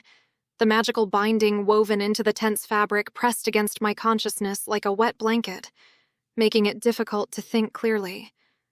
On my way back, I'd tried reaching out to Leylandir telepathically again. The silence that greeted me was deafening. It made me wonder if he had been drugged with Lair Estelle, just like we'd subdued the elf soldiers earlier. Or perhaps his tent, like mine, was designed to suppress any communications. A soft scratching sound caught my attention, then faded away. I held my breath, listening intently, but heard only the gentle whisper of wind against canvas. Leora seemed our best bet for escape. I tugged at the shreds of fabric binding the wound on my forearm. Would Maelornith allow her to visit and heal my wounds before morning? Somehow I didn't think so. And even if she wanted to assist us, she probably lacked the means to actually do anything useful to aid our escape, and waiting until morning might be too late. The scratching sound returned, more pronounced this time. It seemed to be coming from below? I sat up slowly, my eyes fixed on the packed earth that formed the tent's floor. The noise grew more insistent, a desperate scrabbling that commanded my full attention. As I watched, the ground began to move, dirt shifting and crumbling as something tunneled up from beneath. My hand instinctively went to where my weapon should have been, finding only empty air. I stood in a crouch, wondering whether this was some weird form of elvish wildlife or a lifeline from a friend within the camp. The earth churned faster now, and I backed away until I hit the tent wall. A small mound formed, dirt falling away as something pushed through from below. Then a set of sky-blue claws broke through the surface. I blinked in disbelief as more of the creature emerged. Iridescent scales caught what little light there was, then gleaming golden eyes. It was Dimrin, covered in dirt, but looking rather pleased with himself as he finally pulled his tail free of the tunnel he'd created. He shook himself vigorously, sending dirt flying everywhere, then fixed those intelligent eyes on me. Help? I almost laughed out loud, but caught myself just in time. The magical creature wanted my help? Or was he offering? Either way, I could have kissed his little blue snout. But how did he know where to find us? Had Leylandir called to him at some point during our departure from the Ireland Galad? But why had the creature come for me before his master? Good to see you, buddy, I whispered, kneeling beside him. But Dimrin, where's Leylandir? The Sirion tilted his head and flapped more dirt from his wings. Sleeping, not wake. Dimrin tries. Great. I was either right about the Lair Estelle, or his head injury was worse than I realized. That complicated things, but at least I wasn't alone. For now, I had a way out and a potential ally, even if said ally was primarily motivated by his stomach. Listen, I said, speaking as quietly as possible while still maintaining urgency in my voice. If you help me get out of here and reach Leylandir, I promise I'll find you all the treats you want. The best treats. Dimrin's scales rippled with interest. You feed? I swear it, I said solemnly, hoping I could keep the Sirion on track until then. But we need to be very careful and quiet. I'll need your help to make sure we aren't seen. These elves are our enemies. Enemies, the Sirion echoed with a nod. Can you make the tunnel bigger? Big enough for me to follow you? The Sirion preened his wings. Easy. Follow Dimrin. He turned back to his tunnel entrance and began digging again, this time working to widen the opening. I watched him, hope blooming in my chest for the first time since we'd been captured.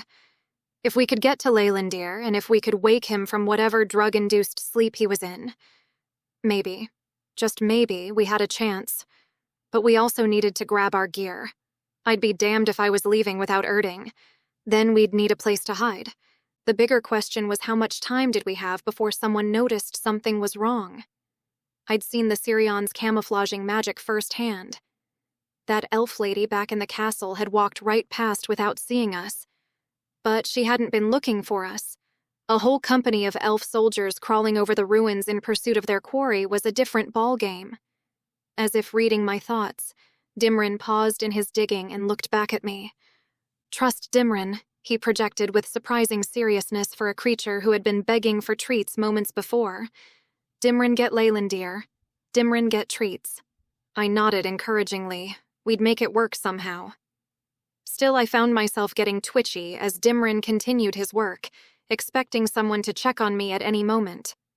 Or for the soldiers watching Leylandir to discover the hole Dimrin had made and be on high alert by the time we got there. As Dimrin's little butt faded from view as he scratched deeper down, I joined him in scooping away loose dirt to hurry things up. The tunnel finally widened enough for me to squeeze through. I followed Dimrin's tail into the darkness, trying not to think about the structural integrity of the hastily dug passageway.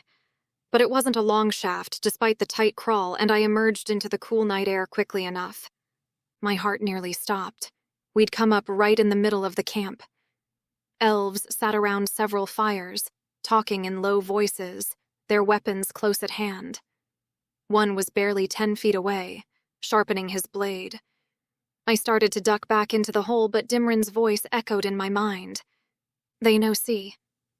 Dimrin magic. I remained frozen, hardly daring to breathe. The elf with the sword glanced in our direction, but his eyes slid right past us. It was disconcerting, being invisible, yet feeling so exposed. Follow, Dimrin commanded, scuttling between the fires, dirt still sliding from his scales. I crouched low and followed, my muscles tense with the effort of moving slowly enough to stay quiet while keeping up.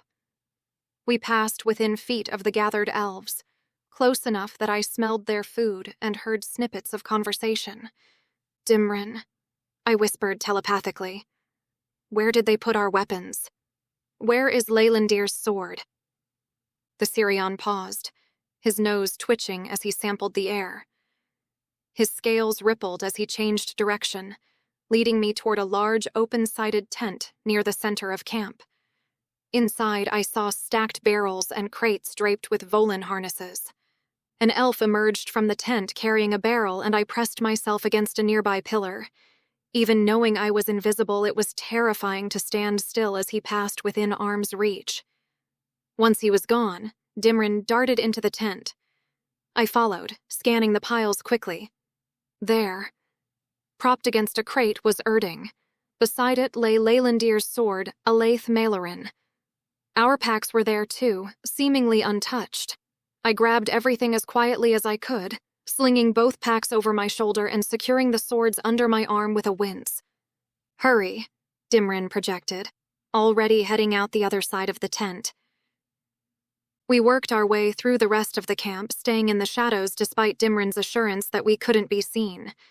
The weight of the extra gear made moving silently more difficult, but the alternative was leaving it behind. Finally, Dimrin stopped beside another tent that looked identical to the one I'd been held in. A soldier paced nearby, making regular rounds of the tent. As I watched, he passed right by a hole similar to the one Dimrin had dug to reach me. How had he missed it? The disturbed earth seemed obvious to my eyes. Elves no see holes, no see us. But hurry. The guard turned the corner of the tent, continuing his patrol. This was our chance. I just had to have faith that Leylandir could be woken.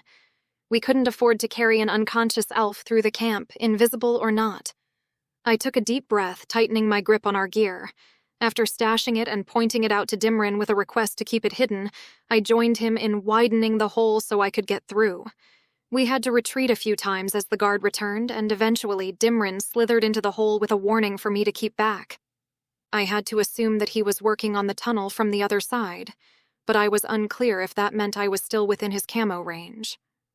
For a heart-sickening moment, I worried I wasn't as the elf rounded the corner of the tent and looked straight toward me.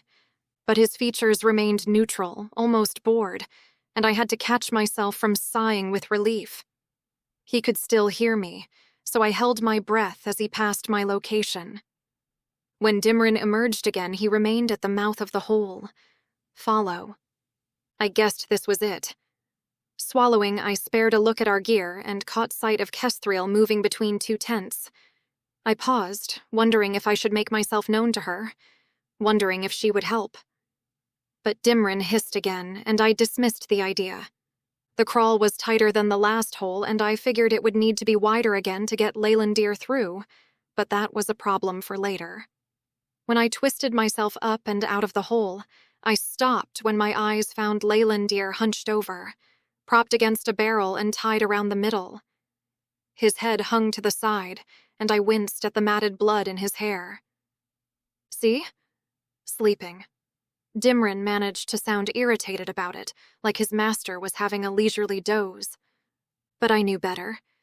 My stomach twisted into a painful knot at the sight of him. The dried blood matting his hair spread down his neck in rust-colored rivulets, and his crumpled posture put me in mind of a discarded doll. His face, partly visible in the dim light, was unnaturally pale.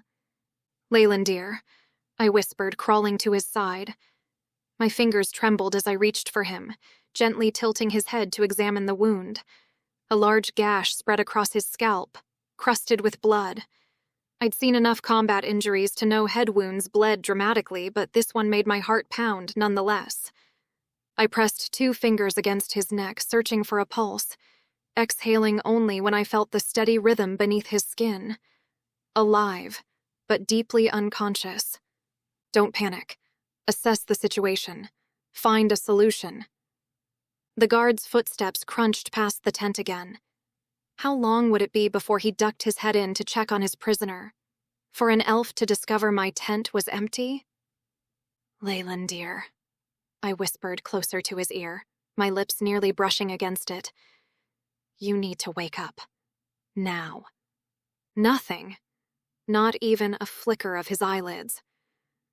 I placed my palm against his cheek, surprised at how cold his skin felt.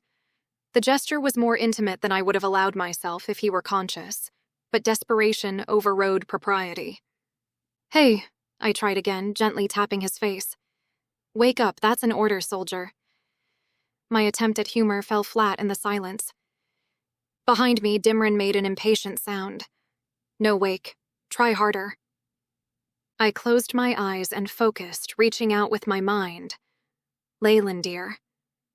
It's Asha. We need to leave. Now." The telepathic connection felt like shouting into a void. Whatever they'd given him, or however hard they'd hit him, had shut down even that avenue of communication. Taking a deep breath, I moved closer, sliding my arms around his shoulders to support his weight. his head lolled against my collarbone, his breath warm against my neck. The unexpected intimacy of the position made me freeze momentarily. "Listen to me," I whispered against his ear, my hands moving to unfasten the rope. "We're screwed if Maelornith gets to us before we can escape. We need to move. Please." My voice cracked on the last word. The guard's footsteps approached again, and I stilled completely, holding Leylandir against me as if I could shield him from discovery. Dimrin scuttled closer, sniffing at Leylandir's face. "Hurt bad. Need help." I bit my lip, fighting back a wave of frustrated fear. Even if I could drag him through the hole, I couldn't carry him through the camp. Especially not with our gear. Leaving without him wasn't an option. I doubted he would get offered the same deal from his half-brother that I did. Leylandir remained limp in my arms, his breathing even but deep. I looked down at his face, so vulnerable in unconsciousness. Looking at him now in a new light, as a hybrid, I felt a confusing mix of betrayal and connection. How different would our journey have been if he'd trusted me with this truth from the beginning?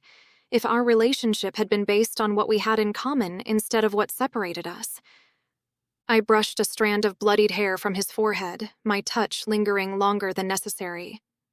"I'm going to get us out of here," I promised softly. "But I need help." The image of Kesthril moving through the camp flashed through my mind. A risk, but perhaps our only option. "Dimrin," I said telepathically, reluctantly easing Leylandir back against the barrel. "I need to find someone who might help us." The Kyrian sniffed at the air. "Who help?" "Kesthril," I said, hoping I wasn't making a terrible mistake. "I saw her just before. She probably knows this place better than anyone else here. And she can help carry him." Dimrin tilted his head, considering, then nodded. Kesthril not like Dimrin, but Kesthril like Leylandir. Yes, she help. The way Dimrin emphasized like made me pause. I'd noticed how Kesthril looked at Leylandir back in the ruins, the lingering glances, the way her professional demeanor softened when she addressed him directly. Whatever history they shared, there was something there that went beyond professional courtesy. It might be the only leverage we had. I took one last look at Leylandir, allowing myself to squeeze his hand briefly. "I'll be right back," I whispered fiercely. Then I turned back toward the tunnel, steadying myself for what might be the biggest gamble of our escape plan. We emerged outside Leylandir's tent once more, waiting for the guard to pass before moving away. "Where Kesthril?" Dimrin projected, his head swiveling as we moved between tents. "I saw her up here earlier." I pointed between the two tents ahead. "Let's check there first." We wove through the encampment, freezing whenever soldiers passed too close. My chest tightened even more with each near miss. The largest tent in the camp glowed from within, shadows moving across its canvas walls. I recognized Maelornith's silhouette immediately, his rigid posture unmistakable even in shadow. He appeared to be in the company of several of his men. "Not there," Dimrin projected, nudging me in another direction. "This way." I followed him away from the command tent, toward a smaller structure set apart from the others. As we approached, I spotted a familiar copper-haired figure bent over a makeshift table covered with artifacts from the ruins. Kesthril worked alone, her face illuminated by a soft magical light as she examined what looked like fragments of carved stone. Her brow was furrowed in concentration, lips moving silently as she made notes in a journal. I glanced around. No guards, no witnesses. This might be our only chance.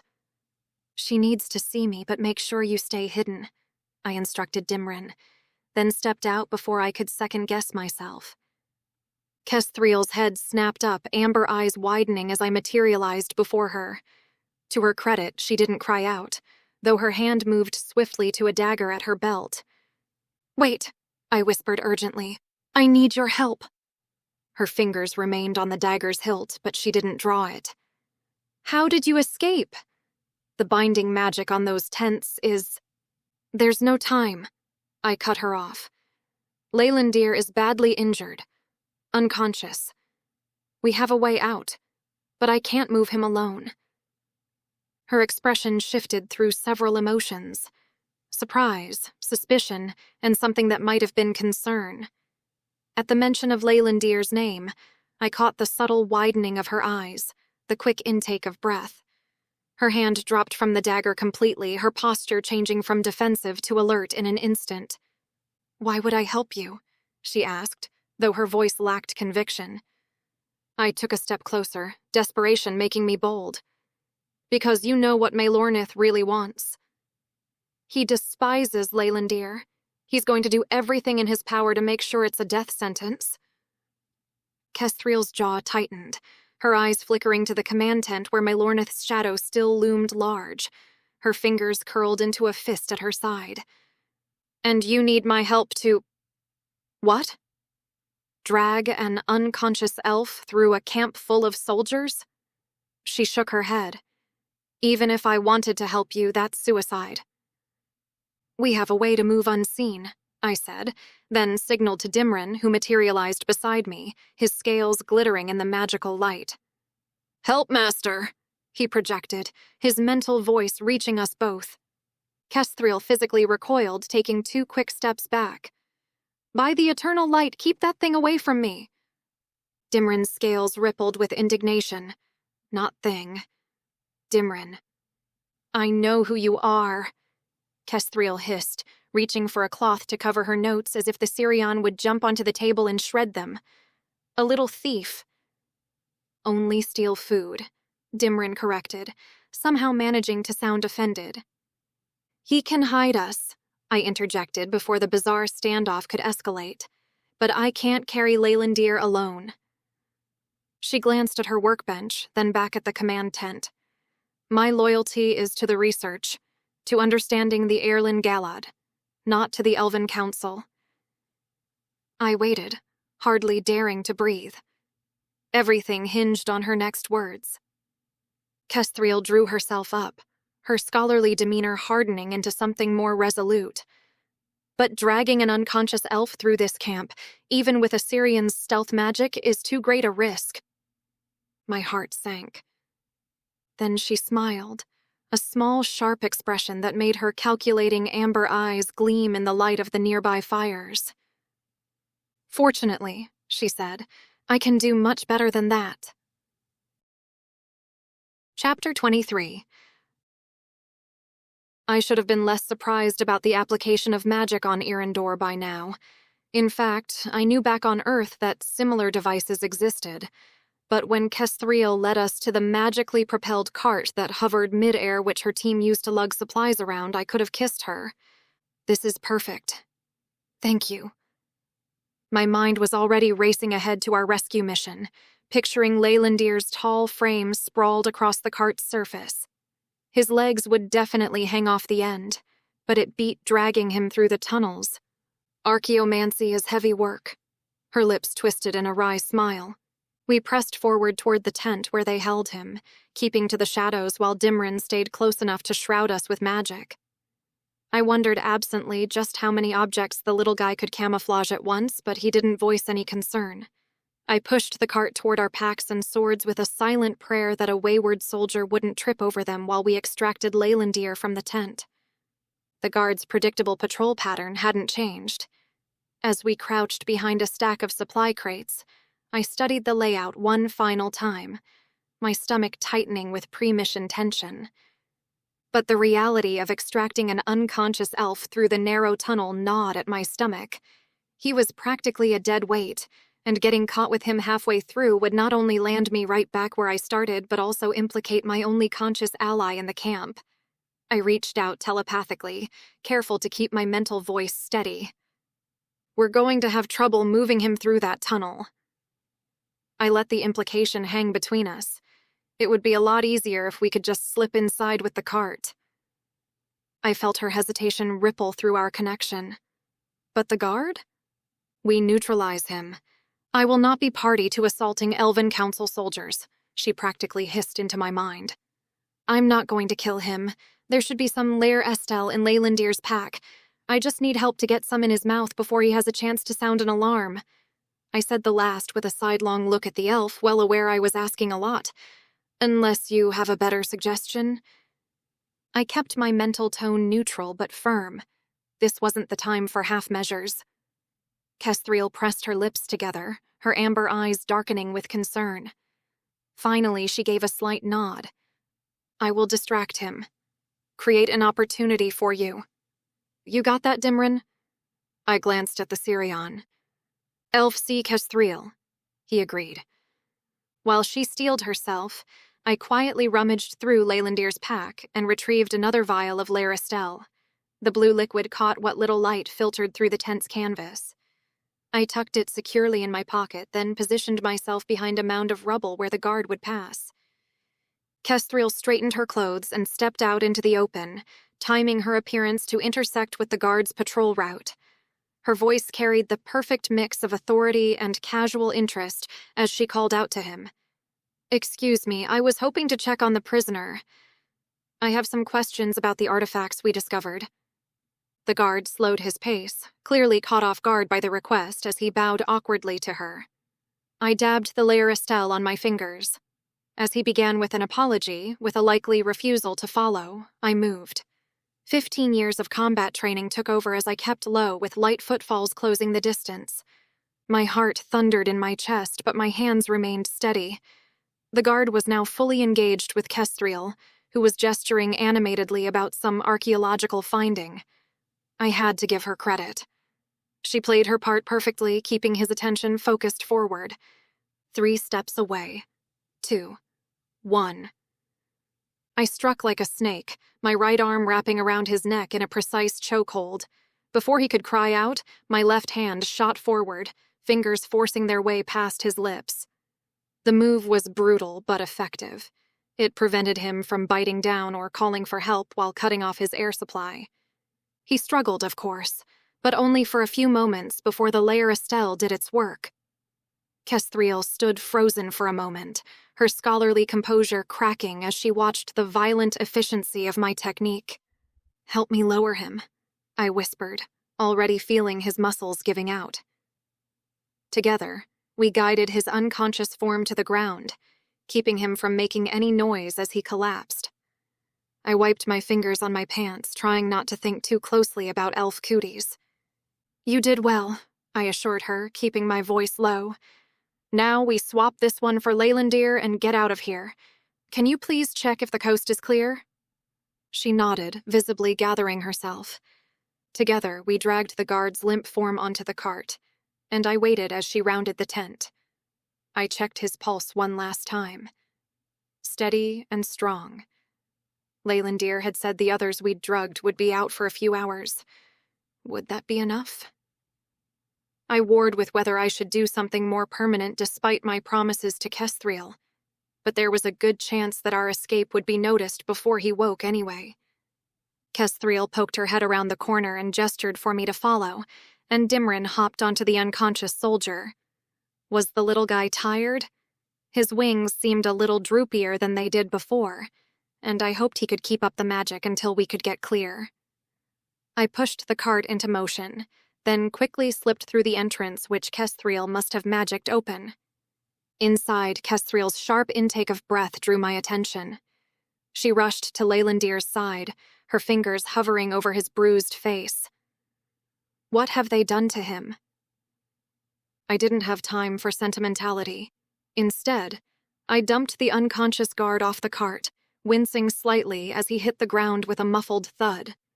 The rope that had bound Leylandir was still coiled nearby, and I quickly set about securing the guard's hands and feet.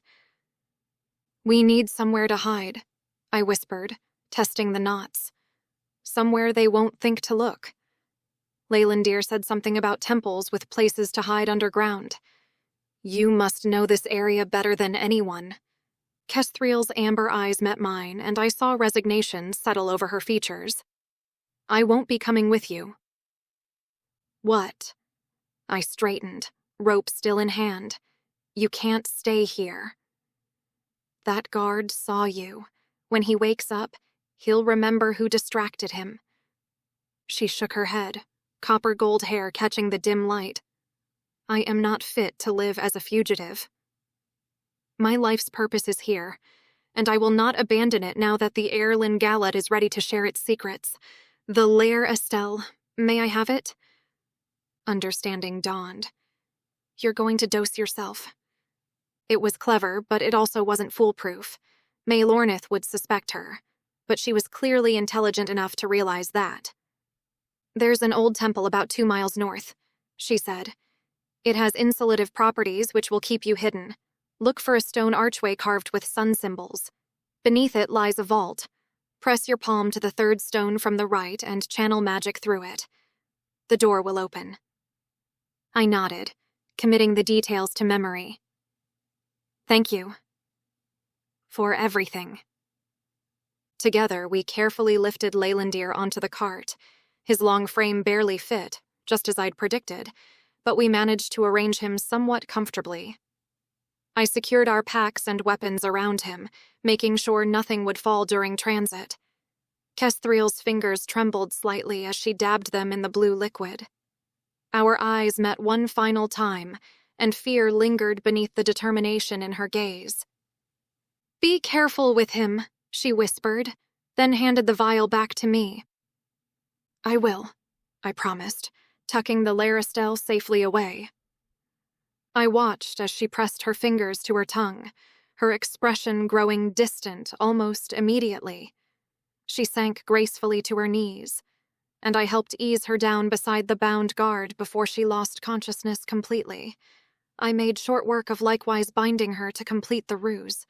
When I turned to the cart where Dimrin perched atop our supplies, his wings drooped with fatigue.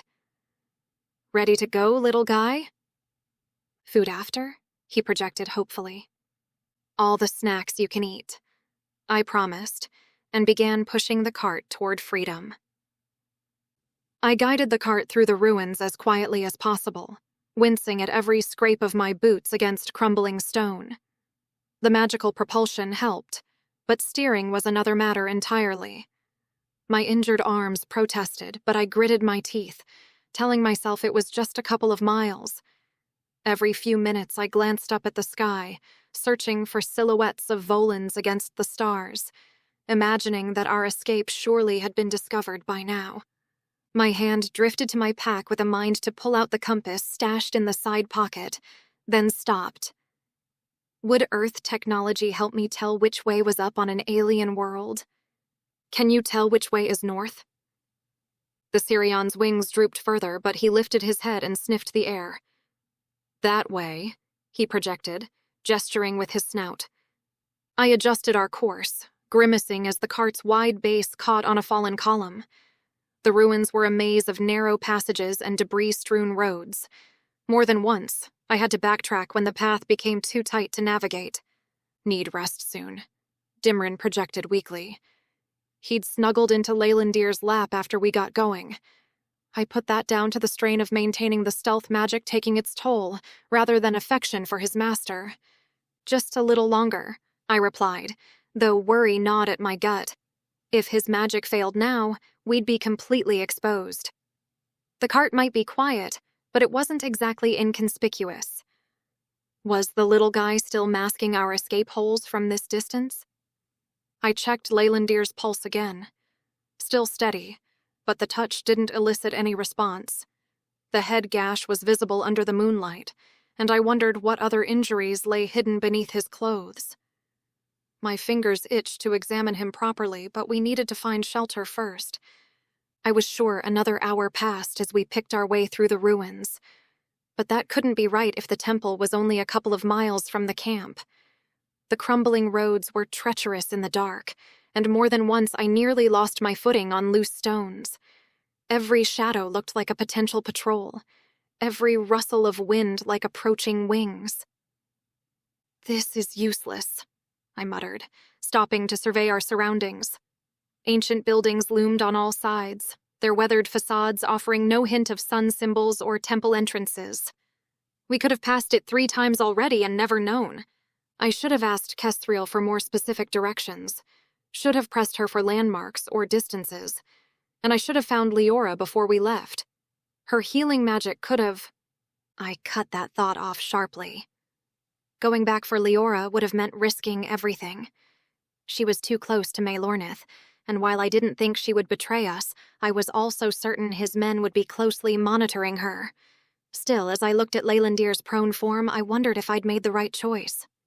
What if he didn't wake up? What if his injuries were worse than they appeared?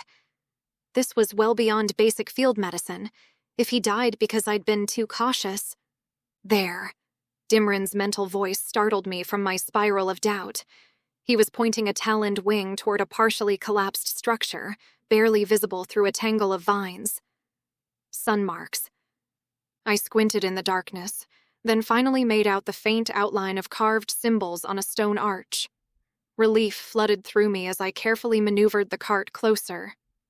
The third stone from the right looked no different from its neighbors, but when I pressed my palm against it, I felt a tingle of magic respond to my touch. "Please work," I whispered, channeling power through my hand as Kestriel had instructed. For a moment, nothing happened. Then, with a grinding of stone on stone, a section of wall sank into the ground. I glanced nervously at the sky one last time, then pushed the cart forward into the darkness.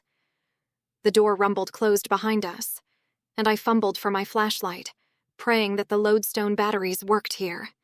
The beam illuminated a long corridor descending into the earth, its walls covered in more sun symbols that seemed to gleam faintly under the flashlight. The air was stale but not unpleasant, carrying that particular stillness of places long undisturbed. "Safe now?" Dimrin asked hopefully. "Food time?" "Almost," I assured him, already pushing the cart down the corridor. "Let's find somewhere defensible first. Then you can rest and eat all you want." The little Sirion's scales brightened slightly at that promise, though he still looked exhausted. I owed him more than just snacks for this night's work. Without his magic, we never would have made it this far. Now I just had to hope we'd made it far enough, fast enough, and that Leylandir would wake up to tell me if we hadn't. The corridor led to a small chamber, perhaps 20 feet square, that appeared to have been a vault of some kind. Worn stone pedestals lined the walls, empty now but clearly intended to display important artifacts. At the far end stood a simple altar, its surface etched with the same sun symbols as the entrance. "This will have to do," I murmured, guiding the hovering cart to the center of the room. The ceiling was low but intact, with no other visible exits. Safe enough for now. Dimrin had curled into a tight ball of exhaustion on Leylandir's chest, his scales dulled to a matte blue-gray. I gently lifted the little Kyrion, who barely stirred in my hands. "You did amazing," I whispered, setting him down on a blanket I'd pulled from my pack. He opened one eye briefly, then closed it with a faint mental sigh. "Food now?" I rummaged through our supplies, grimacing at how little remained. Aside from a few more serves of the green elvish bread, dried meat strips were the only other option for the little carnivore, though they wouldn't last long. I placed all 3 beside Dimrin, who roused himself enough to sniff them appreciatively. "More later?" "If we find more," I promised. Our supplies issue was a problem for tomorrow. Tonight we needed rest and recovery. I turned back to Leylandir, still sprawled awkwardly on the cart. His legs hung off at the knees and his head was twisted at an uncomfortable angle. The dried blood looked worse under my flashlight's harsh beam. "Let's get you somewhere more comfortable," I said, though he couldn't hear me. It took considerable effort to maneuver him off the cart. His dead weight was especially challenging since I wanted to avoid aggravating any hidden injuries and was nursing a few of my own. Eventually, I managed to lay him flat on the stone floor, his head carefully supported as I tucked his blanket beneath him. My fingers hovered over his torso. I needed to check for wounds, but something about untucking his shirt while he was unconscious felt voyeuristic. Still, this was medical necessity, not whatever else it might be. "Just checking for injuries," I muttered to myself as I carefully lifted his shirt. His chest was unmarked except for a few old scars. No fresh bruising, no blood. I let out a relieved breath and gently lowered his shirt, feeling strangely like I'd invaded his privacy. I wasn't game to peek inside his pants, but there were no dark stains that I could see or any limbs twisted out at odd angles. My gaze returned to his face. I hated seeing him like this, hated it with an intensity that surprised me. Before I could second-guess myself, I rummaged in my pack for a water flask, a cloth, and the small plastic comb I carried. Then, carefully, I lifted his head and settled it in my lap. This isn't weird, I told myself. This is just field medical care. I dampened the cloth and began gently cleaning the blood from his temple and hairline. I imagined his features relaxed slightly as I worked, but brushed that off as wishful thinking. I found myself studying his face, the high cheekbones, the pointed tips of his ears peeking through his tangled hair. I pushed the blonde strands back, revealing their distinctive shape. What would he have looked like if he'd been born on Earth? If his hybrid nature had expressed itself differently? Would his ears have been rounded like mine? Would his stature be less imposing? Maelornith's words echoed in my mind. Mongrel. All this time I'd seen Leylandir as the epitome of elven arrogance. I'd resented his certainty, his seeming comfort in his own skin. But how comfortable could he really have been? Growing up being ashamed of what he was in a high-profile elf family, having it flaunted by people like Maelornith. At least I'd had the excuse of ignorance. He'd lived with the knowledge his entire life. I worked the comb gently through his matted hair, careful to avoid the wounded area. Blood had dried in patches, and I alternated between combing and dabbing with the damp cloth. It was oddly intimate, this simple act of grooming. "I've been unfair to you," I whispered. "I've been so angry about being kept in the dark, but you've been living in shadows your whole life, haven't you?" His eyelids fluttered and a soft groan escaped his lips. I froze, comb halfway through a tangled strand. "Mother," he murmured, the word barely audible. "Don't go. Please." My heart clenched at the naked vulnerability in his tone.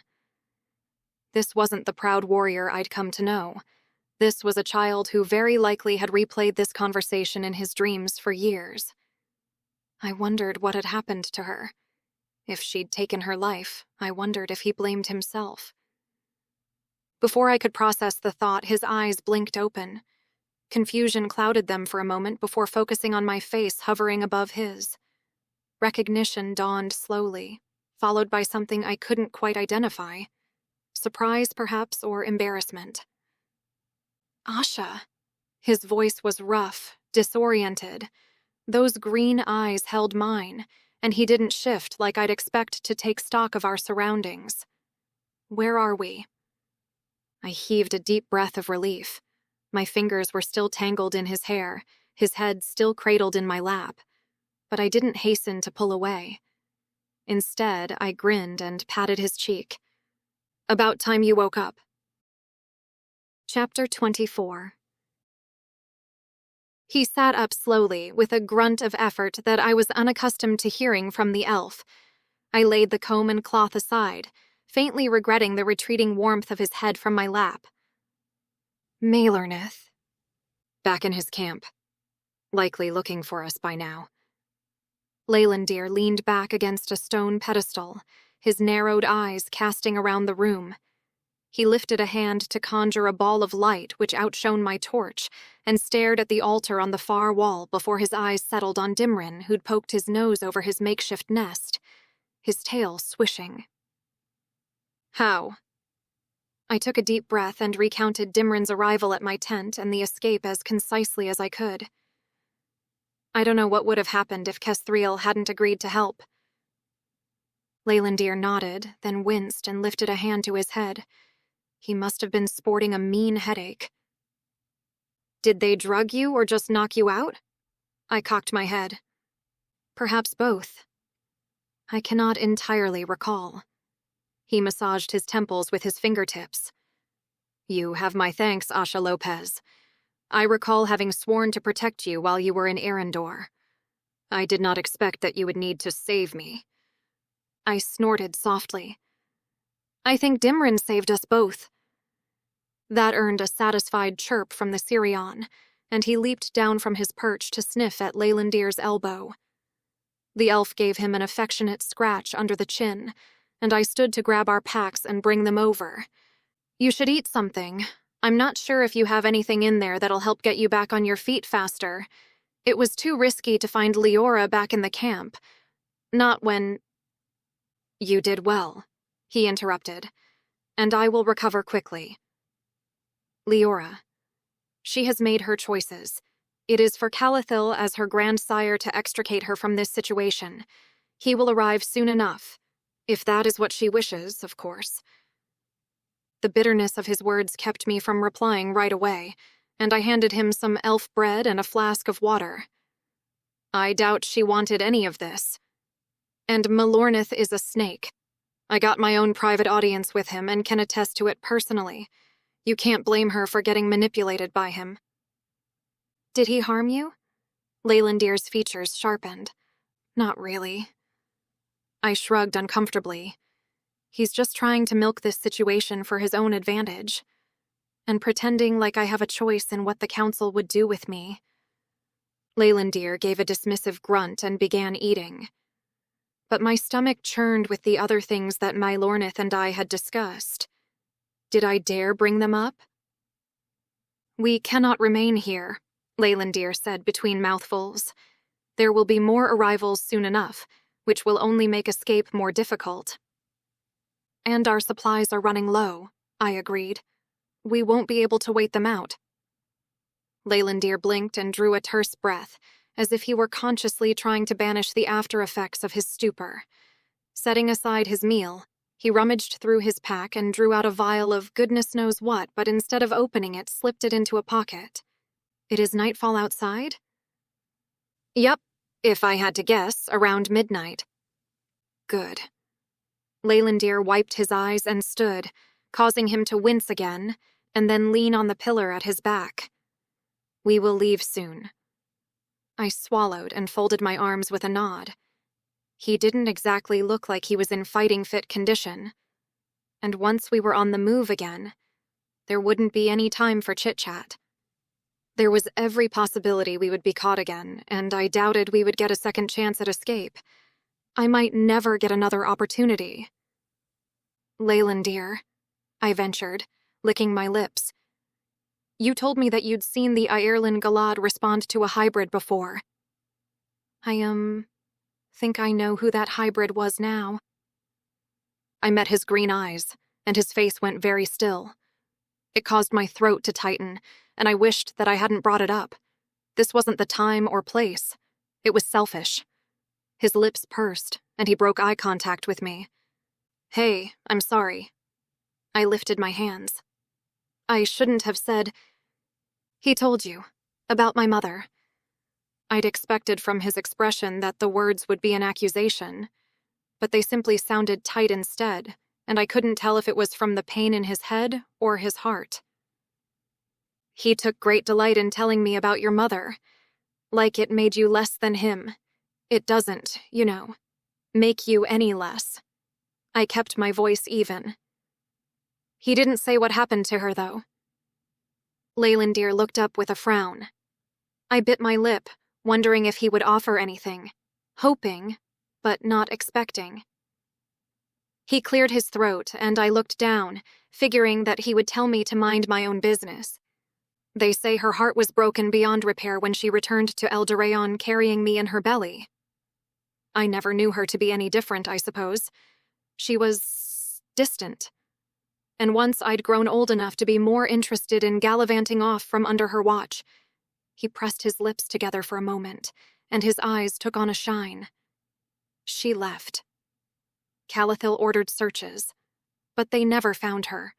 The most likely theory is that she took her own life. I felt my stomach knot as the words hung in the air between us. What do you even say to something like that? My hands trembled slightly, and I found myself hugging my elbows, trying to ground myself. The urge to reach out to him was almost overwhelming, but I held back, trying to choose my words wisely but feeling like I would blunder anyway. I was never much good at this stuff. I'm so sorry. I can only imagine what it was like for you here with this. I waved my hand in a circle. Bullshit caste system. It's not fair. Not for your mom, and not for you either. Leylandir shrugged and sniffed like it was no consequence, but his eyes told a different story. I waited for him to respond, but when it was clear he was done with the conversation, I shook my head and sighed. On Earth, my ancestry bumped me up in the food chain. I'm guessing you already expected that, but it must have been hard seeing it for yourself. His fingers traced absently over Dimrin's ears as he seemed to gather his thoughts. I had intended to tell you, he said finally, his voice rougher than usual. That day with the wyverns. He broke off with a grimace that might have been from the memory or his headache. I tried to cast my mind back to that particular conversation about Melornith before we'd been attacked. He might have shared a little more if that hadn't happened. But I wasn't pissed about this. Scratching my neck, I took a deep breath. It's fine. You don't owe me an explanation. I guess we're just more alike than I ever thought possible. I snorted. Who would have thunk it back on Earth when you were spending most of your time telling me how vile humans are? Shit. I grimaced at the word salad tumbling from my mouth. I didn't want to make him feel like he was being a hypocrite.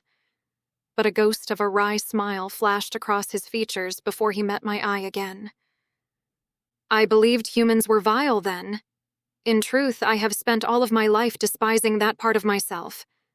Your people didn't give me much cause to change that assessment. He pushed himself from the pedestal and rubbed the small of his back. Until I met you, of course. The words hit me right in the chest. I held onto my breath for a moment and watched the elf carefully, whose movements still felt precarious. I took a step closer as he shifted on his feet, concerned that he might topple but stopped short of touching him. He rolled his shoulders with a wince, his attention on the wall beyond me. I was wrong about you, too. I stared up at him, our close proximity forcing me to crane my neck. But it's not like you made it easy to like you at first. The file said you were a recalcitrant sociopath. Recalcitrant, yes. He snickered. I have little regard for your authorities. This has not changed. A sociopath? Perhaps. I pretended I maintained honor by not lying directly to you. It was still a deception in the end. I licked my lips and recalled how angry I was when I worked out that I'd been the prize in Calathil's schemes all along. All those lingering questions of whether the events in Colorado Bend had been calculated to coerce me to go with him, after seeing the Eternity Gate for myself, having turned the damn thing on and felt the promise of what it could do. It was. But I'm glad I came anyway. I shook my head with a huff. Even if we might end up dead before the sun comes up. The ancient stone temple felt suddenly smaller as Leylandir studied me, his green eyes catching the golden light of the still bobbing magical sphere.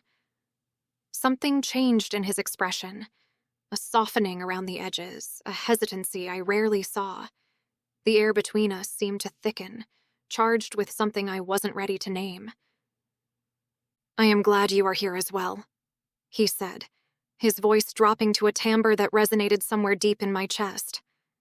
More than I anticipated I would be. He took a single step toward me, eliminating half the distance between us. Close enough that I saw the subtle golden flecks in his irises, like sunlight filtering through forest leaves. My breath caught as he lifted his hand, hovering just shy of my face. His fingers trembled slightly. Leylandir, always so composed, was trembling. Was it his injuries? Or was the guy actually nervous? He paused there, giving me every opportunity to step back, to turn away, to refuse this moment that had been building between us since... When? The state forest? The caves? Or had it all started in that sterile interrogation room back on Earth? Instead of retreating, I tilted my chin up slightly, a silent invitation that surprised even me. "Asha," he whispered, my name a question on his lips. I answered by leaning forward, eliminating another inch of space between us. His fingers finally made contact with my cheek, warm and calloused. The touch was tentative at first, then more certain as his palm cupped my face. His thumb traced a gentle arc across my cheekbone, leaving tingles in its wake. Time slowed as he bowed his head toward mine. His eyes searched my face until the last possible moment, looking for any sign of hesitation. Finding none, his eyelids fluttered closed as his lips met mine. The first touch was feather-light, almost reverent, soft and warm, and nothing like I would have imagined kissing an elf would be. There was no coldness or alienness, just Leylandir, surprisingly human or hybrid in his tenderness. I closed my eyes and leaned into him, my hands finding their way to his chest where I felt his heartbeat beneath my palms. The steady rhythm hitched when I pressed closer, kissing him back. Or was that my heartbeat thudding? My fingers curled into the fabric of his tunic, anchoring myself as the world seemed to tilt beneath my feet. The kiss deepened by degrees, his lips parting mine with gentle insistence. What had begun as tentative grew more confident, more hungry. His hand slid from my cheek to the nape of my neck, fingers threading into my hair and drawing me closer. My own hands traveled upward, one finding his shoulder while the other traced the curve of his jaw, feeling the unfamiliar smoothness where human men would have stubble. A soft sound escaped him, half sigh, half groan, and the vibration of it against my lips sent ripples of pleasure along with it. The hand not tangled in my hair found the small of my back, pressing me against him until there was no space left between us, only the heat of his body against mine. Somewhere in the back of my mind a voice whispered that this was madness. We were fugitives in a hidden temple, pursued by enemies, with the fate of two worlds hanging in the balance. But that voice grew fainter with each passing second, drowned by the thundering of my pulse and the intoxicating taste of Leylandir's lips moving against mine. As the kiss intensified, something new built between us. A tingling sensation started where his fingers pressed against my skin, first at the nape of my neck, then along my back. It was like static electricity, but warmer, more deliberate, fashioned to elicit pleasure. The sensation spread, flowing across my shoulders and down my arms, caressing places his hands weren't touching. Magic. He was using magic to touch me. The realization came an instant before the memories did. One moment I was lost in the kiss, the next I was 15 years in the past. Magic surging through me, wild and uncontrolled.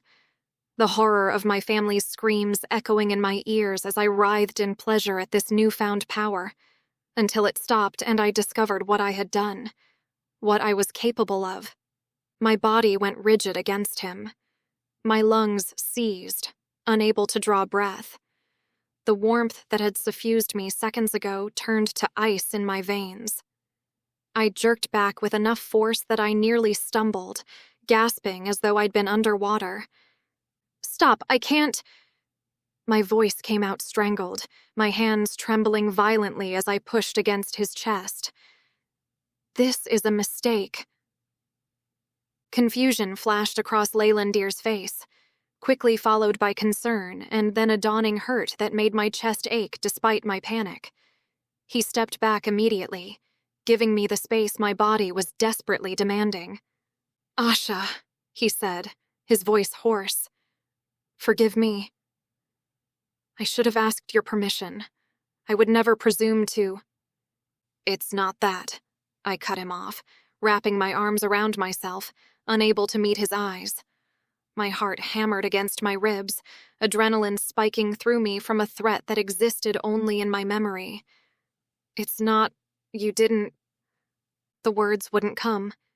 How could I explain that his magical touch had triggered 15 years of buried trauma, that it had nothing to do with him And everything to do with what I'd done?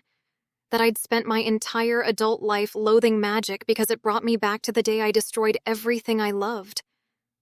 I couldn't. Not here. Not now. Maybe not ever.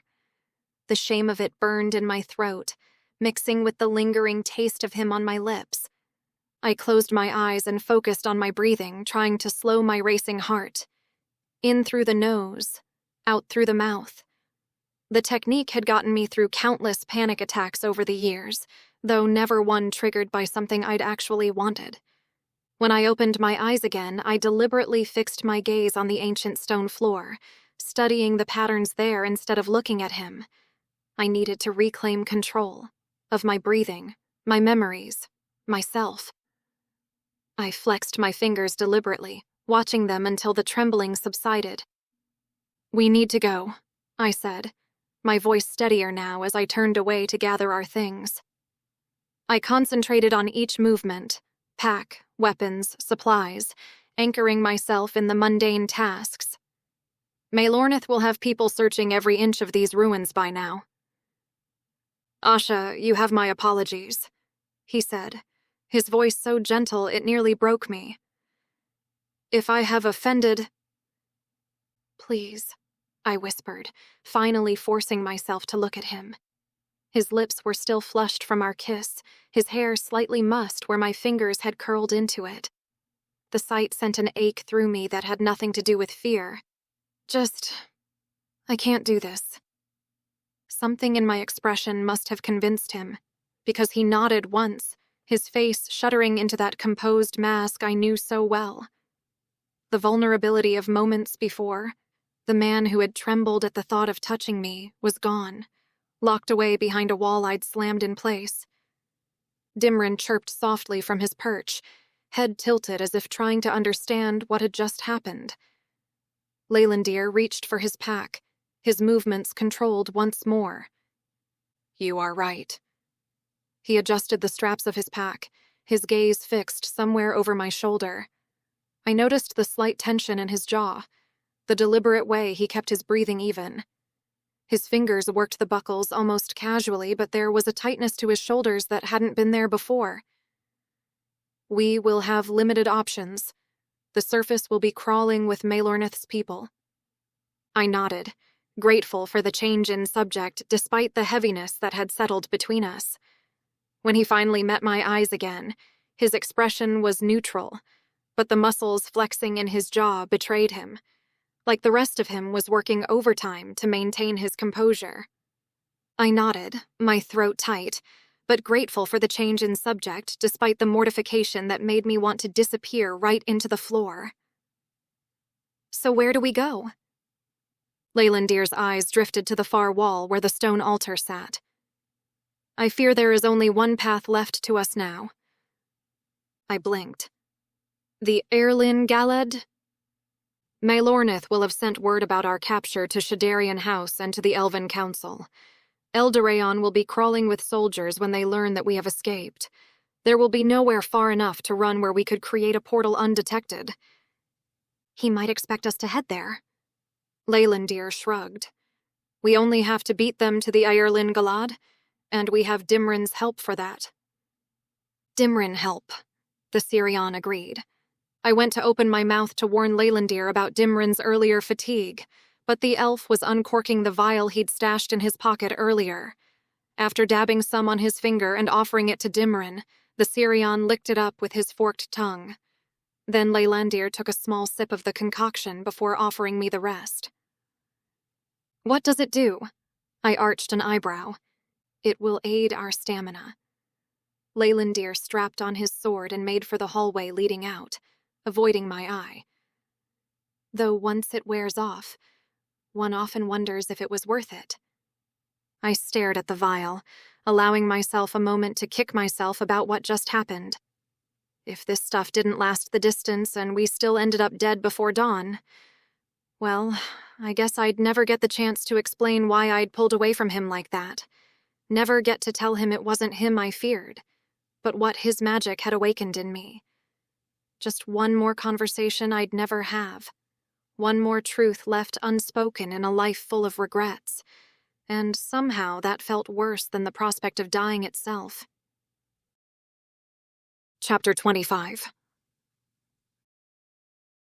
I followed Leylandir into the crisp night air, huddled in the scarce cover of the temple entrance. He crouched low, his white blonde hair catching the moonlight, giving me the urge to tug his hood over his head so he wouldn't be seen. The magical substance he'd given me was already taking effect, sending electric tingles through my limbs and making my heart race like I'd mainlined pure caffeine. Dimrin zipped past us, a streak of blue scales that practically vibrated with excitement. I watched as Leylandir communicated silently with the Sirion. The little creature disappeared into the darkness with a level of exuberance that I wasn't expecting after his earlier exhaustion. He will look for threats and discern a path forward, Leylandir whispered into my mind. I nodded, though the movement felt jerky and unnatural. My entire body hummed with excess energy, making it impossible to stay still. I shifted my weight from foot to foot, attempting to burn some of it off as I tried to reckon with how much of it was actually shame. The silence between us stretched uncomfortably. The kiss we'd shared hung in the air. At least it did for me, anyway. I couldn't tell what he was thinking as he crouched as still as a damn gargoyle. Only the white-knuckled grip on his sword hilt betrayed anything at all. My delayed rejection of the kiss, or reaction to the memories too painful to share, replayed in my mind again and again as my cheeks burned. He must have thought I was completely unhinged. He had to know that I was into it. I'd certainly kissed him back, but I don't know why I didn't expect it to turn out badly. My track record with relationships was abysmal at best. 15 years of war had taught me to keep people at arm's length. It was easier that way. Safer. Every time I'd let someone get close, it had ended badly, especially with magical adepts. It didn't take long for humans to figure out that magic could be employed in the bedroom, which was a hard limit for me. I should have expected that magic was a natural part of elven ardor. You're fidgeting, Leylandir observed, though he kept his attention toward the darkness. Whatever you gave me, I relayed back. It's like I swallowed a lightning bolt. The corner of his mouth twitched. The effects will stabilize soon. Try to focus on your breathing. I wanted to snap back that I knew how to control myself, but the truth was, I felt like I might vibrate right out of my skin. The magical substance had heightened everything. My senses, my awareness, and unfortunately, my anxiety about the complicated situation I found myself in. A twig snapped somewhere in the darkness, and we both tensed. Leylandir's hand found my arm, steadying me, and I realized I'd been about to step forward. The touch sent another jolt through my system, though this time I couldn't blame it entirely on the magical substance. Wait. Moments later, Dimrin materialized out of the shadows, landing on Leylandir's shoulder with a soft chirp. The little creature's scales had shifted to match the darkness around us, making him nearly invisible except for his golden eyes. The elf listened to whatever silent communication passed between them, his expression growing more serious. There is activity in the camp, he said finally, but no large-scale search parties. Dimrin says their Volan mounts are restless. He fears that wyverns may be nearby. We should move quickly. Is that a good thing? I bounced on the balls of my feet but kept my voice low. One can hardly expect to rob a wyvern's nest without expecting retribution. Leylandir stood and pointed ahead to signal to Dimrin. What that means for us remains to be seen. The egg.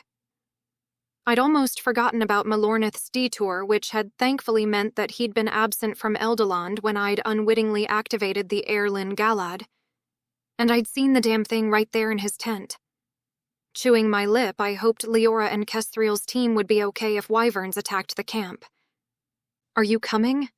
Leylandir glanced over his shoulder at me, and I realized I'd been staring at the ground with my mind racing, still bouncing on the balls of my feet while he had moved ahead. I nodded, trying to focus, or unfocus, or whatever. I took the first step, and Leylandir didn't quite meet my eye as I joined him. We ventured into the dark, which wasn't all that dark under the moonlight, shrouded by Dimrin's stealth magic. I tried to place myself in relation to the path I'd taken to reach the temple earlier, but the ruins still appeared completely foreign. We moved through the maze for what felt like hours. Every winding path seemed perfect for an ambush. Every corner promised an enemy lying in wait. Every rustle of leaves and shift of stone seemed amplified. My heightened senses didn't help. Leylandir moved with infuriating silence ahead of me, each footfall soundless. The magical substance he'd given me made me hyper-aware of every movement. His, mine, even Dimrin's talons scratching stone as the Sirion trotted between us. A glint of orange caught my attention through a gap in the crumbling walls. Torchlight. The camp. I slowed, realizing Leylandir had led us in a wide arc around its perimeter. To reach the mountain where the Earendor Galad waited, we'd need to pass dangerously close to those tents. The camp doesn't seem that busy, I projected toward Leylandir. I tried to keep my mental voice steady despite the jitters which made me want to jog rather than sneak. He paused, head tilted as if listening. Let's hope the Volans were just restless and have since been quieted. I nodded, though he wasn't looking at me. My gaze drifted to his shoulders, remembering how they'd felt under my hands during our kiss. The thought made me stumble, and my boot caught on a chunk of fallen masonry. The stone skittered across the ground with a sound that seemed deafening in the still night. Leylandir spun, catching my arm before I fell. We both froze, barely breathing. His grip was firm but gentle, and I felt the tension thrumming through him. Or maybe that was just the substance making me oversensitive to every point of contact between us. Dimrin darted into the shadows, his scales shifting to perfect camouflage. We waited, my heart pounding so hard I was sure it would give us away. After what felt like an eternity but was probably only seconds, Leylandir relaxed slightly. I started to project, but his grip on my arm tightened in warning. A shadow passed overhead, blocking the moonlight. Then another. And another. Dimrin appeared suddenly on Leylandir's shoulder, pressing himself close to the elf's neck. The Sirion's scales had taken on a pale, almost sickly blue tinge, and his thoughts projected pure, wordless terror into both our minds. "Wyverns," Leylandir confirmed grimly.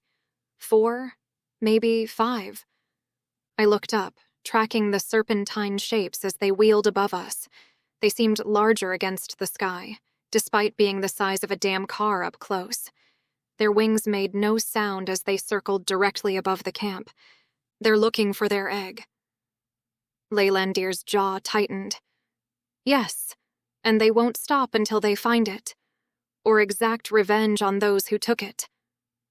A high, keening cry split the night, distant but getting closer. It was answered by another, then another, until the air vibrated with their calls.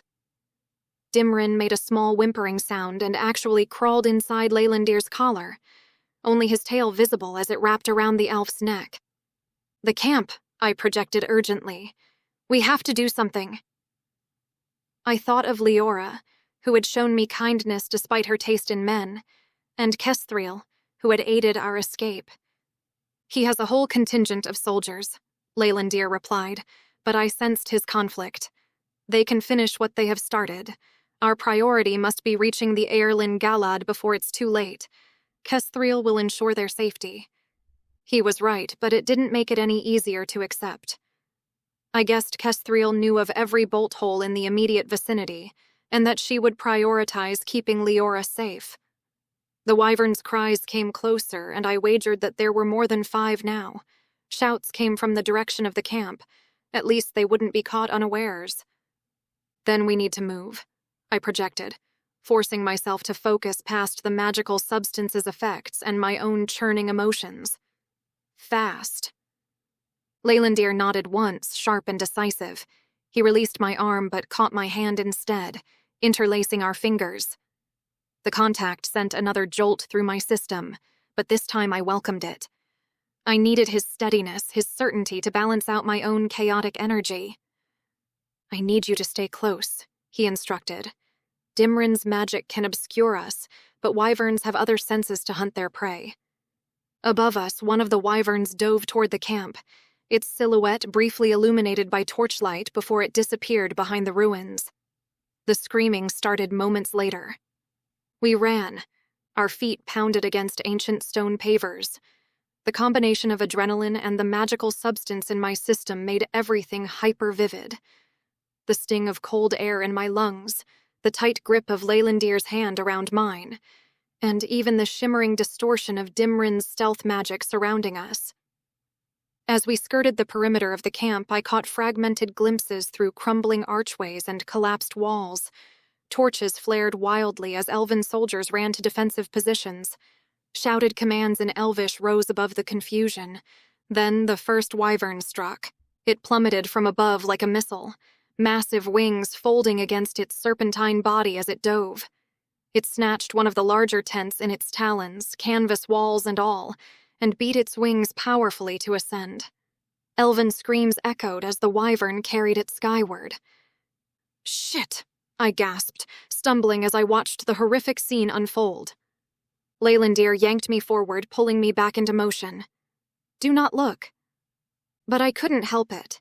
2 more wyverns descended in perfect coordination, one grabbing an unfortunate soldier who had been scrambling for cover, the other sweeping low over the campground, its tail whipping into a cluster of elves and sending them flying. The wyverns moved with terrible efficiency, their attacks targeted and deliberate. It made me reconsider our own scuffle with the creatures in the forest, where at least we had the cover of trees and a cave nearby. This wasn't random destruction, it was calculated vengeance, and the screams. It was like the front line. But I'd never run from the front line before. Leylandir suddenly halted, causing me to crash into his back. His entire body had gone rigid, his gaze fixed on the camp. From our vantage point, I spotted a figure in robes standing on the bed of a wheelless wagon, surrounded by a circle of elves who must have been helping to erect protective barriers. Kesthril. Near her, almost hidden behind a row of guards with drawn swords, was the unmistakable slender figure of Leora. My heart hammered in my chest as I looked up at Leylandir's face. His jaw was clenched so tight I saw a muscle twitching, his eyes tracking the wyvern's movements as they dove again and again. His sword hand reached toward the hilt at his side. I recognized the internal struggle playing out in his expression. The war between duty and honor, between our mission and the impulse to help. I knew what he was thinking. He was good with a sword. Better than good. If anyone could help turn the tide, it was him. Kesthril will protect her, I projected, trying to sound more certain than I felt. She knows what she's doing. As if in response to my thoughts, a bright flash of blue light erupted from Kesthrill's position. One of the diving wyverns shrieked and veered off, its wings smoking. The magical counterattack seemed to bolster the elven defenders, who rallied with renewed shouts. Dimrin poked his head out from Leylandir's collar, his scales a mottled pattern of purple and blue. He chirped something urgent that I couldn't understand, and the elf nodded sharply in response. "We must continue," he said aloud, his voice tight. "The path ahead is clear, for now." We resumed our sprint, leaving the chaotic scene behind us as we pushed through the ruins. The ground sloped upward, the path becoming steeper as we approached the path toward the Airlin Galad. Here, the crumbling buildings became sparser, fewer walls, more rubble, offering less cover but clearer passage. My legs should have burned with the effort of the climb, but the magical substance in my system made it feel like I could do this all night. Every breath felt supercharged, every step lighter than it should have been. Even the sharp rocks that occasionally pressed through my boots didn't slow me down. Above us, the sky was alive with wyverns, their dark shapes crossing the moon as they dove and circled. The sounds of battle from the camp grew fainter as we climbed higher, but the wyverns' keening cries still pierced the night air. "Almost there," Leylandir whispered, his breath forming small clouds in the cold mountain air. "The entrance to the cavern system is just beyond that ridge." I followed his gaze upward, to where the ruins finally gave way to natural rock formations. We were so close, just a few minutes' sprint away from... Dimrin's talons suddenly dug into Leylandir's shoulder, and the Sirion let out a silent mental scream that pierced through both our minds. The ground shook as something massive landed with an earth-splitting thud. A wyvern, larger than the others, blocked our path. Battle scars mottled its scaled hide, and its eyes were like molten gold, intelligent and angry. The creature's nostrils flared wide as it lowered its head, sniffing deeply at the air. Leylandir froze, and I with him. Even with Dimrin's stealth magic, I knew the creature sensed something. Its head swiveled in our direction, those terrible eyes narrowing as its forked tongue flicked out to taste the air. "Don't move," Leylandir projected. Not a muscle. It was easier said than done. But I held my breath and squeezed Leylandir's hand in response, my eyes fixed on the creature who continued staring in our general direction. "Can it smell us?" "That, and sense a heat signature. I am attempting to dampen it, but I fear it may be too late for that." I resisted the urge to swallow the pooling saliva in my mouth, and only allowed myself the shallowest of breaths through my nose. My muscles were so rigid that I thought I might snap. Does this mean we fight? If we must, I would prefer it if she decides the camp is the more likely place to search for her egg. This was the mama wyvern? Damn it. I was rooting for her to find her baby and take Milornith's head with her back to the nest. It really wasn't her fault that she stood between us and the Erlen Galad, and once we drew our swords it was highly likely that the fight would be visible from the camp. Can't you tell her that we don't have her egg? Would you believe us in her position? Probably not. If those eyes were half as intelligent as they appeared, she likely suspected we were smuggling the egg away from the camp. It didn't make the prospect of a fight any more appealing, though. I watched in horror as the wyvern took a deliberate step toward us. Her massive talons scraped against stone with a sound like metal on slate. She lowered her serpentine head, nostrils flaring as she inhaled deeply. Those intelligent golden eyes narrowed, and I knew with sickening certainty that Dimrin's stealth magic wasn't fooling her anymore. With a sound like sails unfurling in a gale, she spread her wings wide. Dimrin made a high-pitched squeal of fear, and the wyvern's head snapped toward us. Her pupils contracted into slits, focusing exactly where we stood. "We have no choice," Leylandir projected into my mind. His thoughts carried a mixture of resignation and determination. "We must dispatch her quickly before the others hear the commotion." Dimrin scrambled down Leylandir's back before he darted away toward the safety of the nearby trees. I couldn't blame the Sirion for giving us away. His fear had echoed through our heads like electricity crackling through the air.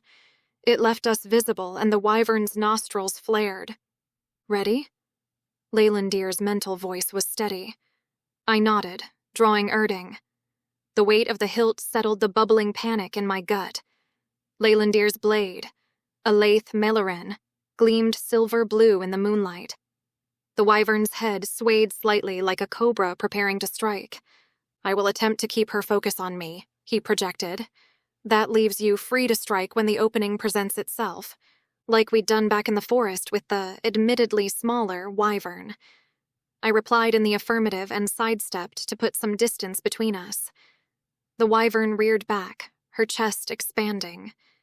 Then she let out a wailing keen which might have knocked me off my feet if I were caught unawares. We dove in opposite directions just as she launched forward, her head whipping toward Leylandir, who had lifted his sword to summon a torrent of wind.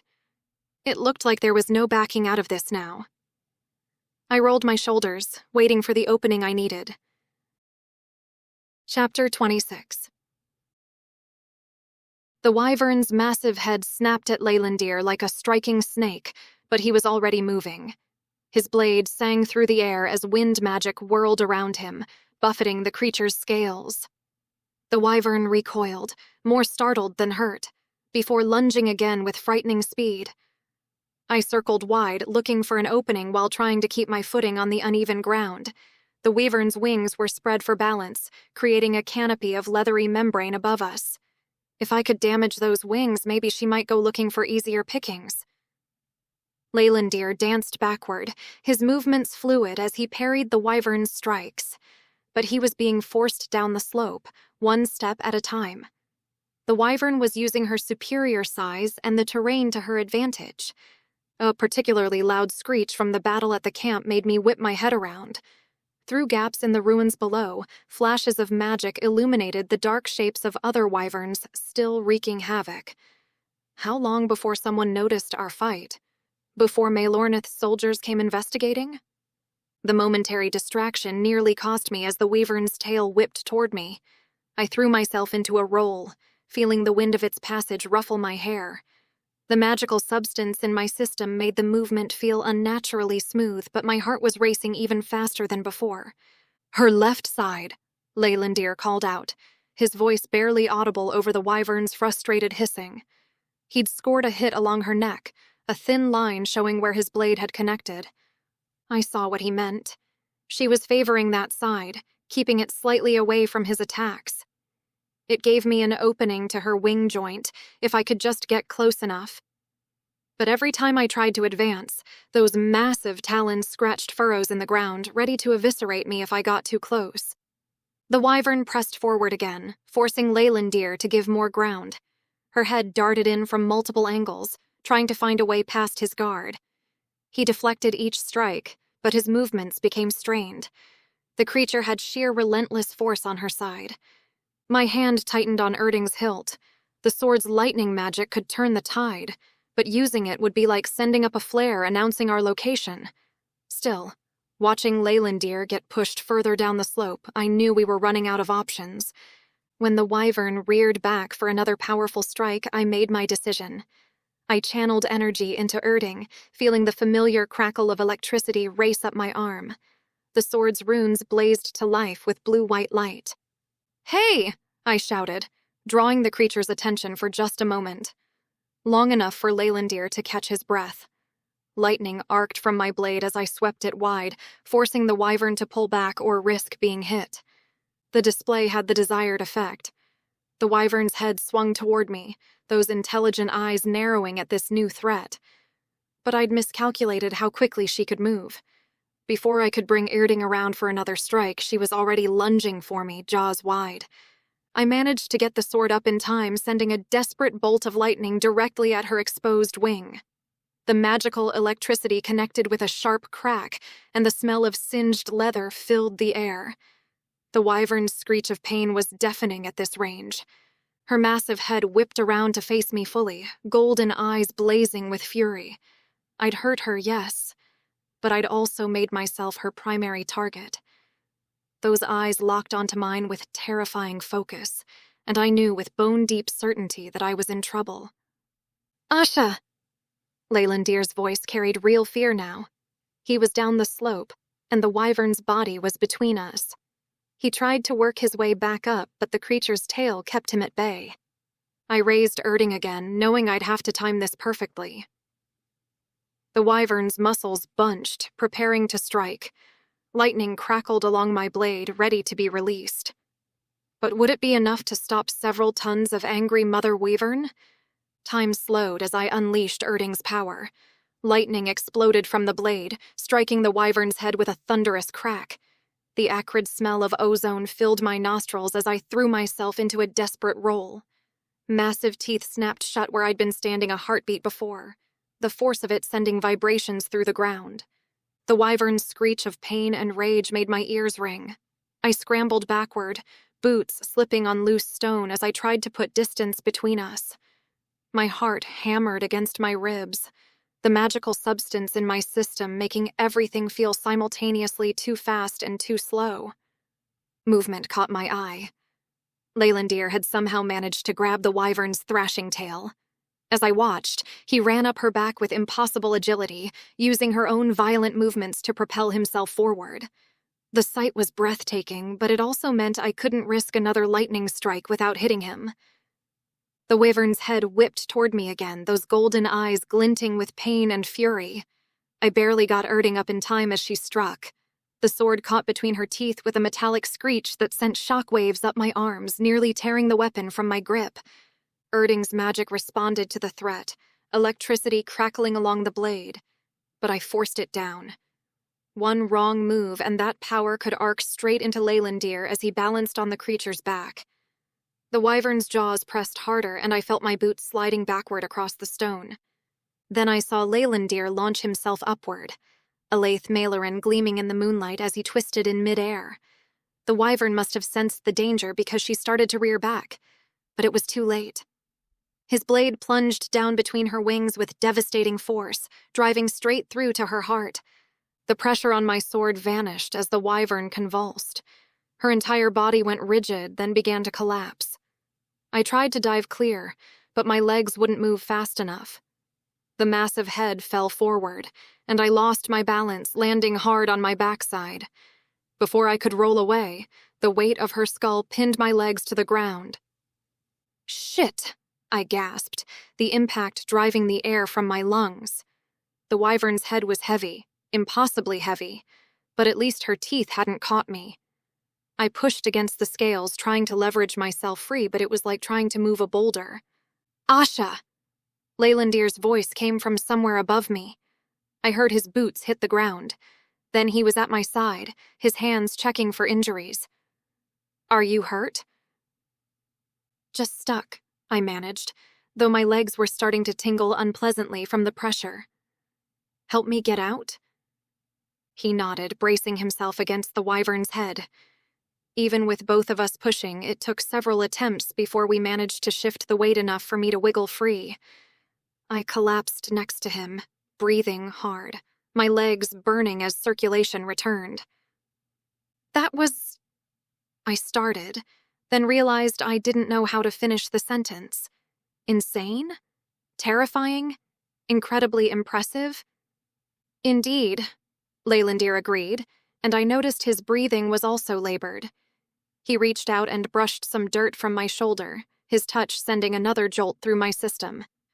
Or maybe that was just the remnants of Erding's power still coursing through me. A chirp announced Dimrin's return as the Kyrian materialized on a nearby rock. His scales had shifted back to their normal blue hue, and he sniffed in our direction. The little creature projected a mixture of relief and pride into our minds. "We should move," Leylandir said, pushing himself to his feet.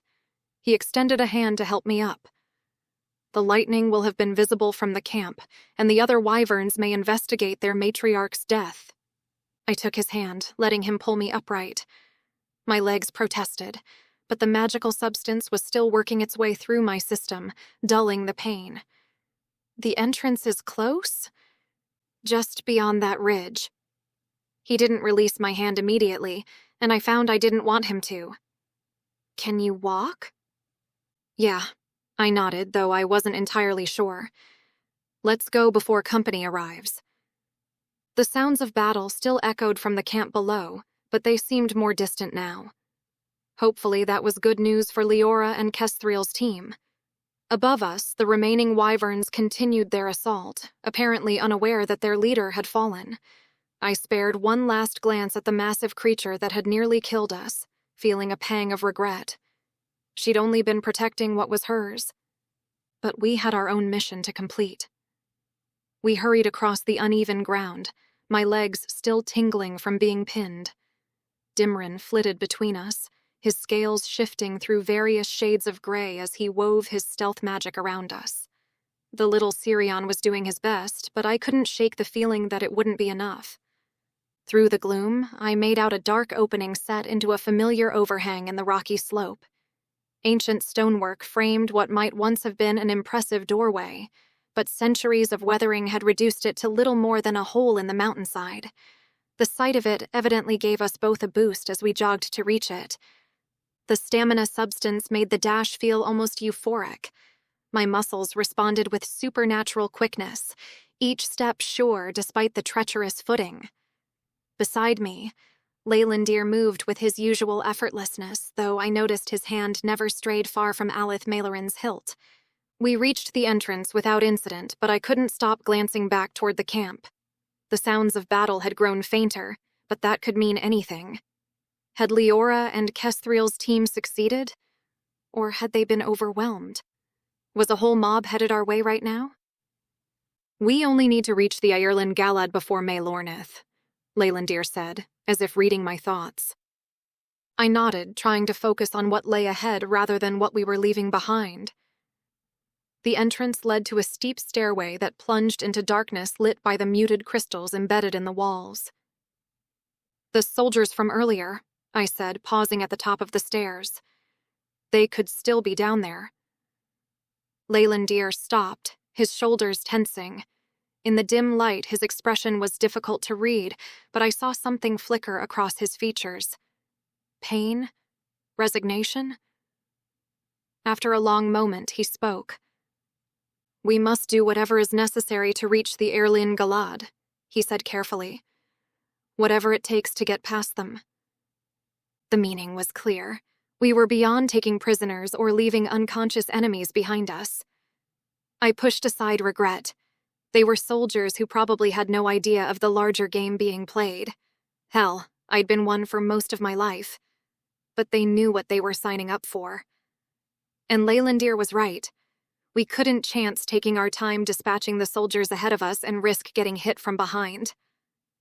"I understand," I said. Dimrin chirped softly, projecting a mix of concern and urgency into our minds. I understood why the little guy was hesitant to stay still with wyverns flying around. "Stay close," Leylandir said, leading the way down the stairs. "If it is simpler to edge past them with stealth magic, we will do so." I followed. Erding held ready but not actively channeling power. I couldn't risk using its enchantment down here in close quarters. I'd be just as likely to fry Leylandir and Dimrin. The sword would have to be a last resort. The stairs seemed to go on forever, winding down into the heart of the mountain. The air grew cooler, carrying a hint of moisture from the underground lake. Every so often, we'd pass a spot I vaguely recognized from earlier, but I still couldn't guess how much further it was until we arrived in the chamber. But what struck me most was the silence. Not just the absence of sound, but a weightiness to the air itself, as if the mountain was holding its breath. The Earendor Galad was down here waiting, and the pull of it had taken a firm grip on my mind again. From the way Leylandir's steps had slowed, I guessed he felt it too. I blinked, realizing now that as a hybrid he must have felt it back when we'd been arguing over whether to risk going through it. But that just sent my mind in circles on the conversation about his mother. And then the kiss. I tightened my grip on Erding and pressed forward, letting the stamina concoction drive me on. We had killed a wyvern to get this far. We would do whatever else was necessary to finish this. The silence pressed in around us as we descended further into the mountain. Our footsteps, no matter how careful, seemed to echo off the ancient stones. We should have encountered them by now, Leylandir projected, coming to a stop. "This concerns me." I nodded, trying to catch my breath as quietly as possible. "Ambush?" "Dimrin," Leylandir said, turning to the Sirion who had been flitting between us. "Scout ahead. Be careful." "Dimrin scout," the Sirion agreed. Within seconds, he had vanished completely into the darkness ahead. Leylandir didn't appear to be in a rush to press forward, so I guessed we must be close. I took the opportunity to slip my pack off and fish out my water canteen. The cool liquid helped clear my head, though my throat still felt dry. When I offered the water to Leylandir, I noticed a dark stain on his sleeve. "You're hurt," I said, reaching for his arm before I could stop myself. He tried to pull away. "It's nothing." The wyvern's talons caught me when I landed, but I'd already seen the gash through the torn fabric. It wasn't deep, but it was still bleeding. "That's not nothing. Let me—" Our eyes met as I touched his arm, and suddenly I was very aware of how close we stood. The memory of our kiss from earlier surged forward, the desperation of it. The way his hands had tangled in my hair, how for just a moment nothing else had mattered. I should say something about it. Clear the air. But what could I possibly say that wouldn't make this more awkward? Hey, about that kiss before we almost died fighting a wyvern. Leylandir cleared his throat and stepped back. We should keep moving. Right, I replied, probably too quickly. I shoved the canteen back in my pack, grateful for the excuse to look away. As we started down the stairs again, I noticed my steps weren't quite as sure as they had been. The euphoric rush from the stamina brew was fading, replaced by a hint of exhaustion in my muscles. Not good timing, considering we still had who knew how many soldiers between us and the Earendor Galad. The thought had barely formed when Dimrin's warning slammed into our minds, a burst of pure alarm that needed no words to translate. My head snapped up to meet Leylandir's eyes, seeing my own tension mirrored there. Without a word, we broke into a run. The stairs gave way to a broader passage, our boots striking stone that grew increasingly damp. The air was heavier here, thick with the scent of mineral-rich water. We were getting close to the underground lake, almost within reach of the Earendor Galad. My legs burned with each step, the stamina brew now wearing off in earnest. But I pushed through it, keeping pace with Leylandir as we rounded the final bend. The passage opened up ahead, and the first glimpses of that blue-green glow reflected off the cavern walls. What we couldn't see was Dimrin or whatever had triggered his warning. The silence felt different now, less like held breath and more like a trap waiting to be sprung. I tightened my grip on Erding, ready but still concerned about the prospect of a close-quarters battle. Leylandir's stride hitched almost imperceptibly, and I knew he felt it too. That pull from the artifact growing stronger with every step. The same force that had nearly overwhelmed me earlier was reaching out again, trying to draw us in. Was it anywhere near as strong for him? I never would have guessed it earlier. Was he just that good at keeping that mask in place? Another telepathic burst from Dimrin cut through my spiral of questions. This time there was plain panic to it, pushing us to hurry. Whatever was happening in that chamber, we were running out of time to stop it. Together, we rounded the corner into the chamber where the Earendor Galad waited. My boots slid on the damp stone as Leylandir and I lurched to a stop. The massive chamber opened before us, its walls still dancing with that blue-green light reflected from the underground lake. But my attention locked onto the figures waiting near the base of the Earendor Galad.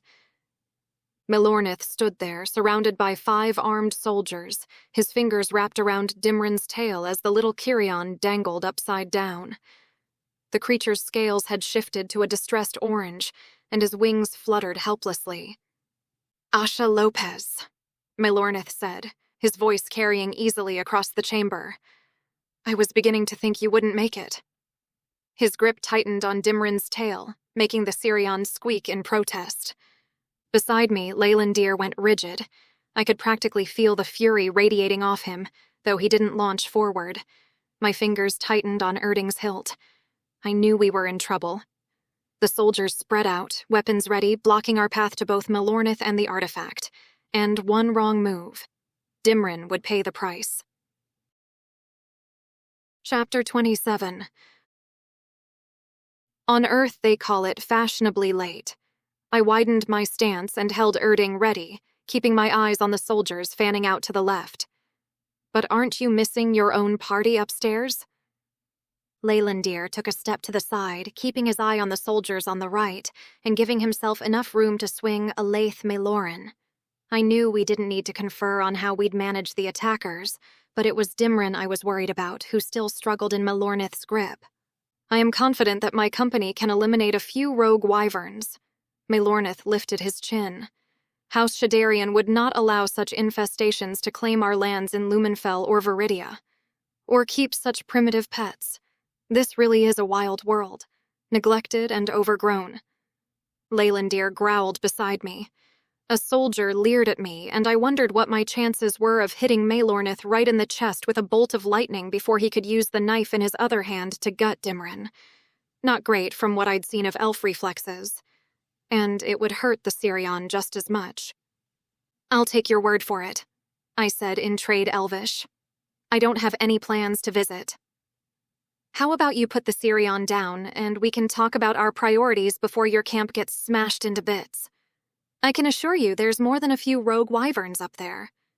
Maelornith laughed contemptuously. My priorities are right here in front of me. I tried to negotiate with you, Asha Lopez, and then you went running off with him. You are both now at my whim. The Elven Council has already sanctioned Leylandir's execution, and after seeing for myself what you have achieved here, I expect that your death will render this place safe again for all elves. I swallowed, my eyes drawn to the shimmering portal behind Maelornith. I doubted that my death would cause it to blink off. I wasn't doing anything to maintain its power. But Leylandir's theory on the Elven Council having an interest in the war continuing and profiting from trade in magic itself surfaced in my mind. Unless we kill you first, Leylandir spat. Surely you do not expect 5 soldiers to best us. Maelornith's lip curled as he considered his half-brother. Your reputation, such as it is, does indeed precede you. The hybrid elf born well above his station, forced to make up for this deficit by other means. The bastard of Tulkasiel house who carries a sword he has no right to and has a fondness for verminous creatures which help him skulk in the dark. Maelornith hoisted Dimrin up and held the knife to his belly, and the Sirion made a pitiful noise. I leaned forward instinctively, wanting to hurl myself at him to snatch Dimrin free. Leylandir launched himself at the nearest soldier with a snarl, turning the tense standoff into a full-blown fight. Cursing silently, I noted one of my opponents drawing a crossbow while his companion advanced with a drawn sword. Just perfect. I shifted my stance with Erding gripped tight, keeping myself positioned so I wouldn't accidentally catch Leylandir with stray lightning or be separated from him in the fray. The sound of clashing steel rang out as he engaged 3 of the soldiers, leaving me to deal with my pair while Maelornith stood back, still clutching Dimrin with a sardonic smile. The crossbowman's first shot whistled past my ear as I rolled, the quarrel embedding itself in the ground where I'd stood moments before. The swordsman pressed forward, trying to catch me as I came out of the roll, but I was already moving again, keeping both opponents in my field of vision. Dimrin. I reached out mentally to the Sirion, hoping the words weren't getting picked up by the elves in the room. I'm going to get you free, but I need your help. Can you distract him? Just enough for one clean shot? The swordsman's blade carved through the air where my head had been, and I countered with a swift slash that he barely managed to parry. Behind him, I heard the distinctive click of another quarrel being loaded. My time to maneuver was running out. A flash of silver caught my eye as Leylandir spun between his 3 opponents, Alaith Maeloryn singing through the air. He was holding his own, but I couldn't afford to watch for long. The crossbowman had finished reloading. Dimrin's voice touched my mind, small but determined. Yes. Dimrin good at nuisance. Despite everything, I had to fight back a smile. Okay, we're going to have to time this just right, though. Sit tight. I ducked another swing from the swordsman, using Erding to deflect his blade wide. The movement brought me closer to him than I liked, but it also put his body between me and the crossbowman. I heard a curse in Elvish. They couldn't risk shooting their own man. Leylandir, I ventured. I'm going to take a shot at Maelornith. Dimrin thinks he can distract him enough, too. A blast of wind howled through the room toward Maelornith. I risked a glance at Leylandir after delivering a swift kick to the swordsman's knee and saw pure, unadulterated rage on Leylandir's features. He was glaring right at Maelornith, despite his opponents pressing in on both sides. Maelornith struggled to stay upright, but Dimrin remained in his clutches. Damn it. I didn't have enough bandwidth to observe, keep dancing with my opponents, and stay clear of the crossbow.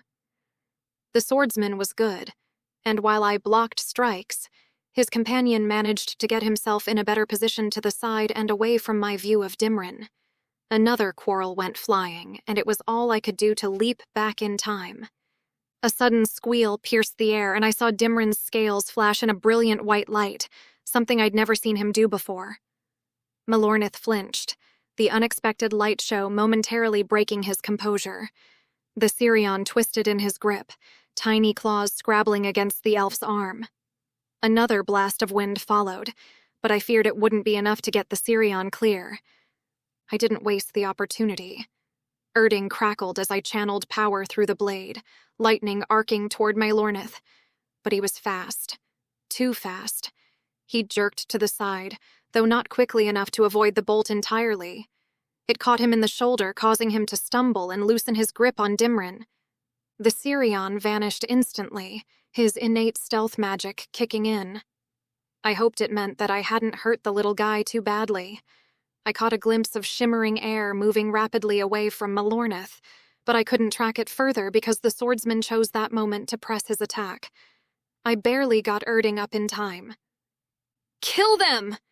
Leylandir's voice carried over the sounds of battle, tight with pain and fury. "Kill them both!" The crossbowman had circled to find a better angle, and I heard the snap of his weapon firing. I twisted, feeling the quarrel tear through my sleeve. The graze stung, but I'd avoided the worst of it. My swordsman, however, had used my evasion to close the distance. His blade came in low, trying to catch me off guard. I parried, the impact jarring up my arm, but managed to channel another surge of lightning through Erding. The electricity crackled along his steel blade and into his body. He convulsed, his sword dropping from nerveless fingers as he collapsed. One down. But I heard the crossbowman reloading again, and Leylandir was recovering his composure, drawing his own sword with his good arm. The shoulder I'd hit was smoking slightly. His fine clothes charred, but the wound didn't seem to be slowing him much. Beyond him, Leylandir was still engaged with his 3 opponents, though one was now moving with a noticeable limp. I spared a quick thought for Dimrin, hoping he'd found somewhere safe to hide. Then I shifted my grip on Erding, gathering power for another lightning strike. The crossbowman was bringing his weapon up to bear, and Leylandir was advancing with speed despite his injury. I cursed as I realized I'd spent a second too long assessing Leylandir's approach.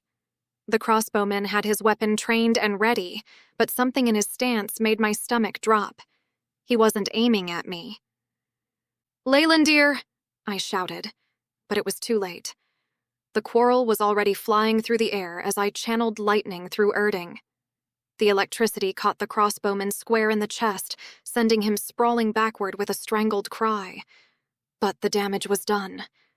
Leylandir let out a grunt of pain as the quarrel buried itself in his left arm. The momentary disruption nearly cost him everything. One of his opponents seized the opportunity, blade whistling toward his midsection. He managed to twist away at the last second, but I saw the strain in his movements now as he fought to compensate for the injury. There was no time to help him directly. Leylandir was closing the distance between us with predatory speed, his sword held ready despite the smoking wound in his shoulder. I burst forward to intercept him before he could reach Leylandir, our blades meeting with a resounding clash that sent vibrations up my arm. "Such loyalty among half-breeds," Leylandir sneered, his face inches from mine as our swords remained locked. "And for what? More of my soldiers approach. Can you not hear them?" I bared my teeth at him, but he was telling the truth. The clattering sounds of boots approaching from the stairs were audible over the fight. A lot of boots. "It won't matter if you're dead before they get here." His expression darkened, and then we were truly fighting. The first exchange of blows left me breathless. He was fast, incredibly fast, and each strike carried devastating force behind it. I found myself giving ground, desperately trying to read his movements as Erding sang through the air. High cut, parry, riposte, block, sidestep, thrust. Every move I made, he seemed to anticipate. Each time I thought I saw an opening, his blade was there to meet mine. He had just as much skill as Leylandir, but there was something colder in his execution, something more calculated. "I see he's been teaching you our ways," Leylandir said as he flowed around one of my attacks. "How amusing. Like teaching a dog to dance." I didn't waste breath responding, focusing instead on staying alive. Behind me, I heard the continued sounds of Leylandir's fight with his remaining opponents. The knowledge that he was wounded and outnumbered burned in my mind, but I couldn't spare a glance to check on him. Leylandir demanded every ounce of my attention. Our blades crossed again, and this time he pressed forward, using his height advantage to bear down on me. "You know, I could have made this easy for you," he said, voice pitched low. "Perhaps I may have even kept you. But now?" His lip curled. "Now I think I'll take my time. Make him watch as I didn't let him finish. Channeling lightning through Erding while our swords were locked was risky. I'd bear the brunt of the electricity just as much as him, but I was counting on the fact that he wouldn't expect it. Walling off my mind from pain, I loosed Erding's power. The sudden surge of power made him jerk back, breaking our blade lock. Surprisingly, or maybe unsurprisingly, the lightning didn't touch me. I pressed the advantage, driving forward with a series of quick strikes that forced him to give ground. But even caught off guard, his defense was impeccable. He deflected each attack with efficiency, no energy wasted, no motion out of place. "Impressive," he said, and the genuine note of appreciation in his voice somehow made it worse. "I can see why he kept you around. But you're still just playing at being one of us." He punctuated the statement with a blindingly fast combination of attacks that had me scrambling to defend myself. Each impact felt like it might tear Erding from my grip. I managed to deflect a thrust aimed at my throat, but his follow-up slash caught my sleeve, drawing a thin line of red along my forearm. A small sound of satisfaction escaped him as he saw the blood. "First blood to me, I think. Shall we see how many more times I can mark you before he breaks?" "You talk too much," I growled, channeling more lightning through my blade. But Maelornith wasn't about to be fooled twice. This time, the lightning bounced off a defensive barrier up into the roof of the cavern, causing a spray of rocks to fall. The air crackled with ozone as I launched my own assault, trying to find a weakness in his guard. But he matched me, move for move, his injured shoulder seemingly forgotten as he flowed through forms that looked as natural as breathing. My arms trembled with exhaustion as I fought to keep up with Maelornith's relentless assault. Each clash of our blades sent shockwaves through my already aching muscles. He was wearing me down, and we both knew it. My boot caught on an uneven patch of ground, and I stumbled. Time seemed to slow as I watched Maelornith's blade descending in what I knew would be a devastating overhead strike. Erding felt like lead in my hands. I wasn't going to get my guard up in time. The sound of steel meeting steel rang out above my head. I looked up to see a Laith Meloran locked with Maelornith's blade, Leylandir having somehow crossed the distance between us in time to intercept the blow. My heart lurched at the sight of blood staining his left sleeve around the crossbow bolt, but he'd apparently dealt with his other opponents. I turned my head to see their still forms scattered across the floor. I scrambled backward, trying to catch my breath as the two half-brothers engaged in a deadly dance. Their movements were blindingly fast, a blur of silver and steel punctuated by the occasional burst of wind from Alaith Meloran and fire from Maelornith's blade. They were incredibly well-matched, even with their injuries. While Maelornith still favored his shoulder from my lightning strike, Leylandir compensated for his wounded arm with swift footwork. The sound of approaching boots grew louder, echoing off the stone walls. I divided my attention between watching the entrance and the fight, my grip tightening on Erding. We didn't have much time before we'd be overwhelmed. I edged toward the Erlen Galad, hoping Leylandir would recognize my movement and time his fight accordingly. We'd need to make a break for it soon, before those reinforcements arrived. The portal's surface rippled, seeming to respond to my proximity. "Your reputation does not disappoint." Maelornith spat the last word like a curse as he deflected a particularly vicious strike.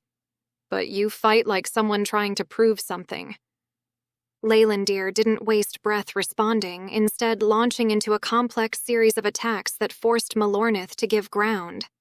I recognized some of the movements from our training sessions, but these were executed with such speed that it made my attempts in the prison yard look clumsy in comparison. The sound of boots was almost upon us now. I gripped Erding tighter, preparing myself for whatever was about to come through that entrance. But before I could call out a warning, Leylandir somehow slipped past Maelornith's guard. In a move so quick I almost missed it, he knocked Maelornith's blade wide and stepped inside his reach. A lathe Maelorn came to rest against Maelornith's throat just as the first of the reinforcements burst into the chamber. The soldiers skidded to a halt, weapons half raised as they took in the scene before them. I counted at least 15, probably more still coming down the stairs. My heart pounded as I realized how close we were to being overrun. "Order them to stand down," Leylandir said, his voice carrying in the sudden silence of the chamber. A thin line of blood appeared on Maelornith's neck, where Alaith Melerin's edge pressed against his skin. Maelornith's face twisted into a sneer despite his precarious position. "You won't kill me, brother. You will have no hope of redeeming yourself with the Council if you slay their agent." "I am already fated to be executed, brother." Leylandir's voice remained steady. "And I don't need to kill you to ensure you'll never hold a sword again." He adjusted his grip slightly, and more blood welled up around the blade. "Now order them to stand down." I shifted my weight, ready to move at a moment's notice. The soldiers looked uncertain, their eyes darting between their commander and us. The portal hummed behind me, its energy making the hair on the back of my neck stand up. Maelornith's face screwed up into a mask of fury. "Lower your weapons." The soldiers hesitated for a moment before complying, though they maintained their positions blocking the exit. I caught Leylandir's eye and gave a slight nod toward the portal. His response was nearly imperceptible, a tiny dip of his chin that nevertheless told me he understood. But he didn't move right away. Was he seriously considering killing Maelornith anyway? I wanted to reach out to him, to grab him by the hand and pull him back. But even so close to the Erlen Galad, it would only take seconds for a soldier to get a shot at us once his sword was lowered. "You must go," Leylandir projected into my mind. My eyes widened in surprise. "We're going together. I will not release him until I know you are free." I swallowed and glanced at the soldiers whose hands hadn't strayed that far from their weapons. The hell I was leaving Leylandir to face them alone. "I will follow if I can," Leylandir urged. In my mind, I'd expected that I'd be holding on to Leylandir as we crossed into the unknown, so that we were together when we ended up wherever that thing was going to take us. Facing a void alone in that moment sounded less appealing than death, and it dawned on me that I was terrified of being lost. The portal's influence over my mind made my feet want to do just as Leylandir said and step through, but I kept them firmly rooted to the floor. There was no chance I'd come all this way with him at my side to leave him for dead here. "Nope," I said, "not happening." Chapter 28. Circling slowly, I kept Erding up and tapped Maelornith's sword arm. "Drop it, asshole." Leylandir frowned. "I don't believe he understands English." Maelornith's eyes narrowed, studying us with cold calculation. Even at sword point, he maintained an air of superiority that made my skin crawl. "Your cooperation for our exit," I repeated in Elvish, pressing Erding against his arm with enough force to draw a thin line of blood. "You believe you have won the day? That you are victorious?" A muscle jumped in his jaw, but his voice remained unnervingly calm as he sneered at Leylandir. "You've merely confirmed what the Council already knows about you, brother. A traitor to your own kind, just like your mongrel mother." Leylandir's grip tightened on his sword, the blade pressing harder against Maelornith's throat. For a moment, I thought he might actually do it. Might end Maelornith's life right there. Something dark and unfamiliar flickered across his face. "Drop the weapon," Leylandir commanded, his voice deadly quiet. "Now." Maelornith moved slowly to crouch with a shit-eating grin and set the blade to rest on the ground. Leylandir's sword tracked every inch of his movement, and my gaze kept flickering to his soldiers who appeared ready to pounce at any moment. "Now empty your pockets. Any knives, anything sharp at all, drop it." I prodded him again with Erding. When he hesitated, I pressed harder. "Do it now, or I'll take your ear as a souvenir."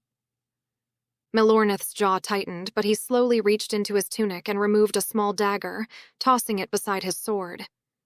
He made a show of turning out his belt pouches, revealing nothing but a few small vials and a coin purse. I wasn't convinced. 15 years of combat had taught me that overconfident men like Melornith always had a backup plan. I ran Erding's tip along his sides, pressing firmly enough to check for hidden sheaths or pockets. "Thorough, aren't we?" he remarked coldly. "Just making sure we understand each other," I replied, meeting his gaze. His eyes glinted with an inner amusement that he had no right to give in his situation. My lip twitched with annoyance, and I turned to face his men. "Your commander here is going to cover us as we go through the Ireland Galad," I called across the chamber. "We will not, and I repeat, will not take him through. Once we're clear, he's all yours. Understood?" Grunts, which I took for acquiescence, came from across the chamber. Moving behind Melornith once again, I poked him in the small of the back with Erding and took Leylandir's hand. "Start stepping backward." I kept my grip firm on both Erding and Leylandir's hand as we shuffled back. Melornith moved with exaggerated care, his steps measured and precise. Too precise. My stomach churned with unease at his compliance. The Ireland Galad hummed behind us, its energy making the hair on my arms stand on end. 3 yards had never felt so long, each step weighted with tension as the elven soldiers watched our retreat, teetering on the edge of attack. "You know," Melornith's voice carried smoothly across the chamber, "it is amusing how desperately you tried to convince me to enter the Earendor Galad with you back at camp." His tone dripped with condescension. "Tell me, does your companion know about your generous invitation? How you promised we could seek answers together?" Damn him. I felt Leylandir's hand tighten in mine and caught his sharp glance from the corner of my eye. There was surprise there, and something else. A question forming that we didn't have time to entertain. Melornith knew exactly what he was doing, dropping that particular bomb right now. "Though I wonder," Melornith continued, his back still to us but his words clearly aimed to unsettle, "if you've really considered what awaits you on the other side. You roll the dice with the fate of your entire world, Asha Lopez. One misstep and you may just hand our people everything we need to destroy your species utterly." My grip on Leylandir's hand tightened involuntarily. Was he lying? Trying to manipulate me in these final moments? I forced myself to focus on the portal behind us, not the poisonous words spewing from Melornith's mouth. But what if it was true? Melornith chuckled at my silence. "Come now. It is not too late to abandon this madness." Before I could respond, a familiar blur of sky-blue scales streaked through the air. Dimrin appeared out of nowhere, materializing on Leylandir's shoulder with a triumphant chirp. The sudden movement sent ripples of panic through the elven ranks, and several soldiers jerked their weapons up reflexively. Time seemed to slow. I caught the glint of metal as a crossbow bolt whistled through the air, disappearing into the shimmering surface of the portal behind us. Melornith dropped into a crouch, and my heart stopped as I saw the flash of a blade appearing in his hand. Where the hell had he been hiding that? He pivoted with the liquid grace that had made him such a formidable opponent, his hidden blade arcing toward Leylandir's exposed side. I saw the triumph in his eyes. The certainty that even in defeat, he would claim victory by taking his half-brother's life. Dimrin squealed in alarm, his scales flashing yellow as he leaped away from the danger. Leylandir began to turn, but he wouldn't be fast enough. The blade would find its mark before he brought Alaith Melerin down. I didn't think. I just acted.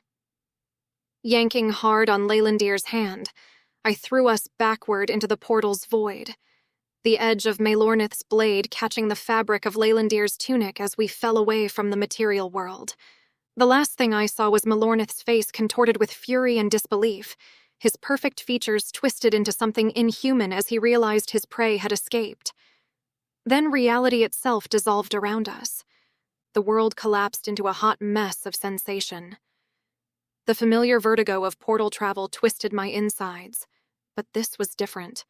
more intense, more personal somehow. The Erlen Galad pulled at something deep within me, and now that I was inside it, it was like getting turned inside out. I clung to Leylandir's hand like an anchor as reality warped around us. Images flashed through my consciousness. Memories that weren't mine. Places I'd never seen. A younger Leylandir running through a forest. A woman with his eyes, smiling sadly. Battlefields strewn with bodies both human and elven. The blur of visions overwhelmed my senses until I couldn't tell where I ended and the magic began. Was he seeing my memories too? The thought terrified me more than the void itself. Dimrin's terrified shrieking echoed strangely, the sound stretching and compressing like a warped recording. Through the chaos, I caught fragments of coherent images. Maelornith's face contorted with fury, the glowing runes of the ancient gate, the underground lake reflecting impossible colors. Hold on. I wasn't sure if I shouted it or merely thought it, or if sound even worked properly here. But Leylandir's grip remained firm, his presence steady despite the chaos of the transition. The void seemed to stretch forever, far longer than any normal gate crossing I'd experienced. My lungs burned. Had I been holding my breath? Was there even air here to breathe? Just as panic started to set in, reality snapped back into focus with the force of a physical blow. We crashed onto solid ground, Dimrin tumbling off Leylandir's shoulder with an indignant squawk. The impact drove the air from my lungs, but I maintained my death grip on both Erding and Leylandir. Training kicked in. I leaped to my feet, sword at the ready, scanning for threats. But there was no one. No pursuing soldiers. No vengeful Maelornith. Just us, sprawled in a thick, pewter-colored mist that swirled around us, obscuring everything beyond a few feet. My chest heaved as I fought to steady my breathing, the adrenaline from our escape causing my muscles to tremble. Behind me, I heard Leylandir rise slowly, his usual agility clearly compromised. Dimrin scuttled nervously around our feet, his scales shifting between sky blue and a worried gray. When nothing emerged from the mist to come and swallow us whole, I ran a hand over my scalp and turned to face the elf, my eyes fixed on the crossbow bolt in his arm. "That needs to come out," I said, sheathing Erding and moving toward him. His face was alarmingly pale, eyes glassy with pain. "Sit before you fall." He complied without argument. Never a good sign. I helped him out of his gear, my teeth clenched at the trembling of my hands. When I guided him to sit, he went down harder than I would have liked, but at least he was conscious enough to help position himself. "Here." I bunched up his pack behind his head. "Lean back." I worked quickly, cutting away his sleeve and examining the wound. The bolt had gone clean through the muscle, missing bone. A lucky break if you could call getting shot lucky at all. "Ready?" I wrapped my fingers around the shaft, positioning my other hand to apply pressure once it was out. "Just do it." Without further warning, I snapped off the barbed tip, then yanked the bolt free in one smooth motion. Leylandir's whole body went rigid, a strangled sound escaping his throat. Blood welled up immediately, but I was already pressing a cloth against both sides of his arm. "You have my thanks," he said after a while, voice tight but steady. "Let's save the gratitude until you're on your feet and we're out of wherever this is." I gestured to our surroundings, or lack thereof. Not exactly what I was expecting. Leylandir brought up his good hand to rest on Dimrin's head. Not even Calathil presumed to understand the Erlen Galad, but it feels like the place between portals, the in-between as it were. He paused, his expression tightening slightly. Though perhaps Maelornith could have provided his expert insights, had you successfully convinced him to join us. The barb wasn't subtle, and I felt heat rise to my cheeks. Clearly, removing a stick from his arm wasn't enough to distract him from Maelornith's parting revelation. "In my defense, I was his prisoner at the time," I said, securing the bandage. Escape didn't seem likely, and it sounded better than getting carted off to meet your Elven Council. His eyebrows drew together. It was merely a ploy. I told him he could cover himself in glory and take credit for ending the war between elves and humans. I shrugged. He seems like the type to capitalize on other people's achievements. I know, it was stupid. Not stupid, overly optimistic, perhaps, Leylandir said, his voice softening. Nothing is ever that easy. I met his eye, and my lips quirked into a sad smile. How many times had he faced the Earendor Galad, falling short of doing what his uncle desperately wanted? It must have irked him at least a little that I'd switched the thing on by accident. You think this is the space between regular portals? I bit my lip, glad to veer to a more practical subject. Does that make it easier to get out of here? Perhaps. Leylandir winced and went to sit up. But I do not believe I am in any condition to... I placed my hand on his chest with a warning look. You look like death warmed up. I just pulled a stick out of your damn arm. We aren't going anywhere right now. He arched an eyebrow, maybe parsing yet another Earth idiom, but didn't move. Resting on his elbows, we were eye to eye as I sat beside him, and I pulled back my hand as the moment got awkward. I grabbed the canteen from my pack to offer it to him, then scooted back to give us both some space. So I guess while we wait, we never really figured out what's next. I mean, if we figure out how this place works, we could get to the exact location on Earth where all of this started. Leylandir grunted and wiped his mouth. And likely deliver ourselves into the hands of those who would prevent us from doing anything about it. Probably. I sighed, already having considered that the Earth equivalent was likely a military base if Calathil's theories were true. But I don't know how else we're supposed to figure out where it is. Earth's kinda a big place. Leylandir offered the canteen and allowed himself to lie back. For now, we should find a place of safety. We do not yet know how the Earendor Galad's activation has impacted Earth, or if it has at all. Calathil has allies. The most likely supporters I can think of are on Gashak Tor. Ruzhka is an elder shaman who would provide us with refuge. I blinked, recalling Leylandir speaking about the Orduk worlds being host to a similar artifact, but my mind stuck on what was happening on Earth right now. Had I unwittingly created a whole world of chaos there? If only one eternity gate had caused our society to almost crumble, would another one finish the job? I pressed my lips together, hoping that the people I had left were okay. That humanity would be okay. I don't know if I can just go and hide out with orcs after... well, everything. Leylandir rubbed his eyes, and I couldn't quite tell if it was because he was tired or that I was being uncooperative. A short sojourn to receive healing and word from Calathil. And of Earth. I will not prevent you from returning home if that is where you wish to go from Gashak Tor. I snorted softly. Does that mean that I'm not your prisoner anymore? Only if I am not yours. His eyes were closed, but a small curve to his lips caused my cheeks to heat. It occurred to me that if we even could leave this place, it was probably the first time that we'd had a real choice in what was to follow. I'd done my part with the Earendor Galad. Leylandir had done his part by bringing me from Earth to activate it. Sure, there was a lot left to do, but it felt like the multiverse was at our fingertips somehow. Supposing we found a way out of this place.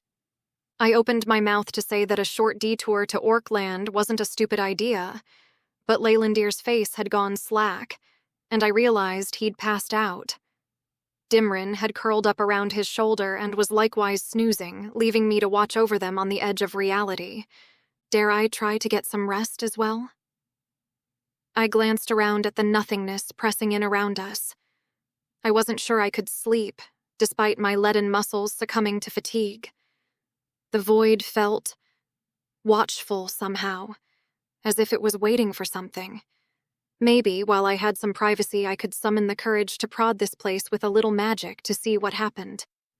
After all, it had responded to me before. My fingertips tingled at the thought, a mixture of fear and curiosity wrestling inside me. If the Earendor Galad had reacted to my hybrid nature once, perhaps I could find a way to direct it, to get us somewhere safe. I looked down at Leylandir's sleeping form.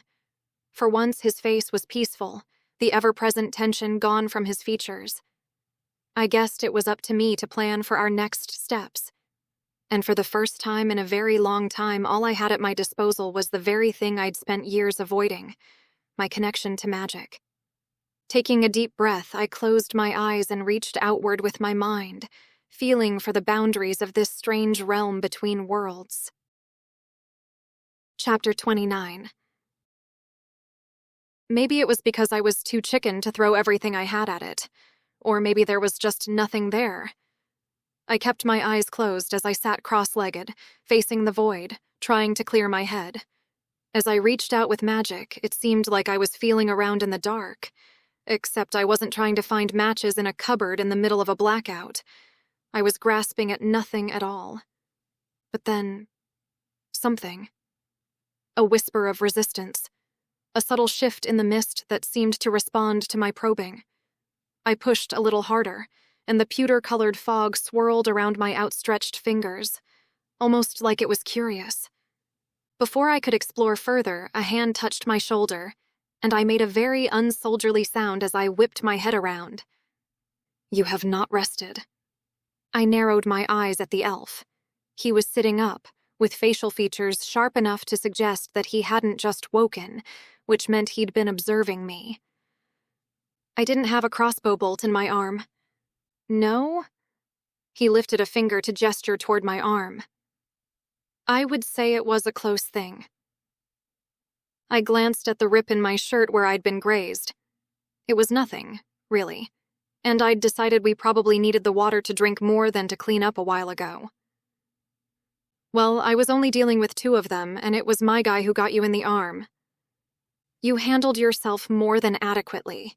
If you had not intercepted Malornith, I may not have dispatched the soldiers attacking me in time to meet him.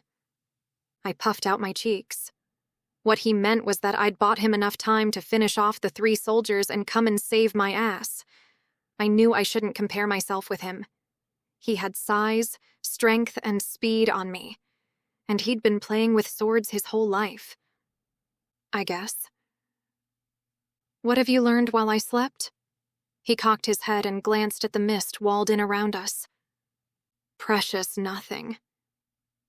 I stretched my arms overhead, then shuffled myself around to face him. This place is totally empty. He rubbed his chin and ran a hand over Dimrin's scales, who was climbing into his lap. Me hungry. I chuckled and rubbed a hand over my face. Of course, he was hungry. We haven't got anything left. You'll need to hold on until we can get out of here. The Syrian groaned pathetically and slumped into Leylandir's lap. You needn't speak in Elvish for Dimrin to understand. No? I frowned. He has observed us speaking in your tongue for long enough to understand the language. Syrians are perceptive creatures. But he raises a good point. We cannot stay here. Leylandir winced slightly, his face paler than it had been moments before. I noticed with alarm that the makeshift bandage on his arm was soaked through with blood. You're still bleeding, I said, moving closer to check the wound.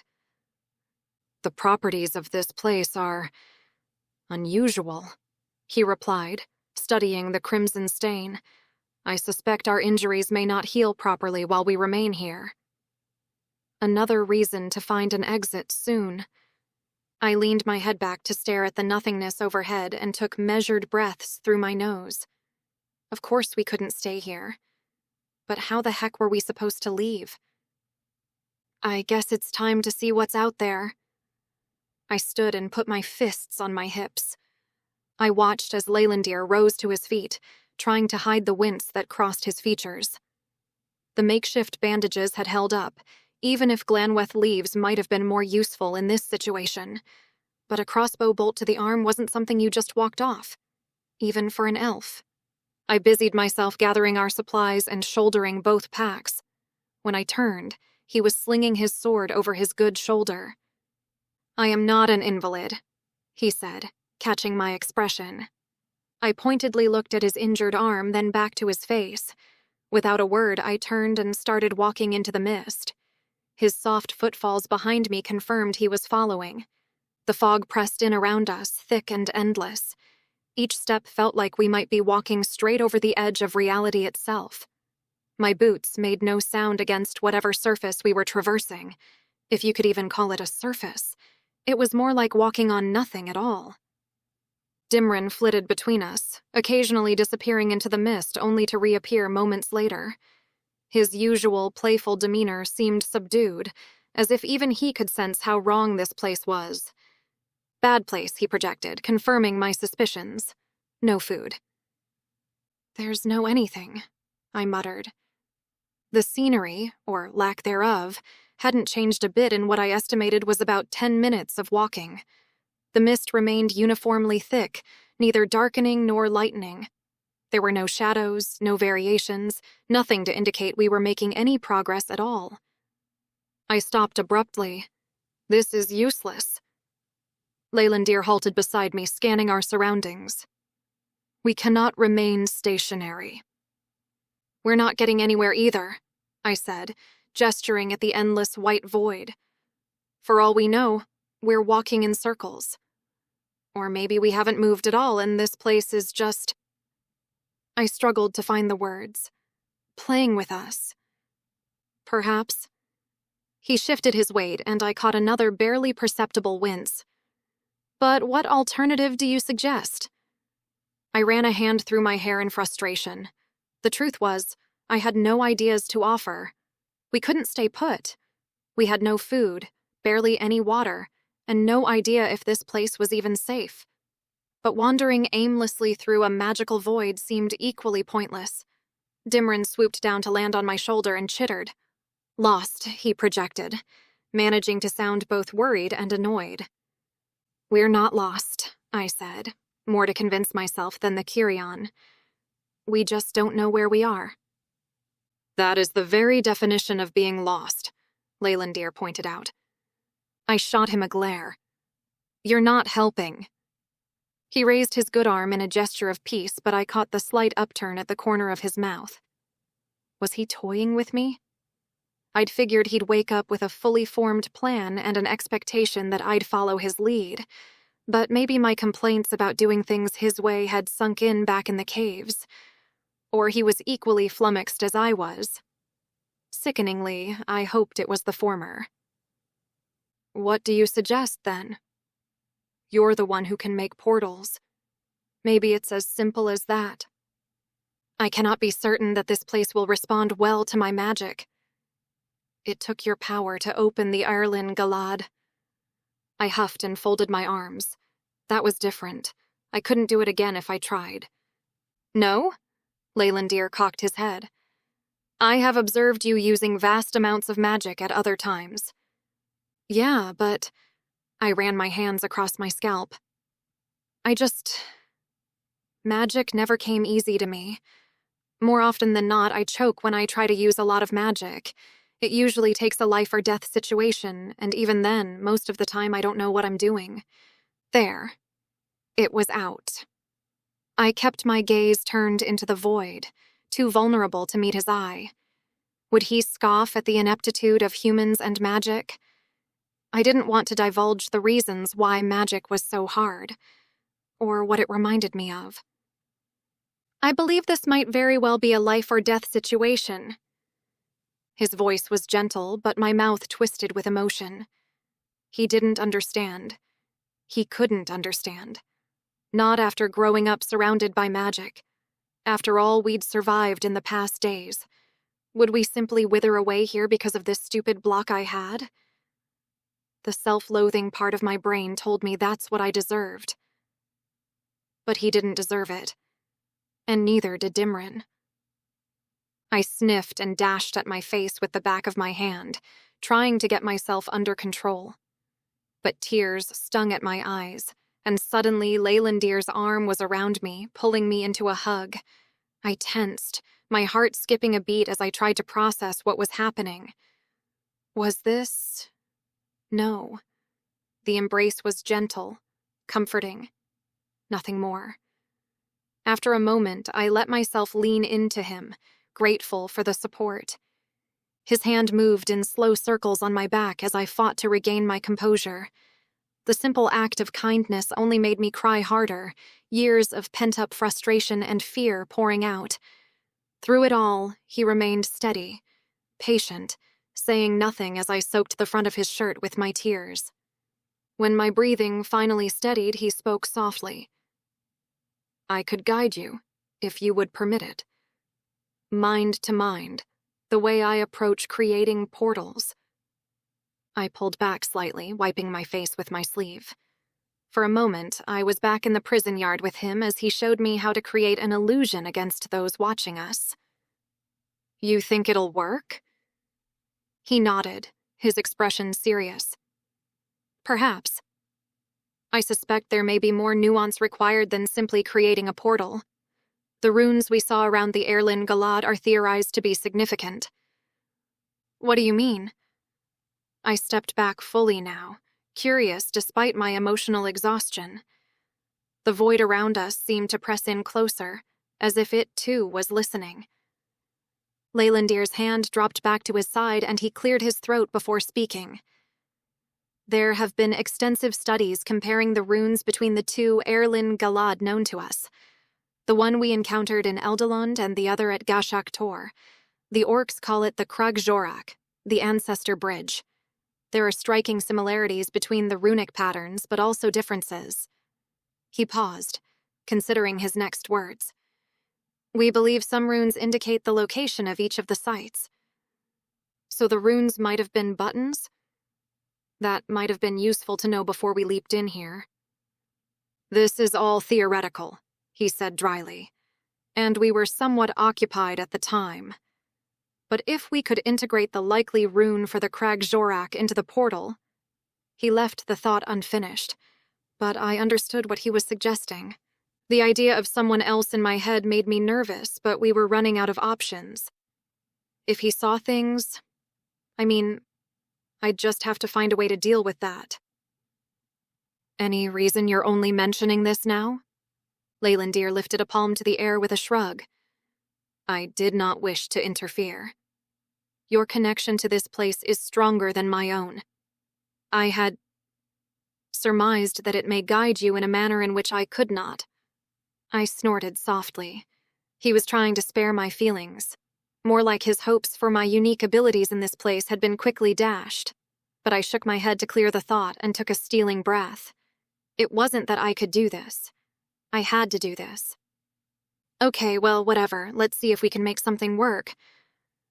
I eyed him warily as he approached, that insufferable smirk playing at the corners of his mouth. Without a word, he lifted his fingers to my temples. I closed my eyes, steeling myself for the intrusion. His presence was lighter than I expected. He lingered at the edge of my mind, waiting to be let in. Still, my instinct was to pull away, to slam up walls and hide. But I held steady, even though I knew he must have sensed my anxiety thrumming between us like a plucked string. And then I perceived him. His unwavering certainty, his complete and utter trust in my abilities. It was staggering. I wanted to stay there, to understand more of what he thought about me. But I didn't have time to dwell on it. He showed me, not in images exactly, but in impressions and sensations, what we were seeking to create. A tear in reality itself. A rune flashed in my mind's eye, then a picture of what must have been his memory of the place. I began drawing magic slowly, carefully, like dipping my toe in frigid water. The familiar panic started bubbling up, the magic teasing my nerves with a pleasure that inevitably brought pain. I tried to wall that part of myself off from him, to hide the darkness there. But he didn't push or pry. Instead, he wrapped me in a sense of calm acceptance that felt like being enveloped in a warm hug. Through that distant connection, I realized he had pressed his forehead against mine. The physical contact should have made me more nervous, but somehow it anchored me instead. His steady presence gave me something to focus on beyond my own fears. More magic now flowed into me like a river turned to rapids. More and more magic entered me until I felt like I might burst with it. The power thrummed through my veins, making my skin prickle and my hair stand on end. In my mind, I pictured a knife, sharp and precise, to pierce the surrounding void. Yes, his voice whispered in my thoughts, direct it, shape it. As our minds connected more deeply, I caught flashes of emotion from him, his concern for me, his determination, and something else. Something warmer that made my heart skip. I tried to shield my own thoughts, afraid of what he might see. The pain, the fear, the longing for something that would never work. I envisioned the rent opening, just like he had shown me. The rune blazed in my mind's eye, and I pushed it through the portal I was trying to create. The magic built and built until I thought I would burst. With a gasp that felt like it came from the depths of my soul, I released the magic in a great rush. It exploded outward from me like a shockwave, and I staggered. Only Leylandir's grip on my shoulders kept me upright. When I opened my eyes, the first thing I noticed was the mist writhed and twisted. For a heart-stopping moment, nothing happened. Then reality itself seemed to tear apart with an ear-popping, noiseless pressure. Through the gap, I caught glimpses of red stone and flickering torchlight. "Gashaktor," Leylandir breathed. I sagged against him, suddenly exhausted, and opened my mouth to speak. But then the portal pushed toward us, or us toward it, sucking us in like the void was folding in on itself. Leylandir's mind still touched mine, and I realized for a heart-sickening moment that I'd let my guard down. What could he see? But Dimrin's shriek disrupted the thought as he pitched through the portal. The portal's surface shimmered, obscuring what lay beyond. We didn't have the opportunity to think about what was next. We went through, and I clutched Leylandir's shoulders at the mental and physical turbulence which ripped through me. I might have screamed. I couldn't really tell. There wasn't enough time. And before I could really reckon with the disappearance of the void between worlds, Leylandir and I landed on bare rock, still clutching each other. I blinked hard, trying to get my bearings as the world slowly stopped spinning. My hands were fisted in Leylandir's shirt, and I became acutely aware of his arm around my waist, steadying me. Or maybe steadying himself. His chest rose and fell rapidly against mine, and I felt a slight tremor running through him that matched my own shaking. When I lifted my gaze to his face, his green eyes were already fixed on mine, pupils dilated. Something electric passed between us that had nothing to do with the residual magic crackling in the air. Had he seen into my mind when we'd connected? Had I seen into his? The memory of his unwavering faith in me lingered, making my chest tight. A sharp gasp shattered the moment. We sprang apart, pivoting toward the sound. The cavern around us was unlike anything I'd seen on Earendor. The walls were hewn from deep red stone rather than the gray-blue of Eldoland. Artistic carvings covered every surface, depicting battles and hunts and creatures I couldn't identify. Braziers of what looked like volcanic rock cast a flickering orange glow across the space, making the shadows dance. But what caught my attention was the group of figures frozen in apparent shock 20 yards away. Orcs, a dozen or more, their green-gray skin adorned with intricate scarification patterns and bone ornaments. Nothing like the crude monsters from human fantasy books.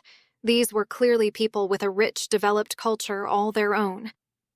I zeroed in on one figure in particular, an ancient orc woman sitting cross-legged on a smooth stone platform.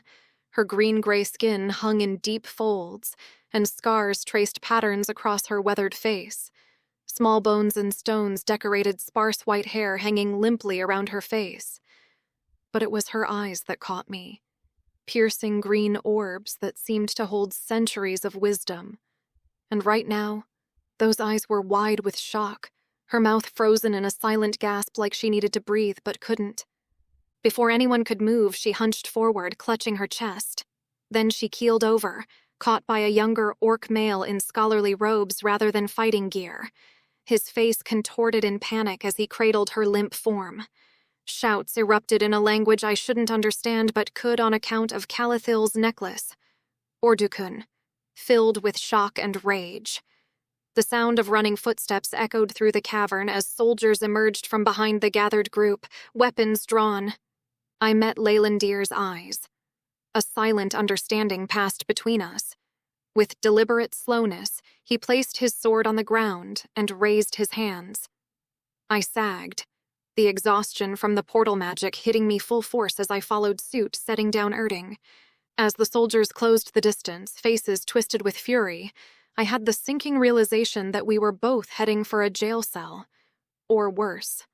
Did orcs keep prisoners?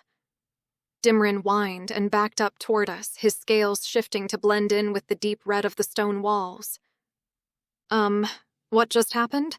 I ventured telepathically to Leylandir. He didn't answer right away, and I tore my eyes from the scene in front of us to glance at him. It wasn't often that I saw him speechless, but the look on his face made me think that he might have no words for this particular moment. It appears we may have just caused the death of one of Calathil's most trusted allies. I couldn't help the slightly hysterical laugh that escaped my lips as the soldiers closed the distance. I risked a glance over my shoulder, but there was no portal to flee into. Whatever I'd done in the void, it hadn't activated the artifact. We'd just arrived here. Well, looks like we'll be cellmates this time. Whatever response he might have given was cut short as the soldiers reached us. Rough hands grabbed my arms, and I didn't resist as they pulled them behind my back. I caught one last glimpse of the platform where the old orc woman lay motionless before they marched us away into the depths of the cavern. Perhaps Gashak Tor wasn't going to be the safe haven that we expected after all. Thank you for listening to Twisted Truths, Book 2 in the War for Magic series. Stay tuned for what comes next for Asha and Leylandir, and be sure to subscribe to my channel to stay up to date with all my audiobooks.